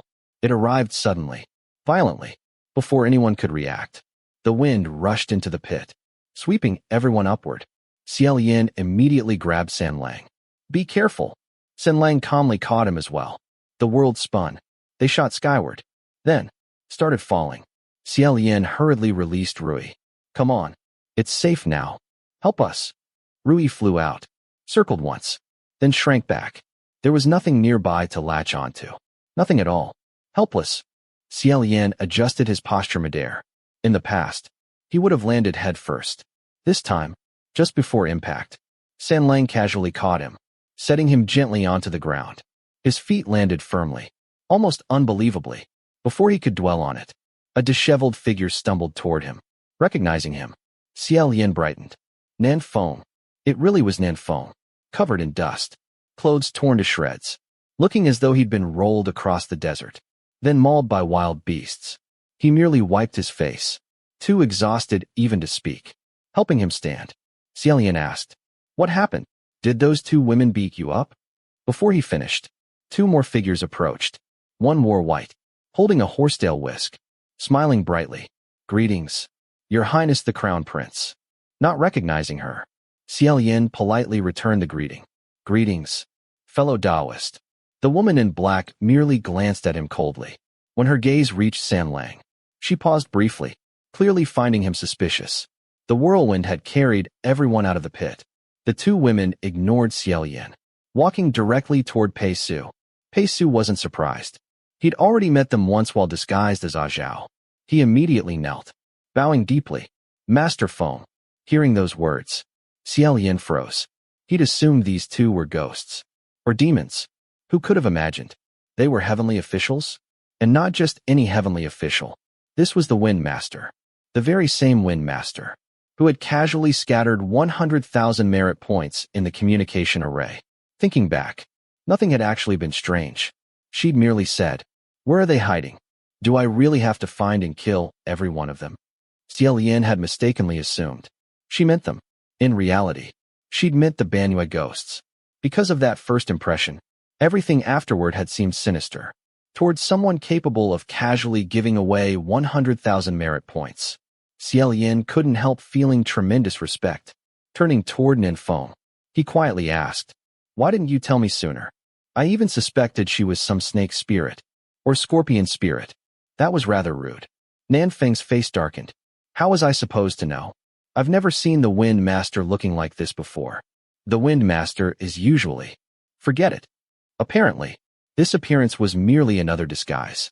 Xie Lian didn't dwell on it, instead asking, What brings the Wind Master to Banyu Pass? To help. They've been searching the city for Banyue's ghost soldiers. Xie Lian immediately remembered. Back when he'd first asked about Banyue through the communication array, the Wind Master had deliberately scattered 100,000 merit points. Perhaps she'd already noticed everything then. Meanwhile, the Wind Master crouched before Pei Su. I heard everything. You admit that you've been luring travelers into Banyu for nearly 200 years. Since there was no point denying it, Pei Su answered, Yes. Why? After a long silence, Pei Su replied, You already suspected. Surely you can guess. The Wind Master calmly said, Because these resentful spirits are living proof of the blood on your hands, and they threaten your future. Pei Su remained silent. Xie Lian couldn't help asking, if they truly had to disappear, why not destroy them directly? Why sacrifice innocent people to soothe their resentment? Isn't that simply feeding one person with another person's flesh? San Lang quietly answered. He couldn't. Indeed, every heavenly official's actions were closely watched. Pei Su couldn't descend personally to eliminate them, nor openly send heavenly troops. The disturbance would expose everything. At most, he could secretly send a clone, like Zhao, using the scorpion-tailed snakes, to lure travelers, feed the ghost soldiers, and gradually erase their resentment. It was the perfect borrowed knife. The Wind Master sighed. General Pei would never do something like this. This time, you've gone too far. Pei Su lowered his head. This junior understands. Good. Reflect upon it. Then return. Yes. After saying that, the Wind Master tucked away the horsetail whisk, turned towards Xie Lian, and smiled. Your Highness, it's an honor to meet you. Xie Lian smiled politely. It is likewise an honor to meet you. Wind Master. The Wind Master suddenly apologized. I'm sorry about earlier. Earlier? What happened? You encountered a sandstorm. Yes. I created it. The storm was meant to keep you away from Banyue.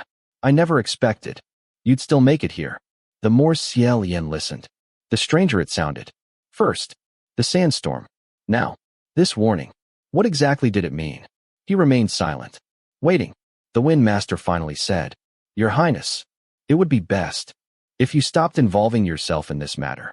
Looking toward Banyue, curled upon the ground, a bad feeling rose within Xie Lian. Originally, he'd feared heaven would twist the truth, making Pei Su innocent, while Banyue became the scapegoat. Now, the Wind Master herself appeared, telling him to step aside. Was she protecting Pei Su? Calmly, Xie Lian stepped in front of Banyue.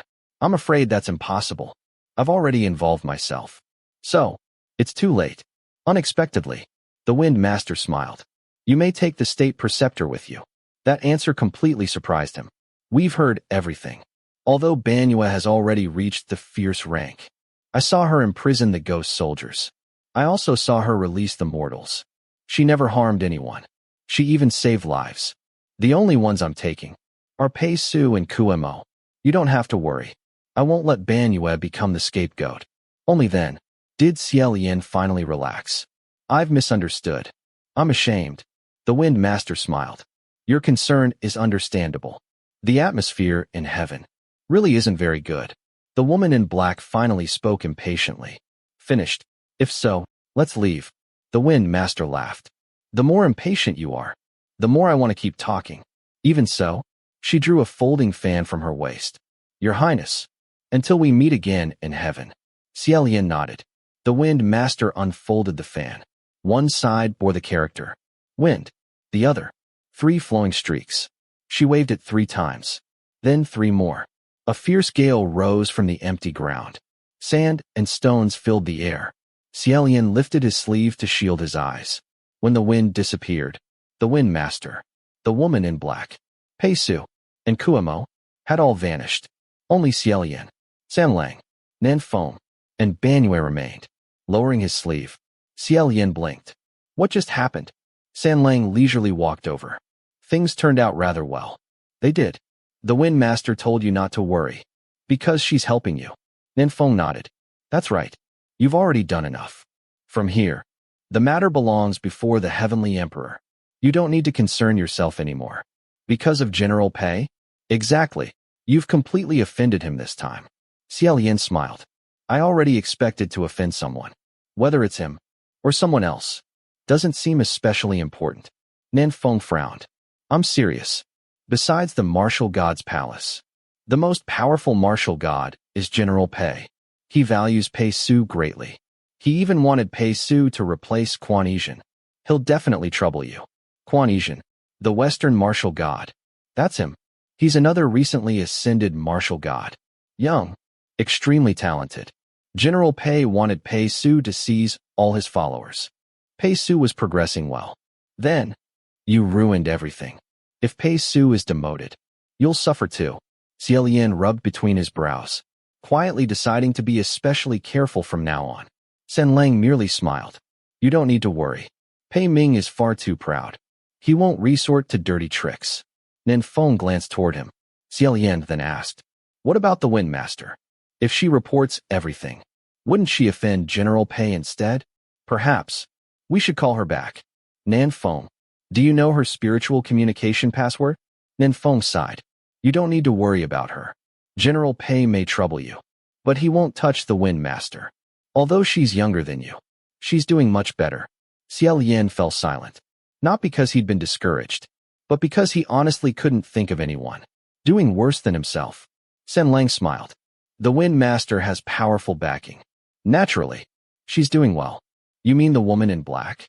She also seems incredibly powerful. No, but that woman truly is formidable. She should be one of the 5 elemental masters. Wind, water, rain, lightning.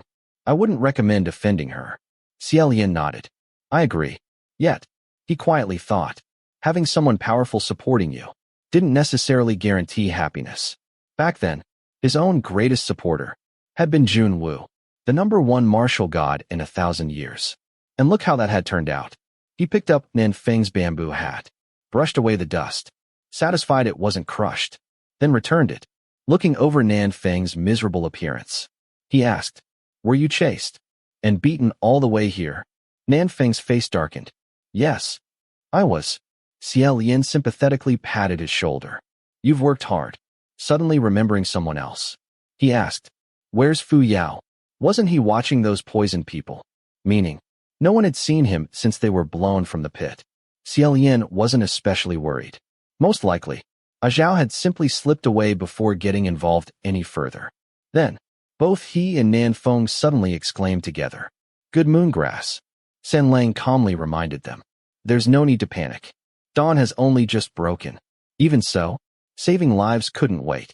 Carrying Banyue upon his back, Xie Lian sprinted toward the royal palace. After setting her down, he hurriedly gathered several bundles of good moon grass. The buried corpse remained, reduced to little more than bones. The merchant's body, however, had disappeared. Xie Lian paused, wondering. San Lang quietly picked up a small clay jar. Immediately, Xie Lian smiled. "San Lang, thank you." Banyue remained unconscious. So, Xie Lian temporarily placed her inside the jar. After gathering enough herbs, they hurried back. Only 8 hours had passed since the snake bite. Fortunately, the merchant still remained obediently inside Fu Yao's protective circle. The elderly merchant had already taken the medicine Nan Feng left behind. His condition had stabilized. With the good moon grass, he would recover. Xie Lian silently decided, not to mention what had fertilized those herbs. After everyone finally relaxed, someone suddenly asked, "Where's Xianxia? Why hasn't he returned?" Earlier, everything had happened too quickly. Xie Lian hadn't had time to search for Xianxia. Just as he prepared to leave, someone shouted from afar. It was Xianxia, running toward them, carrying an enormous bundle of good moon grass. 2 exhausted merchants followed behind. Only then did Xie Lian learn. Banyue had originally captured them, then pointed them toward the herbs, and released them. Afterward, they'd buried the dead merchant, gathered medicine, and hurried back, simply arriving slightly later. At long last, the matter had finally ended. Before departing, Tianxing secretly approached Xie Lian, speaking mysteriously. "Gidge, can I ask something?" "Go ahead. You're really a god, aren't you?" Xie Lian froze. Then, unexpectedly, felt deeply touched.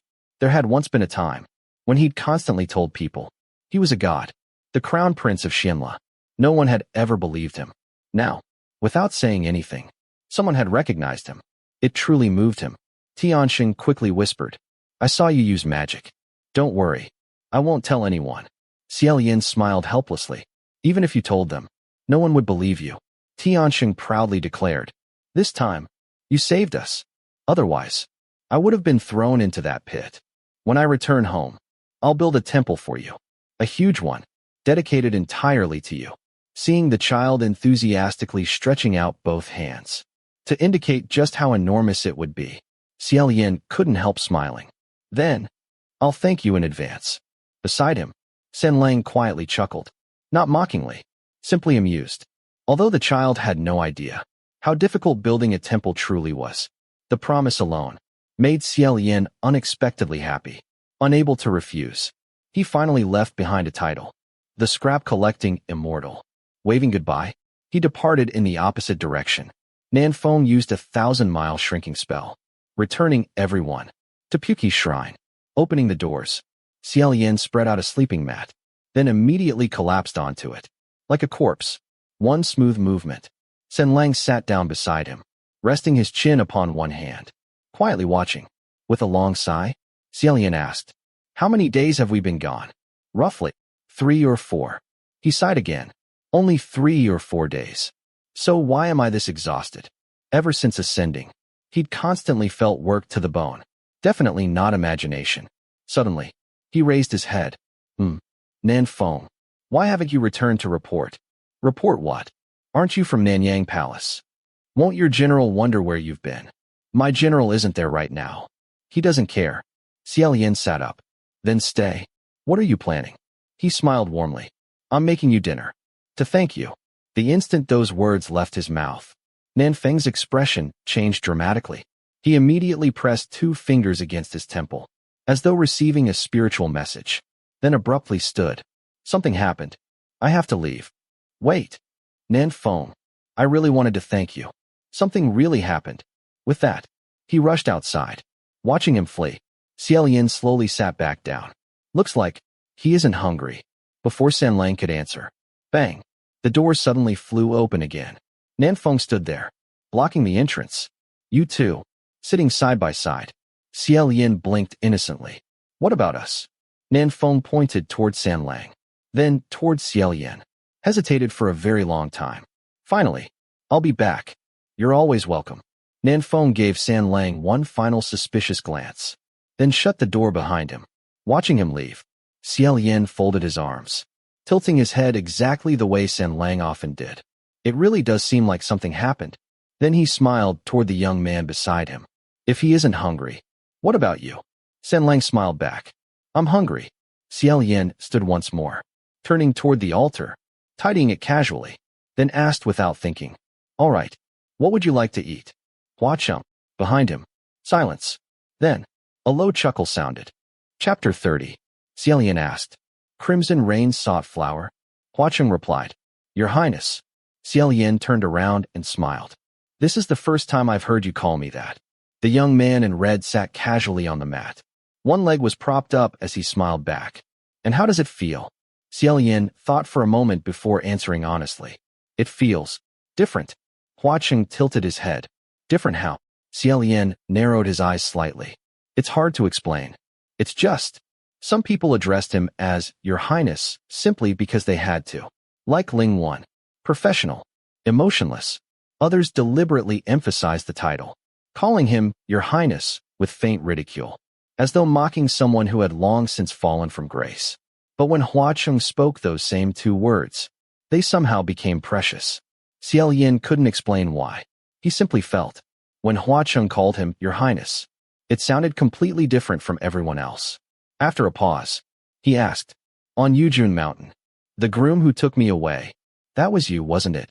The smile on Hua Cheng's lips deepened. Only then did Xie Lian realize how ambiguous that sounded. He hurriedly corrected himself. I mean, the one pretending to be the groom. That was you, right? Hua Cheng replied. I wasn't pretending. Thinking about it, that was true. Back then, he had never claimed to be the groom. He hadn't spoken a single word. He had only stopped before the bridal sedan and extended a hand. Xie Lian had been the one who followed him. So, why were you on Yujun Mountain? There are only 2 possible answers. Hua Cheng smiled. First, I went there specifically for you, Your Highness. Second, I was merely passing by, with far too much free time. Which explanation sounds more believable? Thinking back over everything Hua Cheng had done since appearing, Xie Lian smiled. I honestly can't decide. But, you really do seem to have plenty of free time. His gaze slowly traveled around Hua Cheng. After a long look, he nodded. You're quite different from the rumors. Hua Cheng shifted into a more comfortable position, still supporting his chin with one hand. Oh, then, how did Your Highness figure out I was Crimson Rain sought flower? Xie Lian immediately thought of the umbrella beneath the rain of blood, the sound of silver chains, the cold silver vambrace. Honestly, you weren't exactly hiding it very well. Aloud, he answered. No matter how I tested you, you never slipped. Someone like that must be at the supreme rank. You wear robes as red as maple leaves. And fresh blood. You always seem omniscient, omnipotent, fearless, with bearing like yours. I simply couldn't think of anyone else besides Crimson Rain sought flower. Hua Cheng smiled. Then, may I consider that a compliment? Xie Lian thought silently. Did you really not hear all the rest? The smile slowly faded from Hua Cheng's face. Then he quietly asked, after saying all that, why haven't you asked why I approached you? Xie Lian answered honestly. If you didn't want to tell me, asking wouldn't help. And even if you answered, there's no guarantee it'd be the truth. Hua Cheng shook his head. Not necessarily. Besides, you could have chased me away. Xie Lian smiled. You're so capable. Even if I chased you away, if you really intended to do something, you could simply change your appearance and come back. The two looked at each other, then laughed. Suddenly, a rolling sound echoed through Puki's shrine. Both turned simultaneously. There was nobody there. Only a small black clay jar rolling across the floor. It was the jar holding Banyue. Xie Lian had placed it beside the mat. At some point, it had rolled away by itself. Now it repeatedly bumped against the wooden door Hua Cheng had repaired. Afraid it would break, Xie Lian hurried over. Opening the door, the little jar rolled outside. Across the grass, Xie Lian followed. Eventually, the jar came to a stop, standing upright upon the grass. Though it was only a clay pot, it somehow gave the impression that it was gazing quietly at the stars. Hua Cheng also stepped outside. Standing nearby, Xie Lian gently asked, Banyue, are you awake? Fortunately, it was already deep into the night. Otherwise, anyone seeing him talking to a clay jar would surely think he'd lost his mind. After a long silence, a muffled voice emerged. General Hua. Xie Lian sat beside the jar. Banyue, did you come outside to look at the stars? If you want, I can let you out. Leaning casually against a nearby tree, Hua Cheng spoke. She just left Banyue. It would be better if she stayed inside for a little longer. After remaining in Banyue for 2 centuries, a sudden change of surroundings wouldn't be easy. Xie Lian nodded. Then stay here for now. Recover slowly. This shrine is where I cultivate. You don't need to worry about anything. The little jar rocked gently, as though nodding. After thinking for a moment, Xie Lian quietly said, Banyue, actually, this whole incident wasn't your fault. Those scorpion-tailed snakes. Before he finished, Banyue interrupted. General Hua, although I couldn't move, I heard everything. Xie Lian froze. Only then did he realize. Pei Su had sealed only her body, not her hearing. That's good. If she'd heard everything, perhaps that was for the best. The little jar quietly asked, General Hua, what will happen to little General Pei? Xie Lian folded his hands inside his sleeves. I don't know. But if someone does something wrong, they have to accept punishment. The jar gently rocked again. This time, Xie Lian understood. It was nodding. After another pause, Banyue softly said, Actually, little General Pei isn't a bad person. Oh, he helped me before. Suddenly, more forgotten memories surfaced. As a child, Banyue was constantly bullied. The other Yong'an children always said she simply had a face that deserved to be beaten. Only much later did Xie Lian discover the truth. One day, he happened to witness several children forcing Banyue's face into the mud. Only then did he understand where all the bruises came from. Later, when he asked about it, she remembered almost nothing, except to wash the handkerchief the Yong'an boy had lent her to wipe away the mud. She forgot those who hurt her, but anyone who showed her kindness once, she remembered forever. Banyue quietly continued.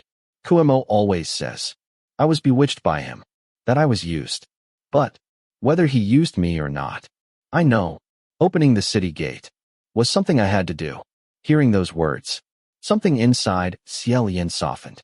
He gently patted the little jar. It's over now. Oh, and Banyue, Hua Xie was only a fake name. I stopped being a general long ago. You don't have to call me General Hua anymore. The little jar asked. Then, what should I call you? That was unexpectedly difficult. If Banyue seriously called him, Your Highness the Crown Prince, it would feel strangely formal. After thinking, he smiled. It's up to you. You can keep calling me General Hua. Then he suddenly remembered. There was already someone named Hua standing nearby. Calling him General Hua might become confusing. But then again, Hua Xie had always been fake. He'd simply borrowed the first character from the title, Flower-Crowned Martial God, and wasn't Hua Cheng also using a false name? Coincidentally, both had chosen the surname Hua. At that moment, Banyue quietly said, I'm sorry, General Hua. Xie Lian sighed gloomily. Banyue, why do you always apologize to me? My face doesn't really look that pitiful, does it?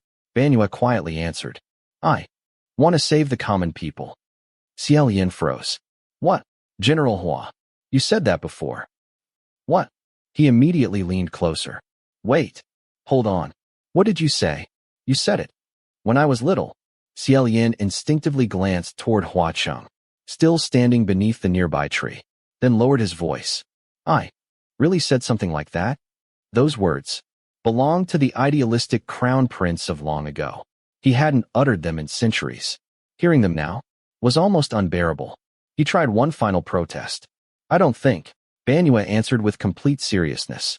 No, you definitely did. Once, you asked me what I wanted to become when I grew up. I said I didn't know. You told me. How can you not know? So I asked, General Hua, then what about you? You answered, when I was young, my dream was to save the common people. So that's how it happened. Xie Lian covered his face. Banyue, why do you remember something so clearly? That I only said casually? She answered earnestly. Was it really casual? General Hua, when you said it, you looked completely serious. Xie Lian helplessly stared up at the night sky. Huh, really? Perhaps. What else did I say? I don't remember anymore. Banyue answered immediately. You also said, do what you believe is right. Nothing can stop your footsteps. Even if you fall into the mud 100 times, you still have to stand up again. There were many things like that. Xie Lian didn't even need to turn around. He already knew. Hua Cheng had definitely heard every word and was laughing.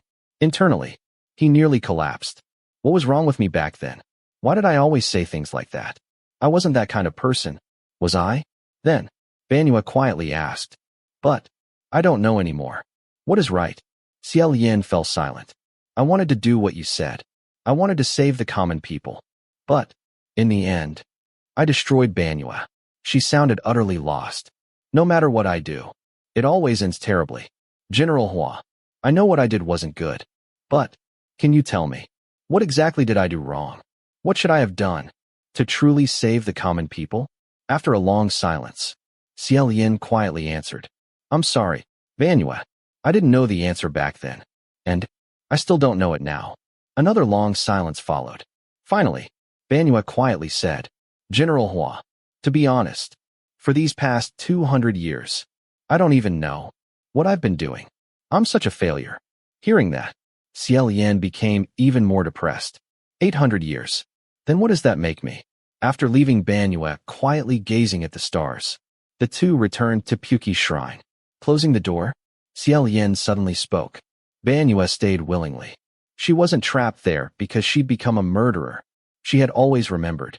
She was the one who opened the city gates. She never excused herself by claiming it had been for the common people, to ease the resentment of Banyue's soldiers, and help them pass on sooner. She had repeatedly allowed Kuemo to kill her. Again and again, Xie Lian shook his head. If Peisu truly wanted those ghost soldiers gone, and also wanted to avoid heaven's attention, he could have secretly sent down a clone, quietly eliminated them. So why resort to something like this? Hua Cheng calmly replied, a clone's strength is limited. You've already seen Ah Zhao. He couldn't destroy so many ghost soldiers alone. It's much easier to feed them living people. Their resentment fades faster. And it's the simplest solution. Xie Lian frowned. Why did it have to be so fast? Hua Cheng answered quietly. Perhaps, so your little friend wouldn't have to suffer being killed over and over for quite so long. Silence. Then, Xie Lian quietly asked, what about those innocent people? Hua Cheng's voice remained calm. They're heavenly officials. To someone like Pei Su, the lives of mortals are worth less than insects. He's a typical upper-ranking heavenly official, so long as nobody discovers it. Killing several hundred people is no different from crushing several hundred bugs. Xie Lian glanced toward him, remembering how San Lang himself had effortlessly slaughtered every Banyue soldier. Changing the subject, he smiled faintly. You said clones become weaker, but yours seems remarkably powerful. Hua Cheng raised an eyebrow. Of course, because this is my true body. Xie Lian turned, startled. Your true body. I'm genuine. The expression accompanying those words somehow made it sound as though Hua Cheng was inviting him to verify it personally. Before Xie Lian even realized what he'd done, one finger reached forward. and lightly poked Hua Cheng's cheek.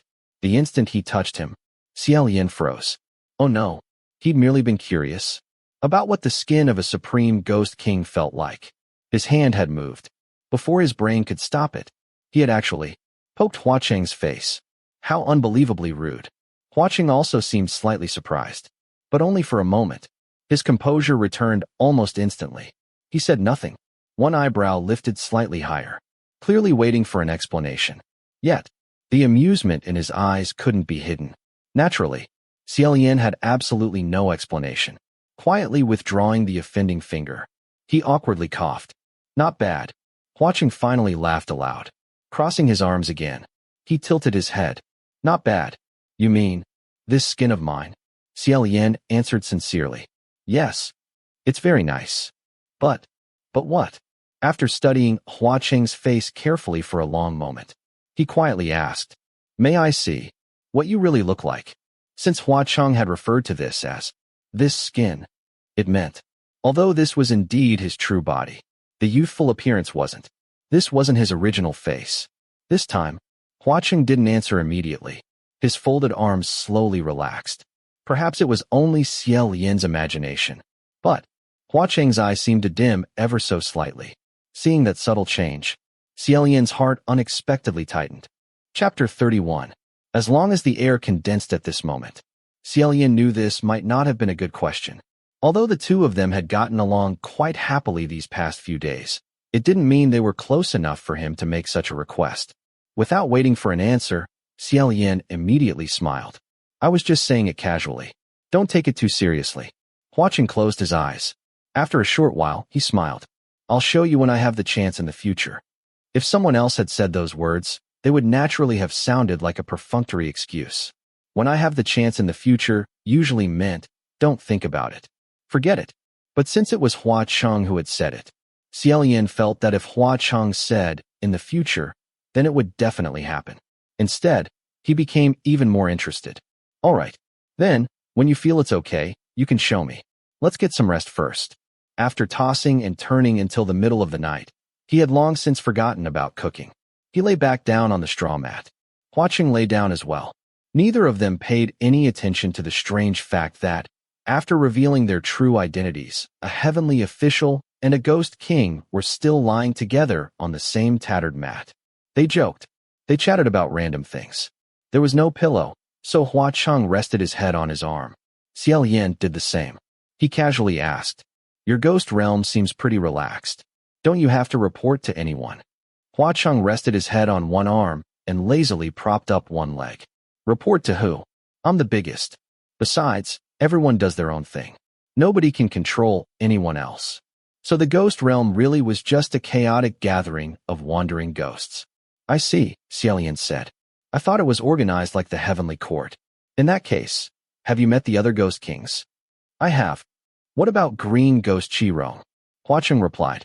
Are you talking about that low-class piece of trash? Xie Lian's thought. How am I supposed to answer that? Fortunately, he didn't have to. I greeted him. Then he ran away. Xie Lian instinctively knew that this greeting definitely hadn't been an ordinary greeting. Sure enough, Hua Cheng leisurely continued. That's also how I earned the title Blood Rain Tanhua. So when Hua Cheng had mentioned destroying another ghost lair, he had been talking about green ghost Qi. And this greeting had been a complete massacre. Rubbing his chin, Xie Lian asked, Does Qi have some grudge against you? Yes. What grudge? He's an eyesore. Xie Lian couldn't help laughing.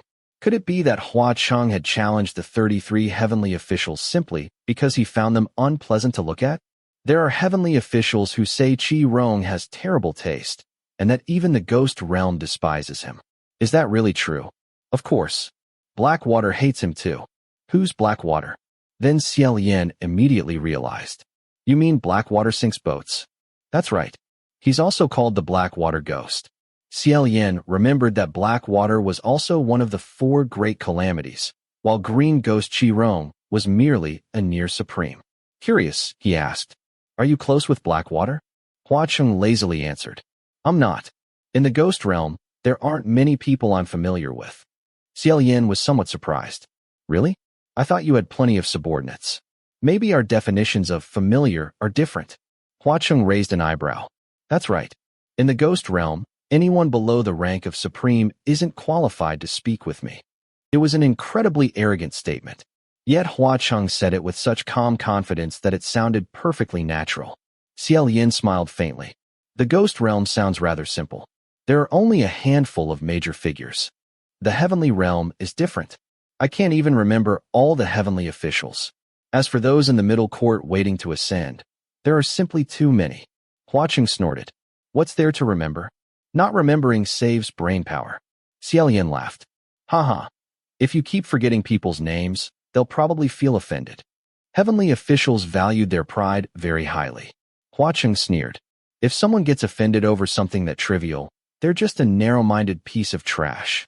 After chatting for a while, Xie Lian worried they might drift into more sensitive topics, so he changed the subject. Looking toward the tightly shut wooden door, he said, I wonder when that child will come back. The moment he remembered that passionate declaration, I want to save the common people. Countless chaotic memories surged into his mind. He forcibly suppressed them. Just then, Hua Cheng suddenly said, that sentence was really good. What sentence? I want to save the common people. Xie Lian felt as though he had been struck by lightning. He immediately rolled over, curling into a ball like a shrimp. Covering his face with both hands, he almost wished he had another pair to cover his ears as well. He groaned. San Lang. Hua Cheng seemed to move even closer. Is there something wrong with that sentence? Xie Lian finally turned back helplessly. So embarrassing. Hua Cheng replied. What are you afraid of? Anyone who dares speak about the common people, whether they intend to save them or slaughter them, deserves my respect. The first is far harder than the second. So naturally, I admire the first even more. Xie Lian laughed helplessly and shook his head. You have to be able to back those words up. You have to be capable of doing it. Covering his eyes with one hand, he sighed. Actually, Han Yu's words weren't that bad. When I was younger, I said things that were even more ridiculous. Hua Cheng smiled. Oh, what kind of things? After thinking for a moment, Xie Lian softly smiled. Many, many years ago, there was someone who once told me he couldn't go on living. He asked me why people live.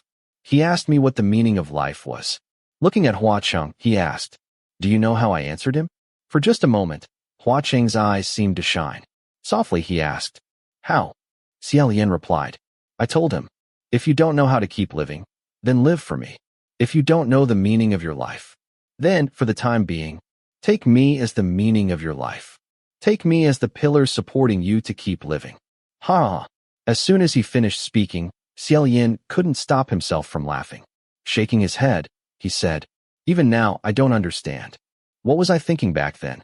How could I have the courage to say something like becoming the meaning of someone else's life? Hua Cheng remained silent. Xie Lian continued. Only someone that young could say such things. Back then, I truly believed I was fearless. I thought I could do anything. If you asked me to say those words now, I couldn't. He quietly added, I don't know what happened to that person afterward. Becoming the meaning of another person's life is already an incredibly heavy responsibility, let alone saving the common people. Silence filled Pu Chi Shrine. After a long while, Hua Cheng quietly spoke. Saving the common people. That doesn't matter. Being young enough to say something like that. It was foolish, but it was also brave. Yes, Xie Lian agreed. Hua Cheng added, very foolish, but also very brave. Xie Lian smiled. I really have to thank you. You're welcome. The two of them quietly stared at the broken roof for a long while. Finally, Hua Cheng spoke again. Your Highness the Crown Prince. We've only known each other for a few days. Is it really all right for you to tell me so much? Xie Lian sighed. What's wrong with that? Just say whatever you want. Even people who've known each other for decades can become strangers overnight. If you want to say something, then say it. We meet by chance. We part by chance. In the end, every gathering must come to an end. So, just do whatever you want. Hua Cheng seemed to chuckle softly. Then he suddenly said, if. Xie Lian turned. If what? Hua Cheng wasn't looking at him. He continued staring at the broken roof. From where Xie Lian lay, he could only see the handsome profile of his face. Calmly, Hua Cheng said, I'm not good looking. Xie Lian blinked. Only then did Hua Cheng slightly turn his head. If my true appearance wasn't attractive, would you still want to see it? Xie Lian was surprised. Really? I don't know why, but I've always felt your true appearance couldn't possibly be ugly. Cheng smiled faintly. Not necessarily. What if my features are ruined? What if I'm as ugly as a Rakshasa? As terrifying as a Xianxia? What then? At first, Xie Lian found the question amusing.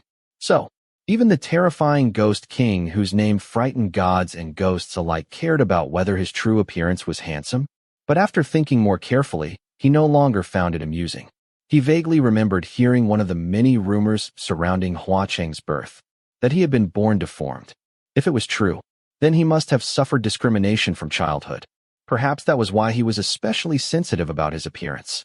After carefully choosing his words, Xie Lian said, "About that." Using the gentlest voice possible, he sincerely continued, "The only reason I want to see your true appearance is because we're already like this." Cheng asked, "Like what?" Xie Lian replied, "Right now, we can be considered friends, can't we? If we're friends, then we should be honest with one another. That's why I want to see your true face. What does that have to do with whether it's handsome or ugly? You asked what I'd do. I wouldn't do anything. So don't worry. As long as it's your real appearance, I'll definitely." "Why are you laughing?" "I'm speaking sincerely." As he finished speaking, Xie Lian suddenly felt the young man beside him trembling slightly. At first, he wondered, were my words really that touching? But he felt too embarrassed to turn and look. A moment later, very quiet laughter drifted from beside him. Feeling rather depressed, Xie Lian reached over and pushed Cheng's shoulder. "San Lang, why are you laughing like that? Did I say something wrong?" Cheng immediately stopped laughing and turned toward him. "No, what you said makes perfect sense." Xie Lian felt even more unconvinced. "You're not being sincere." Cheng replied, "I swear, no matter where you look, you won't find anyone more sincere than me." Xie Lian no longer wanted to argue. He turned his back toward Cheng.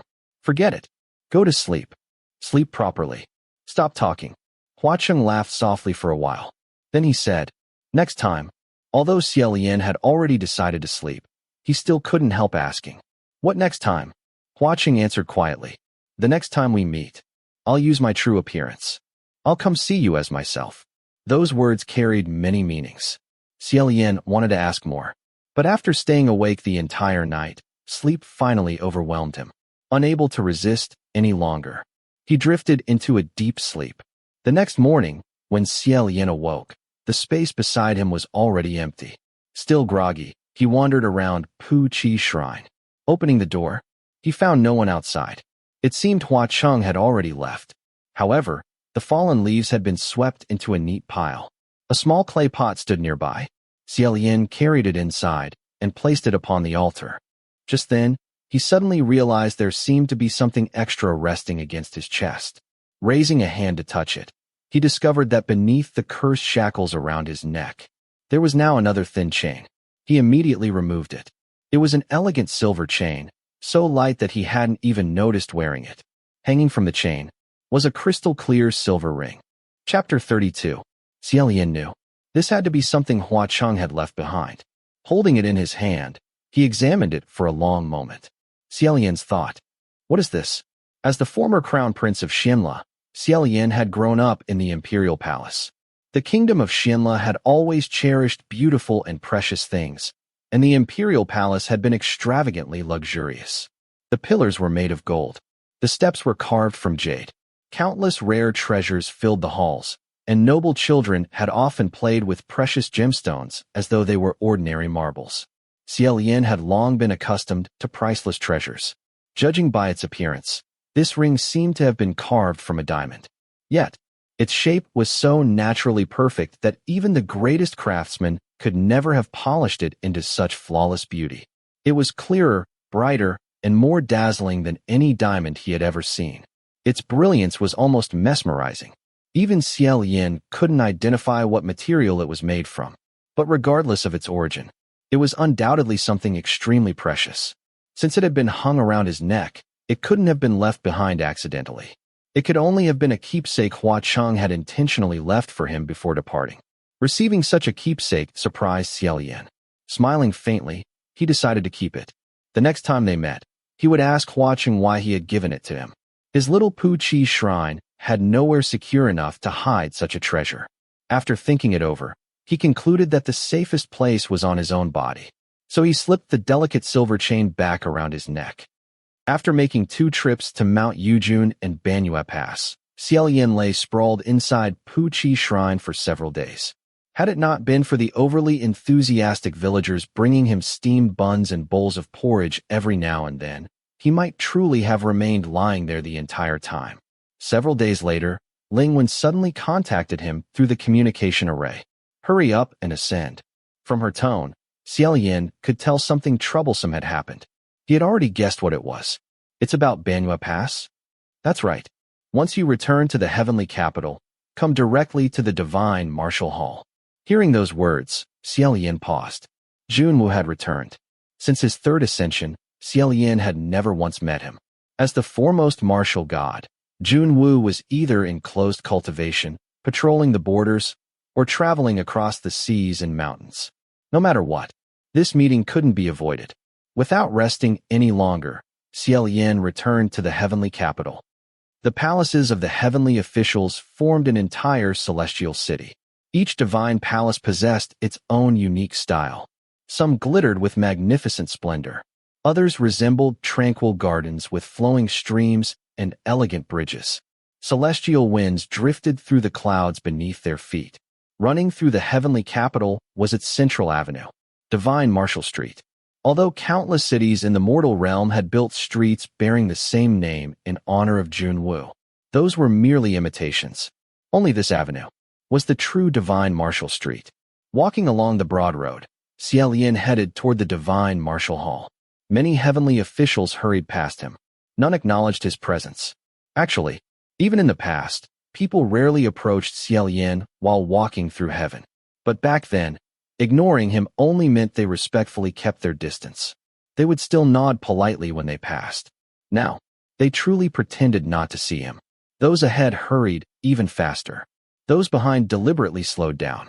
Every one of them wished they could stay at least 8 feet away from him. Xie Lian had long since grown accustomed to such treatment.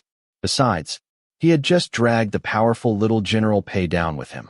People naturally wanted to avoid getting involved. Just then, someone suddenly shouted from behind, "Your Highness the Crown Prince." Xie Lian paused. He thought to himself, "Someone still dares call me that." Turning around, he discovered the young heavenly official wasn't calling for him at all. The official hurried past Xie Lian toward another young man ahead.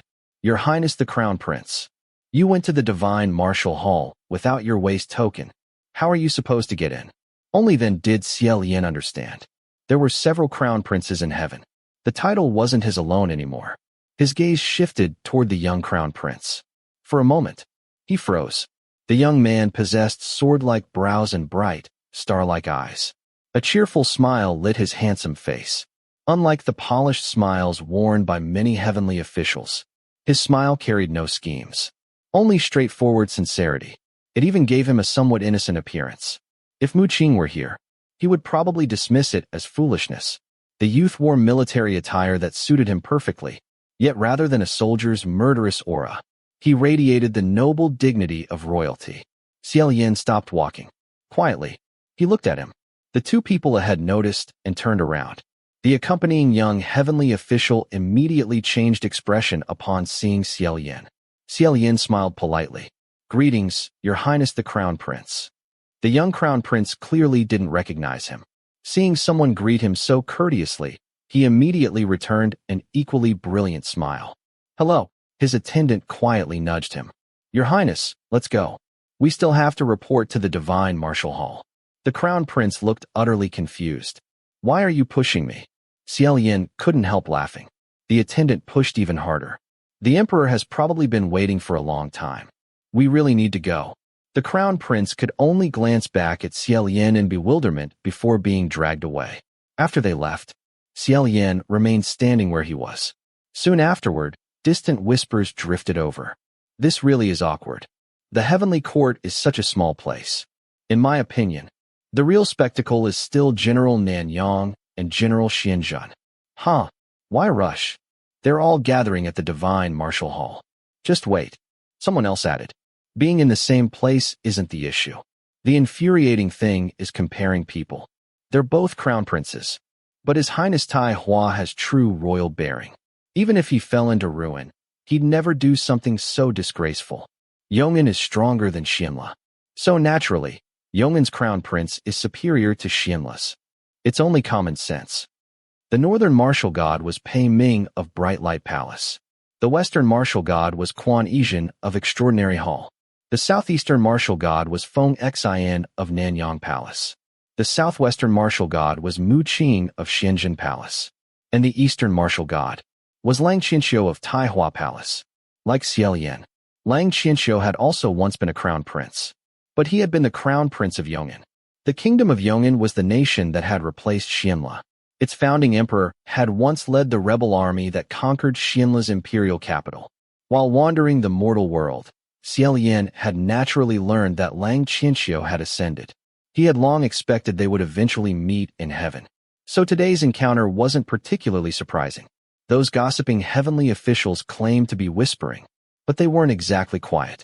They weren't worried that Xie Lian might overhear. If anything, they probably found it more entertaining knowing he could hear every word. Pretending not to notice, Xie Lian simply continued walking. Then another voice called out, "Your Highness the Crown Prince." Xie Lian sighed inwardly. Not again. This time, however, the person truly was calling him. Lingwen approached with dark circles beneath her eyes, several scrolls tucked beneath one arm. Everyone who's returned has already gathered in the divine martial hall. When you get there, be careful. Xie Lian already knew what she meant. What punishment do you think little General Pei will receive? Exile. Xie Lian thought. That's actually not too severe. Exile was considered only a temporary demotion. Unlike complete banishment, there was still hope of returning. If a heavenly official performed well enough, perhaps after 30 years, 50 years, or even a century or two, they might ascend again. Of course, that was according to Xie Lian's standards. For little General Pei, it was undoubtedly a devastating punishment. Suddenly remembering something else, Xie Lian asked, "By the way, Lingwen, the young man on Mount Yujun who was infected with the human face disease, has your investigation found anything?" Lingwen shook her head apologetically. "I'm very sorry, Your Highness. Not yet. We'll continue investigating as quickly as possible. Even for heaven, finding a single person among countless mortals wasn't easy. Compared to ordinary people, the heavenly court moved incredibly fast. Yet, their definition of fast was measured in years." Xie Lian nodded. "You've worked hard." By then, they had arrived. Before them stood the majestic divine martial hall. Time had weathered the magnificent palace. Yet despite countless centuries, it showed no signs of age. The glazed golden roof gleamed brilliantly beneath the heavens. Xie Lian looked up. Above the entrance hung 3 powerful characters. Divine Martial Hall. They were exactly as they had been hundreds of years ago, unchanged. Lowering his gaze, he stepped inside. Several heavenly officials had already gathered. Some stood together in small groups. Others remained alone in silence. Every person present had successfully ascended. Each had once been the unrivaled pride of their own land. Each possessed extraordinary spiritual power. Yet now, none dared speak loudly. At the very end of the great hall sat a martial god clad in white armor. His face was strikingly handsome. His eyes remained closed. He radiated solemn dignity. Behind him stretched the magnificent divine martial hall. Beneath him floated endless white clouds. As Xie Lian entered, the martial god slowly opened his eyes. His eyes were dark, clear, as though formed from the ice of an ancient frozen lake. A faint smile appeared. "Xianxia, you've come." Xie Lian lowered his head in greeting. He said nothing, though Junwu spoke softly. His deep voice echoed throughout the entire divine martial hall. At once, every heavenly official present turned to look at Xie Lian. He immediately understood. This meeting wasn't truly about Banyu Pass, nor was it about little General Pei. Today's focus was him. Chapter 33. Lingwen had already stepped forward. She stood beside the throne, dressed in black. Without the slightest smile, she held a register in her hands and reported, "Your Majesty, several heavenly officials are still patrolling the outer realms. They were unable to return." Junwu gave a slight nod. "They've already reported in advance." Lingwen bowed in acknowledgement. Junwu then turned to Xie Lian. "Xianxia, You should know why I've summoned you today. Xie Lian kept his head lowered. I can roughly guess. However, I believe little General Pei's case has already been decided. Just then, a man's voice came from behind him. I'm afraid it's still too early to say. Xie Lian turned. A martial god strode into the hall with a sword in hand. As he walked toward the front of the hall, he stopped beside Xie Lian. Curling the corners of his mouth into a smile, he said, Your Highness the Crown Prince. It's an honor to meet you. The martial god appeared to be around 26 or 27 years old. His bearing was refined, yet every movement carried decisive confidence. He was even more handsome than the statue Xie Lian had seen on Mount Yujun. It was the sort of face that easily won women's affection. At first glance, he looked every bit the romantic. Before Xie Lian could reply, the man continued. Our family's little Pei is truly indebted to your highness for taking such good care of him. Xie Lian's thought. This time, I've really offended the wrong person. He smiled politely. Not at all. General Pei has actually been looking forward to meeting you. That was the truth. After returning from Banyu Pass, Xie Lian had carefully studied the records of famous heavenly officials. Among them, the most remarkable had been General Mingguan. Pei Ming, although the northern martial god possessed extraordinary military achievements. What people loved discussing most were his countless romantic exploits. The flattering stories spoke of him spending fortunes to rescue courtesans, leaving them hopelessly devoted to him. The scandalous stories told of him riding through the night to climb over walls for married women. Either way, his reputation was legendary. After reading those stories, Xie Lian couldn't help wondering how Xianxia had been the only woman to cause him real trouble. Pei Ming had been victorious both on the battlefield and in romance. His rivals often cursed him to die, or at least die of some disgraceful illness. Unfortunately for them, he remained perfectly healthy. Not only did he refuse to die, he lived longer than all of them. Eventually, everyone rejoiced. Ha! Now you're finished. Yet just as death finally approached, thunder rumbled. At the most critical moment, Pei Ming ascended. That alone nearly angered his enemies to death. Even after ascending, he never changed. His stage merely expanded. From fairies, to female heavenly officials, to demons, to ghosts. As long as someone possessed beauty, Pei Ming wasn't afraid to pursue them. Still, his favorite remained mortal women. Countless romantic novels featured him as their hero. Had Xie Lian's cultivation not required purity of heart and freedom from desire, he might have secretly read a few out of curiosity. Because of this reputation, besides being worshipped as the northern martial god, many mortals also worshipped Pei Ming as the god of romantic fortune. Even some heavenly officials who merely brushed shoulders with him in heaven would secretly glance back, silently praying to receive some of his luck and love. Compared with Feng, Xian, who had inexplicably earned the embarrassing title of Giant Yang, Pei Ming was undoubtedly the luckier one. Everyone present understood exactly what looking forward to meeting really meant. Many secretly struggled not to laugh. After exchanging pleasantries, Xie Lian asked, General Pei, what do you mean by saying this matter is difficult to decide? Pei Ming snapped his fingers. Immediately, a suspended corpse appeared in the center of the hall. Strictly speaking, it was merely an empty shell. There was no soul inside. Its body was hollow, covered in blood from head to toe. It looked exactly like a corpse. Its eyes remained tightly shut. Its features were handsome and familiar. It was Zhao, or rather, little General Pei's clone. The sudden appearance of such a gruesome sight inside the divine martial hall startled many heavenly officials. Soon afterward, Pei Su himself was brought in. His hands were shackled, yet his expression remained calm. Head lowered. He said nothing. Xie Lian asked, What does this mean, General Pei? Pei Su knelt silently. Pei Ming explained. While questioning little Pei, he mentioned something rather strange. Walking slowly around Xie Lian, he continued, I know little Pei's abilities very well. Although his clone is weaker than his true body, it certainly isn't weak. It can easily fight against a Xiong-level ghost. And yet, he claims someone beat it so thoroughly that it couldn't even fight back. Isn't that rather strange? He continued. So I questioned him further. According to him, when you were at Banyu Pass, your highness was accompanied by a young man dressed in red. The moment the words, dressed in red, were spoken, several heavenly officials visibly stiffened. Pei Ming calmly continued.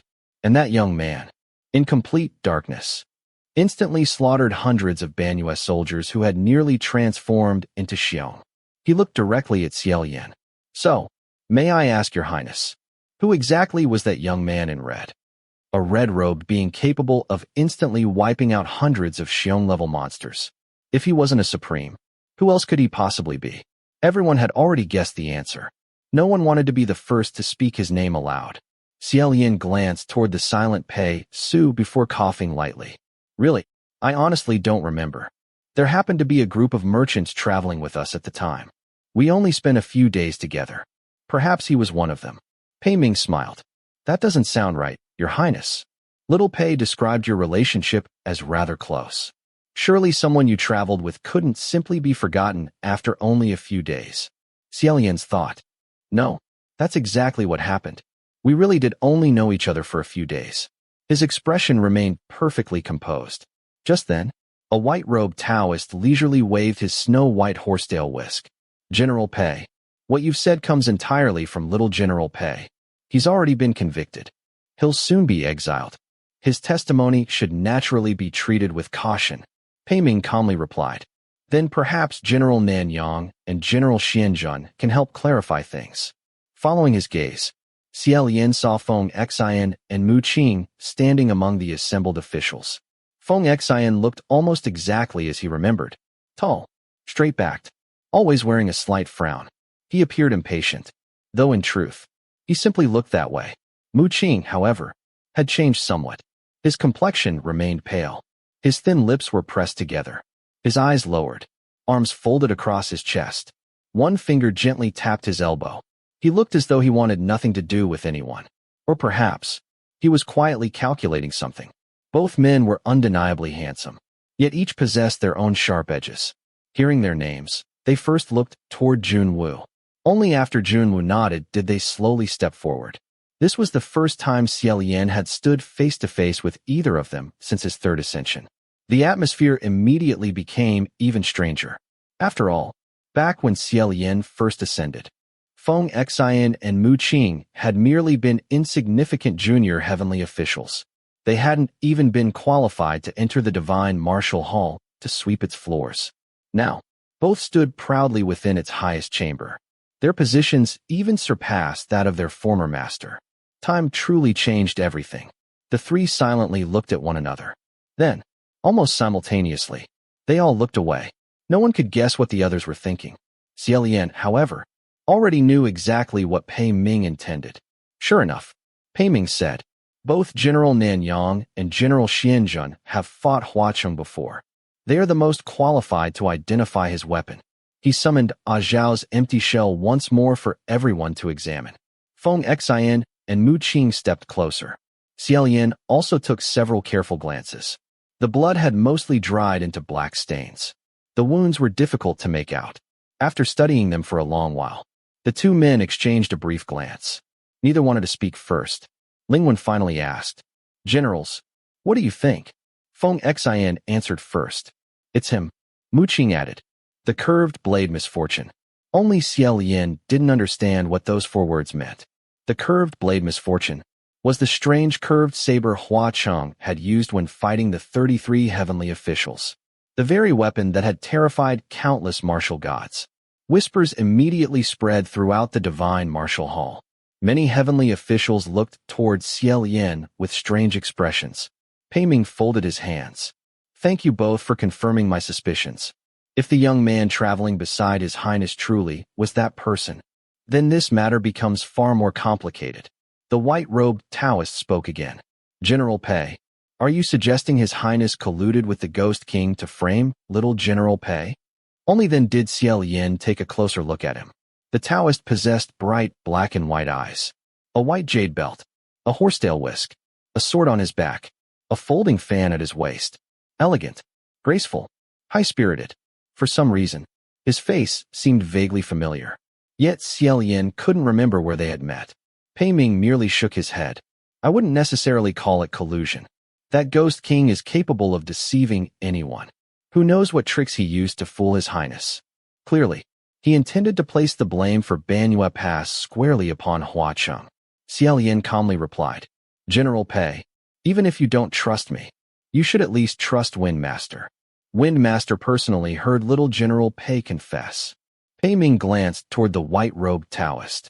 Xie Lian continued, besides, we're standing in the divine martial hall. If your majesty believed I'd been deceived or manipulated, he would already know. Junwu remained perfectly calm. That alone was enough to answer the question. Xie Lian continued, these are two separate matters. Let's not even discuss whether the young man beside me was Hua Cheng. Even if we assume he truly was, that has nothing to do with little General Pei's crimes. The Ghost King of Blood Rain exploring flowers has a terrible reputation. But not every crime in existence can simply be blamed on him. The moment Hua Cheng's title was spoken aloud, several heavenly officials visibly shivered. Pei Ming remained unconvinced. I still believe this matter deserves further investigation. The Banyu Estate Preceptor should also be brought here for questioning. Questioning? Or torture? Before Xie Lian could answer, someone else spoke first. Pei Su quietly said, General, forget it. Pei Ming frowned. What? There was no deception. I did everything myself. I've disappointed you. Pei Ming's expression darkened. What kind of spell did that Banyu Estate Preceptor cast on you? Be quiet. Pei Su raised his head. Please stop. I would never deny what I did. I've already been caught. I'm prepared to accept the consequences. Pei Ming looked genuinely shocked. You've always been sensible. Why are you acting like this now? He nearly kicked Pei Su. When Junwu spoke, enough. Immediately, Pei Ming lowered his foot and bowed. Junwu said, the Banyu matter is concluded. Take little General Pei away. Within a few days, he will be exiled. After a long silence, Pei Ming finally replied, yes. Xie Lian quietly breathed a sigh of relief. Then Pei Ming added, but the wounds on that empty shell were indeed left by the curved blade misfortune. Junwu nodded. Yes, that is another matter. Please investigate thoroughly. I will. Everyone may rest assured. Today's meeting is dismissed. Xianxia, you stay? Clearly, Junwu intended to investigate personally. The heavenly officials had no objections. They bowed. Yes. One after another. They departed. Feng Xian glanced at Xie Lian as he passed. It looked as though he wanted to speak. Xie Lian simply smiled. Feng Xian paused briefly, then left without saying anything. Mu Qing walked past without even looking at him, as though Xie Lian didn't exist. The white-robed Taoist approached with a smile. Before he could speak, Pei Ming caught up from behind. Hand resting on his sword, he rubbed the bridge of his nose helplessly. Qing Xian, for your brother's sake, can you stop causing trouble? The Taoist's smile instantly disappeared. General Pei, don't use my brother to pressure me. I'm not afraid of him. Pei Ming ground his teeth. In the end, he merely pointed at him. You've ruined little Pei this time. 200 years of exile. Qing Xian angrily waved his horsetail whisk. That was little Pei's own doing. It has nothing to do with me. With that, he hurried away. Pei Ming also left shortly afterward. Soon, only 3 people remained inside the vast divine martial hall. Junwu, Xie Lian, and Lang Qianxiu. Xie Lian found it rather strange. Why hadn't Lang Qianxiu left? Walking closer, he discovered the young crown prince standing with his eyes closed. Fast asleep. Xie Lian couldn't help laughing. This really was impressive. He lightly patted Lang Qianxiu's shoulder. Your Highness. Lang Qianxiu jolted awake. Huh? What happened? The meeting's over. It's over. What did everyone say? I didn't hear anything. Xie Lian smiled. It's fine. You didn't miss anything important. Let's go. Oh. Lang Qianxiu immediately headed for the exit. Just before leaving, he looked back at Xie Lian with puzzled eyes, then smiled brightly. Thank you for waking me. Xie Lian smiled warmly and waved goodbye. Once everyone had gone, he slowly turned around. Junwu descended from his throne with his hands clasped behind his back. Stopping before Xie Lian, he quietly spoke. Blood rain exploring flowers. The curved blade misfortune. Xie Lian instantly straightened, like a cat lifted by the scruff of its neck. Junwu asked once more. So, what really happened? Xie Lian glanced at him, then suddenly knelt. Before his knees could touch the floor, Junwu reached out and caught his elbow. He refused to let him kneel. With a soft sigh, he said, Xianxia. Xie Lian slowly stood again. Lowering his head, he quietly said, I'm sorry. Junwu looked at him. Does that mean you're admitting you were wrong? I know I was wrong. Junwu asked. Then tell me. What exactly was your mistake? Chapter 34. Xie Lian remained silent. Junwu shook his head. I don't think you know either. Tilting his head slightly, he motioned for Xie Lian to follow. The two of them slowly walked toward the back of the divine martial hall. With his hands clasped behind his back, Junwu said, Xianxia, you've grown up. Hearing those words, Xie Lian naturally didn't dare respond. Junwu continued, 800 years ago, I told you that whenever you descended to the mortal realm, you should always contact me. I told you not to struggle alone in the mud. And yet, you disappeared without a trace for 800 years. You suffered alone down there. This time, after ascending again, so many days have passed, and you never reported to the divine martial hall even once. If anyone else had shown such disrespect, Lingwen Palace would have summoned them immediately. Of course, Xie Lian's earlier apology hadn't only referred to that. Junwu naturally understood.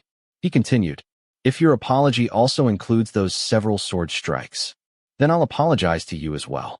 Let's leave that matter behind. You said it yourself. After you stabbed me, I completely forgot about it. Xie Lian smiled bitterly. How could I ever forget? Junwu replied calmly. Then stop looking backward. There are still many things ahead that require your help. Rubbing his forehead, Xie Lian sighed. I'm only a broken heavenly official now. I don't even have any spiritual power. I can't say anyone needs me. I only hope I don't cause trouble. Junwu looked at him. Why belittle yourself? The two incidents since your return. Didn't you handle them both very well? Xie Lian laughed helplessly. I just happened to offend General Pei the moment I came back. Junwu replied. Ming Guang's side isn't a problem. I'll keep an eye on him. You don't need to worry. Then he turned around. Now, tell me, what incredible person did you provoke this time? Xie Lian immediately raised a hand. Your Majesty, I swear. I really didn't do anything. I just happened to meet an interesting young man on the road. We spent some time together. I never thought much about it. Junwu nodded. A chance encounter. A young friend. The Ghost King, Blood Rain exploring flowers. Xianxia, do you know what would have happened if General Pei had continued pressing the matter, and you'd said those same words before all the heavenly officials? No one would have believed you. Xie Lian sighed helplessly. I know. So I truly have to thank your Majesty for stepping in. Are you really planning to interrogate me? I've never colluded with the ghost realm. You're worrying for nothing. Junwu replied. I naturally know you wouldn't collude with ghosts. Thank you for your Majesty's trust. However, Junwu continued. But, I currently have an important task. I'm afraid it may not be suitable for you. Xie Lian asked. What task? By then, the two had reached the rear of the divine martial hall. The front and rear halls were separated by a massive mural. On one side, a magnificent golden palace stood above a sea of clouds, radiating dazzling white light. On the reverse, a vast landscape of mountains and rivers stretched endlessly. Countless tiny pearls had been embedded across it like stars. This was the map of heaven's divine martial palaces. Each pearl represented one divine martial palace in the mortal world. When Junwu had first brought the newly ascended Xie Lian here 800 years ago, there had been far fewer stars. Now, the countless shining pearls almost covered the entire map. It was breathtaking. Standing before the mural, Junwu pointed toward the eastern region. 7 days ago, many people witnessed a fire dragon suddenly soaring into the sky above these mountains. Xie Lian's expression immediately grew serious. With one hand still behind his back, Junwu tapped a spot on the map. The fire dragon burned for the time it takes 2 sticks of incense. It was seen by countless people. Yet, it injured no one. Do you know what that means? Xie Lian answered immediately. The fire dragon roars to heaven technique. The flames are immense, but they don't burn people. They only reveal their enormous form. It's a distress signal. Junwu nodded. Correct. It's a cry for help. And it came from a heavenly official. Xie Lian continued. More precisely, it came from a heavenly official who had already been driven into a desperate situation. The fire dragon roars to heaven technique consumed an enormous amount of spiritual power, because its flames could not harm living beings. It instead sacrificed the user's own cultivation. If used carelessly, It could completely destroy the caster's spiritual power, perhaps even kill them. No heavenly official would ever use such a technique unless they had absolutely no other choice. If it appeared, it meant someone had already reached the brink of death. Xie Lian asked, "Has any heavenly official recently gone missing?" Junwu answered, "The reason everyone was summoned back this time wasn't only because of Banyue Pass. I also took the opportunity to confirm every heavenly official's whereabouts, aside from those who rarely appear, such as the Rain Master and the Earth Master." Everyone else responded. After thinking quietly for a while, Xie Lian said, "Could it have been a retired heavenly official?" Junwu shook his head. "If that's the case, the possibilities are endless. Many retired heavenly officials haven't been heard from for years. It would be impossible to determine who's in danger.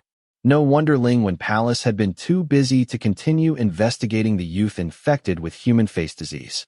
Xie Lian asked, "To force a heavenly official into using the fire dragon roars to heaven technique. The enemy must be extraordinary. Are there any major ghost settlements nearby?" "There are, and one is extremely close." Junwu looked at him. "Have you heard of Ghost City?" Xie Lian nodded. "I have." Ghost City was the most prosperous place in the ghost realm. Situated on the border between the human world and the ghost realm, it was a place where countless ghosts traded. Demons gathered in endless numbers.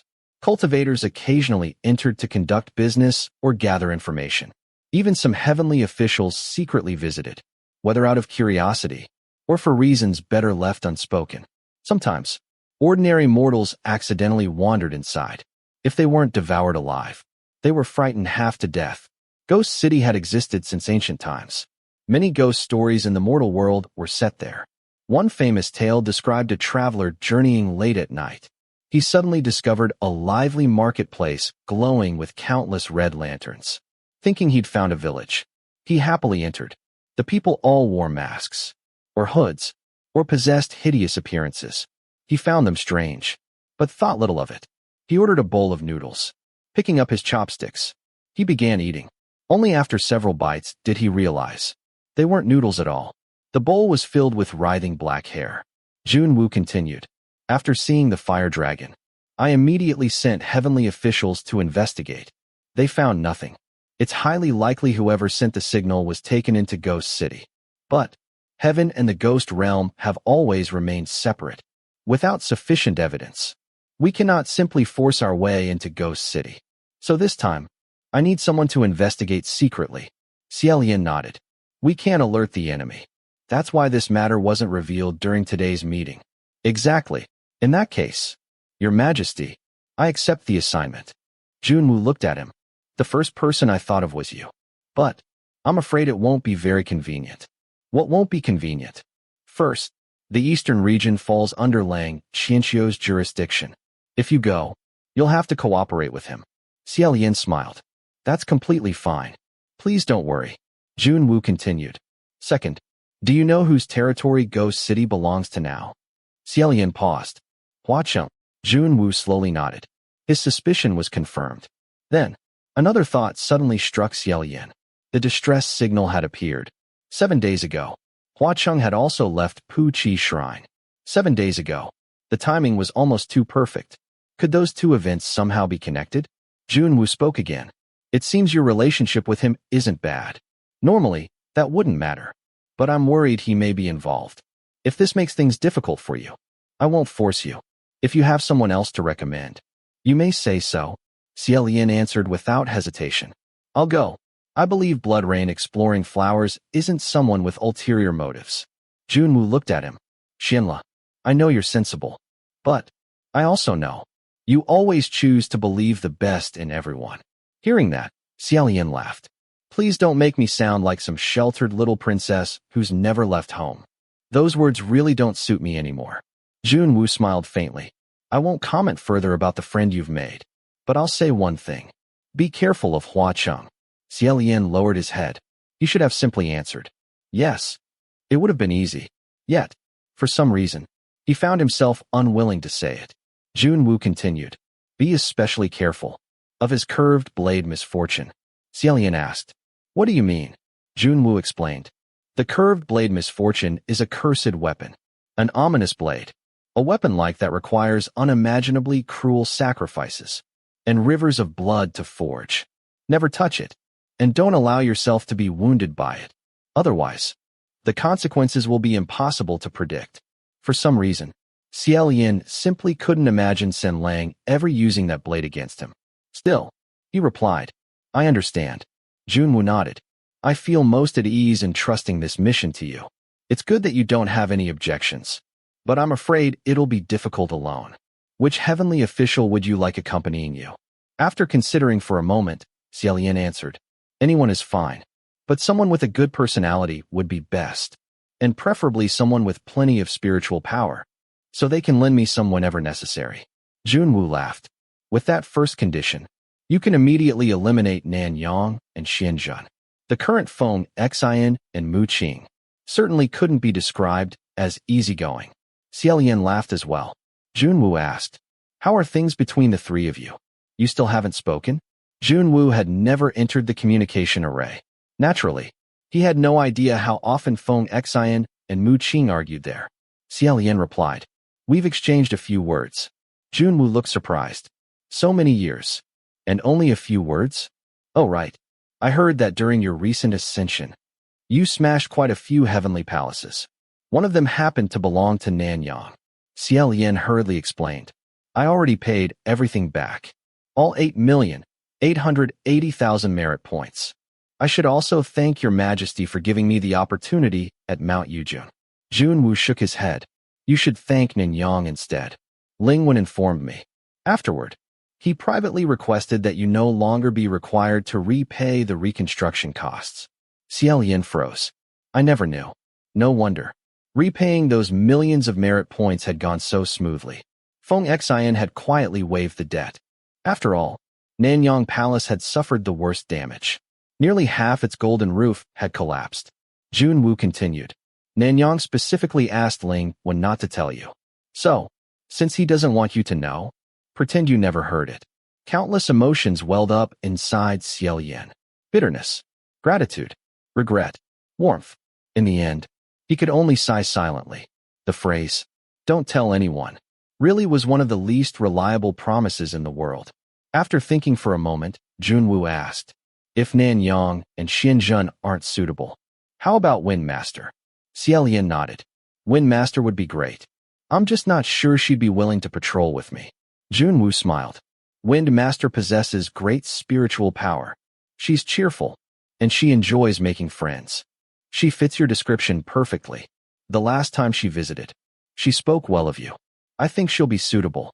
If you have no objections, this mission will be yours. You and Windmaster will descend together and investigate Ghost City. He paused. Also, what is it? Junwu looked at him quietly. You may work hard, but don't force yourself. Hearing those words, Xie Lian stared blankly for a long time. Then he smiled. What are you saying?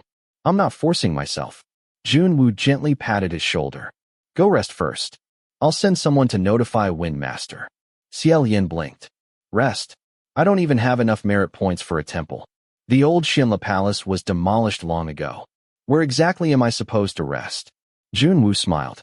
A new one has already been approved. You can't keep squeezing into that tiny, rundown shrine forever. Leaving the divine martial hall, a young heavenly official guided Xie Lian toward the newly built Xianxia Palace. It looked almost identical to the palace he once owned. Red glazed walls, magnificent architecture, elegant and luxurious. Yet, standing before its gates, Xie Lian found himself unwilling to enter. A rundown god belonged in a rundown shrine, not inside such an extravagant palace. So, he lingered outside, waiting for Windmaster. After waiting quite some time, the white-robed priestess never appeared. Instead, a white-robed Daoist priest arrived. The energetic Daoist floated over with immortal grace. It was Qing Xian, the same person who had argued with Pei Ming earlier. Waving his horsetail whisk, he smiled brightly. Greetings, Your Highness the Crown Prince. Xie Lian smiled back.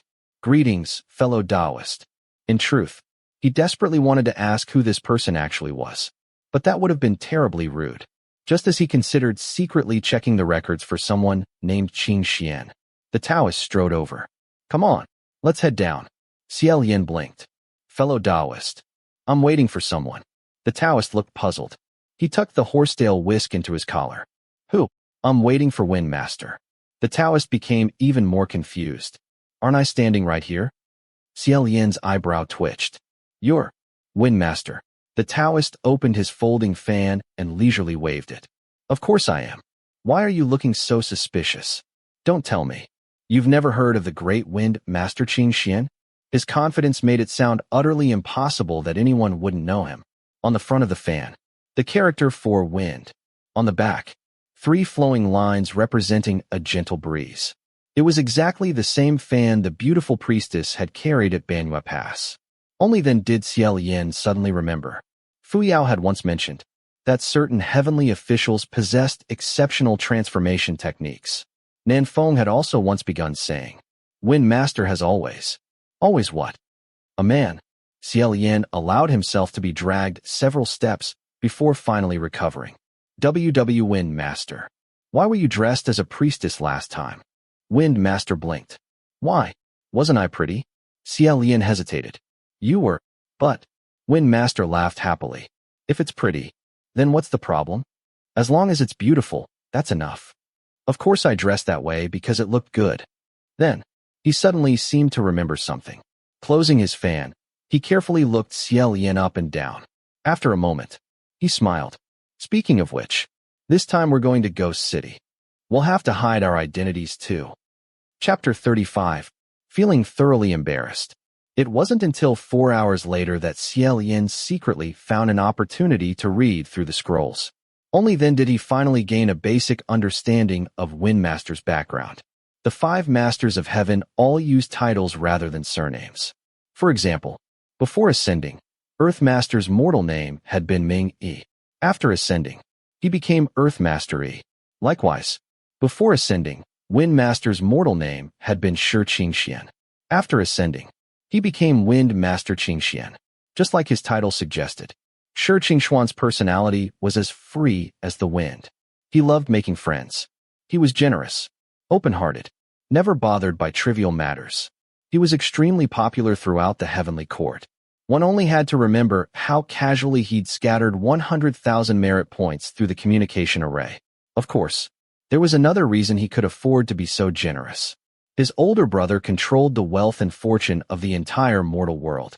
That brother was none other than Water Master Wudu. The two descended together to the mortal realm. Walking side by side, they chatted casually.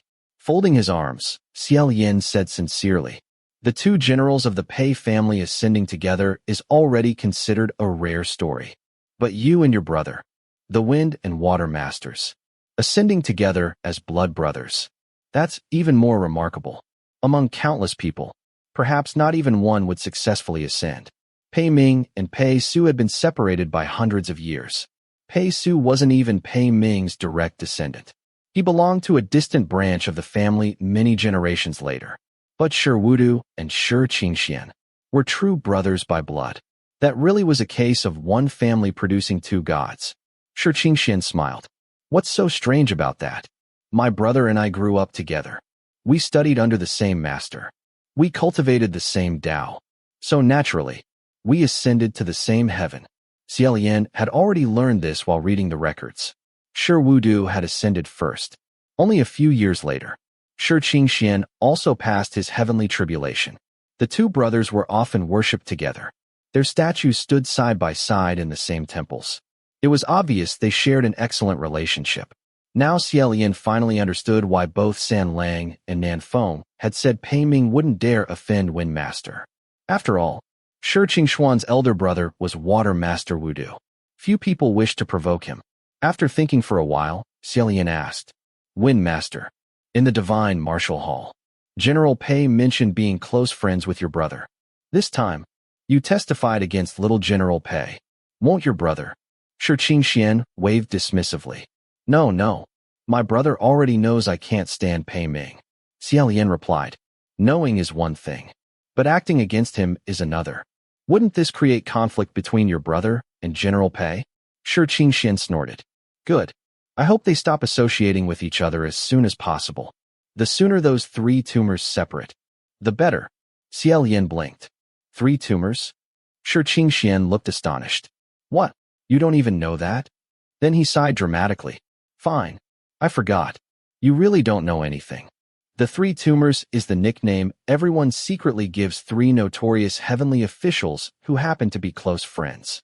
Ming Guang, Ling Wan, and my brother. Xie Lian's thought. At least my name isn't on the list. Xianxia lazily fanned himself. Whether I dislike Pei Ming or not, this matter was little Pei's own fault. Pei Ming wanted to shift the blame onto Banyue's state preceptor. I couldn't let that happen. No matter whether someone's human, a god, or a ghost, they should answer for what they've done. What's the point of bullying a little girl? The disdain in his voice was unmistakable. Xie Lian smiled. Wind Master truly has the heart of a hero. Xianxia laughed. You're not bad yourself. I'd vaguely heard rumors about Banyue Pass, but never had time to investigate. My brother also scolded me several times, so I gradually forgot about it. Then I heard you asking about it in the communication array. That reminded me. I went over to take a look. And who would have thought? You didn't just ask. You actually went yourself. I thought, this person's pretty decent. Xianxia possessed an exceptionally open and straightforward personality. Xie Lian completely understood why he was so popular. He'd never imagined that after ascending again, he would actually make such a pleasant friend. Smiling to himself, he casually turned his head. Then, nearly stumbled. The white-robed Daoist walking beside him had once again become a beautiful white-robed priestess. The transformation had happened without warning. Wind Master, why did you suddenly transform again? Xianxia brushed aside a lock of long hair. Oh, to tell you the truth, my spiritual power is stronger in this form. There was actually a reason for that.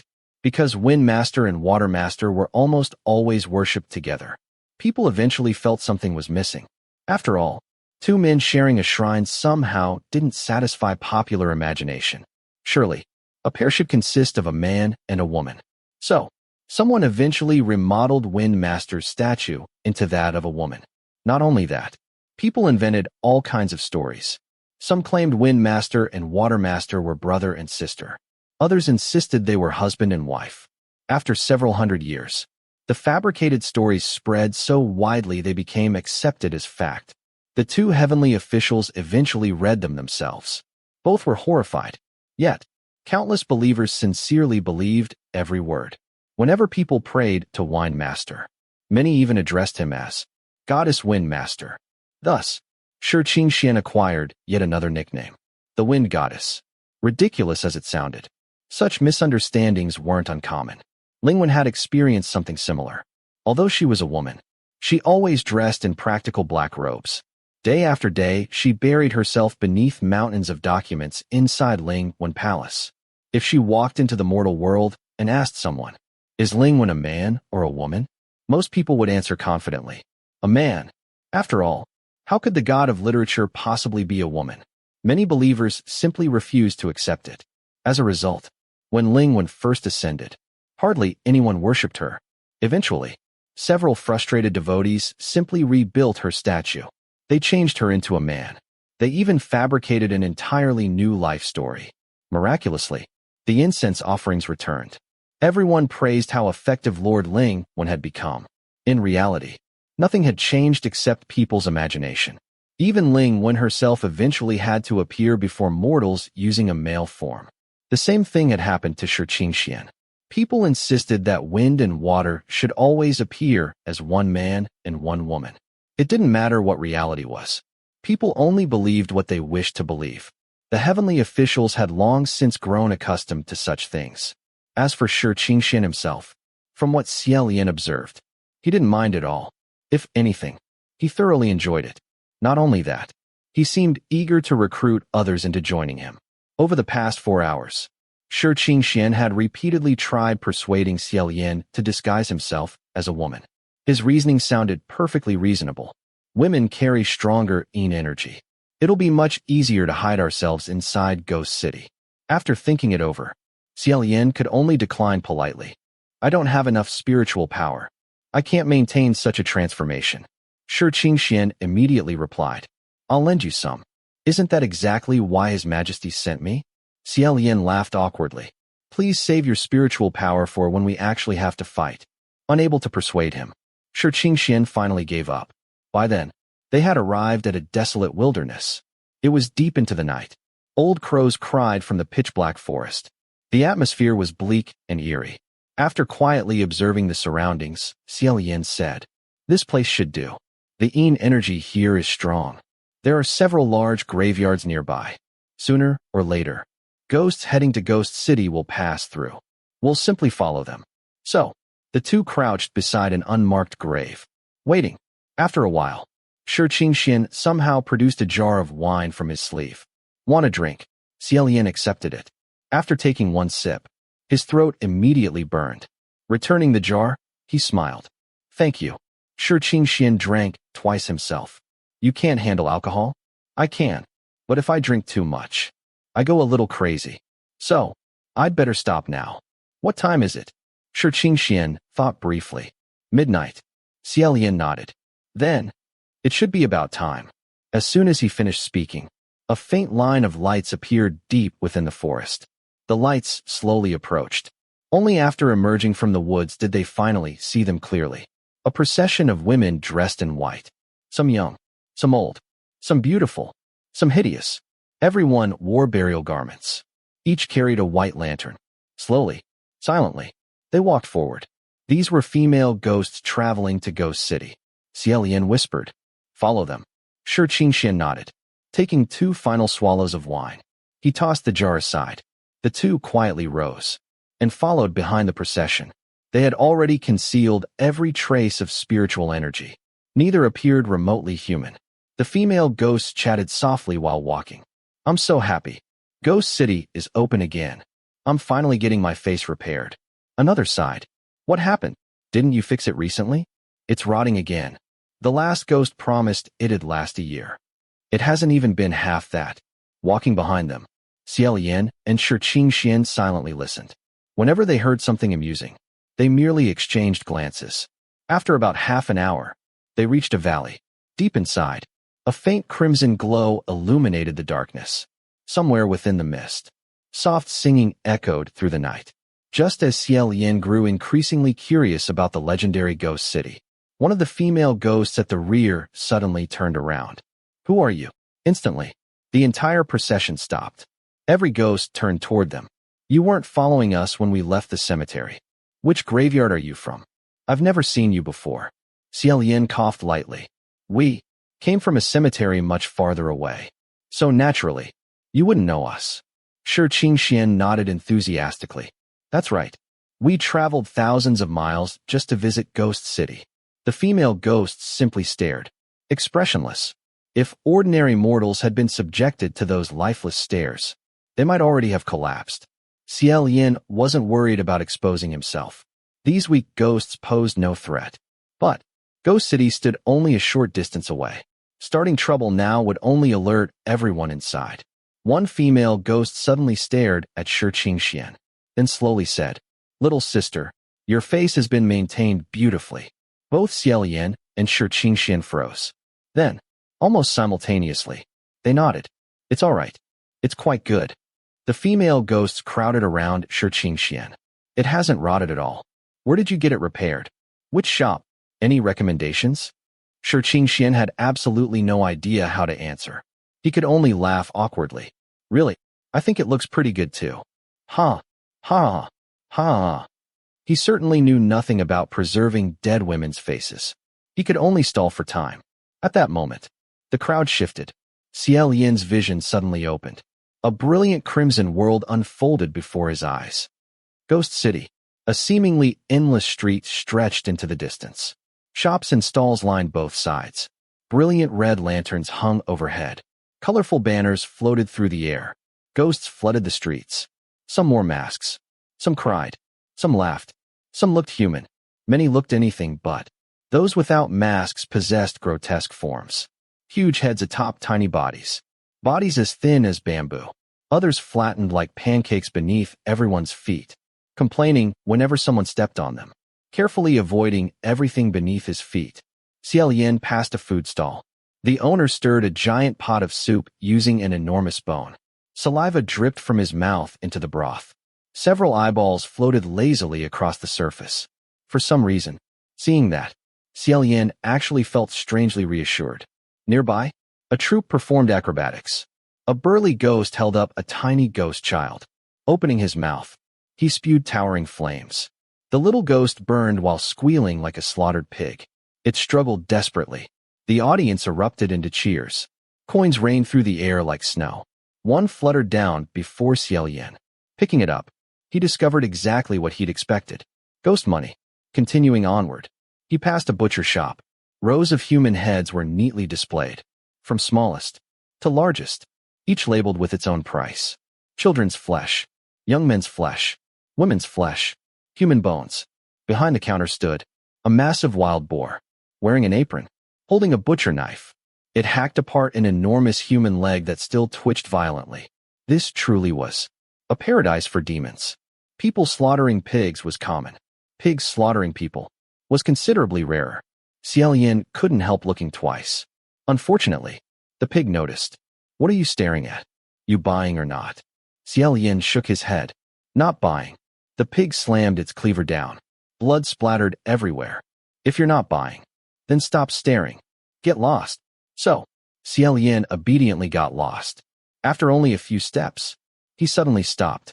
Something was wrong. Xianxia and all those female ghosts had vanished. Startled, Xie Lian immediately tried contacting Windmaster through the communication array. He truly feared Xianxia had been dragged away for ghostly facial treatments. Unfortunately, communication techniques were heavily restricted inside Ghost City. Receiving no response, he could only search alone. Suddenly, someone grabbed him. Instantly alert, Xie Lian turned. Who's there? A woman stood behind him. After seeing his face clearly, she burst into laughter. Oh my, little brother, you're really handsome. Her clothing revealed far too much. Her makeup was terrifyingly thick. White powder continually flaked from her face. Her figure looked unnaturally swollen. It was more frightening than attractive. Gently removing her bony hand from his arm, Xie Lian smiled politely. If there's something you wish to say, we can simply talk. The woman blinked, then burst into louder laughter. My heavens, you actually called me miss? Who still says that nowadays? Everyone nearby roared with laughter. Before Xie Lian could reply, she threw herself toward him again. Don't leave. I like you. Spend the night with me. I won't even charge you. I'll give myself to you. Xie Lian's thought. Forgive me. Quietly but firmly. He stepped away. Miss. Suddenly, she became impatient.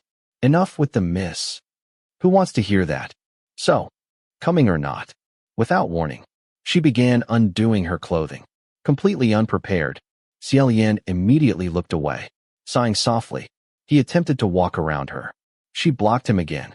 Do you like what you see? Having cultivated in Huangji Temple since childhood, Xie Lian had abstained from worldly desires for many years. His heart remained as still as calm water. Whenever confronted with temptation, he instinctively began silently reciting Daoist scriptures. Completely unmoved. Seeing no reaction, the ghost woman's expression darkened. I'm throwing myself at you. And you still don't want me? Are you even a man? Without changing expression, Xie Lian quietly answered. Yes. Then prove it. Someone nearby burst into laughter. He thinks you're too old and ugly. Why are you still chasing him? Calmly, Xie Lian replied. Actually, I suffer from a hidden illness. I can't perform.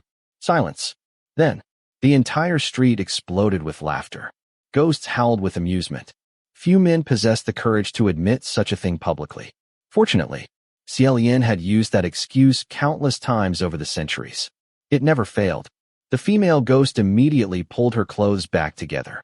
No wonder. You should have told me earlier. TCH. Nearby, the pig butcher slammed down his cleaver again. What the hell? What's wrong with pigs? The ghost woman immediately shouted back. So what if you're a pig? You filthy beast. Soon, the entire street dissolved into another argument. Lan Yi's causing trouble again. Butcher Zhu's chopping people again. Taking advantage of the chaos. Xie Lian quietly slipped away. After walking a while, he looked back and sighed. Not long afterward, another burst of noise erupted ahead. Walking toward it, he arrived before an enormous crimson building. Every pillar, every wall, every rooftop was painted brilliant red. Luxurious carpets covered everything. It rivaled even the palaces of heaven. Only, it possessed far less dignity and far more extravagance. The place buzzed with excitement. Listening carefully, it turned out to be a gambling house. Approaching the entrance, Xie Lian noticed a pair of couplets. On the left, value money more than life. On the right, winning matters more than dignity. Across the top, ha ha ha. Calling them couplets was giving them too much credit. The handwriting was utterly atrocious. Crooked, messy, without the slightest trace of proper calligraphy. It looked as though someone had drunkenly splashed ink everywhere. As the former crown prince, Xie Lian had studied calligraphy under renowned masters. To his eyes, this writing was painfully ugly. Yet, rather than offend him, it somehow made him laugh. Shaking his head, he thought, Win Master probably wouldn't be gambling here. Better to search the beauty shops instead. He should have walked away. Yet, for reasons he couldn't explain, he stopped, turned around, and walked inside. The gambling hall overflowed with people. Laughter, cheers, cries, everywhere. Only a few steps inside, a blood-curdling scream rang out. For masked men carried someone past him. The man struggled violently. Blood poured everywhere. Both legs had been severed. A tiny ghost crawled behind them, greedily licking every drop of blood from the floor. Not a single gambler looked up. Everyone remained focused on their bets. After all, very few gamblers here were ordinary humans. Stepping aside to avoid the procession, Xie Lian continued deeper inside. A young maid wearing a smiling mask approached him. Young master, care to gamble? Smiling gently, Xie Lian replied, I don't have any money. May I simply look around? Ordinarily, a shopkeeper would have thrown someone like that out immediately. Instead, the maid giggled. That's perfectly fine. Most guests here don't gamble with money anyway. Oh, that's right. Please follow me. Gracefully, she led him farther inside. The gambling house proved surprisingly elegant, luxurious, yet tasteful. At the very end stood a massive gambling table surrounded by countless spectators. Just as Xie Lian approached, someone shouted, I'll bet my hand. Because of the crowd, he couldn't squeeze through. Then, a familiar voice lazily answered, There's no need. Forget your hand. Even your worthless life isn't worth a single coin here. The instant that voice reached his ears, Xie Lian's heart skipped a beat. Xie Lian's thought, San Lang. It was unmistakably his voice, slightly deeper than before, yet even more pleasant. Despite the deafening noise throughout the gambling house, that voice remained perfectly clear. It pierced straight through the chaos and reached him. Chapter 36. Although Hua Cheng's words were filled with contempt and astonishingly rude, the gambler didn't dare argue back. No matter how much the surrounding ghosts mocked him, he remained silent. The maid who had brought Xie Lian inside smiled. Young master, you're very fortunate today. Without taking his eyes off the gambling table, Xie Lian asked, What do you mean? She answered, Our city lord rarely comes here to gamble. But, for some reason, these past few days, he's suddenly taken an interest. Listening to her tone, it was obvious she deeply admired this city lord. Simply catching a glimpse of him was considered a great blessing. Xie Lian couldn't help smiling. Soft crimson curtains drifted gently. The entire room glowed beneath layers of red silk. Several beautiful attendants stood beside the gambling table. Originally, Xie Lian had intended only to watch from outside. But after hearing Hua Cheng's voice, he began squeezing his way through the crowd. Without saying a word, he pushed through 3 layers of spectators, until he finally saw the gambler. He was a living person. Xie Lian wasn't surprised. Ghost City contained far more than ghosts. Cultivators often visited. Sometimes dying people, or those consumed by despair, would wander in by accident. The gambler wore a mask. Only his bloodshot eyes remained visible. They were so red they looked ready to bleed. His lips were pale. His entire appearance resembled a ghost more than any ghost present. Both hands clung desperately to a black wooden gambling cup. After hesitating for a long time, he finally blurted out, But, why was that man allowed to bet his legs? One of the attendants smiled sweetly. The man before you was the divine bandit. His legs are the foundation of his livelihood. They're worth gambling. But you're neither a famous craftsman, nor a renowned physician. What value does one hand have? The man's face twisted. Then, I'll bet my daughter's 10 years of life. Hearing that, Xie Lian was genuinely startled. Xie Lian's thought, a father would actually gamble away his own daughter's lifespan? From behind the curtain, Hua Cheng answered calmly, accepted. For some reason, Xie Lian thought he heard a faint trace of coldness in that reply. He remembered San Lang once saying, his luck had always been exceptionally good. If Hua Cheng gambled against this man, wouldn't he inevitably win those 10 years of the girl's life? Before he could think further, an attendant loudly announced, odd wins, even loses. Once the cup is opened, there are no regrets. Please. Only then did Xie Lian realize. Hua Cheng wasn't rolling any dice himself. The gambler alone was responsible. The man trembled violently. He shook the cup over and over. The hall gradually fell silent. The rattling of dice became the only sound. Eventually, he stopped. A suffocating silence filled the room. After what felt like forever, he slowly lifted one corner of the cup. Peeking inside, his bloodshot eyes suddenly widened. Then, he threw the cup aside and screamed with joy. Odd. It's odd. I won. I won. Ha ha ha. I won. The surrounding ghosts groaned with disappointment. They slammed the table, booed loudly. One attendant smiled. Congratulations. Your business should improve soon. The man laughed wildly, then suddenly shouted, wait. I want another round. Of course. What would you like this time? His expression darkened. I want every one of my business rivals to die violent deaths. The hall erupted into whispers. The attendant covered her mouth while laughing. That's considerably more difficult. Wouldn't you rather ask for your business to prosper instead? No. I want this. I'll bet on this. The attendant nodded. If that's your wish. Your daughter's 10 years of life won't be enough. Then, I'll add more.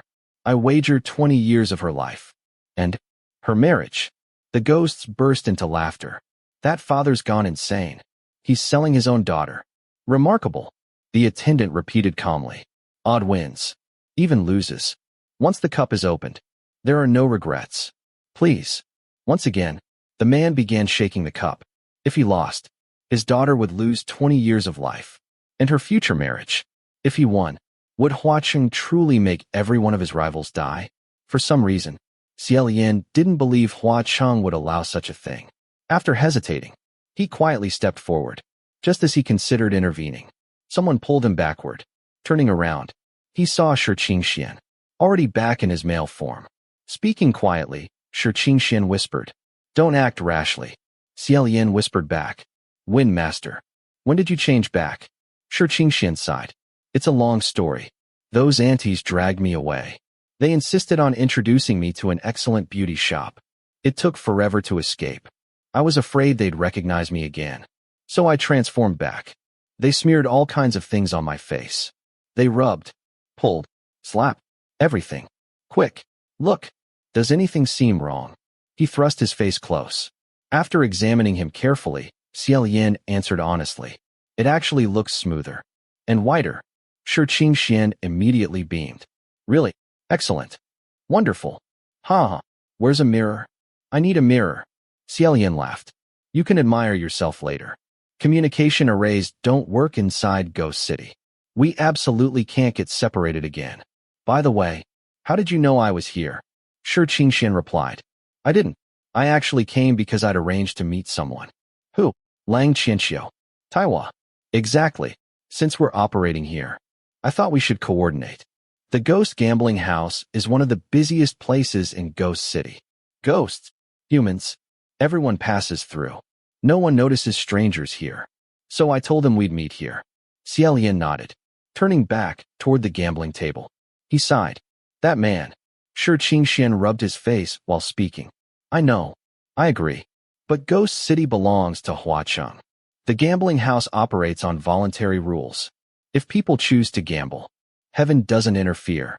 Let's watch first. If things become truly dangerous, we'll think of something. Xie Lian considered it. Since he also believed San Lang wouldn't permit something so cruel, he remained where he was. The gambler finally gathered enough courage. He slowly began lifting the cup. Just before everyone saw the result, someone suddenly rushed forward. Bang! One palm shattered the gambling cup. At the same time, it crushed the gambler's hand. The entire table cracked apart. The masked gambler screamed. rolling across the floor while clutching his mangled hand. The ghosts shouted in every direction. Some cheered. Others gasped. The newcomer stood proudly before everyone. You have such a vicious heart. It's one thing to pursue wealth, but you actually wish death upon innocent people. If you want to gamble, then wager your own life. What right do you have to gamble away your daughter's future? You're unworthy of being a man, even more unworthy of being a father. The young man possessed sharp brows, bright eyes, an upright heroic spirit, though dressed only in plain black robes. His noble bearing couldn't be hidden. Who else could it be but Xianxia?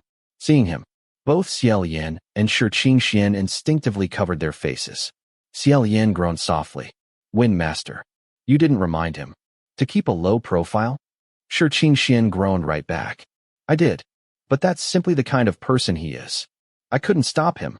If I'd known, we should have descended together. Xie Lian sighed. I understand. I truly understand. Behind the crimson curtain, Cheng chuckled. Instantly, Xie Lian's heart leaped into his throat. By now, he could already distinguish Cheng's different laughs. The genuine ones, the mocking ones, and the ones carrying killing intent. This one was impossible to read. Cheng lazily spoke. You've got quite a bit of courage, coming into my territory, just to cause trouble. Xianxia looked toward the curtain. So, you're the owner of this gambling house. The surrounding ghosts laughed mockingly. Do you even know who you're talking to? That's our city lord. Not just this gambling house. This entire ghost city belongs to him. Xianxia himself showed little reaction. Xianxia, however, nearly jumped. My heavens, could that really be Blood Rain exploring flowers? Xie Lian quietly answered. Yes, it's him. You're certain? I'm certain.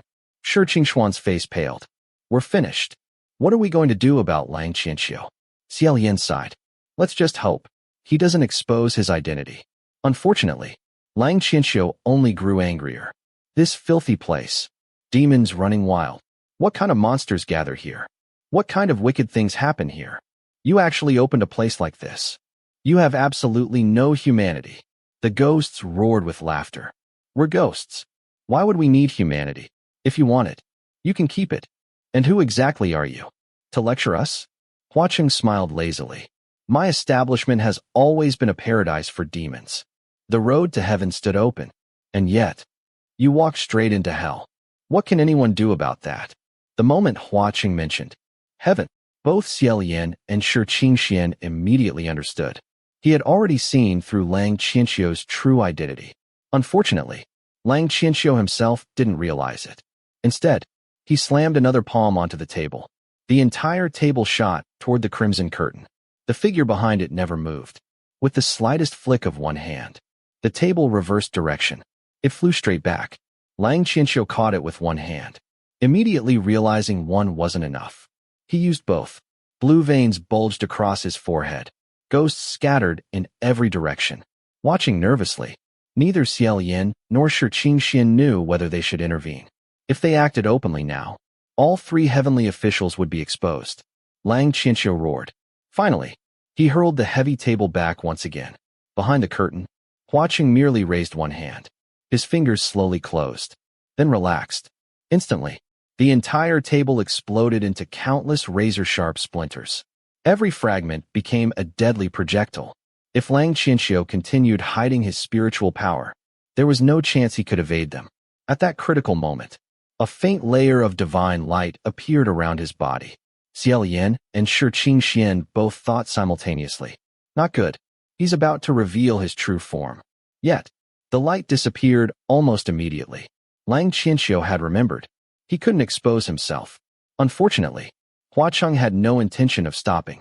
He casually lifted one finger. The next instant, Xianxia floated straight into the air, all the way to the ceiling. Suspended there, he looked utterly bewildered, struggling twice. He still couldn't understand what had happened. Xie Lian rubbed his forehead. Cheng sealed his spiritual power. Now, even if he wants to reveal his true form, he can't. Xianxia nodded. This is Ghost City.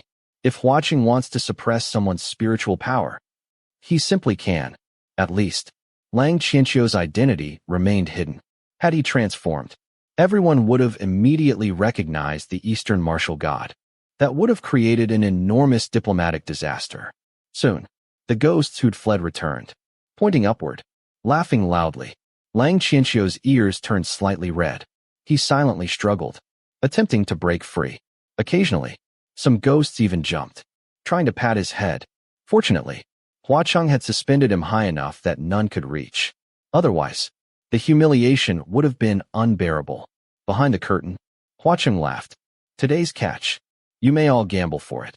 Whoever wins the biggest bet can take him home. Cook him however you like. The hall erupted. Big or small. Big or small.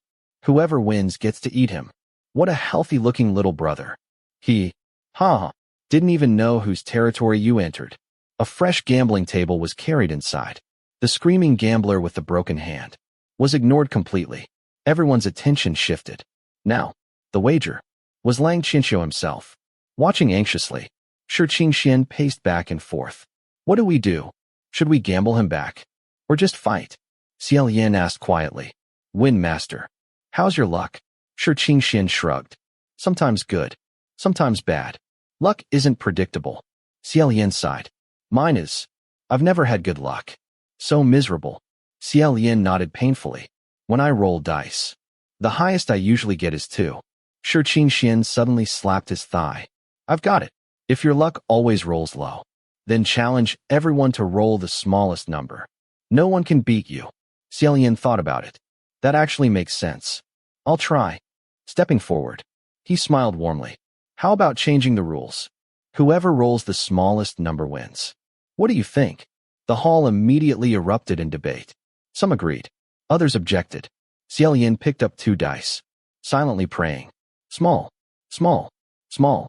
He rolled. The dice stopped. Double sixes. Xie Lian. Shi Qingxian. Rubbing the space between his brows, Xie Lian sighed.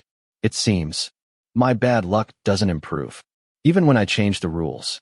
Shi Qingxian copied the gesture, then sighed too. Perhaps we should just start fighting. At that moment, one of the attendants approached the curtain. She leaned in, listening quietly. After nodding, she turned toward the crowd. Everyone, the city lord has something to say. Instant silence. The ghosts became perfectly quiet. The city lord wishes to change the rules. The ghosts immediately shouted. The city lord is the rule. Whatever city lord says goes. What are we changing? The attendant smiled. The city lord is in an excellent mood today. He wishes to gamble personally. Anyone may challenge him. Whoever wins gets to carry away the prize hanging above.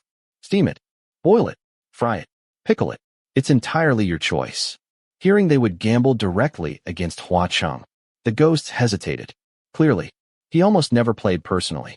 Several eager ghosts stepped forward. Yet, none dared go first.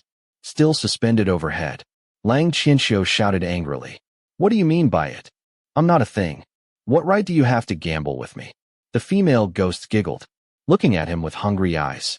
Their scarlet tongues slowly licked across their lips. Xie Lian's thought. This child, perhaps it'd be better if you stopped talking. After sighing inwardly, he stepped forward. Smiling gently, he said, in that case, allow me to try. Behind the crimson curtain, the figure paused, then slowly rose to his feet. The attendant smiled. Young master, please come forward. The crowd immediately parted, creating a path. She respectfully offered Xie Lian the black wooden gambling cup. Please. Earlier, she'd spoken casually to every gambler. Now, her tone carried unmistakable respect. Accepting the cup, Xie Lian thanked her softly. He had almost no experience gambling, so he simply shook the cup randomly, pretending to know exactly what he was doing. While shaking, he glanced upward. Lang Qianxiu stared back anxiously. Fortunately, he didn't call out. For some reason, the expression on the young martial god's face almost made Xie Lian laugh. After shaking for quite some time, he finally stopped. Countless eyes fixed upon the cup. Suddenly, it felt incredibly heavy. Just as he prepared to reveal the result, the attendant interrupted. Wait, what is it? The city lord says. Your posture while shaking the cup isn't quite right. Xie Lian's thought. There's actually a correct posture? Could all my terrible luck have been caused by holding it incorrectly? Humbly, he asked. Then, what would be the correct posture? The attendant smiled. The city lord invites you to come behind the curtain. He's willing to teach you personally. At once, the entire gambling hall hissed in astonishment. The city lord wants to teach him? That's never happened before. Who is he? Is he about to die? Is there really a correct way to shake a gambling cup? Xie Lian wondered exactly the same thing. The attendant gestured politely. Please. Holding the black wooden cup, Xie Lian stepped toward the crimson curtain. The gauze fluttered gently. A crimson silhouette waited just beyond. Only half an arm's length separated them. After a brief pause, a hand slowly reached through the curtain. It rested gently atop Xie Lian's own. Together, they held the gambling cup. It was a right hand. Pale, slender, beautifully defined. A red string was tied around the third finger. Against the glossy black cup, the skin appeared even whiter. The red thread, even brighter. Slowly, Xie Lian lifted his gaze. Standing behind the crimson curtain was a young man of 18 or 19. San Lang. His robes remained as brilliantly red as ever. His skin was still as white as snow. His impossibly handsome face had matured slightly. The youthful softness had faded. He was no longer merely a boy. He had become a man. The wild arrogance between his brows remained. His eyes still shone like stars. As he looked steadily at Xie Lian, his gaze was deep and unwavering. Only, among those star-like eyes, only the left one still shone. Chapter 37. The crimson gauze curtain parted only slightly. From this angle, only Xie Lian could see the person standing behind it. Everyone else in the hall had their view blocked by Xie Lian himself. Besides, none of them dared look too closely anyway. Cheng's left eye gazed steadily at Xie Lian, and Xie Lian stared right back. For a moment, he was completely spellbound. Cheng looked a few years older now. He'd also grown much taller. Back then, Xie Lian had only needed to lift his eyes slightly to meet his gaze. Now, he had to tilt his head back. After the two silently looked at each other for a while, Cheng finally spoke. His voice was low and pleasant. You want to compete with me? The bigger number wins? Xie Lian finally came back to his senses.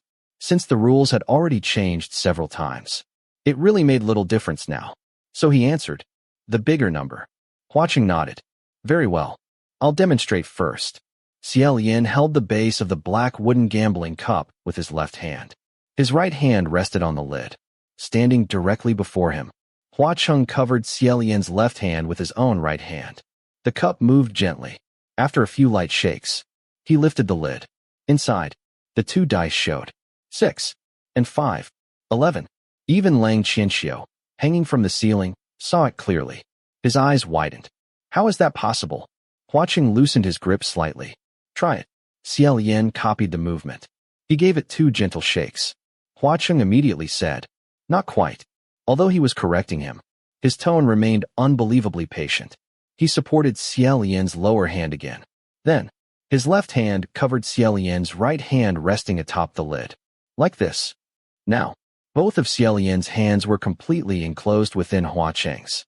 Where their skin touched, his hands felt cool and smooth like jade. The ornate silver vambraces around Cheng's wrists were cold as ice.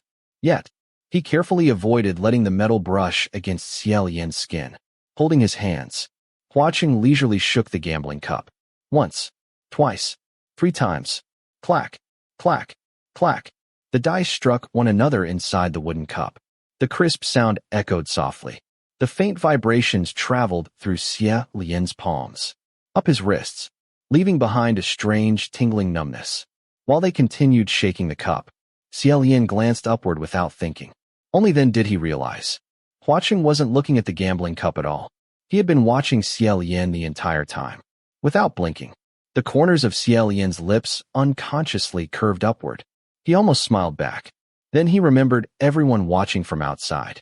Immediately, he suppressed the smile. Lowering his head, he seriously studied Cheng's movements. Like this. Cheng smiled even more deeply. Yes. Exactly. Seeing the hopeful look on Xie Lian's face, he gently suggested, shall we see the result? Xie Lian lifted the cup. The 2 white dice rested quietly inside. 3 and 3. Double 3s. For Xie Lian, that result alone was already nothing short of miraculous. It felt as though a spring breeze had swept straight through his heart. Xie Lian's thought, have I actually learned the trick? Even so, 6 points remained far smaller than 11. He coughed lightly. I'm sorry. I lost. Hua Cheng answered casually. It doesn't count. I'm still teaching you. Let's try again. The moment those words were spoken, Lang Qianxiu froze. Xianxia froze. Every ghost in the hall froze. Then whispers immediately spread everywhere. What's happening? I thought City Lord was only being polite. He's actually teaching him. How can this round not count? When exactly will it count? It seems City Lord really is in an exceptionally good mood today. Hua Cheng merely lifted one eyebrow. Immediately, the attendant outside announced, Everyone, please be quiet. The hall instantly fell silent. Although no one spoke anymore, their eyes grew even bolder. Leaning slightly closer, Hua Cheng asked softly beside Xie Lian's ear. Again, for some reason, perhaps because of the crowded gambling hall, Xie Lian suddenly felt warmth spreading across his cheeks. All right. The cup rattled once more. When he opened it, the result had become double fours. Hua Cheng smiled. See, it's getting bigger. Though something felt rather suspicious. Xie Lian still nodded. It is. A little bigger. Very good. Continue. His voice remained endlessly patient. Yet, from outside, more and more female ghosts began chuckling mysteriously. Xie Lian couldn't understand why. At first, he'd still been concentrating on Hua Cheng's hand placement, his rhythm, his technique. Eventually, he simply let Hua Cheng guide him, without resistance, without thinking. Meanwhile, one thought steadily grew stronger. Xie Lian's thought, is San Lang simply humoring me? Apparently, Lang Qianxiu reached exactly the same conclusion. Unable to remain silent any longer, he shouted, Stop shaking. He's obviously lying to you. There's no such thing as a correct posture. He's cheating. Xianxia immediately covered his face again. The ghosts below booed loudly.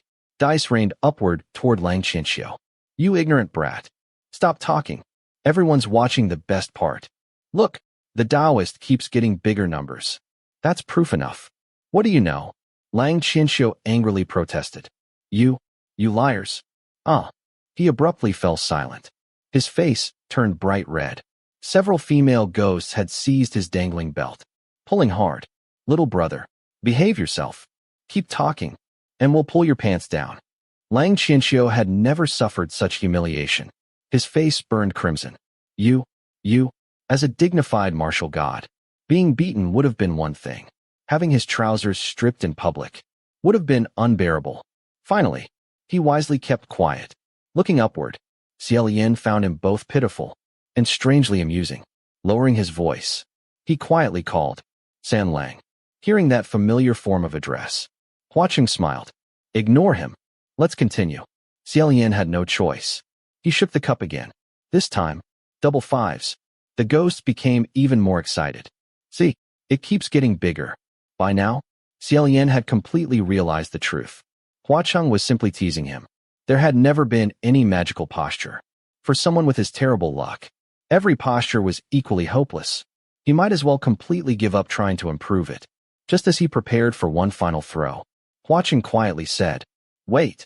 Xie Lian felt Hua Cheng's hand pressing a little more firmly over his own. He stopped. What is it? Hua Cheng smiled lazily. Brother, I don't believe you've said what you'll wager if you lose. The instant Hua Cheng addressed Xie Lian as brother, Shi Qingxuan's expression became indescribable. Lang Qianxiu looked equally horrified. Several ghosts were so startled. Their heads literally fell off. Only then did Xie Lian realize. In all the confusion, he'd completely forgotten to prepare a wager. Well, his first thought was 10 years of his lifespan. Then he remembered. A heavenly official's life was far too long. 10 years meant almost nothing. Money? Impossible. Treasures? He had none. Spiritual power? Even less. After thinking for a while, he honestly asked the owner of the gambling house, What do you think I possess? That's actually worth gambling? Hearing that, Hua Cheng laughed. I don't mind. What did you bring with you? After another moment's thought, Xie Lian answered honestly. This trip, I only brought half of a steamed bun. For once, Hua Cheng laughed openly. The others desperately wanted to laugh too, but none dared. Still smiling, Hua Cheng nodded. Very well. The steamed bun. The entire gambling hall fell silent. Throughout the history of this gambling house, People had wagered organs, lifespans, talents, emotions, abilities. Yet never, not once, had anyone ever wagered half-esteemed bond. Even Xianxia couldn't help shouting. What? You mean, I'm only worth half-esteemed bond? The ghosts burst into laughter. What's wrong with steamed buns? You should feel honored. Somewhere among them, Xie Lian recognized Shi Qingxuan's utterly defeated sigh. Trying not to laugh himself, he heard Hua Cheng gently say, "Come, one last round. Don't be nervous." "I'm not nervous." Their hands remained together, palm over hand. They gently shook the cup again.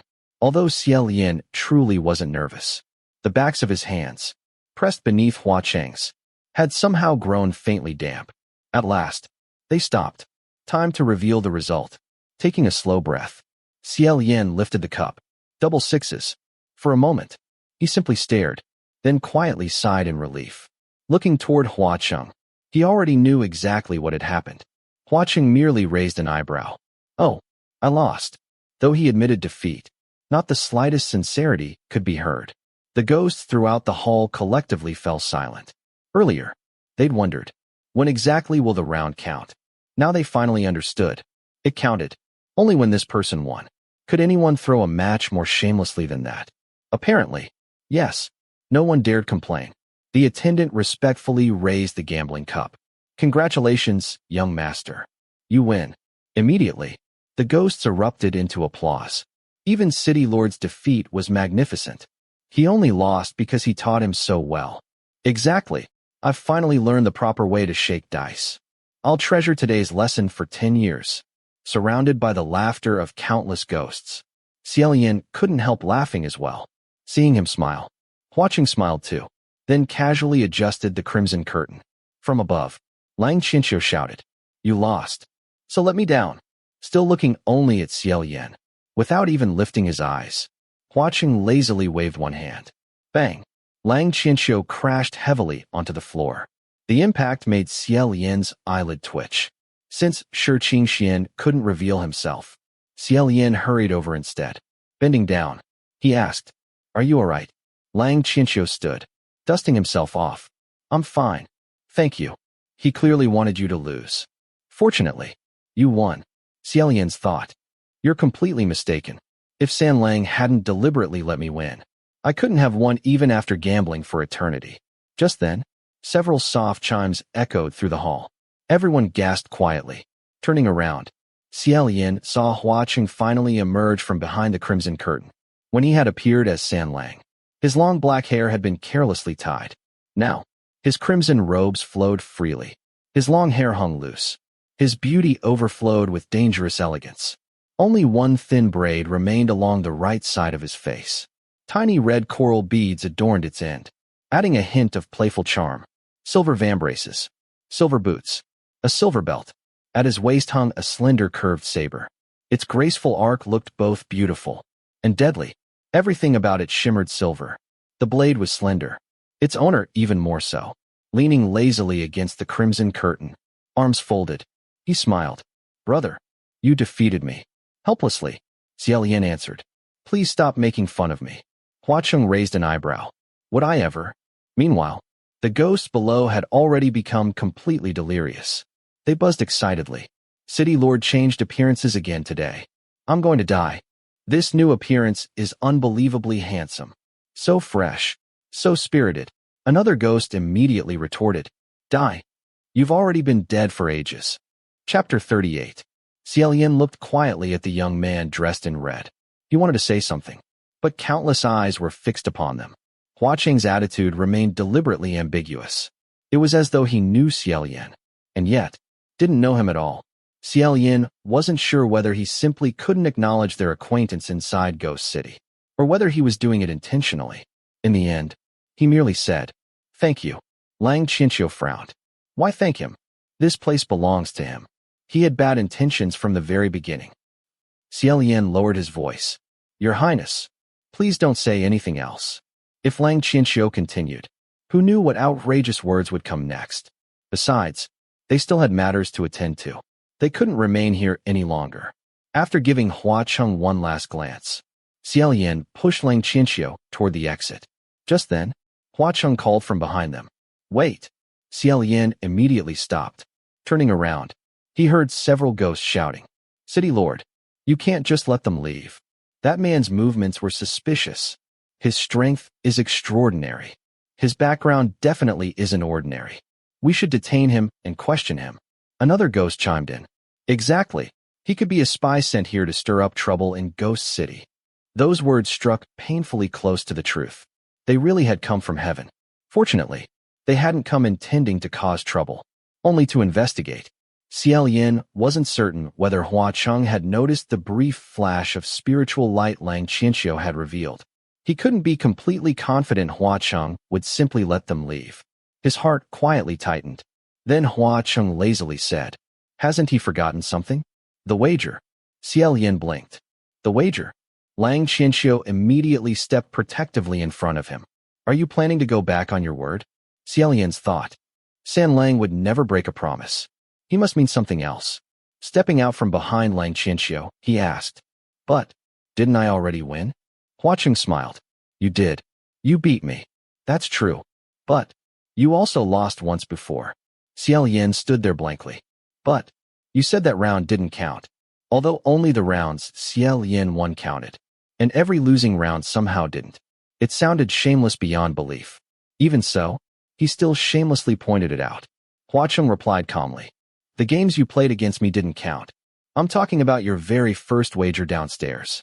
Only then did Xie Lian remember. Hua Cheng meant the throw where he'd rolled double sixes while challenging everyone. Xianxia whispered, I told you. He never intended to let us leave. This time, I'm not getting caught again. Hearing the unmistakable excitement in his voice, Xie Lian quickly pulled him back. It's all right. Don't be nervous. We don't need another fight. Tilting his head slightly, Hua Cheng asked, What do you think? Brother, do you admit your loss?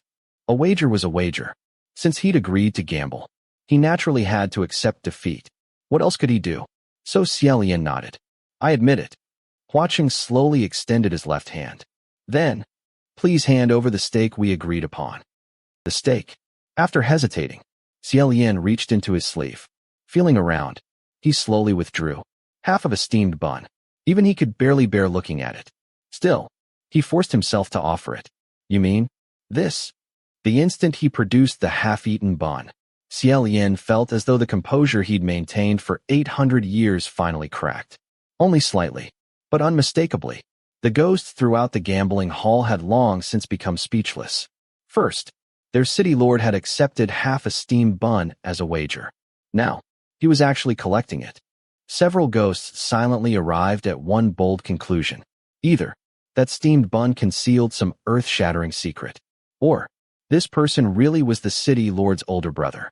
Hua Cheng accepted it with a smile. Lifting it slightly, he examined it once, then casually tossed it in his hand. I've received the wager. Seeing him actually accept it, Xie Lian didn't know what to say. After a long silence, he managed. It's cold. And a little hard. Hua Cheng smiled. It's all right. I don't mind. There was nothing more Xie Lian could possibly add. So, he simply turned around and left. Earlier, the ghosts had stepped aside because he had bravely accepted the challenge. Now, they parted once more. Only this time, they looked at him with awe and endless curiosity. After only a few steps, someone behind him shouted, City Lord, where are you going next? Hua Cheng lazily answered, I'm in a good mood today. I'm heading to Paradise Manor. Instantly, the entire gambling house erupted into cheers. It sounded almost like a festival. Unable to resist, Xie Lian looked back. At exactly the same moment, Hua Cheng also turned around. Still holding the half-eaten steamed bun, he casually tossed it once into the air, then lowered his head and took a bite. Seeing that, Xie Lian's footsteps faltered. He couldn't explain why, but suddenly, he felt he absolutely couldn't remain there another second. Grabbing Xianxia, he hurried away as fast as he could. The two sprinted from the gambling house, racing through countless streets. Along the way, they nearly overturned every roadside stall they passed. Only after reaching a quiet alley did they finally slow down. Xianxia immediately emerged to join them. He fanned himself furiously. His hair flew everywhere. That was close. Far too close. My goodness. I was so frightened.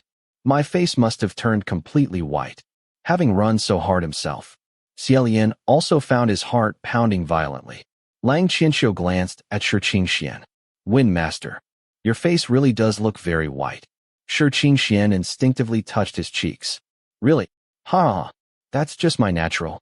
He abruptly coughed, then looked toward Xianxia.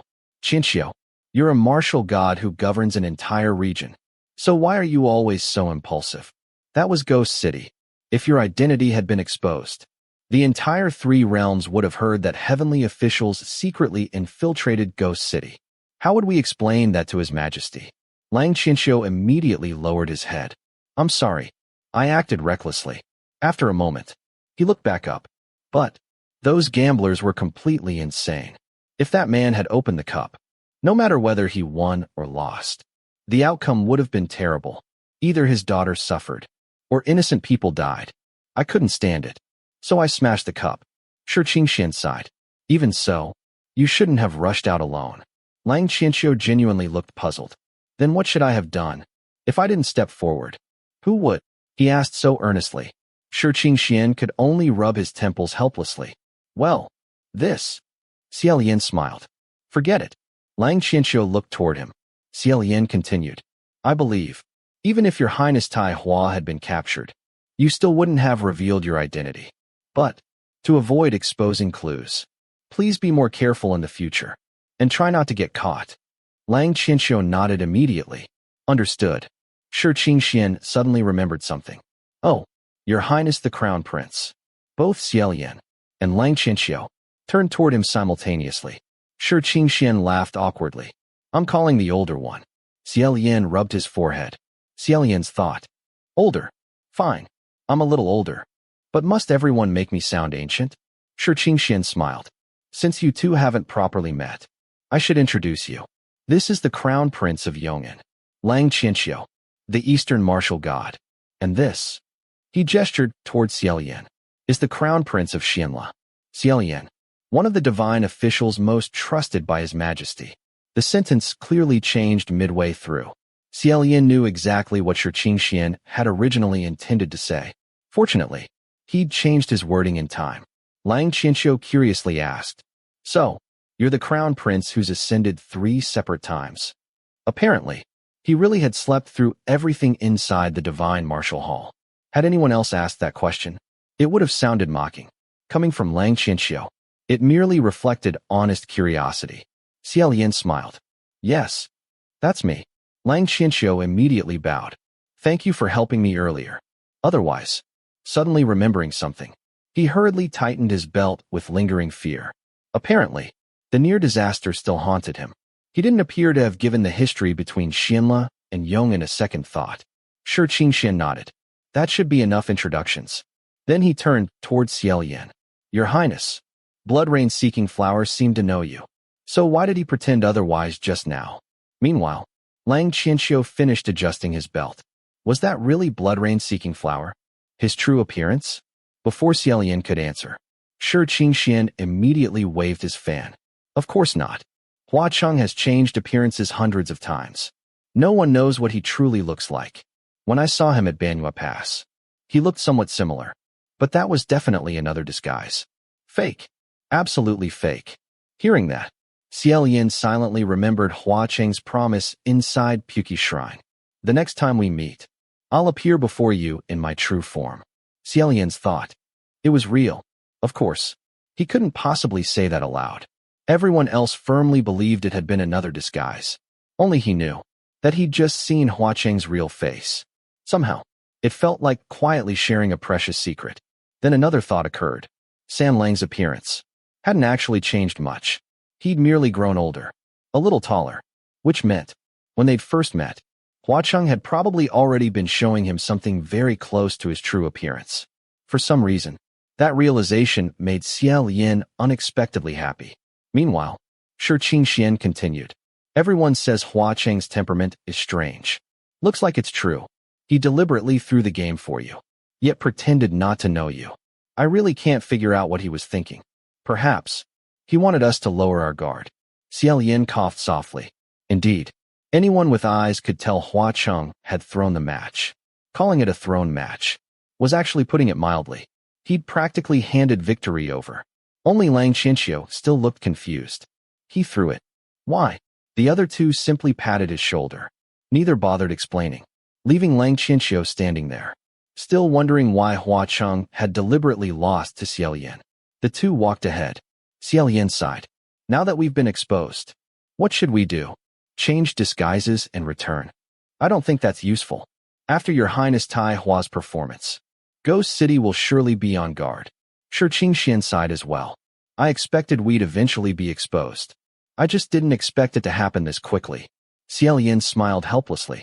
I understand. I truly understand. Sure, Xian waved his fan. If we're already exposed, then let's stop hiding. Xie Lian immediately guessed what he meant. Sure enough. Sure, Xian continued. If we're going to explain ourselves, the simplest solution is to visit Hua Cheng openly. Tell him you came specifically to see him. He already knows you're a heavenly official, so bringing several heavenly officials with you wouldn't seem strange.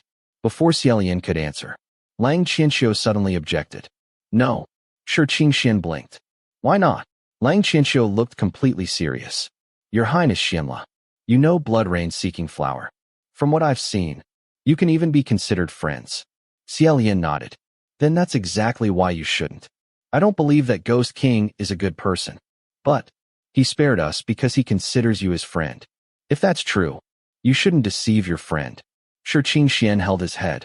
Xianxia, you're unbelievably stubborn. Xie Lian smiled. I think His Highness Tai Hua is right. Xianxia brightened immediately. You agree with me? Sure, Xian sighed. What's good about that? There are 3 heavenly officials here. If we return empty-handed, Lingwen Palace will definitely laugh at us. How embarrassing. Xie Lian smiled.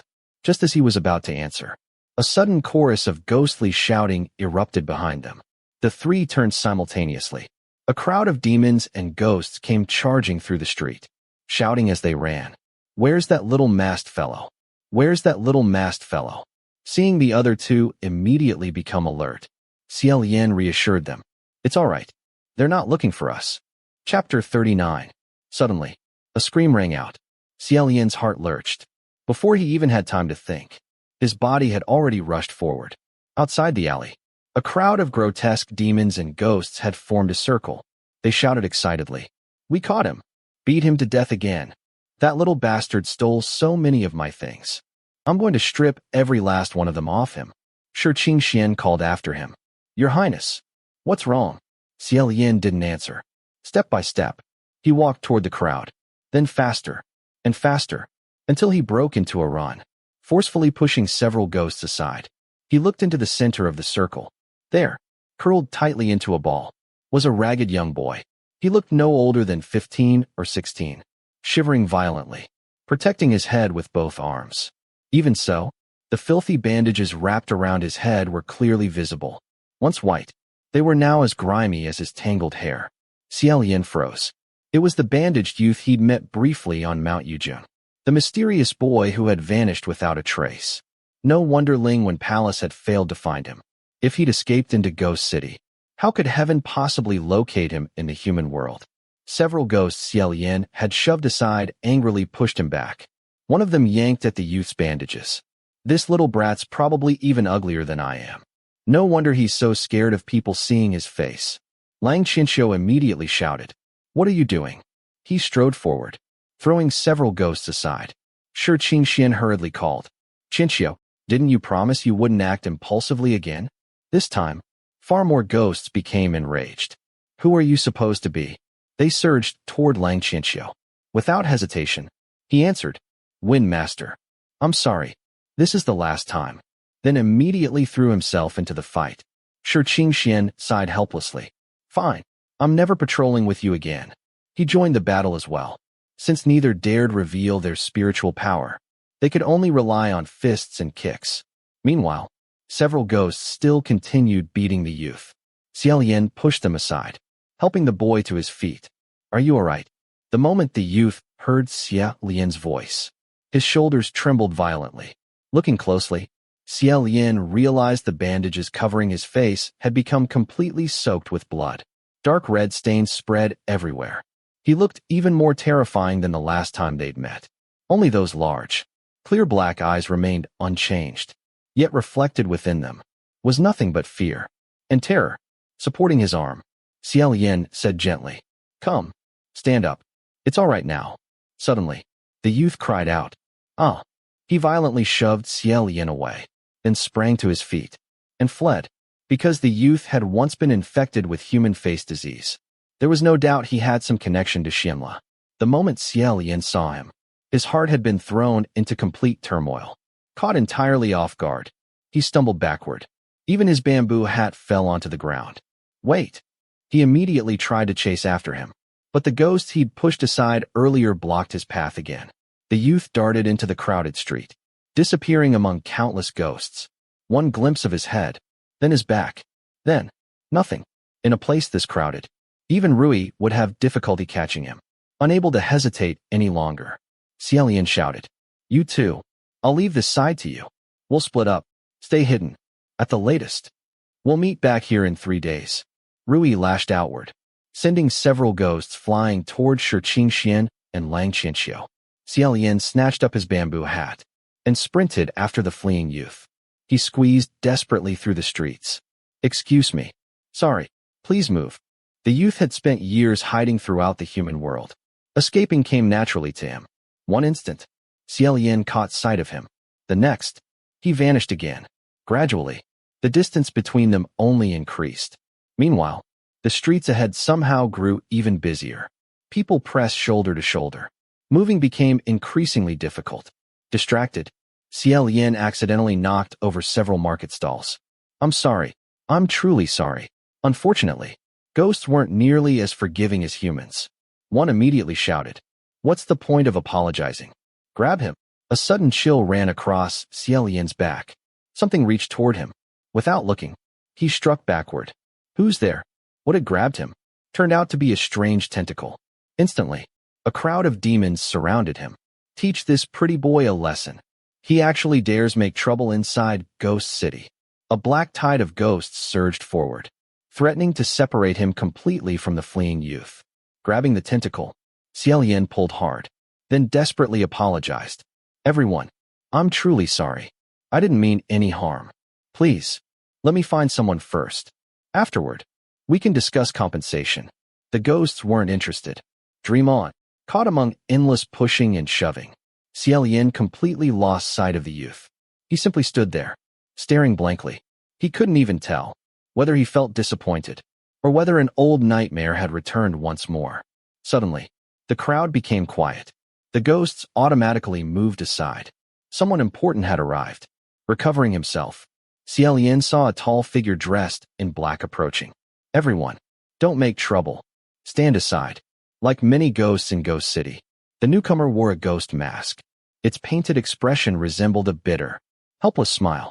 The surrounding ghosts exclaimed, "The Lesser Crescent Moon Envoy." Only then did they release Xie Lian. Apparently, this person held considerable authority inside Ghost City. Approaching Xie Lian, the envoy bowed politely. "Daozhong, our city lord invites you." Xie Lian pointed at himself. "Me?" The envoy nodded. "Yes. The city lord has been waiting for you. At Paradise Manor." The surrounding ghosts gasped collectively. The city lord invited him? Did I hear correctly? Paradise Manor? That's practically the city lord's bedroom. He never invites guests there. Someone who'd arrived from another street suddenly recognized him. "Wait, isn't this the Daoist who defeated the city lord at the gambling house?" "No, the one personally taught by the city lord." Countless enormous eyes fixed upon Xie Lian. Embarrassed, he lowered his bamboo hat to hide his face. The Lesser Crescent Moon envoy politely gestured. "This way." Xie Lian nodded. Following behind him, the crowd automatically opened another path. No one dared follow. After walking for about the time it took to burn one stick of incense, the bustling streets gradually faded behind them. The surroundings grew quieter, darker. Throughout the journey, the two barely exchanged a word. The farther they walked, the more the envoy seemed to melt into the darkness. Without realizing it, Xie Lian drew a little closer. As his gaze accidentally swept over the envoy's wrist, he suddenly froze. Wrapped around that wrist was a black cursed shackle. He knew it instantly. His eyes widened. A cursed shackle. Just then, The envoy stopped. We've arrived. Looking up, Xie Lian found himself standing before a tranquil lake. Countless pale ghost flames drifted over its surface. Beside the lake rose an enormous, magnificent building. Heavenly palaces were beautiful, elegant, majestic. Ghost City's architecture was every bit as luxurious, yet infinitely more seductive, more decadent. Even the three large characters, Paradise Manor, radiated dangerous charm. Soft singing drifted from inside. Gentle, sweet, enchanting. It sounded as though countless women were laughing, singing, and teasing one another. Following the music, Xie Lian slowly stepped inside. As he lifted the beaded curtain, a wave of warm fragrance washed over him. Almost instinctively, he turned his head slightly aside. The atmosphere felt far too indulgent. A thick carpet covered the entire floor. It seemed to have been made from the fur of some enormous demon beast. One complete hide, no seams. Beautiful women danced barefoot across it, dressed in flowing gauze. Their graceful movements filled the hall. They were the source of the enchanting song. Like countless poisonous roses blooming in the dead of night, they spun gracefully before him, each sending flirtatious glances. Anyone stumbling into this place would hardly know whether to fear it or become entranced. Yet, Xie Lian's eyes passed straight through them, ignoring every dancer. The first person he noticed was Cheng. At the very end of the great hall rested an enormous couch carved from black jade, wide enough for more than 10 people to lie upon. Yet only one person occupied it. Cheng. Countless beautiful ghost women danced before him. He didn't even glance at them. Instead, he lazily stared at something resting before him. It was a tiny palace, made entirely from delicate gold leaves. At first glance, it resembled one of heaven's own palaces. Looking closer, Xie Lian realized it had been painstakingly constructed from countless thin sheets of gold. Cheng idly twirled another golden leaf between his fingers. Seeing that tiny palace, Xie Lian couldn't help remembering his childhood. Back in Xinla Palace, he'd often built exactly the same thing. The game itself wasn't special. It differed little from children stacking stones into little houses. But ever since childhood, Xie Lian had always hated things being broken apart. Once he'd built something, he wanted it to remain forever. If possible, he would have glued every piece together, never letting it collapse. When he'd been very young, even watching one little palace tumble down had upset him so much. He couldn't eat or sleep. His father and mother had needed to comfort him constantly. The little golden palace before Cheng had been built from nearly 100 thin gold leaves. It looked dangerously unstable, like eggs piled one atop another. A single breeze could bring the whole thing crashing down. Without realizing it, Xie Lian silently prayed, "Please don't collapse. Please don't collapse." Unexpectedly, after staring at it quietly for a while, Cheng suddenly smiled, then casually flicked the top of the tiny palace with one finger. Crash! The entire palace instantly collapsed. Golden leaves scattered everywhere. Watching the destruction, Cheng actually looked pleased, like a child delighted after knocking over his own toy. He casually tossed away the last golden leaf, jumped down from the couch. The dancing women instantly retreated, silencing their songs. Stepping lightly across the scattered gold, Cheng walked toward the entrance. "Brother, since you're here, why are you standing outside? Have only a few days passed, and you've already grown distant from Sanlang?"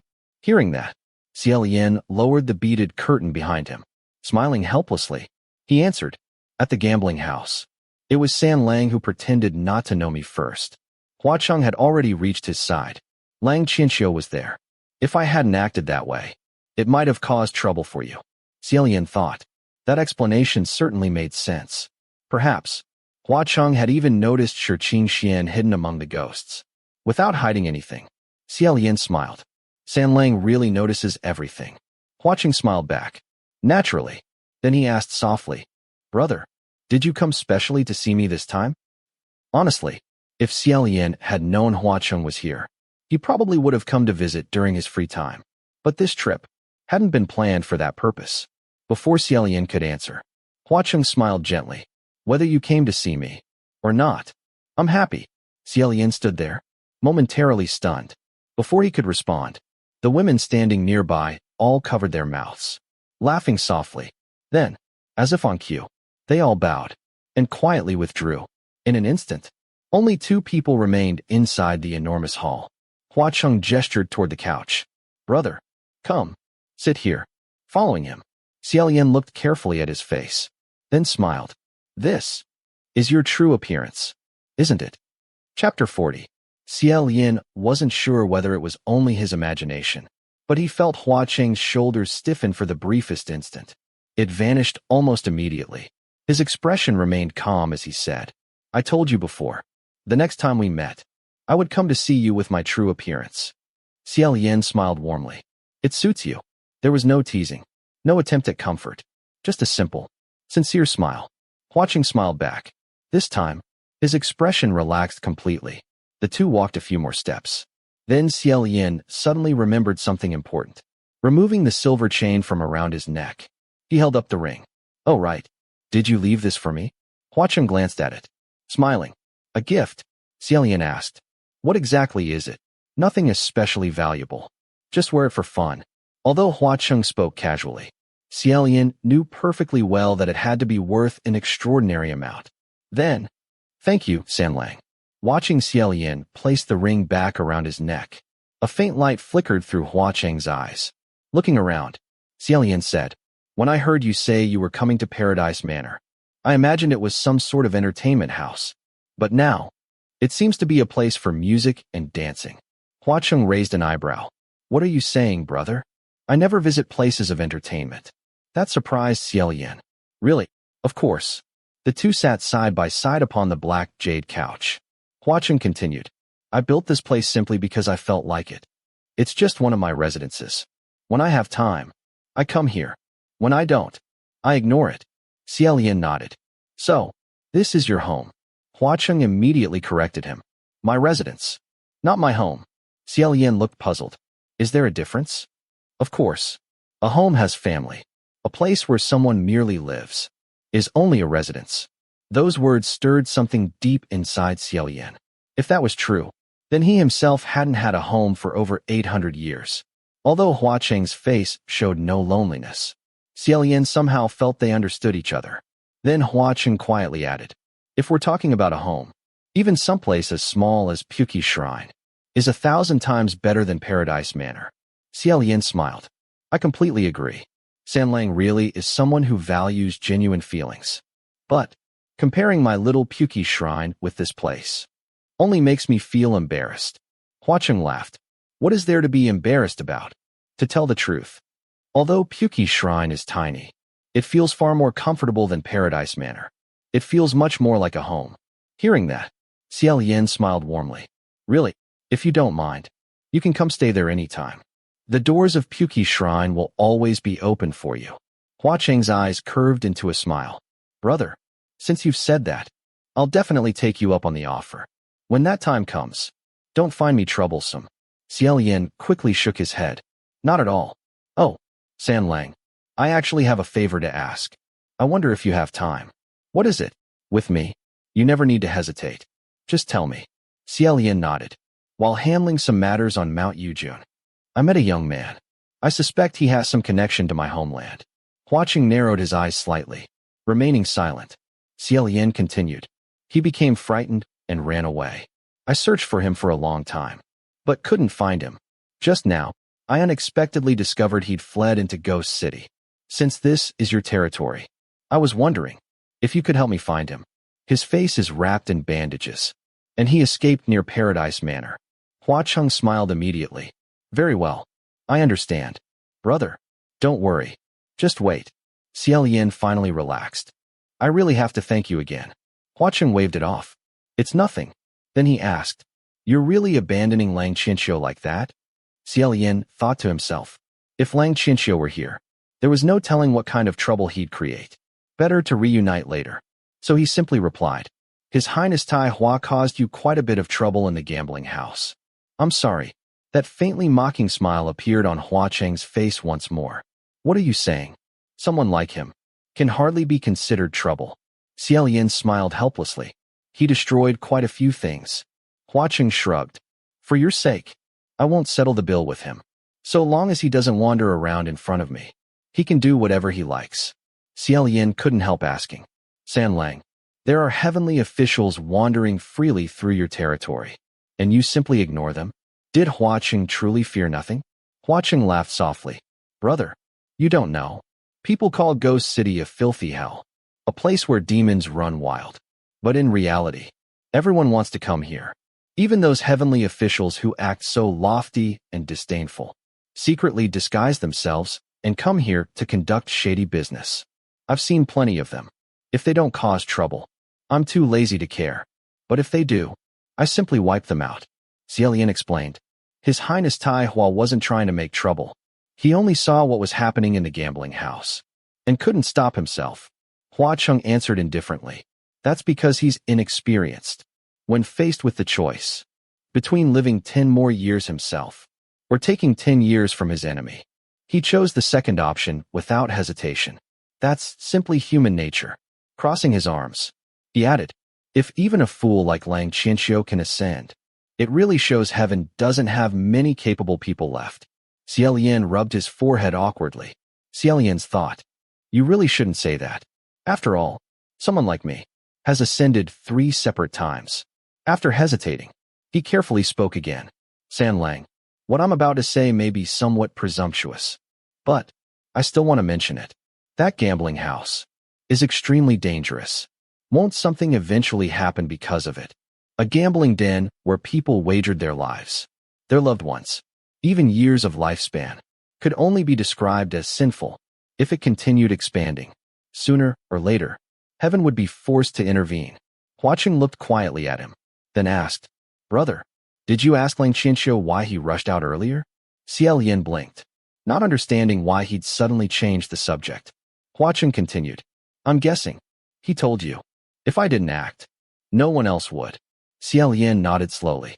Yes, that's exactly what he said. Cheng replied, my situation is the exact opposite. If I don't control this sort of place, someone else inevitably will. So, I'd rather it remain in my own hands than belong to someone worse. Xie Lian understood. I see, it seemed. Although Cheng valued emotions deeply, he also valued the authority he held more than Xie Lian had realized. Then Cheng smiled. But, I still appreciate your concern. Just then, someone outside announced, City Lord, we found him and brought him here. Xie Lian immediately looked toward the entrance. The Lesser Crescent Moon envoy stood outside the beaded curtain, bowing respectfully. In his hand, he held the ragged, bandaged youth. Without even turning around, Cheng said, bring him in. The envoy entered quietly, gently setting the youth upon the floor. Xie Lian instinctively glanced toward the envoy's wrist again, wanting to confirm whether he'd truly seen a cursed shackle. But the envoy immediately bowed and withdrew. There was someone more important before him now. Xie Lian hurried over. Don't be afraid. Last time, I was at fault, but I won't let that happen again. The youth's large eyes remained full of confusion. Perhaps he no longer had the strength to run, or perhaps he knew escape was impossible. He glanced at Xie Lian, then toward the low table beside the black jade couch. Following his gaze, Xie Lian saw a plate filled with brightly colored fruit. The poor child had probably spent many days hiding, without proper food. Xie Lian turned toward Cheng. Before he could ask, Cheng had already answered. Help yourself. You don't need my permission. Xie Lian smiled. Thank you. He immediately picked up the fruit, offering it to the youth. The boy instantly snatched the plate away, stuffing fruit into his mouth as quickly as he could. He truly was starving, even during the worst days of his own life. When he'd wandered hungry like a stray dog, Xie Lian doubted he'd ever eaten so desperately. Slowly, no one's taking it away.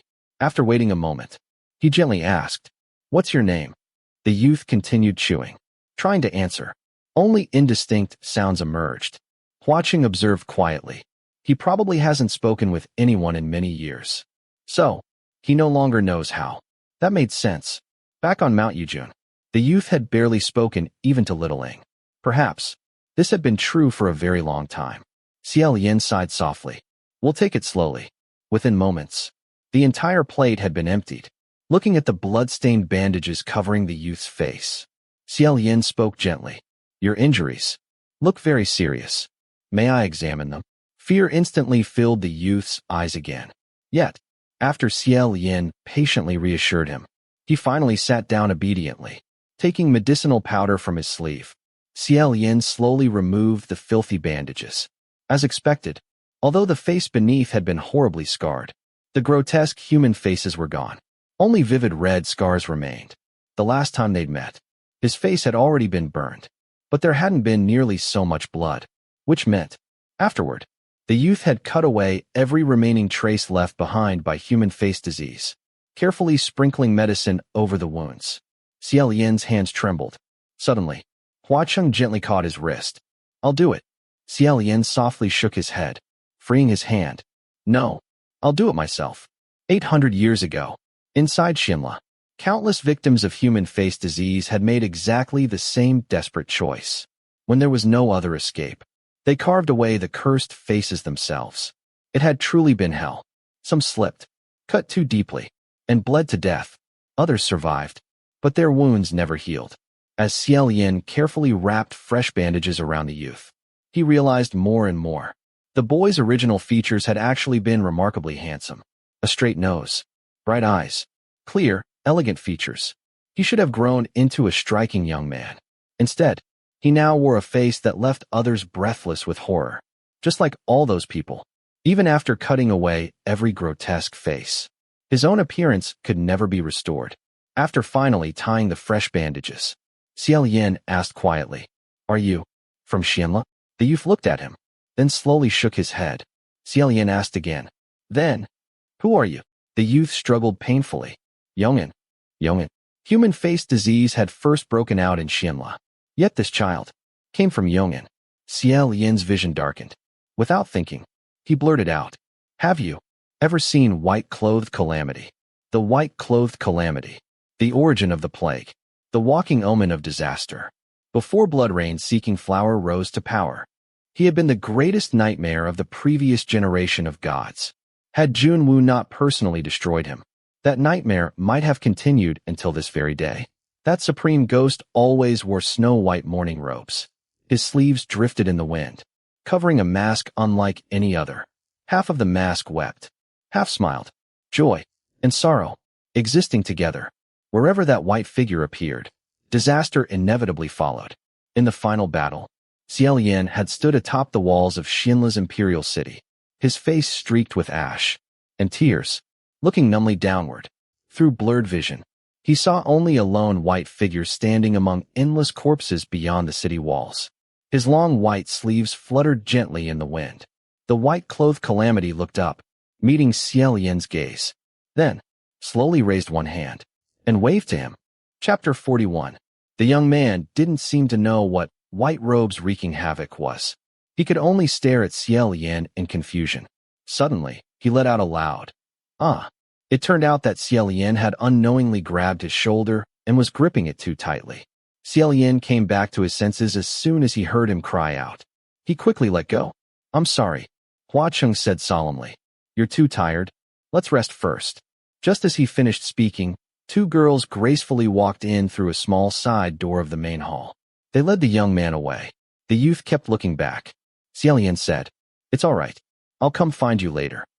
Cheng turned toward him. "Sit down and rest first. Don't see him for the time being. If he refuses to answer anything, I'll pry his mouth open."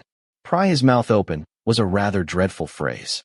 Xie Lian hurriedly said, "There's no need. If he can't say anything, then so be it. We can take our time." Cheng sat beside him. "What do you plan to do with this youth?" Xie Lian thought for a moment. "I'll keep him by my side for now. We'll talk about the rest later." Cheng said, "He's a ghost, not a human. You might as well leave him in Ghost City. I don't mind feeding one more." Xie Lian said, "Senlang, thank you very much. But when I said I wanted to take him with me, I didn't just mean raising him. Ghost City was, after all, Cheng's territory. If Cheng was willing to protect him, no one would be able to hurt that young man, and he wouldn't starve. But the most important thing was to slowly guide him, helping him sort out his thoughts and speech so that he could become normal again. Although Ghost City was bustling, it was still a place where demons ran wild and all kinds of people mixed together. Other than himself, Xie Lian truly couldn't think of anyone willing to spend so much patience teaching this youth. He said, "I'm already very grateful that you helped me find him. I can't trouble you with everything that comes afterward. Cheng didn't seem to agree, but he said no more. It's no trouble at all. If you need anything, just tell me. You can go wherever you want. Suddenly, Xie Lian sensed something strange. The scimitar at Cheng's waist seemed to have changed. He lowered his head and immediately froze in surprise. A silver eye had appeared on the hilt. It was formed from only a few silver lines, yet it looked astonishingly lifelike, as though it were alive. Earlier, he hadn't noticed it because the eye had been closed, blending into a single silver line. Now it slowly opened, revealing ruby-red pupils that rolled about. Cheng noticed it as well. He said quietly, "Brother, I'll be gone for a moment. I'll be back soon." Xie Lian asked, "A warning? Could it be that the Wind Master and Prince Tai Hua have appeared in Ghost City?" He stood up. "I'll go have a look too." Cheng gently pushed him back. "Don't worry. It's not Prince Tai Hua. Brother can simply stay here. There's no need to go." Since Cheng had said so, Xie Lian couldn't insist. Cheng turned and walked out of the main hall. He casually waved his hand. The pearl curtain automatically parted. After he left, it closed again with a series of crisp, tinkling sounds. Xie Lian sat on the black jade couch for a while. Remembering the purpose of his visit, he stood and walked through the same small side door the two girls had used. Beyond it was a flower garden. Vermilion corridors crisscrossed through the flowers, but not a single person could be seen. Just as Xie Lian was wondering where to go, a black figure suddenly flashed past. It was the Crescent Moon Envoy. Thinking of the curse on his wrist, Xie Lian remained concerned. Recalling the man's earlier behavior, it seemed as though he feared being discovered. So Xie Lian quietly followed him. After turning the corner where the figure had disappeared, Xie Lian hid behind the wall and secretly observed. Sure enough, the Crescent Moon Envoy moved extremely quickly. He constantly watched his surroundings, clearly afraid of being seen. Xie Lian thought, this Crescent Moon Envoy is one of San Lang's subordinates. So why is he acting so suspiciously in San Lang's own territory? Suspecting that something was wrong, Xie Lian concealed himself and continued following. The Crescent Moon Envoy made 7 or 8 turns.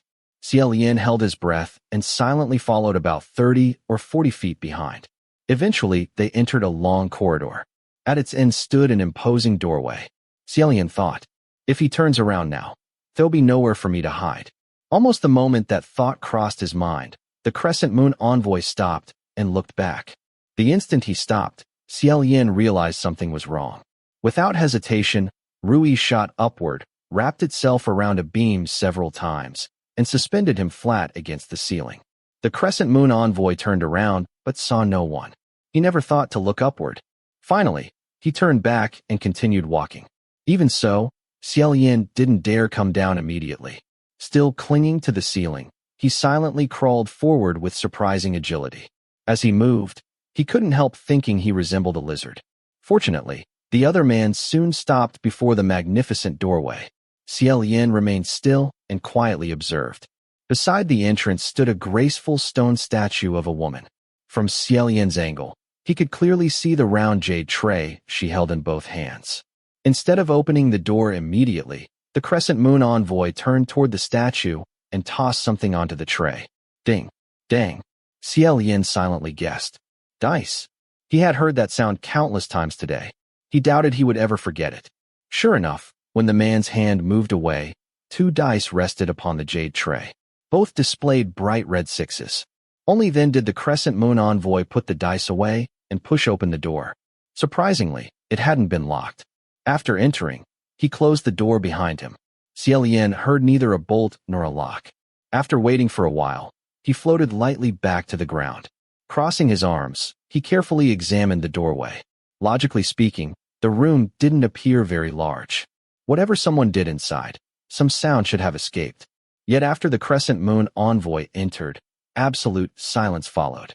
Without hesitation, Xie Lian reached out and pushed the door open. As expected, no one was inside. It appeared to be an ordinary yet luxurious room. Its furnishings could be seen at a glance. There was nowhere a secret passage could possibly be hidden. Xie Lian closed the door again. Thoughtfully, he looked toward the stone maid and the jade tray in her hands. It seemed the mystery lay with the 2 dice. This room wasn't locked in the ordinary sense. It was protected by a magical lock. To open it required a key, or rather, a password. The dice had to land on double sixes. Only then would the real destination appear beyond the door. But asking Xie Lian to roll double sixes, that was absolutely impossible. He could only sigh helplessly. After lingering outside for a while, he turned and walked away. He had only gone a short distance before stopping.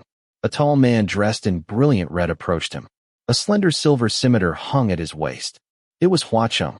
Crossing his arms, Hua Cheng said as he walked, "Brother, you really made me search everywhere for you." Just as before, he had returned along the same path. This time, however, the scimitar had already been drawn from its sheath. The blade and scabbard hung separately against the hem of his crimson robes.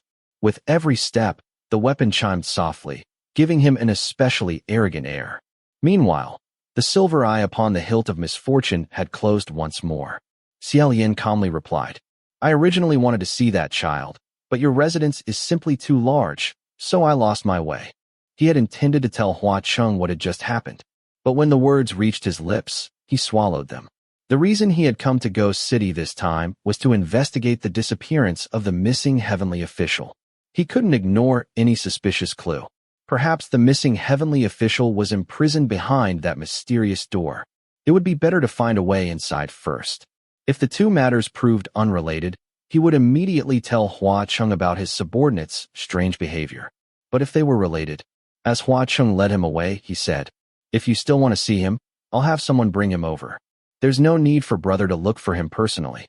Perhaps because he felt a little guilty, Xie Lian unconsciously softened his tone. You finished so quickly," Hua Cheng answered. "It's settled.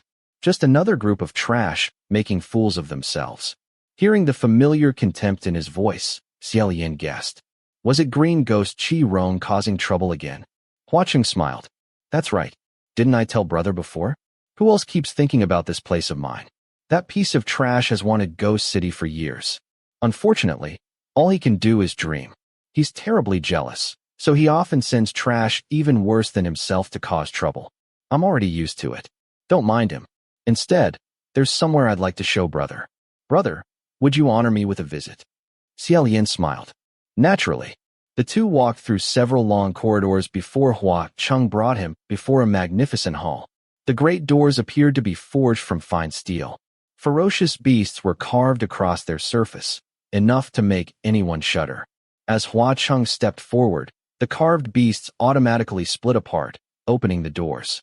Even before entering, Xie Lian felt an overwhelming killing intent wash over him. The veins on the back of his hand bulged. Rui immediately prepared itself.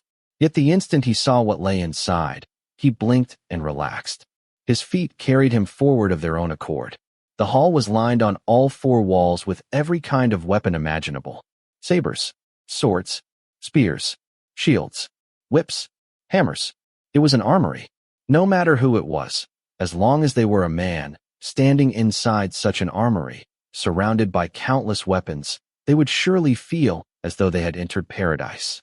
Their blood would boil with excitement. Xie Lian was no exception. His eyes widened. His face lit up. The last time he had worn such an expression had been inside Junwu's armory. Although his face remained calm, his heart surged so fiercely that he nearly stumbled over his words. "See, can I touch them?" Hua Cheng smiled. "Brother, please, help yourself." Xie Lian reached out.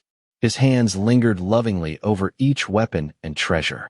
Almost intoxicated, he murmured, They're all priceless treasures. This sword is excellent. Against many opponents, it would certainly display incredible power. This sword is excellent too. Wait, this saber is also." Hua Cheng leaned against the doorway, quietly watching Xie Lian's flushed face as he wandered from weapon to weapon. "Brother, what do you think?" Xie Lian couldn't bear to look away. "What do you think?" Hua Cheng smiled. "Do you like them?" "I do. A lot. A lot." Hua Cheng seemed to chuckle. Xie Lian never noticed. His heartbeat quickened as he drew a 4-foot-long sword from its sheath, admiring it endlessly. Hua Cheng asked, "Brother, is there anything that catches your eye?" Xie Lian's face glowed with delight. "I like this one. I like that one. I like all of them." Hua Cheng said, "I originally thought brother didn't have a suitable weapon. If there was anything here that caught your eye, you could simply choose one to use. But since brother likes all of them, How about I give them all to you? Xie Lian hurriedly waved his hands. No, no, no. There's no need. I don't need any suitable weapon. Cheng said. Really? But from what I can see, brother clearly likes swords. Xie Lian smiled. Liking something doesn't mean you have to own it. I haven't used a sword for many years. Just looking at them already makes me happy. Besides, if you gave them all to me, I wouldn't even have a place to keep them. Cheng answered. That's simple. Then I'll give you this house as well. Xie Lian laughed, assuming he was joking. I can't accept such a huge house. You don't have to move it. I'll give you the land too. Whenever you have time, come and visit them. Xie Lian laughed. Forget it. An armory requires constant care and maintenance. I'm afraid I'd neglect them. Carefully, he returned the sword to its rack. Looking at the collection with lingering affection, he said, I once had an armory like this, but it was burned down. These are all priceless treasures. San Lang, you must cherish them. Cheng replied, That's easy. Whenever I have time, I'll help brother clean the armory. Wouldn't that solve everything? Xie Lian smiled. Then I couldn't possibly afford to hire you. How could I let the great ghost king perform odd jobs for me? Suddenly, he remembered Jun Wu's warning before he left. The demon blade, misfortune. The blade of curse. The blade of misfortune. A demonic weapon like that must have required unimaginably cruel sacrifices and bloody resolve to forge. Don't touch it, and don't let it wound you. Otherwise, the consequences will be unimaginable. After thinking for a while, Xie Lian finally asked, Still, San Lang, these weapons can't compare with your curved blade, misfortune, can they? Cheng raised an eyebrow. Oh, brother has heard of it? I do indeed possess such a blade. I've heard a little. Cheng chuckled. I'm guessing they weren't pleasant stories. Did someone tell brother that my blade was forged through an evil blood sacrifice, using living people as offerings? As always, Cheng's insight was frighteningly sharp. Xie Lian replied, That's all right. Everyone has unpleasant rumors surrounding them. Not everyone believes them. I wonder, am I fortunate enough to see the legendary misfortune? Cheng smiled. Brother, you've actually already seen it. He stepped closer and lowered his voice. Look, brother, this is misfortune. Chapter 42. Thus, he bent down and greeted it. Hello. Hearing his greeting, the eye narrowed even further. It curved into a smiling crescent as the large eyeball rolled left and right. It was incredibly lively. It didn't look like a pattern carved onto the hilt of a blade. It looked like a real eye growing from a living body. Seeing this, the corners of Cheng's lips curled upward. Brother, it likes you. Xie Lian looked up. Really? Cheng raised an eyebrow. Yes, really. If it doesn't like someone, it won't even bother looking at them. It's very rare for an evil spirit to take a liking to anyone. Hearing that, Xie Lian smiled at the eye. Then thank you very much. He turned to Cheng. I like it too. The eye blinked several times in rapid succession. Hanging from Cheng's waist, it suddenly trembled. Cheng immediately said, No. Xie Lian blinked. What's no? Cheng repeated. No. The evil spirit trembled even harder. It seemed eager to leap out of its scabbard. Xie Lian asked curiously, Are you telling it that it can't? With a perfectly straight face, Cheng answered, Yes. It wants you to touch it. I said no. Xie Lian smiled. Why not? What's wrong with that? As he spoke, he reached out. The eye immediately opened wide, as though filled with anticipation. Xie Lian thought, I shouldn't touch the eye itself. That would feel strange. So he lowered his hand and gently stroked the curve of the scabbard instead. The eye narrowed into a happy slit and trembled even more violently, as though it were utterly content and enjoying itself immensely. Xie Lian found it rather amusing. Animals had always liked him. Whenever he petted cats or dogs, they would squint happily, burrow into his arms, and hum contentedly. He never expected that touching a cold silver scimitar, the legendary cursed blade, would feel exactly the same as petting a puppy. How could this possibly be some bloodthirsty demon blade? Some ominous weapon? Xie Lian had never truly believed those rumors. Now that he had seen it with his own eyes, he completely discarded them as nonsense. There was simply no way such a cruel blood sacrifice could produce a spiritual consciousness that was this obedient and this adorable. The two of them continued admiring the famous swords and sabers in the armory for a while before Xie Lian finally left in high spirits. As they returned to Paradise Manor together, He even took the initiative to hold Hua Cheng's hand. The young man was brought over after bathing and changing into clean clothes. Fresh white bandages had been wrapped around his face. Although they still covered his entire head and face, he looked like a completely different person. His limbs were slender. His frame was delicate. He should have been an exceptionally promising youth.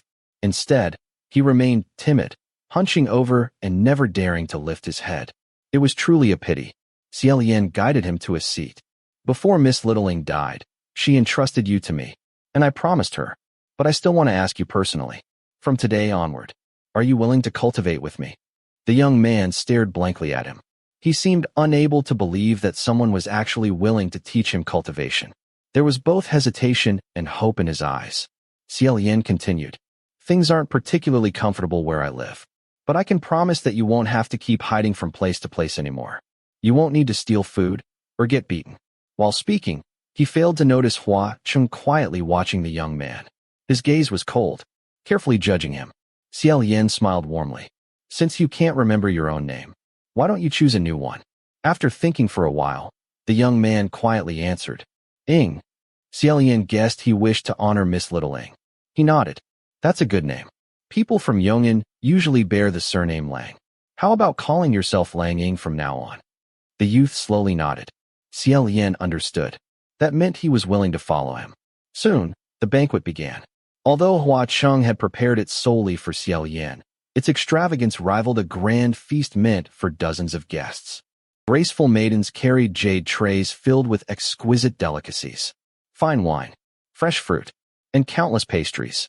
Like a revolving lantern, they drifted elegantly through the great hall. Each time one passed the black jade couch, she respectfully presented the tray she carried. Lang Ing merely watched without moving. Only after Xie Lian pushed several plates toward him did he slowly begin eating. Looking at the youth, another scene suddenly surfaced in Xie Lian's memory. There had once been another youth. His face had also been wrapped in bandages. His entire body had been filthy, squatting on the ground with an offering plate in his hands, his head lowered, wolfing down the fruit upon it. At that moment, a graceful maiden dressed in purple gauze approached with a cup of wine. Hua Cheng poured a cup and held it out. "Brother, would you like a drink?" Lost in thought, Xie Lian accepted it absent-mindedly and took a sip. The instant it entered his mouth, he realized it was wine. He turned back in surprise. At that exact moment, he happened to see the maiden standing behind Hua Cheng, casting him an unmistakably flirtatious glance. TFF. Fortunately, he had already swallowed the wine. Nothing sprayed out. Instead, he choked violently and began coughing without end. Lang Ing was startled as well. The pastries in his hands fell onto the table. Still coughing, Xie Lian reassured him. "It's nothing. I'm fine." Hua Cheng gently patted his back. "What's wrong? Does the wine not suit brother's taste?" Xie Lian hurriedly shook his head. "No, the wine is excellent. I simply remembered that those cultivating my path must abstain from alcohol." Hua Cheng replied. "Oh, then it's my fault. I wasn't thoughtful enough and caused brother to break his precepts." Xie Lian smiled awkwardly. "It isn't your fault. I simply forgot." He rubbed between his brows before casually glancing toward the center of the hall. The maiden carrying the wine had already turned away. Her graceful figure and elegant walk were remarkably alluring. Hua Cheng never spared these beautiful maidens even a single glance. Whether because he only cared about the matter before him, or because all his attention remained fixed on Xie Lian, he never once looked at their faces. But Xie Lian's casual glance allowed him to see clearly. That graceful maiden serving wine. Wasn't she the Wind Master? Xianxia? To sneak into Paradise Manor, the Wind Master had actually disguised himself as a woman without hesitation. That flirtatious glance had truly startled Xie Lian. He almost wanted another cup of wine just to calm himself down. Just then, Hua Cheng casually remarked, "When people speak of cultivating the Tao, I always imagined it was about pursuing freedom and happiness. If you have to abstain from this, and abstain from that, wouldn't it be better not to cultivate at all? What do you think, brother?" Xie Lian immediately regained his composure. Pretending nothing had happened, he answered, "That depends on which Tao one cultivates. Some sects don't care about such things. But the path I cultivate requires abstinence from alcohol and from lust. Alcohol may occasionally be overlooked, but the latter absolutely cannot. When Xie Lian spoke the words abstain from lust, Hua Cheng's right eyebrow lifted ever so slightly. Whether he found the rule amusing or troublesome, it was impossible to tell. Xie Lian continued. There's another thing. One should also abstain from anger. For example, casinos easily provoke anger, so ideally they should also be avoided. However, if someone can truly control their emotions and remain unconcerned with winning or losing, then there's no need to deliberately avoid gambling. Hua Cheng laughed aloud. No wonder brother still enjoys visiting casinos. Having finally guided the conversation where he wanted it, Xie Lian smiled. Speaking of which, San Lang, your gambling skills are truly incredible. Hua Cheng replied. There's no special reason. I'm simply lucky. Compared to Hua Cheng, Xie Lian couldn't help feeling rather depressed. I'm honestly curious. San Lang, don't tease me. Is there really a secret to throwing dice? Otherwise, Hua Cheng couldn't possibly roll whatever numbers he wished every single time. The Crescent Moon envoy certainly couldn't casually throw double sixes. Hua Cheng laughed. How would I dare tease, brother? Of course there are tricks, but they aren't learned overnight. Even with talent, not everyone can master them. Xie Lian had more or less expected that answer, but Hua Cheng continued. However, I can teach brother a shortcut. I guarantee you'll win every game with ease. What shortcut? Hua Cheng raised his right hand. The third finger, wrapped with its familiar red thread, rested before Xie Lian. The bright red butterfly knot tied upon the back of his hand stood out vividly. He smiled. Give me your hand. Although puzzled, Xie Lian did as he was told. Hua Cheng's hand carried no warmth. Yet it wasn't cold, either. He held Xie Lian's hand for a quiet moment. Then he smiled faintly. With a flick of his wrist, he tossed out 2 dice. Try. Xie Lian silently wished for double sixes. He picked up the dice and rolled them. Sure enough, 2 bright red sixes. Curious, he asked. What kind of method is this? Hua Cheng answered. It isn't a method. I simply lent brother a little of my luck. Xie Lian blinked. So luck is like spiritual power? It can be borrowed as well. Hua Cheng smiled. Naturally. If brother ever wants to gamble with someone, come find me first. However much luck you need, I'll lend it to you. I guarantee your opponent won't be able to turn the tables for 100 years. The two casually played several dozen more rounds. After thoroughly confirming Hua Cheng's claim, Xie Lian admitted he was becoming tired. Hua Cheng first instructed someone to settle Lang Ying before personally escorting Xie Lian back to his room. Watching the figure in crimson slowly disappear into the distance, Xie Lian closed the door. He sat beside the table, supporting his forehead. The more thoughtful Hua Cheng was, the guiltier Xie Lian felt. San Lang truly treats me flawlessly. I hope this has nothing to do with him. Once I discover the truth, I'll apologize to him immediately. After sitting quietly for some time, he heard a faint voice calling from outside. Your Highness, Your Highness, Your Highness the Crown Prince. Recognizing the voice, Xie Lian immediately opened the door. Someone slipped inside at once. Sure enough, it was Xianxia, still dressed as a woman. He wore a Ghost Realm maiden's gauzy dress. Elegant, yet not vulgar. His waist appeared astonishingly slender. The moment he entered, he rolled across the floor and transformed back into a man. Clutching his chest, he groaned. I'm suffocating. I'm suffocating. This thing is strangling me to death. Xie Lian shut the door behind him. Turning around, he saw a grown man sprawled across the floor in an enchanting purple gauze dress, desperately tugging at his chest and waist. He immediately covered his eyes. Wind Master, can't you change back into your white Daoist robes first? Xianxia complained. Am I an idiot? Who wears bright white Daoist robes in the middle of the night? I'd practically be begging people to notice me. Xie Lian silently thought. No, dressed like this, you're somehow even more conspicuous. He crouched beside him. Wind Master, how did you sneak in? Didn't we agree to meet again in 3 days? Xianxia sighed. What choice did I have? I asked around on the way here, and everyone said Your Highness the Crown Prince had been brought to Paradise Manor. The moment I heard that name, I figured it had to be the Ghost King's den of debauchery. I was worried about your safety, so I went through endless trouble sneaking in. I've had the worst luck. Either aunties and young ladies dragged me around to put makeup on me, or I had to swallow my pride and dress like this. I've never made such a tremendous sacrifice before. Xie Lian thought. You're obviously enjoying yourself. Aloud, he asked, Where is His Highness Taihua? Please don't leave him outside alone. Xianxia finally caught his breath and lay flat upon the floor. Don't worry. As his senior, I ordered him not to move. Nothing should happen. Speaking of which, Your Highness, you're incredibly fortunate. Me? Fortunate. Xianxia nodded vigorously. Exactly. Xianxia and I have had a miserable time in Ghost City. Either we're hung up and humiliated, or wandering the streets like stray dogs because nobody will take us in. Meanwhile, you're eating well, drinking well, living comfortably, and Blood Rain Tanhua is keeping you company. Compared with them, that really did sound rather miserable. Xianxia climbed to his feet. So, Your Highness the Crown Prince, you haven't forgotten why we came to Ghost City, have you? Xie Lian became serious.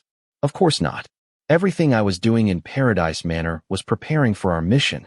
Xianxia looked doubtful. Really? Preparing? All I remember seeing was you and Blood Rain Tanhua playing dice. One moment you were touching his hand. The next moment he was touching yours. What sort of strange new game was that? Xie Lian sighed. Wind Master, please don't describe it so strangely. We were merely comparing techniques. I discovered an important clue inside Paradise Manor. But to continue investigating, I'll need a little luck. He raised his right hand and slowly clenched it into a fist, as though holding something invisible. Frowning, he murmured, I borrowed it. The two quietly slipped outside. After walking for about the time it took 2 sticks of incense to burn, they arrived at the mysterious room once more. Standing before the maid statue, Xie Lian took out the pair of dice Hua Cheng had given him. Holding his breath, he gently rolled them onto the jade tray. Tap, tap. Sure enough, double sixes. Xie Lian quietly let out a breath of relief. But remembering that this luck had originally been borrowed from Hua Cheng, his guilt only deepened. Seeing the expression on his face, Xianxia patted his shoulder. Well, since we've already come this far, let's stop worrying about it. Still, if I were you, I would have refused this mission even if the Emperor himself begged me. At least then I wouldn't have to feel so conflicted. Xie Lian shook his head. Xianxia simply didn't understand Junwu. Junwu knew perfectly well how difficult this mission was for Xie Lian. Ordinarily, he would never have assigned it to him. He would have sent another heavenly official instead. Yet Junwu had still come personally to ask for Xie Lian's opinion. That could only mean one thing. There truly was no one else more suitable for the task. Moreover, the missing heavenly official had sent out a distress signal 7 days earlier, and Hua Cheng had also disappeared 7 days earlier. That coincidence was impossible to ignore. Sighing softly, Xie Lian pocketed the dice and pushed open the door. Beyond it, the ordinary little room was gone. Instead, a pitch-black tunnel stretched downward. Stone steps descended into the depths of the earth. An icy wind blew upward from below. Xie Lian and Xianxia exchanged glances. They nodded, one after the other. They descended into the darkness. Xianxia walked in front. With a snap of his fingers, a small flame appeared above his palm, illuminating the steps. Xie Lian quietly closed the hidden door behind them and followed at the rear. As they descended, Xie Lian asked, Wind Master, has any heavenly official been banished in recent years? I mean, other than me. Xianxia replied, There has. Why do you ask? Xie Lian answered, Because I saw that the Crescent Moon envoy of Ghost City is wearing a cursed shackle. Only someone who once belonged to the heavenly court could have one. Xianxia stared in shock. What? A cursed shackle? Blood Rain Tanhua actually recruited a former heavenly official as one of his subordinates? How brazen. Xie Lian shook his head. I wouldn't call it brazen. Once someone no longer belongs to the heavenly realm, where they choose to go is entirely their own decision. Ordinarily, there'd be no reason to interfere. But that ghost envoy behaved very strangely. I wanted to ask whether Wind Master has any idea who he might be. Xianxia thought for a moment. In recent years, one Western martial god really was banished. It caused quite a stir back then. A Western martial god? Wasn't the current Western martial god Quanesian? Xianxia continued. But I don't think it could possibly be His Highness. His background is completely orthodox. His temperament isn't the sort that would wander off and become a ghost envoy. Then, why had he been banished? Xie Lian wanted to ask further. But by then, they had descended more than 60 stone steps. Finally, they reached level ground. It was a narrow tunnel wide enough for 5 or 6 people to walk abreast. There was only a single path. Ahead, only darkness. Behind, the staircase leading back to the surface. Solid stone walls stood on both sides. There was no need to wonder which way to go. They simply continued forward. Chapter 43. Xianxia frowned. There's no way. That's impossible. Holding the flame in one hand, he ran the other along the wall, searching for some hidden mechanism. He even tried several illusion-breaking techniques. The wall didn't move. At his wit's end, he asked, "Should I just blast through it?" Xie Lian shook his head. That would make too much noise. The entire Paradise Manor would be alerted. Xianxia placed his palm against the stone wall and slowly sent a wave of spiritual energy into it. After a long while, he withdrew his hand. Even if I wanted to, I couldn't. This wall is probably at least 10 feet thick. Yet Xie Lian had clearly watched the Crescent Moon envoy enter this place with his own eyes. Surely he hadn't gone through all that trouble just to meditate inside a dead end. There had to be another way. The two carefully searched their surroundings. Before long, Xie Lian spoke. "Wind Master, look at the ground. There's something here." He pointed downward. Xianxia immediately lowered the flame. The two crouched together. The tunnel floor was paved with countless square stone slabs. Each slab was roughly the size of a small door. On the slab directly before the stone wall was a small carving. It depicted a tiny figure throwing dice. Xianxia looked up. Could it be the same mechanism as the door above? Do we have to roll the correct numbers before the wall opens? Xie Lian nodded thoughtfully.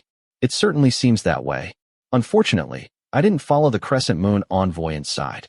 I have no idea what numbers are needed. Xianxia shrugged. We're already here. There's no point going back. Let's just roll the dice and see what happens. Xie Lian agreed. Wind Master, you should do it. I don't know how long this borrowed luck will last. Xianxia accepted the dice without hesitation. As he rolled them, he asked, "Well," the dice landed. 2 and 5. The two waited quietly. Nothing happened. The stone wall remained motionless. Xie Lian retrieved the dice. As expected, that wasn't right. Suddenly Xianxia exclaimed, "Your Highness, look beneath your feet." The carving changed. Xie Lian immediately looked down. Sure enough, the tiny figure throwing dice slowly faded away. Then another image gradually appeared. It resembled a plump black worm. Xianxia frowned. What on earth is that? Xie Lian guessed. An earthworm, or perhaps a leech. They look quite similar. There are plenty of them in farmland. I've seen lots. Xianxia stared at him. What exactly have you been doing to see so many?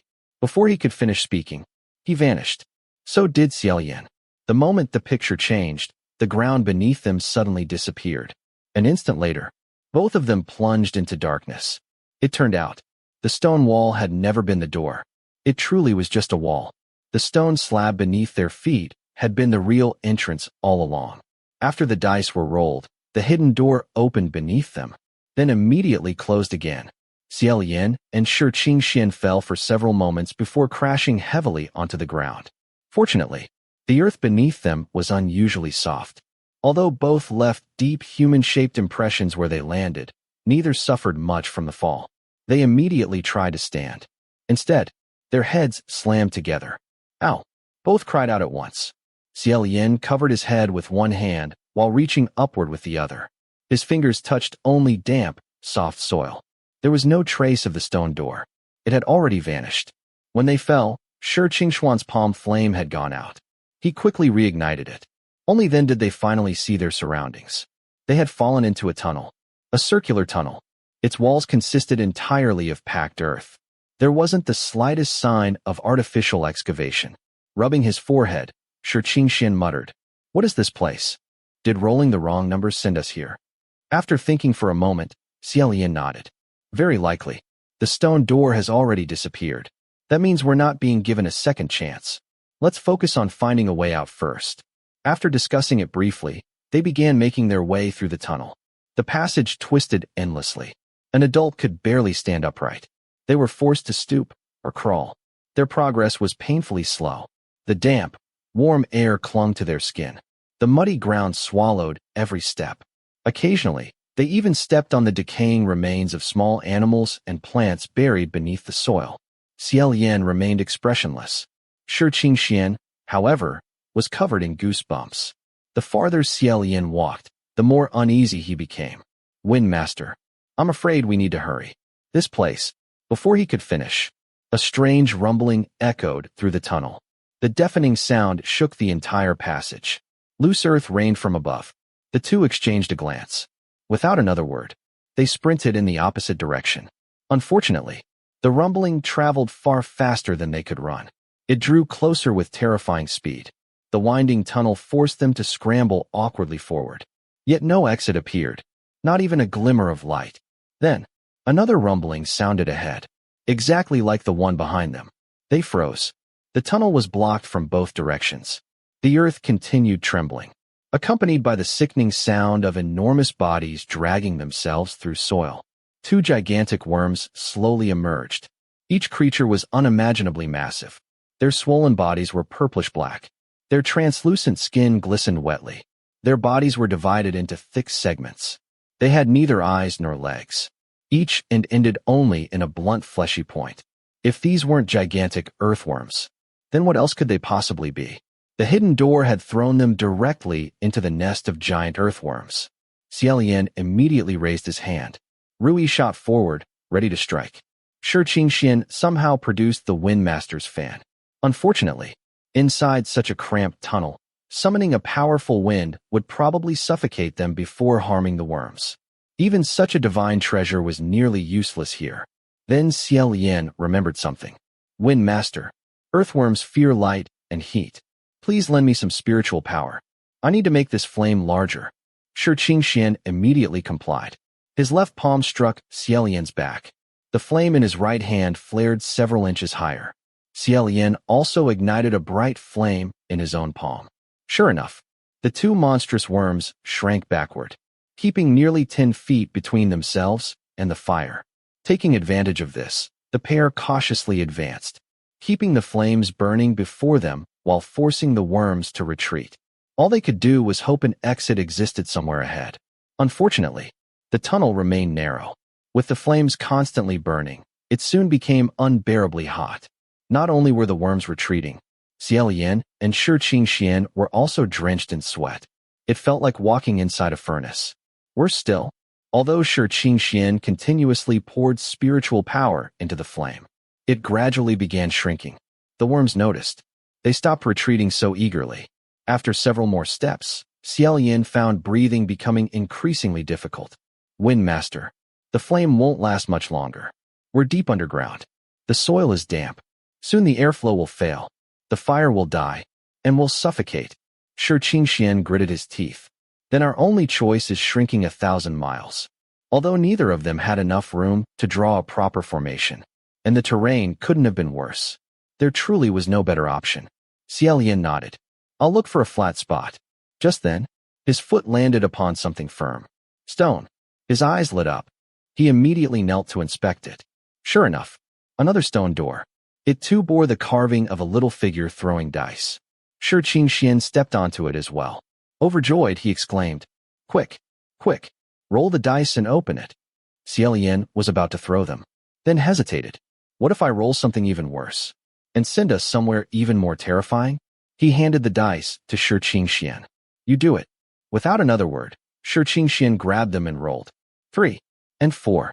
Xie Lian quickly pocketed the dice again. The two stood waiting atop the stone door.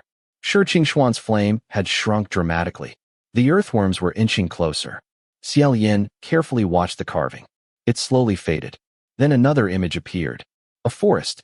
Several strangely dressed little figures danced around someone standing in the middle. Just then, one of the earthworms finally lunged. Its enormous body surged forward. Fortunately, when it came within only 3 feet of them, the stone door suddenly opened. Once again, they fell, this time into a much narrower shaft. The ground below was hard, dry, painfully unforgiving. The two crashed together. Xie Lian silently endured the pain. Xianxia did not. He let out a tremendous howl. Xie Lian winced. Wind Master, are you all right? Xianxia answered upside down, his head buried while his legs stuck upward. I have no idea. I've never landed like this before. Your Highness, working with you is far too exciting. Xie Lian couldn't help laughing. Only then did he realize. They had fallen inside the hollow of a tree. With some effort, he climbed out first, then reached back inside. This has truly been hard on you. Xianxia grabbed his hand. You're welcome.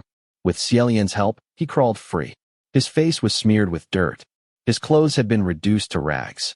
The bright sunlight outside nearly blinded him. Shielding his eyes, he looked around. Where are we? Xie Lian surveyed the surroundings. As you can see, deep in the mountains. A forest. After another look around, he continued. I think those stone doors function like magical tools that cast shrinking 1,000 miles. Different dice rolls transport people to different destinations. I just don't know whether our latest roll was the correct one. Xianxia folded his bare arms across his chest. His expression turned serious. Using shrinking 1,000 miles even once consumes enormous spiritual power. To keep others from uncovering his secrets, Blood Rain Tanhua actually created magical doors that can perform it repeatedly. His spiritual power truly is astonishing, and his schemes run deep. Despite the seriousness of his words, his barefoot, ragged appearance made him look anything but imposing. Instead, he looked rather comical. Xie Lian barely suppressed his laughter. Instead, Hua Cheng's faint smile appeared in his mind. Shaking his head, he thought, rather than calling him scheming, it's more accurate to say, he's simply mischievous. The two stepped away from the hollow tree. They had barely walked a few steps when a group of nearly naked people suddenly burst from the surrounding bushes. They surrounded them while hopping excitedly. Oh, oh, oh, oh. Both men jumped in surprise. Xianxia cried. What is it this time? Xie Lian quickly raised a calming hand. Don't panic. Let's see first. Looking more closely, he realized they weren't truly naked. They wore crude garments made from leaves and animal hides. They looked like people who survived by eating raw meat. Each carried a wooden spear tipped with sharpened stone. Smiling broadly, they revealed mouths full of jagged teeth. Neither Xie Lian nor Xianxia hesitated. They turned and ran. As they fled, Xianxia shouted, My brother warned me before. Deep in the southern mountains, there are tribes of cannibals. He told me never to travel here alone. Could these people actually be one of those tribes? Xie Lian was already quite experienced at running away. Compared with Xianxia, he remained remarkably calm. Very possible. For now, let's just find another stone door. The tribes shouted loudly behind them, chasing without pause. Ordinarily, neither Xie Lian nor Xianxia could fight back. Heavenly officials were forbidden from using divine power to oppress ordinary mortals. The rule existed to prevent gods from abusing their strength. Unfortunately, the tribesmen certainly didn't care about heavenly regulations. They continually hurled sharpened branches and stones. One branch grazed Xianxia's cheek. Today truly wasn't his lucky day. Touching the wound, he found a faint streak of blood. He exploded. Humph! Stopping dead in his tracks, he turned around. You uncivilized mountain savages. Not only do you refuse to bow before the Wind Master, you actually dare damage my beautiful face. Outrageous. With a snap, the Wind Master's fan unfolded. Whoosh! A mighty gust swept through the forest. The tribesmen were blown several yards into the air, landing high among the trees where they cried out helplessly. Finally, the two could stop and catch their breath. As Xie Lian breathed heavily, another thought crossed his mind. Being a heavenly official is truly exhausting. Humans, ghosts, gods, no one has an easier life than anyone else. Xianxia let out one final indignant snort. Your Highness, you saw that. They brought this upon themselves. I'm not bullying mortals. Xie Lian nodded. I saw. Xianxia touched the scratch on his face again, muttering that even his brother had never dared do such a thing. Then he turned. Come on. Let's find another stone door. Xie Lian silently followed. Watching Xianxia straighten his hair and tidy his clothes, he couldn't help admiring how naturally elegant he looked. Unfortunately, that elegance was rather ruined by the tattered purple gauze dress hanging off him. The result was unforgettable, for entirely different reasons. Xie Lian sighed inwardly. When he first met the Wind Master at Banua Pass, he had assumed this person possessed unfathomable depth, either a peerless demon or an extraordinary master. Only after becoming friends did he realize that impression had been completely mistaken. After wandering the forest for quite some time, They finally discovered another stone door beside yet another hollow tree. This time, Xianxia firmly refused to roll the dice. Scratching his head, he complained, "I don't know what's happening. Normally my luck isn't amazing, but it isn't terrible either. Today, though, it's been awful. The first roll sent us to the earthworm nest. The second landed us among cannibals. Who knows where the next one will send us?" Xie Lian coughed awkwardly. "Perhaps standing beside me has brought you bad luck." Xianxia waved the idea away. "What nonsense.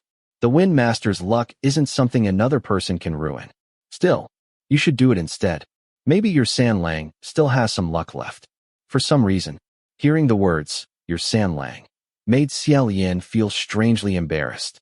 He almost wanted to explain, then realized there really wasn't anything to explain. Trying would only make things stranger. So he quietly picked up the dice and rolled them. Double sixes. Holding his breath, Xie Lian carefully watched the carving, hoping for some clue about where they would be sent next. This time, nothing changed. With a heavy creak, the stone door simply opened. Beyond it stretched another pitch-black staircase descending deep underground. Cold air drifted upward. The two exchanged glances. Could we really have gone through all that, only to return to the beginning? Even so, that sounded preferable to encountering more bizarre dangers. They had already suffered enough. Without hesitation, they descended. The stone door slammed shut behind them. When they reached back, their hands met only solid stone. Xie Lian sighed. "We can only keep moving." Xianxia nodded. "Fine. Let's catch our breath. Then continue playing with that hateful blood-rain Tanhua." Once again, they followed the underground stone passage. After walking more than 200 steps, Xie Lian suddenly noticed something. "Good news, Windmaster. This isn't the same tunnel as before. It only looks similar." Xianxia realized it as well. "You're right. Last time we reached a stone wall after about 200 steps. This time we haven't." Xie Lian smiled faintly. "It seems we've finally chosen the right path." The instant he finished speaking, both men stopped. From the darkness ahead came the unmistakable smell of blood. Along with it, the heavy breathing of a man. Neither moved. Neither spoke. There was no light between them. Yet whoever stood ahead had already sensed their arrival. A cold voice echoed through the darkness. No comment. Chapter 44. Xie Lian hadn't expected Xianxia to suddenly light a flame. There was no time to stop him. The fire blazed brightly, illuminating the figure of a man dressed in black. The man sat cross-legged against the stone wall at the end of the passage. His face was as pale as paper. His black hair hung in tangled strands. Yet beneath that tangled hair, his eyes remained sharp and spirited, like two icy flames burning in the darkness. The heavy scent of blood filled the air. He was obviously gravely injured. Clearly, he had been imprisoned here. When he had said, "No comment," earlier, he had mistaken them for people who had come to interrogate him. The moment Xianxia saw his face, he exclaimed, "It's you." The man clearly hadn't expected visitors. He paused briefly. It looked as though he wanted to say, "It's you." Instead, he swallowed the words. Xie Lian quietly withdrew Rui, which had already been gathering strength. "So, the two of you know each other." After so many twists and turns, they had finally found the missing person. Xianxia looked delighted and was about to answer. But the man coldly declared, "I don't know him." Xianxia immediately exploded. Pointing his folding fan at him, he shouted, "Is knowing me something embarrassing? Brother Ming, that's really too much. I'm your best friend." The man replied without hesitation, "I don't have any friend who runs around dressed like that." Xianxia was still wearing the tattered purple gauze dress. It truly was rather unsightly. Xie Lian almost laughed. He had never met anyone who introduced themselves as someone else's best friend. That was probably just Xianxia being Xianxia. Brother Ming. The name stirred a memory. Among the 5 element masters, wasn't the Earth Master called Ming-Yi? Xie Lian asked. Could this be the Earth Master? Xianxia nodded. That's him. You've met him before. Xie Lian looked Ming-Yi over carefully. I have. I don't remember. Xianxia answered. You have. Ming-Yi, however, said flatly. I've never met him. Xianxia laughed. Of course you have. Did you forget Banua Pass already? Watching Ming-Yi's face darken, Xie Lian finally remembered. Back at Banua Pass, hadn't Xianxia been accompanied by a girl dressed in black? At the time, Hua Cheng had told him that she definitely wasn't the water master, but was certainly one of the 5 element masters. So that mysterious girl had actually been Ming Yi. Sure, Xianxia truly loved disguising himself as a woman and dragging everyone else into women's clothing as well. No wonder that black-clothed girl's expression had been so utterly miserable. Thinking back, before entering Ghost City this time, Shi Qingxian had also repeatedly tried convincing him to join the fun. What a close call. Fortunately, I resisted. Xie Lian asked, Earth Master, were you the one who sent the fire dragon distress signal? Mingyi nodded. It was me. At last, they had found the right person. Xie Lian nodded. Your injuries appear quite severe. Let's leave first. We can discuss everything afterward. Without another word, Shi Qingxian crouched down. He hoisted Ming Yi onto his back. All right, let's go. The 3 hurried back the way they had come. As they climbed, Shi Qingxian asked, Brother Ming, didn't you always say you were an excellent fighter? You were perfectly fine when we separated at Banyue Pass. How did you end up like this after only a few days? How exactly did you offend Blood Rain Tanhua? There was even a hint of schadenfreude in his voice. Xie Lian silently thought, that really is the sort of thing only a close friend would dare say. Ming Yi seemed completely unable to tolerate another word. He spat out only 3 words. Shut up. Xie Lian also wanted the answer. So he asked more tactfully, Earth Master, why did Hua Cheng imprison you? Ming Yi didn't tell him to shut up, but neither did he answer. Turning around, Xie Lian noticed Ming Yi had already closed his eyes. After being trapped underground for days, his injuries were clearly severe. Now that help had finally arrived, he could relax. Xie Lian chose not to disturb him. The 3 hurried up the stairs. Xie Lian rolled the dice once more. In the darkness, he couldn't tell what numbers had appeared. Then, click, a narrow crack opened ahead. Light streamed through it. Xie Lian pushed the hidden door open. As he stepped forward, he thought, I wonder if there's still time to bring Langing away. His foot landed on empty air. The instant he realized it, he shouted, Don't come out. He flipped through the air and landed on something solid. Relieved, he thought, at least I didn't fall into a sea of blades or flames. Then he looked up. Suddenly, a mountain of blades didn't seem so terrible anymore. Right before him was Hua Cheng's devastatingly handsome face. One eyebrow slowly rose as he looked at him. This time, instead of falling into another strange place, he had landed directly on Hua Cheng. They had emerged inside the armory. Hua Cheng was sitting comfortably in the main seat. He had been leisurely polishing misfortune. Even after someone literally dropped from the sky onto his lap, he merely paused, lowered the cloth in his hand, and calmly looked at Xie Lian. Not particularly surprised, simply waiting for an explanation. Unfortunately, Xie Lian had absolutely no explanation to give. He could only remain sprawled across Hua Cheng's lap, looking back at him. Then, from the corner of his eye, he noticed someone nearby. Turning his head, he saw Langing. The bandaged youth sat frozen on the floor, terrified beyond words. Both hands clutched his head as he stared at the 2 of them. Why was Langing here as well? Judging from the scene, Hua Cheng had apparently been questioning him. Just then, out of the corner of his eye, Xie Lian noticed one of Shi Qingxuan's white boots beginning to emerge from the hidden doorway. In desperation, he grabbed Hua Cheng by the shoulders. Forgive me. Then, he threw himself completely onto Hua Cheng. The impact sent Hua Cheng sliding nearly 10 feet across the floor. The 2 rolled several times before stopping. Xie Lian immediately jumped to his feet. At that exact moment, Shi Qingxian leaped out carrying Ming Yi. They landed safely exactly where Hua Cheng had originally been sitting. Only then did Xie Lian slowly turn around. Hua Cheng was still looking at him. His expression hadn't changed. One eyebrow had merely risen even higher. Xie Lian hurriedly backed away several steps. I'm sorry. Langing seemed terrified of Hua Cheng. He immediately darted behind Xie Lian to hide. Xie Lian instinctively shielded him. San Lang, please let me explain. Hua Cheng answered calmly. Go ahead. I'm listening. Shi Qingxian suddenly interrupted. Wait, isn't this backwards? He's the one who should be explaining himself.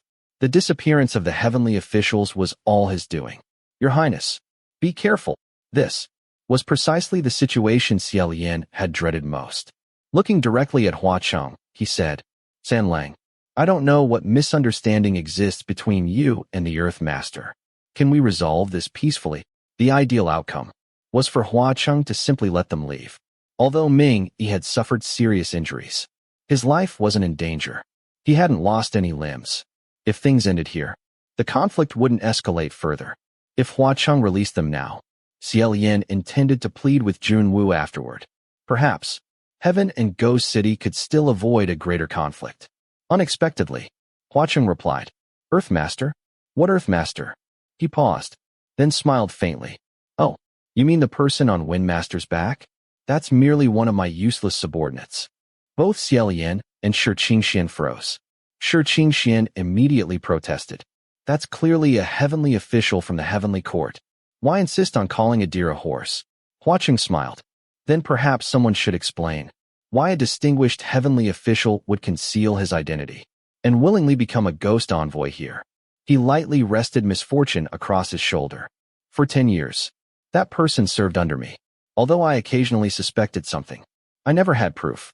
If I hadn't encountered him traveling with Windmaster at Banyue Pass, I never would have been completely certain. In an instant, everything clicked together inside Xie Lian's mind. So that's what happened. The reason the Earthmaster disappeared was because he had hidden his identity for 10 years. He had infiltrated Ghost City as one of Hua Cheng's ghost envoys. In other words, he had been a spy. Although Hua Cheng had long found him suspicious, without evidence, he simply kept watching him. Only recently, his identity had finally been exposed. Back at Banyue Pass, although Xianxia had disguised Ming Yi as a woman, Hua Cheng had still recognized him. He immediately identified him as the suspicious ghost envoy he'd been investigating. After Banyue Pass, Hua Cheng must have left Puki Shrine specifically to settle accounts. While being pursued, Ming Yi managed to send out the desperate fire dragon distress signal. That distress call eventually reached Junwu, which led directly to Xie Lian being assigned this mission. For heavenly officials to infiltrate Ghost City as spies for decades, it truly was a scandal. Regardless, if Ming Yi remained imprisoned, if Hua Cheng eventually tortured him to death, the conflict between Heaven and Ghost City would become irreparable. Neither side would emerge unscathed. After weighing everything, Xie Lian quietly said, I understand. In this matter, we were in the wrong. However, San Lang, I still hope you'll allow us to leave today. Hua Cheng looked at him silently for a long moment, then spoke calmly. Your Highness, some matters are better left alone. Suddenly, Xianxia shouted, Wind, come. His fan swept through the air. A violent gale immediately erupted inside the armory. Weapons lining every wall began trembling violently. The entire hall buzzed. Xie Lian exclaimed, Windmaster, we haven't started fighting. Xianxia shouted back. From what I can see, neither side intends to make the first move. So I'll be the villain. Wind, wind, wind, come, crack, crack. Dust rained from above. Looking upward, Xie Lian saw the roof beginning to lift. A massive crack split across it. The armory had neither doors nor windows. Xianxia had no intention of attacking. He intended to tear the roof completely open and escape through it. Within the roaring winds, Hua Cheng's black hair and crimson robes fluttered wildly. Yet he never moved. He smiled. You have a fan? How convenient. So do I. Casually, he reached toward a nearby weapon rack. He selected an elegant folding fan crafted entirely from gold. The fan was small, exquisite, beautifully refined. Hua Cheng spun it effortlessly between his fingers. Then, snap, the fan opened. Still smiling, he said nothing. Yet beneath that graceful smile lurked overwhelming killing intent. With a flick of his wrist, a violent gust filled with countless flashes of silver shot toward them. The three immediately dodged. Behind them came a deafening barrage of impacts. Turning around, they discovered countless razor-thin golden leaves embedded deep into the floor. Each had sunk nearly an inch into solid stone. Their sharpness and terrifying power were obvious. Every weapon inside this armory was a divine artifact. Even choosing one at random produced devastating force. Hua Cheng flicked his wrist once again. Another golden storm filled the hall. Xianxuan's wind was powerful. Unfortunately, the stronger the wind became, the more dangerous the situation. The armory wasn't large. The hurricane rebounded endlessly within the enclosed space. Thousands of razor-sharp golden leaves whirled through the room. Protecting Lang Ying, Xie Lian shouted. Wind Master, stop! The golden leaves had already brushed past Xianxia and Ming Yi several times. Xianxia also wanted to stop, but the roof had nearly opened. If he stopped now, it would collapse back into place. All their efforts would have been wasted. Then, suddenly, every golden leaf flying through the hall shot upward simultaneously. Clang, clang, clang. The roof exploded apart. Broken beams and shattered stone rained down. Someone dropped through the opening. The newcomer landed gracefully, then declared in a clear voice, Wind Master, I'm sorry. I really couldn't keep waiting. Xianxia lit up with joy. Xianxia. Perfect timing. It was Lang Xianxia. His enormous greatsword rested casually upon his shoulder.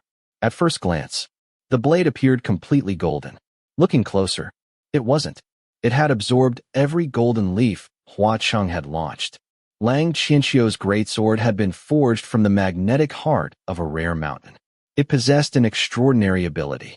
As long as the magical power within another metal weapon wasn't overwhelmingly stronger, the sword could absorb it completely. Sure enough, moments later, every golden leaf had vanished into the blade. The golden sheen disappeared entirely. Watching this, Cheng laughed. He casually tossed aside the golden fan. So the heavenly court's officials are this poor? Unable to resist grabbing gold whenever they see it. If Cheng had mocked Xie Lian, he would have simply ignored it. But Lang Xianxia was a prince, raised among wealth. He genuinely cared nothing for riches. Even knowing it was deliberate provocation, he still became furious. Roaring, he raised his greatsword and charged. Cheng calmly lifted misfortune, one hand still casually holding several silver flowers. Lang Xianxia struck with every ounce of strength he possessed. He feared nothing, like a newborn calf charging a tiger. But Xie Lian had already seen the difference between them. If that strike truly landed, Lang Xianxia would die. Even Xianxia, who wasn't a swordsman, instinctively sensed the danger. Xianxia, don't block it head on.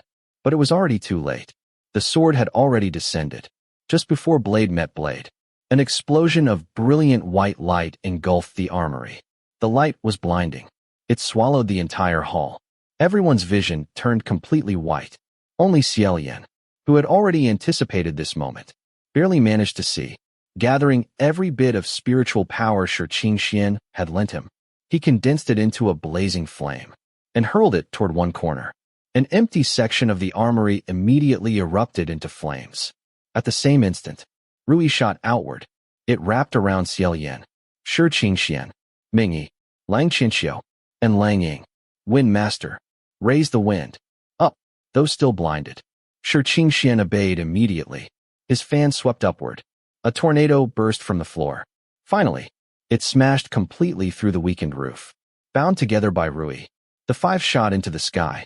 Only after reaching the air did everyone's vision recover. Looking down, Xianxia saw towering flames surging dozens of feet below. The armory was ablaze. Afraid Cheng would pursue them, Xianxia instinctively swung his fan backward. Unfortunately, this truly became a case of adding fuel to the fire. The violent wind instantly multiplied the flames. They spread from the armory to neighboring buildings. Within moments, more than half of Paradise Manor was engulfed in crimson fire. With great effort, Xie Lian grabbed Xianxia. Wind Master, stop fanning. If you keep going, everything will burn. Xianxia struggled. All right, I won't. Your Highness, let go. Your grip is too strong. Only after the wind died down did Xie Lian finally release him. He looked downward. Within that sea of crimson flames, he still saw a single figure dressed in red. From so high above, he couldn't see clearly. Yet somehow, he knew. Cheng was standing there, looking up at him. He didn't chase them. He didn't extinguish the flames. He simply stood there, allowing the fire to rage. Throughout Ghost City, panicked screams echoed through the streets. Ghosts fled in every direction. Xie Lian found breathing difficult. His voice turned hoarse. I only meant to start a small fire, just enough to delay him. How did it become this? He remembered Cheng leaning against the armory doorway earlier, half-jokingly offering him the entire armory, along with every weapon inside. Now, all of it was burning. Many divine weapons feared no fire, but many others possessed fire as their fatal weakness. Those treasures would likely become ashes, and the blaze hadn't stopped there. Nearly all of Paradise Manor had caught fire. Whether Hua Cheng considered it home or not, it was still his residence. Seeing Xie Lian so distressed, Xianxia also felt embarrassed. Sorry, Your Highness. I didn't think it through. I only wanted us to escape quickly. This one's my fault. It started as such a tiny fire. If blood rained, Tianhua demands compensation later. Just blame me. I'll pay. Money's the only thing I don't lack. But this was never about money. Closing his eyes, Xie Lian couldn't say a word. Xianxia patted his shoulder, then suddenly froze. His hand came away wet. A strong smell of blood filled the air. Turning pale, he cried, Your Highness, your hand. Xie Lian's right hand was completely soaked in blood. The entire arm had been drenched. It trembled violently. Even so, his grip on Rui never loosened, still holding everyone securely against the wind. Xianxia stared. What happened to you? Xie Lian slowly came back to himself. He forced himself to remain calm. It's nothing. Just a small injury. It'll be fine once we return. Then Xianxia remembered. That white flash. Was that you? Your Highness, did you separate those two attacks? Xie Lian nodded. After all, I am a swordsman. Xianxia had guessed correctly. Just before Hua Cheng's blade met Lang Qianqiu's sword, Xie Lian had moved. In a single instant, he grabbed a sword from the nearest weapon rack, then inserted himself between them. He made only two moves. The first knocked Lang Qianqiu's greatsword aside. The second blocked misfortune. Both techniques required unimaginable precision. Although both attacks had been diverted, neither rebounded toward its owner, because Xie Lian himself had absorbed both impacts.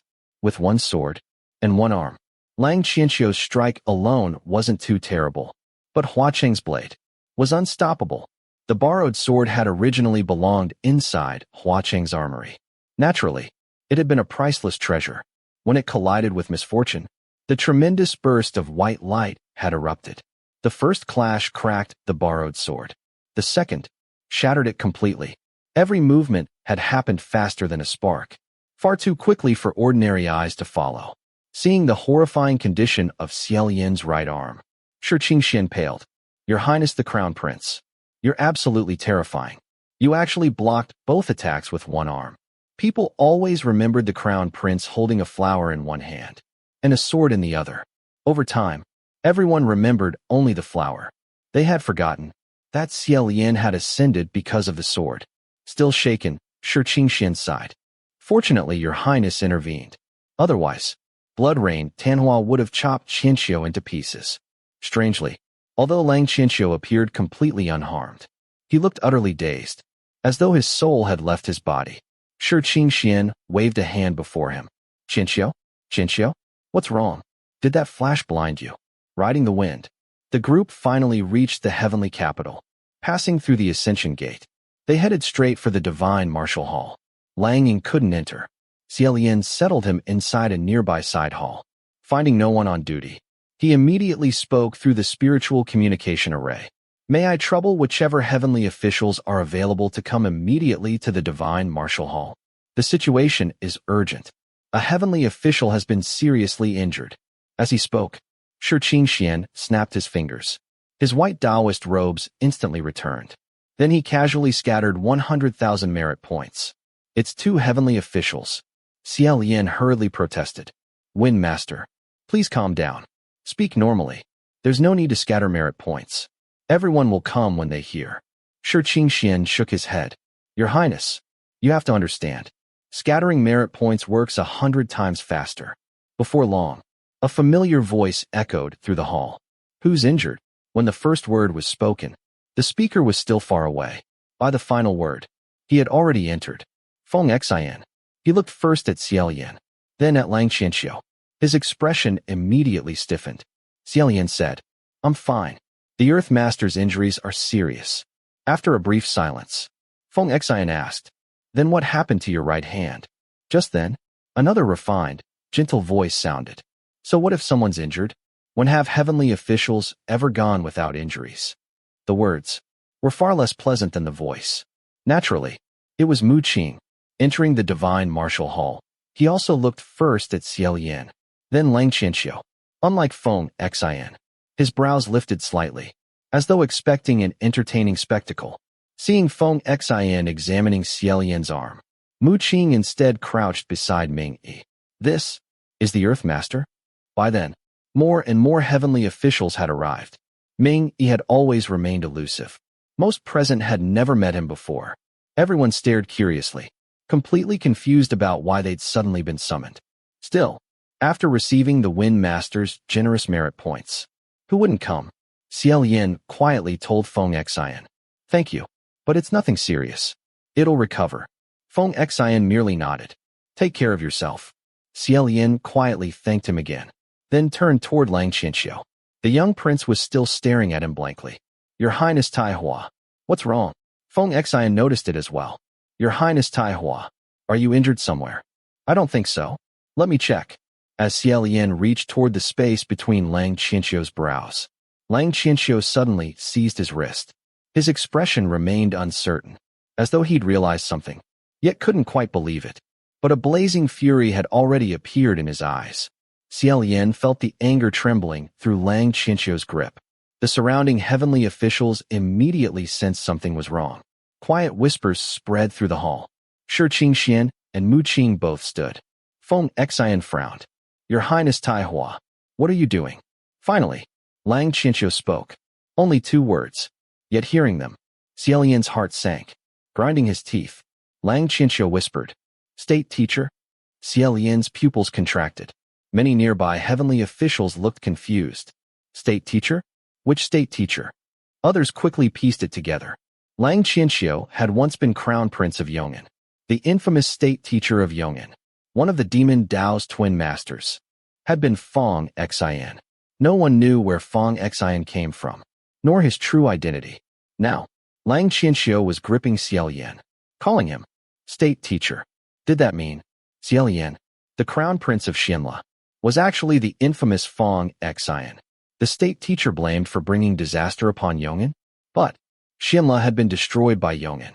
How could its crown prince have become Yong'an's state teacher? Lang Qianxiu had always been known throughout heaven as cheerful, open-hearted, and free of intrigue. Never once had anyone seen such grief, such hatred. On his face, he gripped Xie Lian even tighter. His chest rose and fell violently. Finally, with enormous difficulty, he forced the words out. "You? I personally killed you. Personally sealed your coffin. State teacher, your abilities truly are extraordinary." Chapter 45. Feng Xian stood closest to them, looking at Xie Lian. The shock on his face was impossible to hide. Mu Qing's gaze trembled as well. Beneath his restrained surprise, there was even a faint trace of excitement. Shi Qingxian gently set Ming Yi down. "Qianxiu, could there be some misunderstanding? If His Highness the Crown Prince really were Grand Preceptor Feng Xian, why are you only recognizing him now?" Just then, a man standing off to the side spoke. "Qingxian, that's because you don't know. The legendary Grand Preceptor Feng Xian was always aloof, mysterious, and cold. He never showed his true face to anyone. He always wore a silver mask. His Highness Tai Hua could never have seen his real appearance." The speaker stood with his arms folded. It was Pei Ming. The moment Shi Qingxian saw him, he became annoyed. Flicking his horsetail whisk, he replied, "If that's true, then no one has ever seen Grand Preceptor Feng Xian's real face. Why does General Pei sound so certain that His Highness Xianxia is Feng Xian?" While he and Xie Lian were together, Shi Qingxian was carefree and often acted in ridiculous ways that made people laugh. But after returning to heaven, he resumed his elegant demeanor. Every movement once again reflected the graceful image he carefully maintained. Just then, a figure dressed in spotless white stepped out from the rear of the hall. The instant he appeared, everyone felt their hearts settle. The heavenly officials who had been whispering immediately returned to their proper places. Bowing respectfully, "Emperor." Junwu raised one hand slightly. Everyone straightened again. Without a word, he walked past Xie Lian, lightly patting Xie Lian's injured right arm. The blood that had been dripping from his sleeve instantly stopped flowing. After briefly examining Ming Yi, Junwu said, "Nothing life-threatening. Take the Earth Master away to recover first." Immediately, For medicine masters stepped forward. Supporting Ming Yi between them, they escorted him away. Shi Qingxian clearly wanted to follow, but seeing the atmosphere inside the divine martial hall, he remained. Jun Wu returned to his throne with his hands behind his back. Explain, why is Tai Hua refusing to release Xianla? And why is Xianla lowering his head without speaking? Lang Qianxiu glanced once more at Xie Lian, seeing he still remained silent, and surrounded by heavenly officials. There was no danger of him escaping. Only then did Lang Qianxiu release his wrist. Turning toward Jun Wu, he bowed. Your Majesty, several hundred years ago, this man changed his name to Fong Xian. He murdered my family and brought disaster upon my kingdom. Today, I request a duel with him. Please bear witness. Throughout the divine martial hall, those unfamiliar with the name Fong Xian hurriedly asked around. Fortunately, Ling Wen calmly answered everyone's questions. Grand Preceptor Fong Xian was Crown Prince Lang Qianxiu's teacher and benefactor. He later became known as one of the Demon Dao's twin masters because of the massacre committed during the Gilded Banquet. Shi Qingxian blinked. What exactly was the Gilded Banquet? Ling Wen answered patiently. Your Excellency, Wind Master. The Gilded Banquet was originally a lavish feast popular among Xianla's nobility. Every wine cup, dining utensil, and musical instrument was crafted from exquisitely worked gold. Thus it earned its name. When Yong'an first established its dynasty, its rulers publicly declared they would end the extravagant habits of the previous kingdom. They vowed never to repeat Xianla's mistakes. They promised to share the hardships of the common people. Yet, several decades later, everything had returned to exactly the same excess. Ling Wen continued. On the night of Crown Prince Lang Qianxiu's 17th birthday, a gilded banquet was held inside the royal palace. That night, Grand Preceptor Fong Xian drew his sword and slaughtered every member of the Yong'an royal family present. Golden goblets overturned. Blood spilled like crimson wine. Only Crown Prince Lang Qianxiu, who arrived late, escaped death. Even then, he was nearly silenced as well. The catastrophe dealt the Yong'an royal family a devastating blow. Had Lang Qianxiu not enjoyed overwhelming support, chaos would surely have consumed the kingdom. After great effort, the royal family finally restored order. They gathered every capable cultivator they could find. Eventually, they captured the fleeing murderer. Lang Qianxiu personally executed Grand Preceptor Fong Xian, then sealed the corpse inside 3 nested coffins, and buried it deep beneath the earth. Even so, the royal family's vitality never truly recovered. From that day onward, its gradual decline became inevitable. Eventually, another dynasty replaced it. Lang Qianxiu stared unwaveringly at Xie Lian. I never understood why you did it. You once claimed you couldn't bear watching us sit upon that throne. I never believed you. I never thought you truly wanted the throne yourself. Now, I finally understand why. The heavenly officials were stunned. Whispers spread throughout the hall. So it was revenge. Of course it was. Xianla was destroyed. So he destroyed Yong'an. Yong'an killed his parents. So he killed the crown prince's parents. An eye for an eye. But Lang Qianxiu's generation wasn't responsible for destroying Xianla. Isn't this taking revenge too far? I always thought the greatest joke in the 3 realms was simply naive. Who would have imagined? He's actually someone capable of patiently infiltrating an enemy kingdom, becoming its grand preceptor, then destroying the entire royal family in a single stroke. Xie Lian felt Jun Wu's gaze upon him. Quietly, he closed his eyes. Then Jun Wu asked, Tai Hua, what proof do you have that Xianla is Fong Xian? Lang Qianxiu answered without hesitation. The person who taught me swordsmanship was Grand Preceptor Fong Xian. How could I fail to recognize those sword techniques? The whispers grew louder. So, he deliberately taught the enemy crown prince. No wonder he hasn't touched a sword since his 3rd ascension. He was afraid someone would recognize him. Lang Qianxiu continued. This time, when I fought Blood Rain Tianhua in Ghost City, the mention of Ghost City immediately caused many heavenly officials to tense. When I was 12, I was kidnapped by bandits while traveling. The thieves fled through the streets with me. My father's guards fought desperately to rescue me. During the battle, a street performer with a bruised face suddenly stretched out nothing more than a tree branch and used it to deflect 2 swords. He saved me. The thieves and the guards both suffered terrible losses.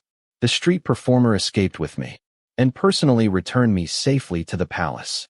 My imperial father and imperial mother invited him to remain.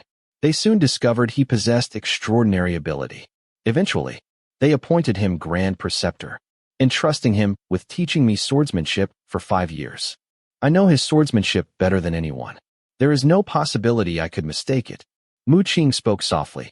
Your Highness Tai Hua, you say you recognized only an afterimage, yet no one else witnessed it. At present, that's only your testimony. On the surface, it sounded as though he were defending Xie Lian. In reality, his words were carefully chosen. He was already convinced of the outcome. The more Xianxia insisted, the harder he would press. Exactly as expected, Xianxia immediately replied, Very well, then bring me his sword. Many martial gods carried swords. One immediately unsheathed his own and tossed it over. Xianxia caught it. He held it out before Xie Lian. For you. Fight me. Don't hide your true skill. Fight with everything you have. Let's see whether our swordsmanship matches. Let's see whether you truly were my teacher. Everyone felt it inappropriate to duel inside the divine martial hall. But remembering the massacre at the gilded banquet, remembering how Xianxia's entire family had died, his emotions were understandable. Xianxia immediately objected. Xianxia, His Highness the Crown Prince's right arm was destroyed protecting you from Hua Cheng's blade. How can he fight now? The moment he finished speaking, Xianxia suddenly struck his own right arm with his left palm. Crack!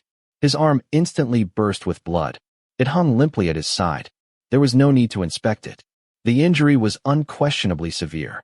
Every heavenly official gasped. Even Xie Lian stared. What are you doing? Xianxia answered. The Windmaster is right. You injured your arm saving me. So now, I've returned that arm to you. But saving me and slaughtering my family are two entirely different matters. I know you can wield a sword with either hand. Your swordsmanship has long since reached perfection. So, let's both fight left-handed. If you're truly a man, pick up the sword. Xie Lian looked quietly at the sword. Then, at Xianxia. Finally, he slowly shook his head. Many years ago, I swore never again to kill with a sword. Those words instantly reminded Xianxia of that night. He remembered rushing into the banquet hall, only to witness the black-robed Grand Preceptor pulling his sword from the bodies of his parents. His eyes instantly became blood-red. The fingers gripping the sword creaked. Xianxia immediately swept his horsetail whisk across the floor. The sword flew aside. He hurriedly said, There has to be some misunderstanding. Grand Preceptor Fong Xian always wore a mask. Perhaps someone impersonated him. What do you think? Your Majesty. Everyone looked toward the jade throne.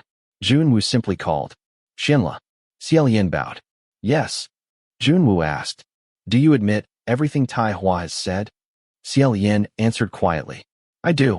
That single admission was cold, completely unlike his usual voice. The expressions of Fong Xian, Mu Qing, and Xianxia all changed. Junwu continued. The Grand Preceptor Fong Xian who bathed the gilded banquet in blood. Was that you? Silence filled the hall. Then, Xie Lian slowly raised his head. Yes, it was me. His voice rang through the divine martial hall. Firm, decisive, leaving no room for denial. Xianxia closed his eyes briefly. You admitted it. Good. Long ago, people had often said that many heavenly officials carried mortal blood upon their hands. But very few had ever been confronted by descendants powerful enough to seek justice in heaven itself. Pei Su had once enjoyed Pei Ming's protection. Even so, he had still been banished. Xie Lian had no one to shield him. Now, everything depended upon whether Junwu still valued their old relationship enough to intervene. Yet no one understood Junwu's attitude towards Xie Lian. When Xie Lian first ascended, Junwu had favored him greatly. During his second ascension, the two had fought. Xie Lian had even wounded Junwu several times before being subdued. By the third ascension, everything seemed strangely peaceful once more. Junwu had even approved construction of Puki Shrine in the best location within heaven. No one understood their relationship anymore. Every heavenly official waited silently, listening for Junwu's judgment. Unexpectedly, before Junwu could speak, Xie Lian stepped forward himself. Your Majesty, I have one request. Junwu nodded. Speak. Xie Lian bowed deeply. I request that my name be removed from the heavenly register, and that I be banished to the mortal realm."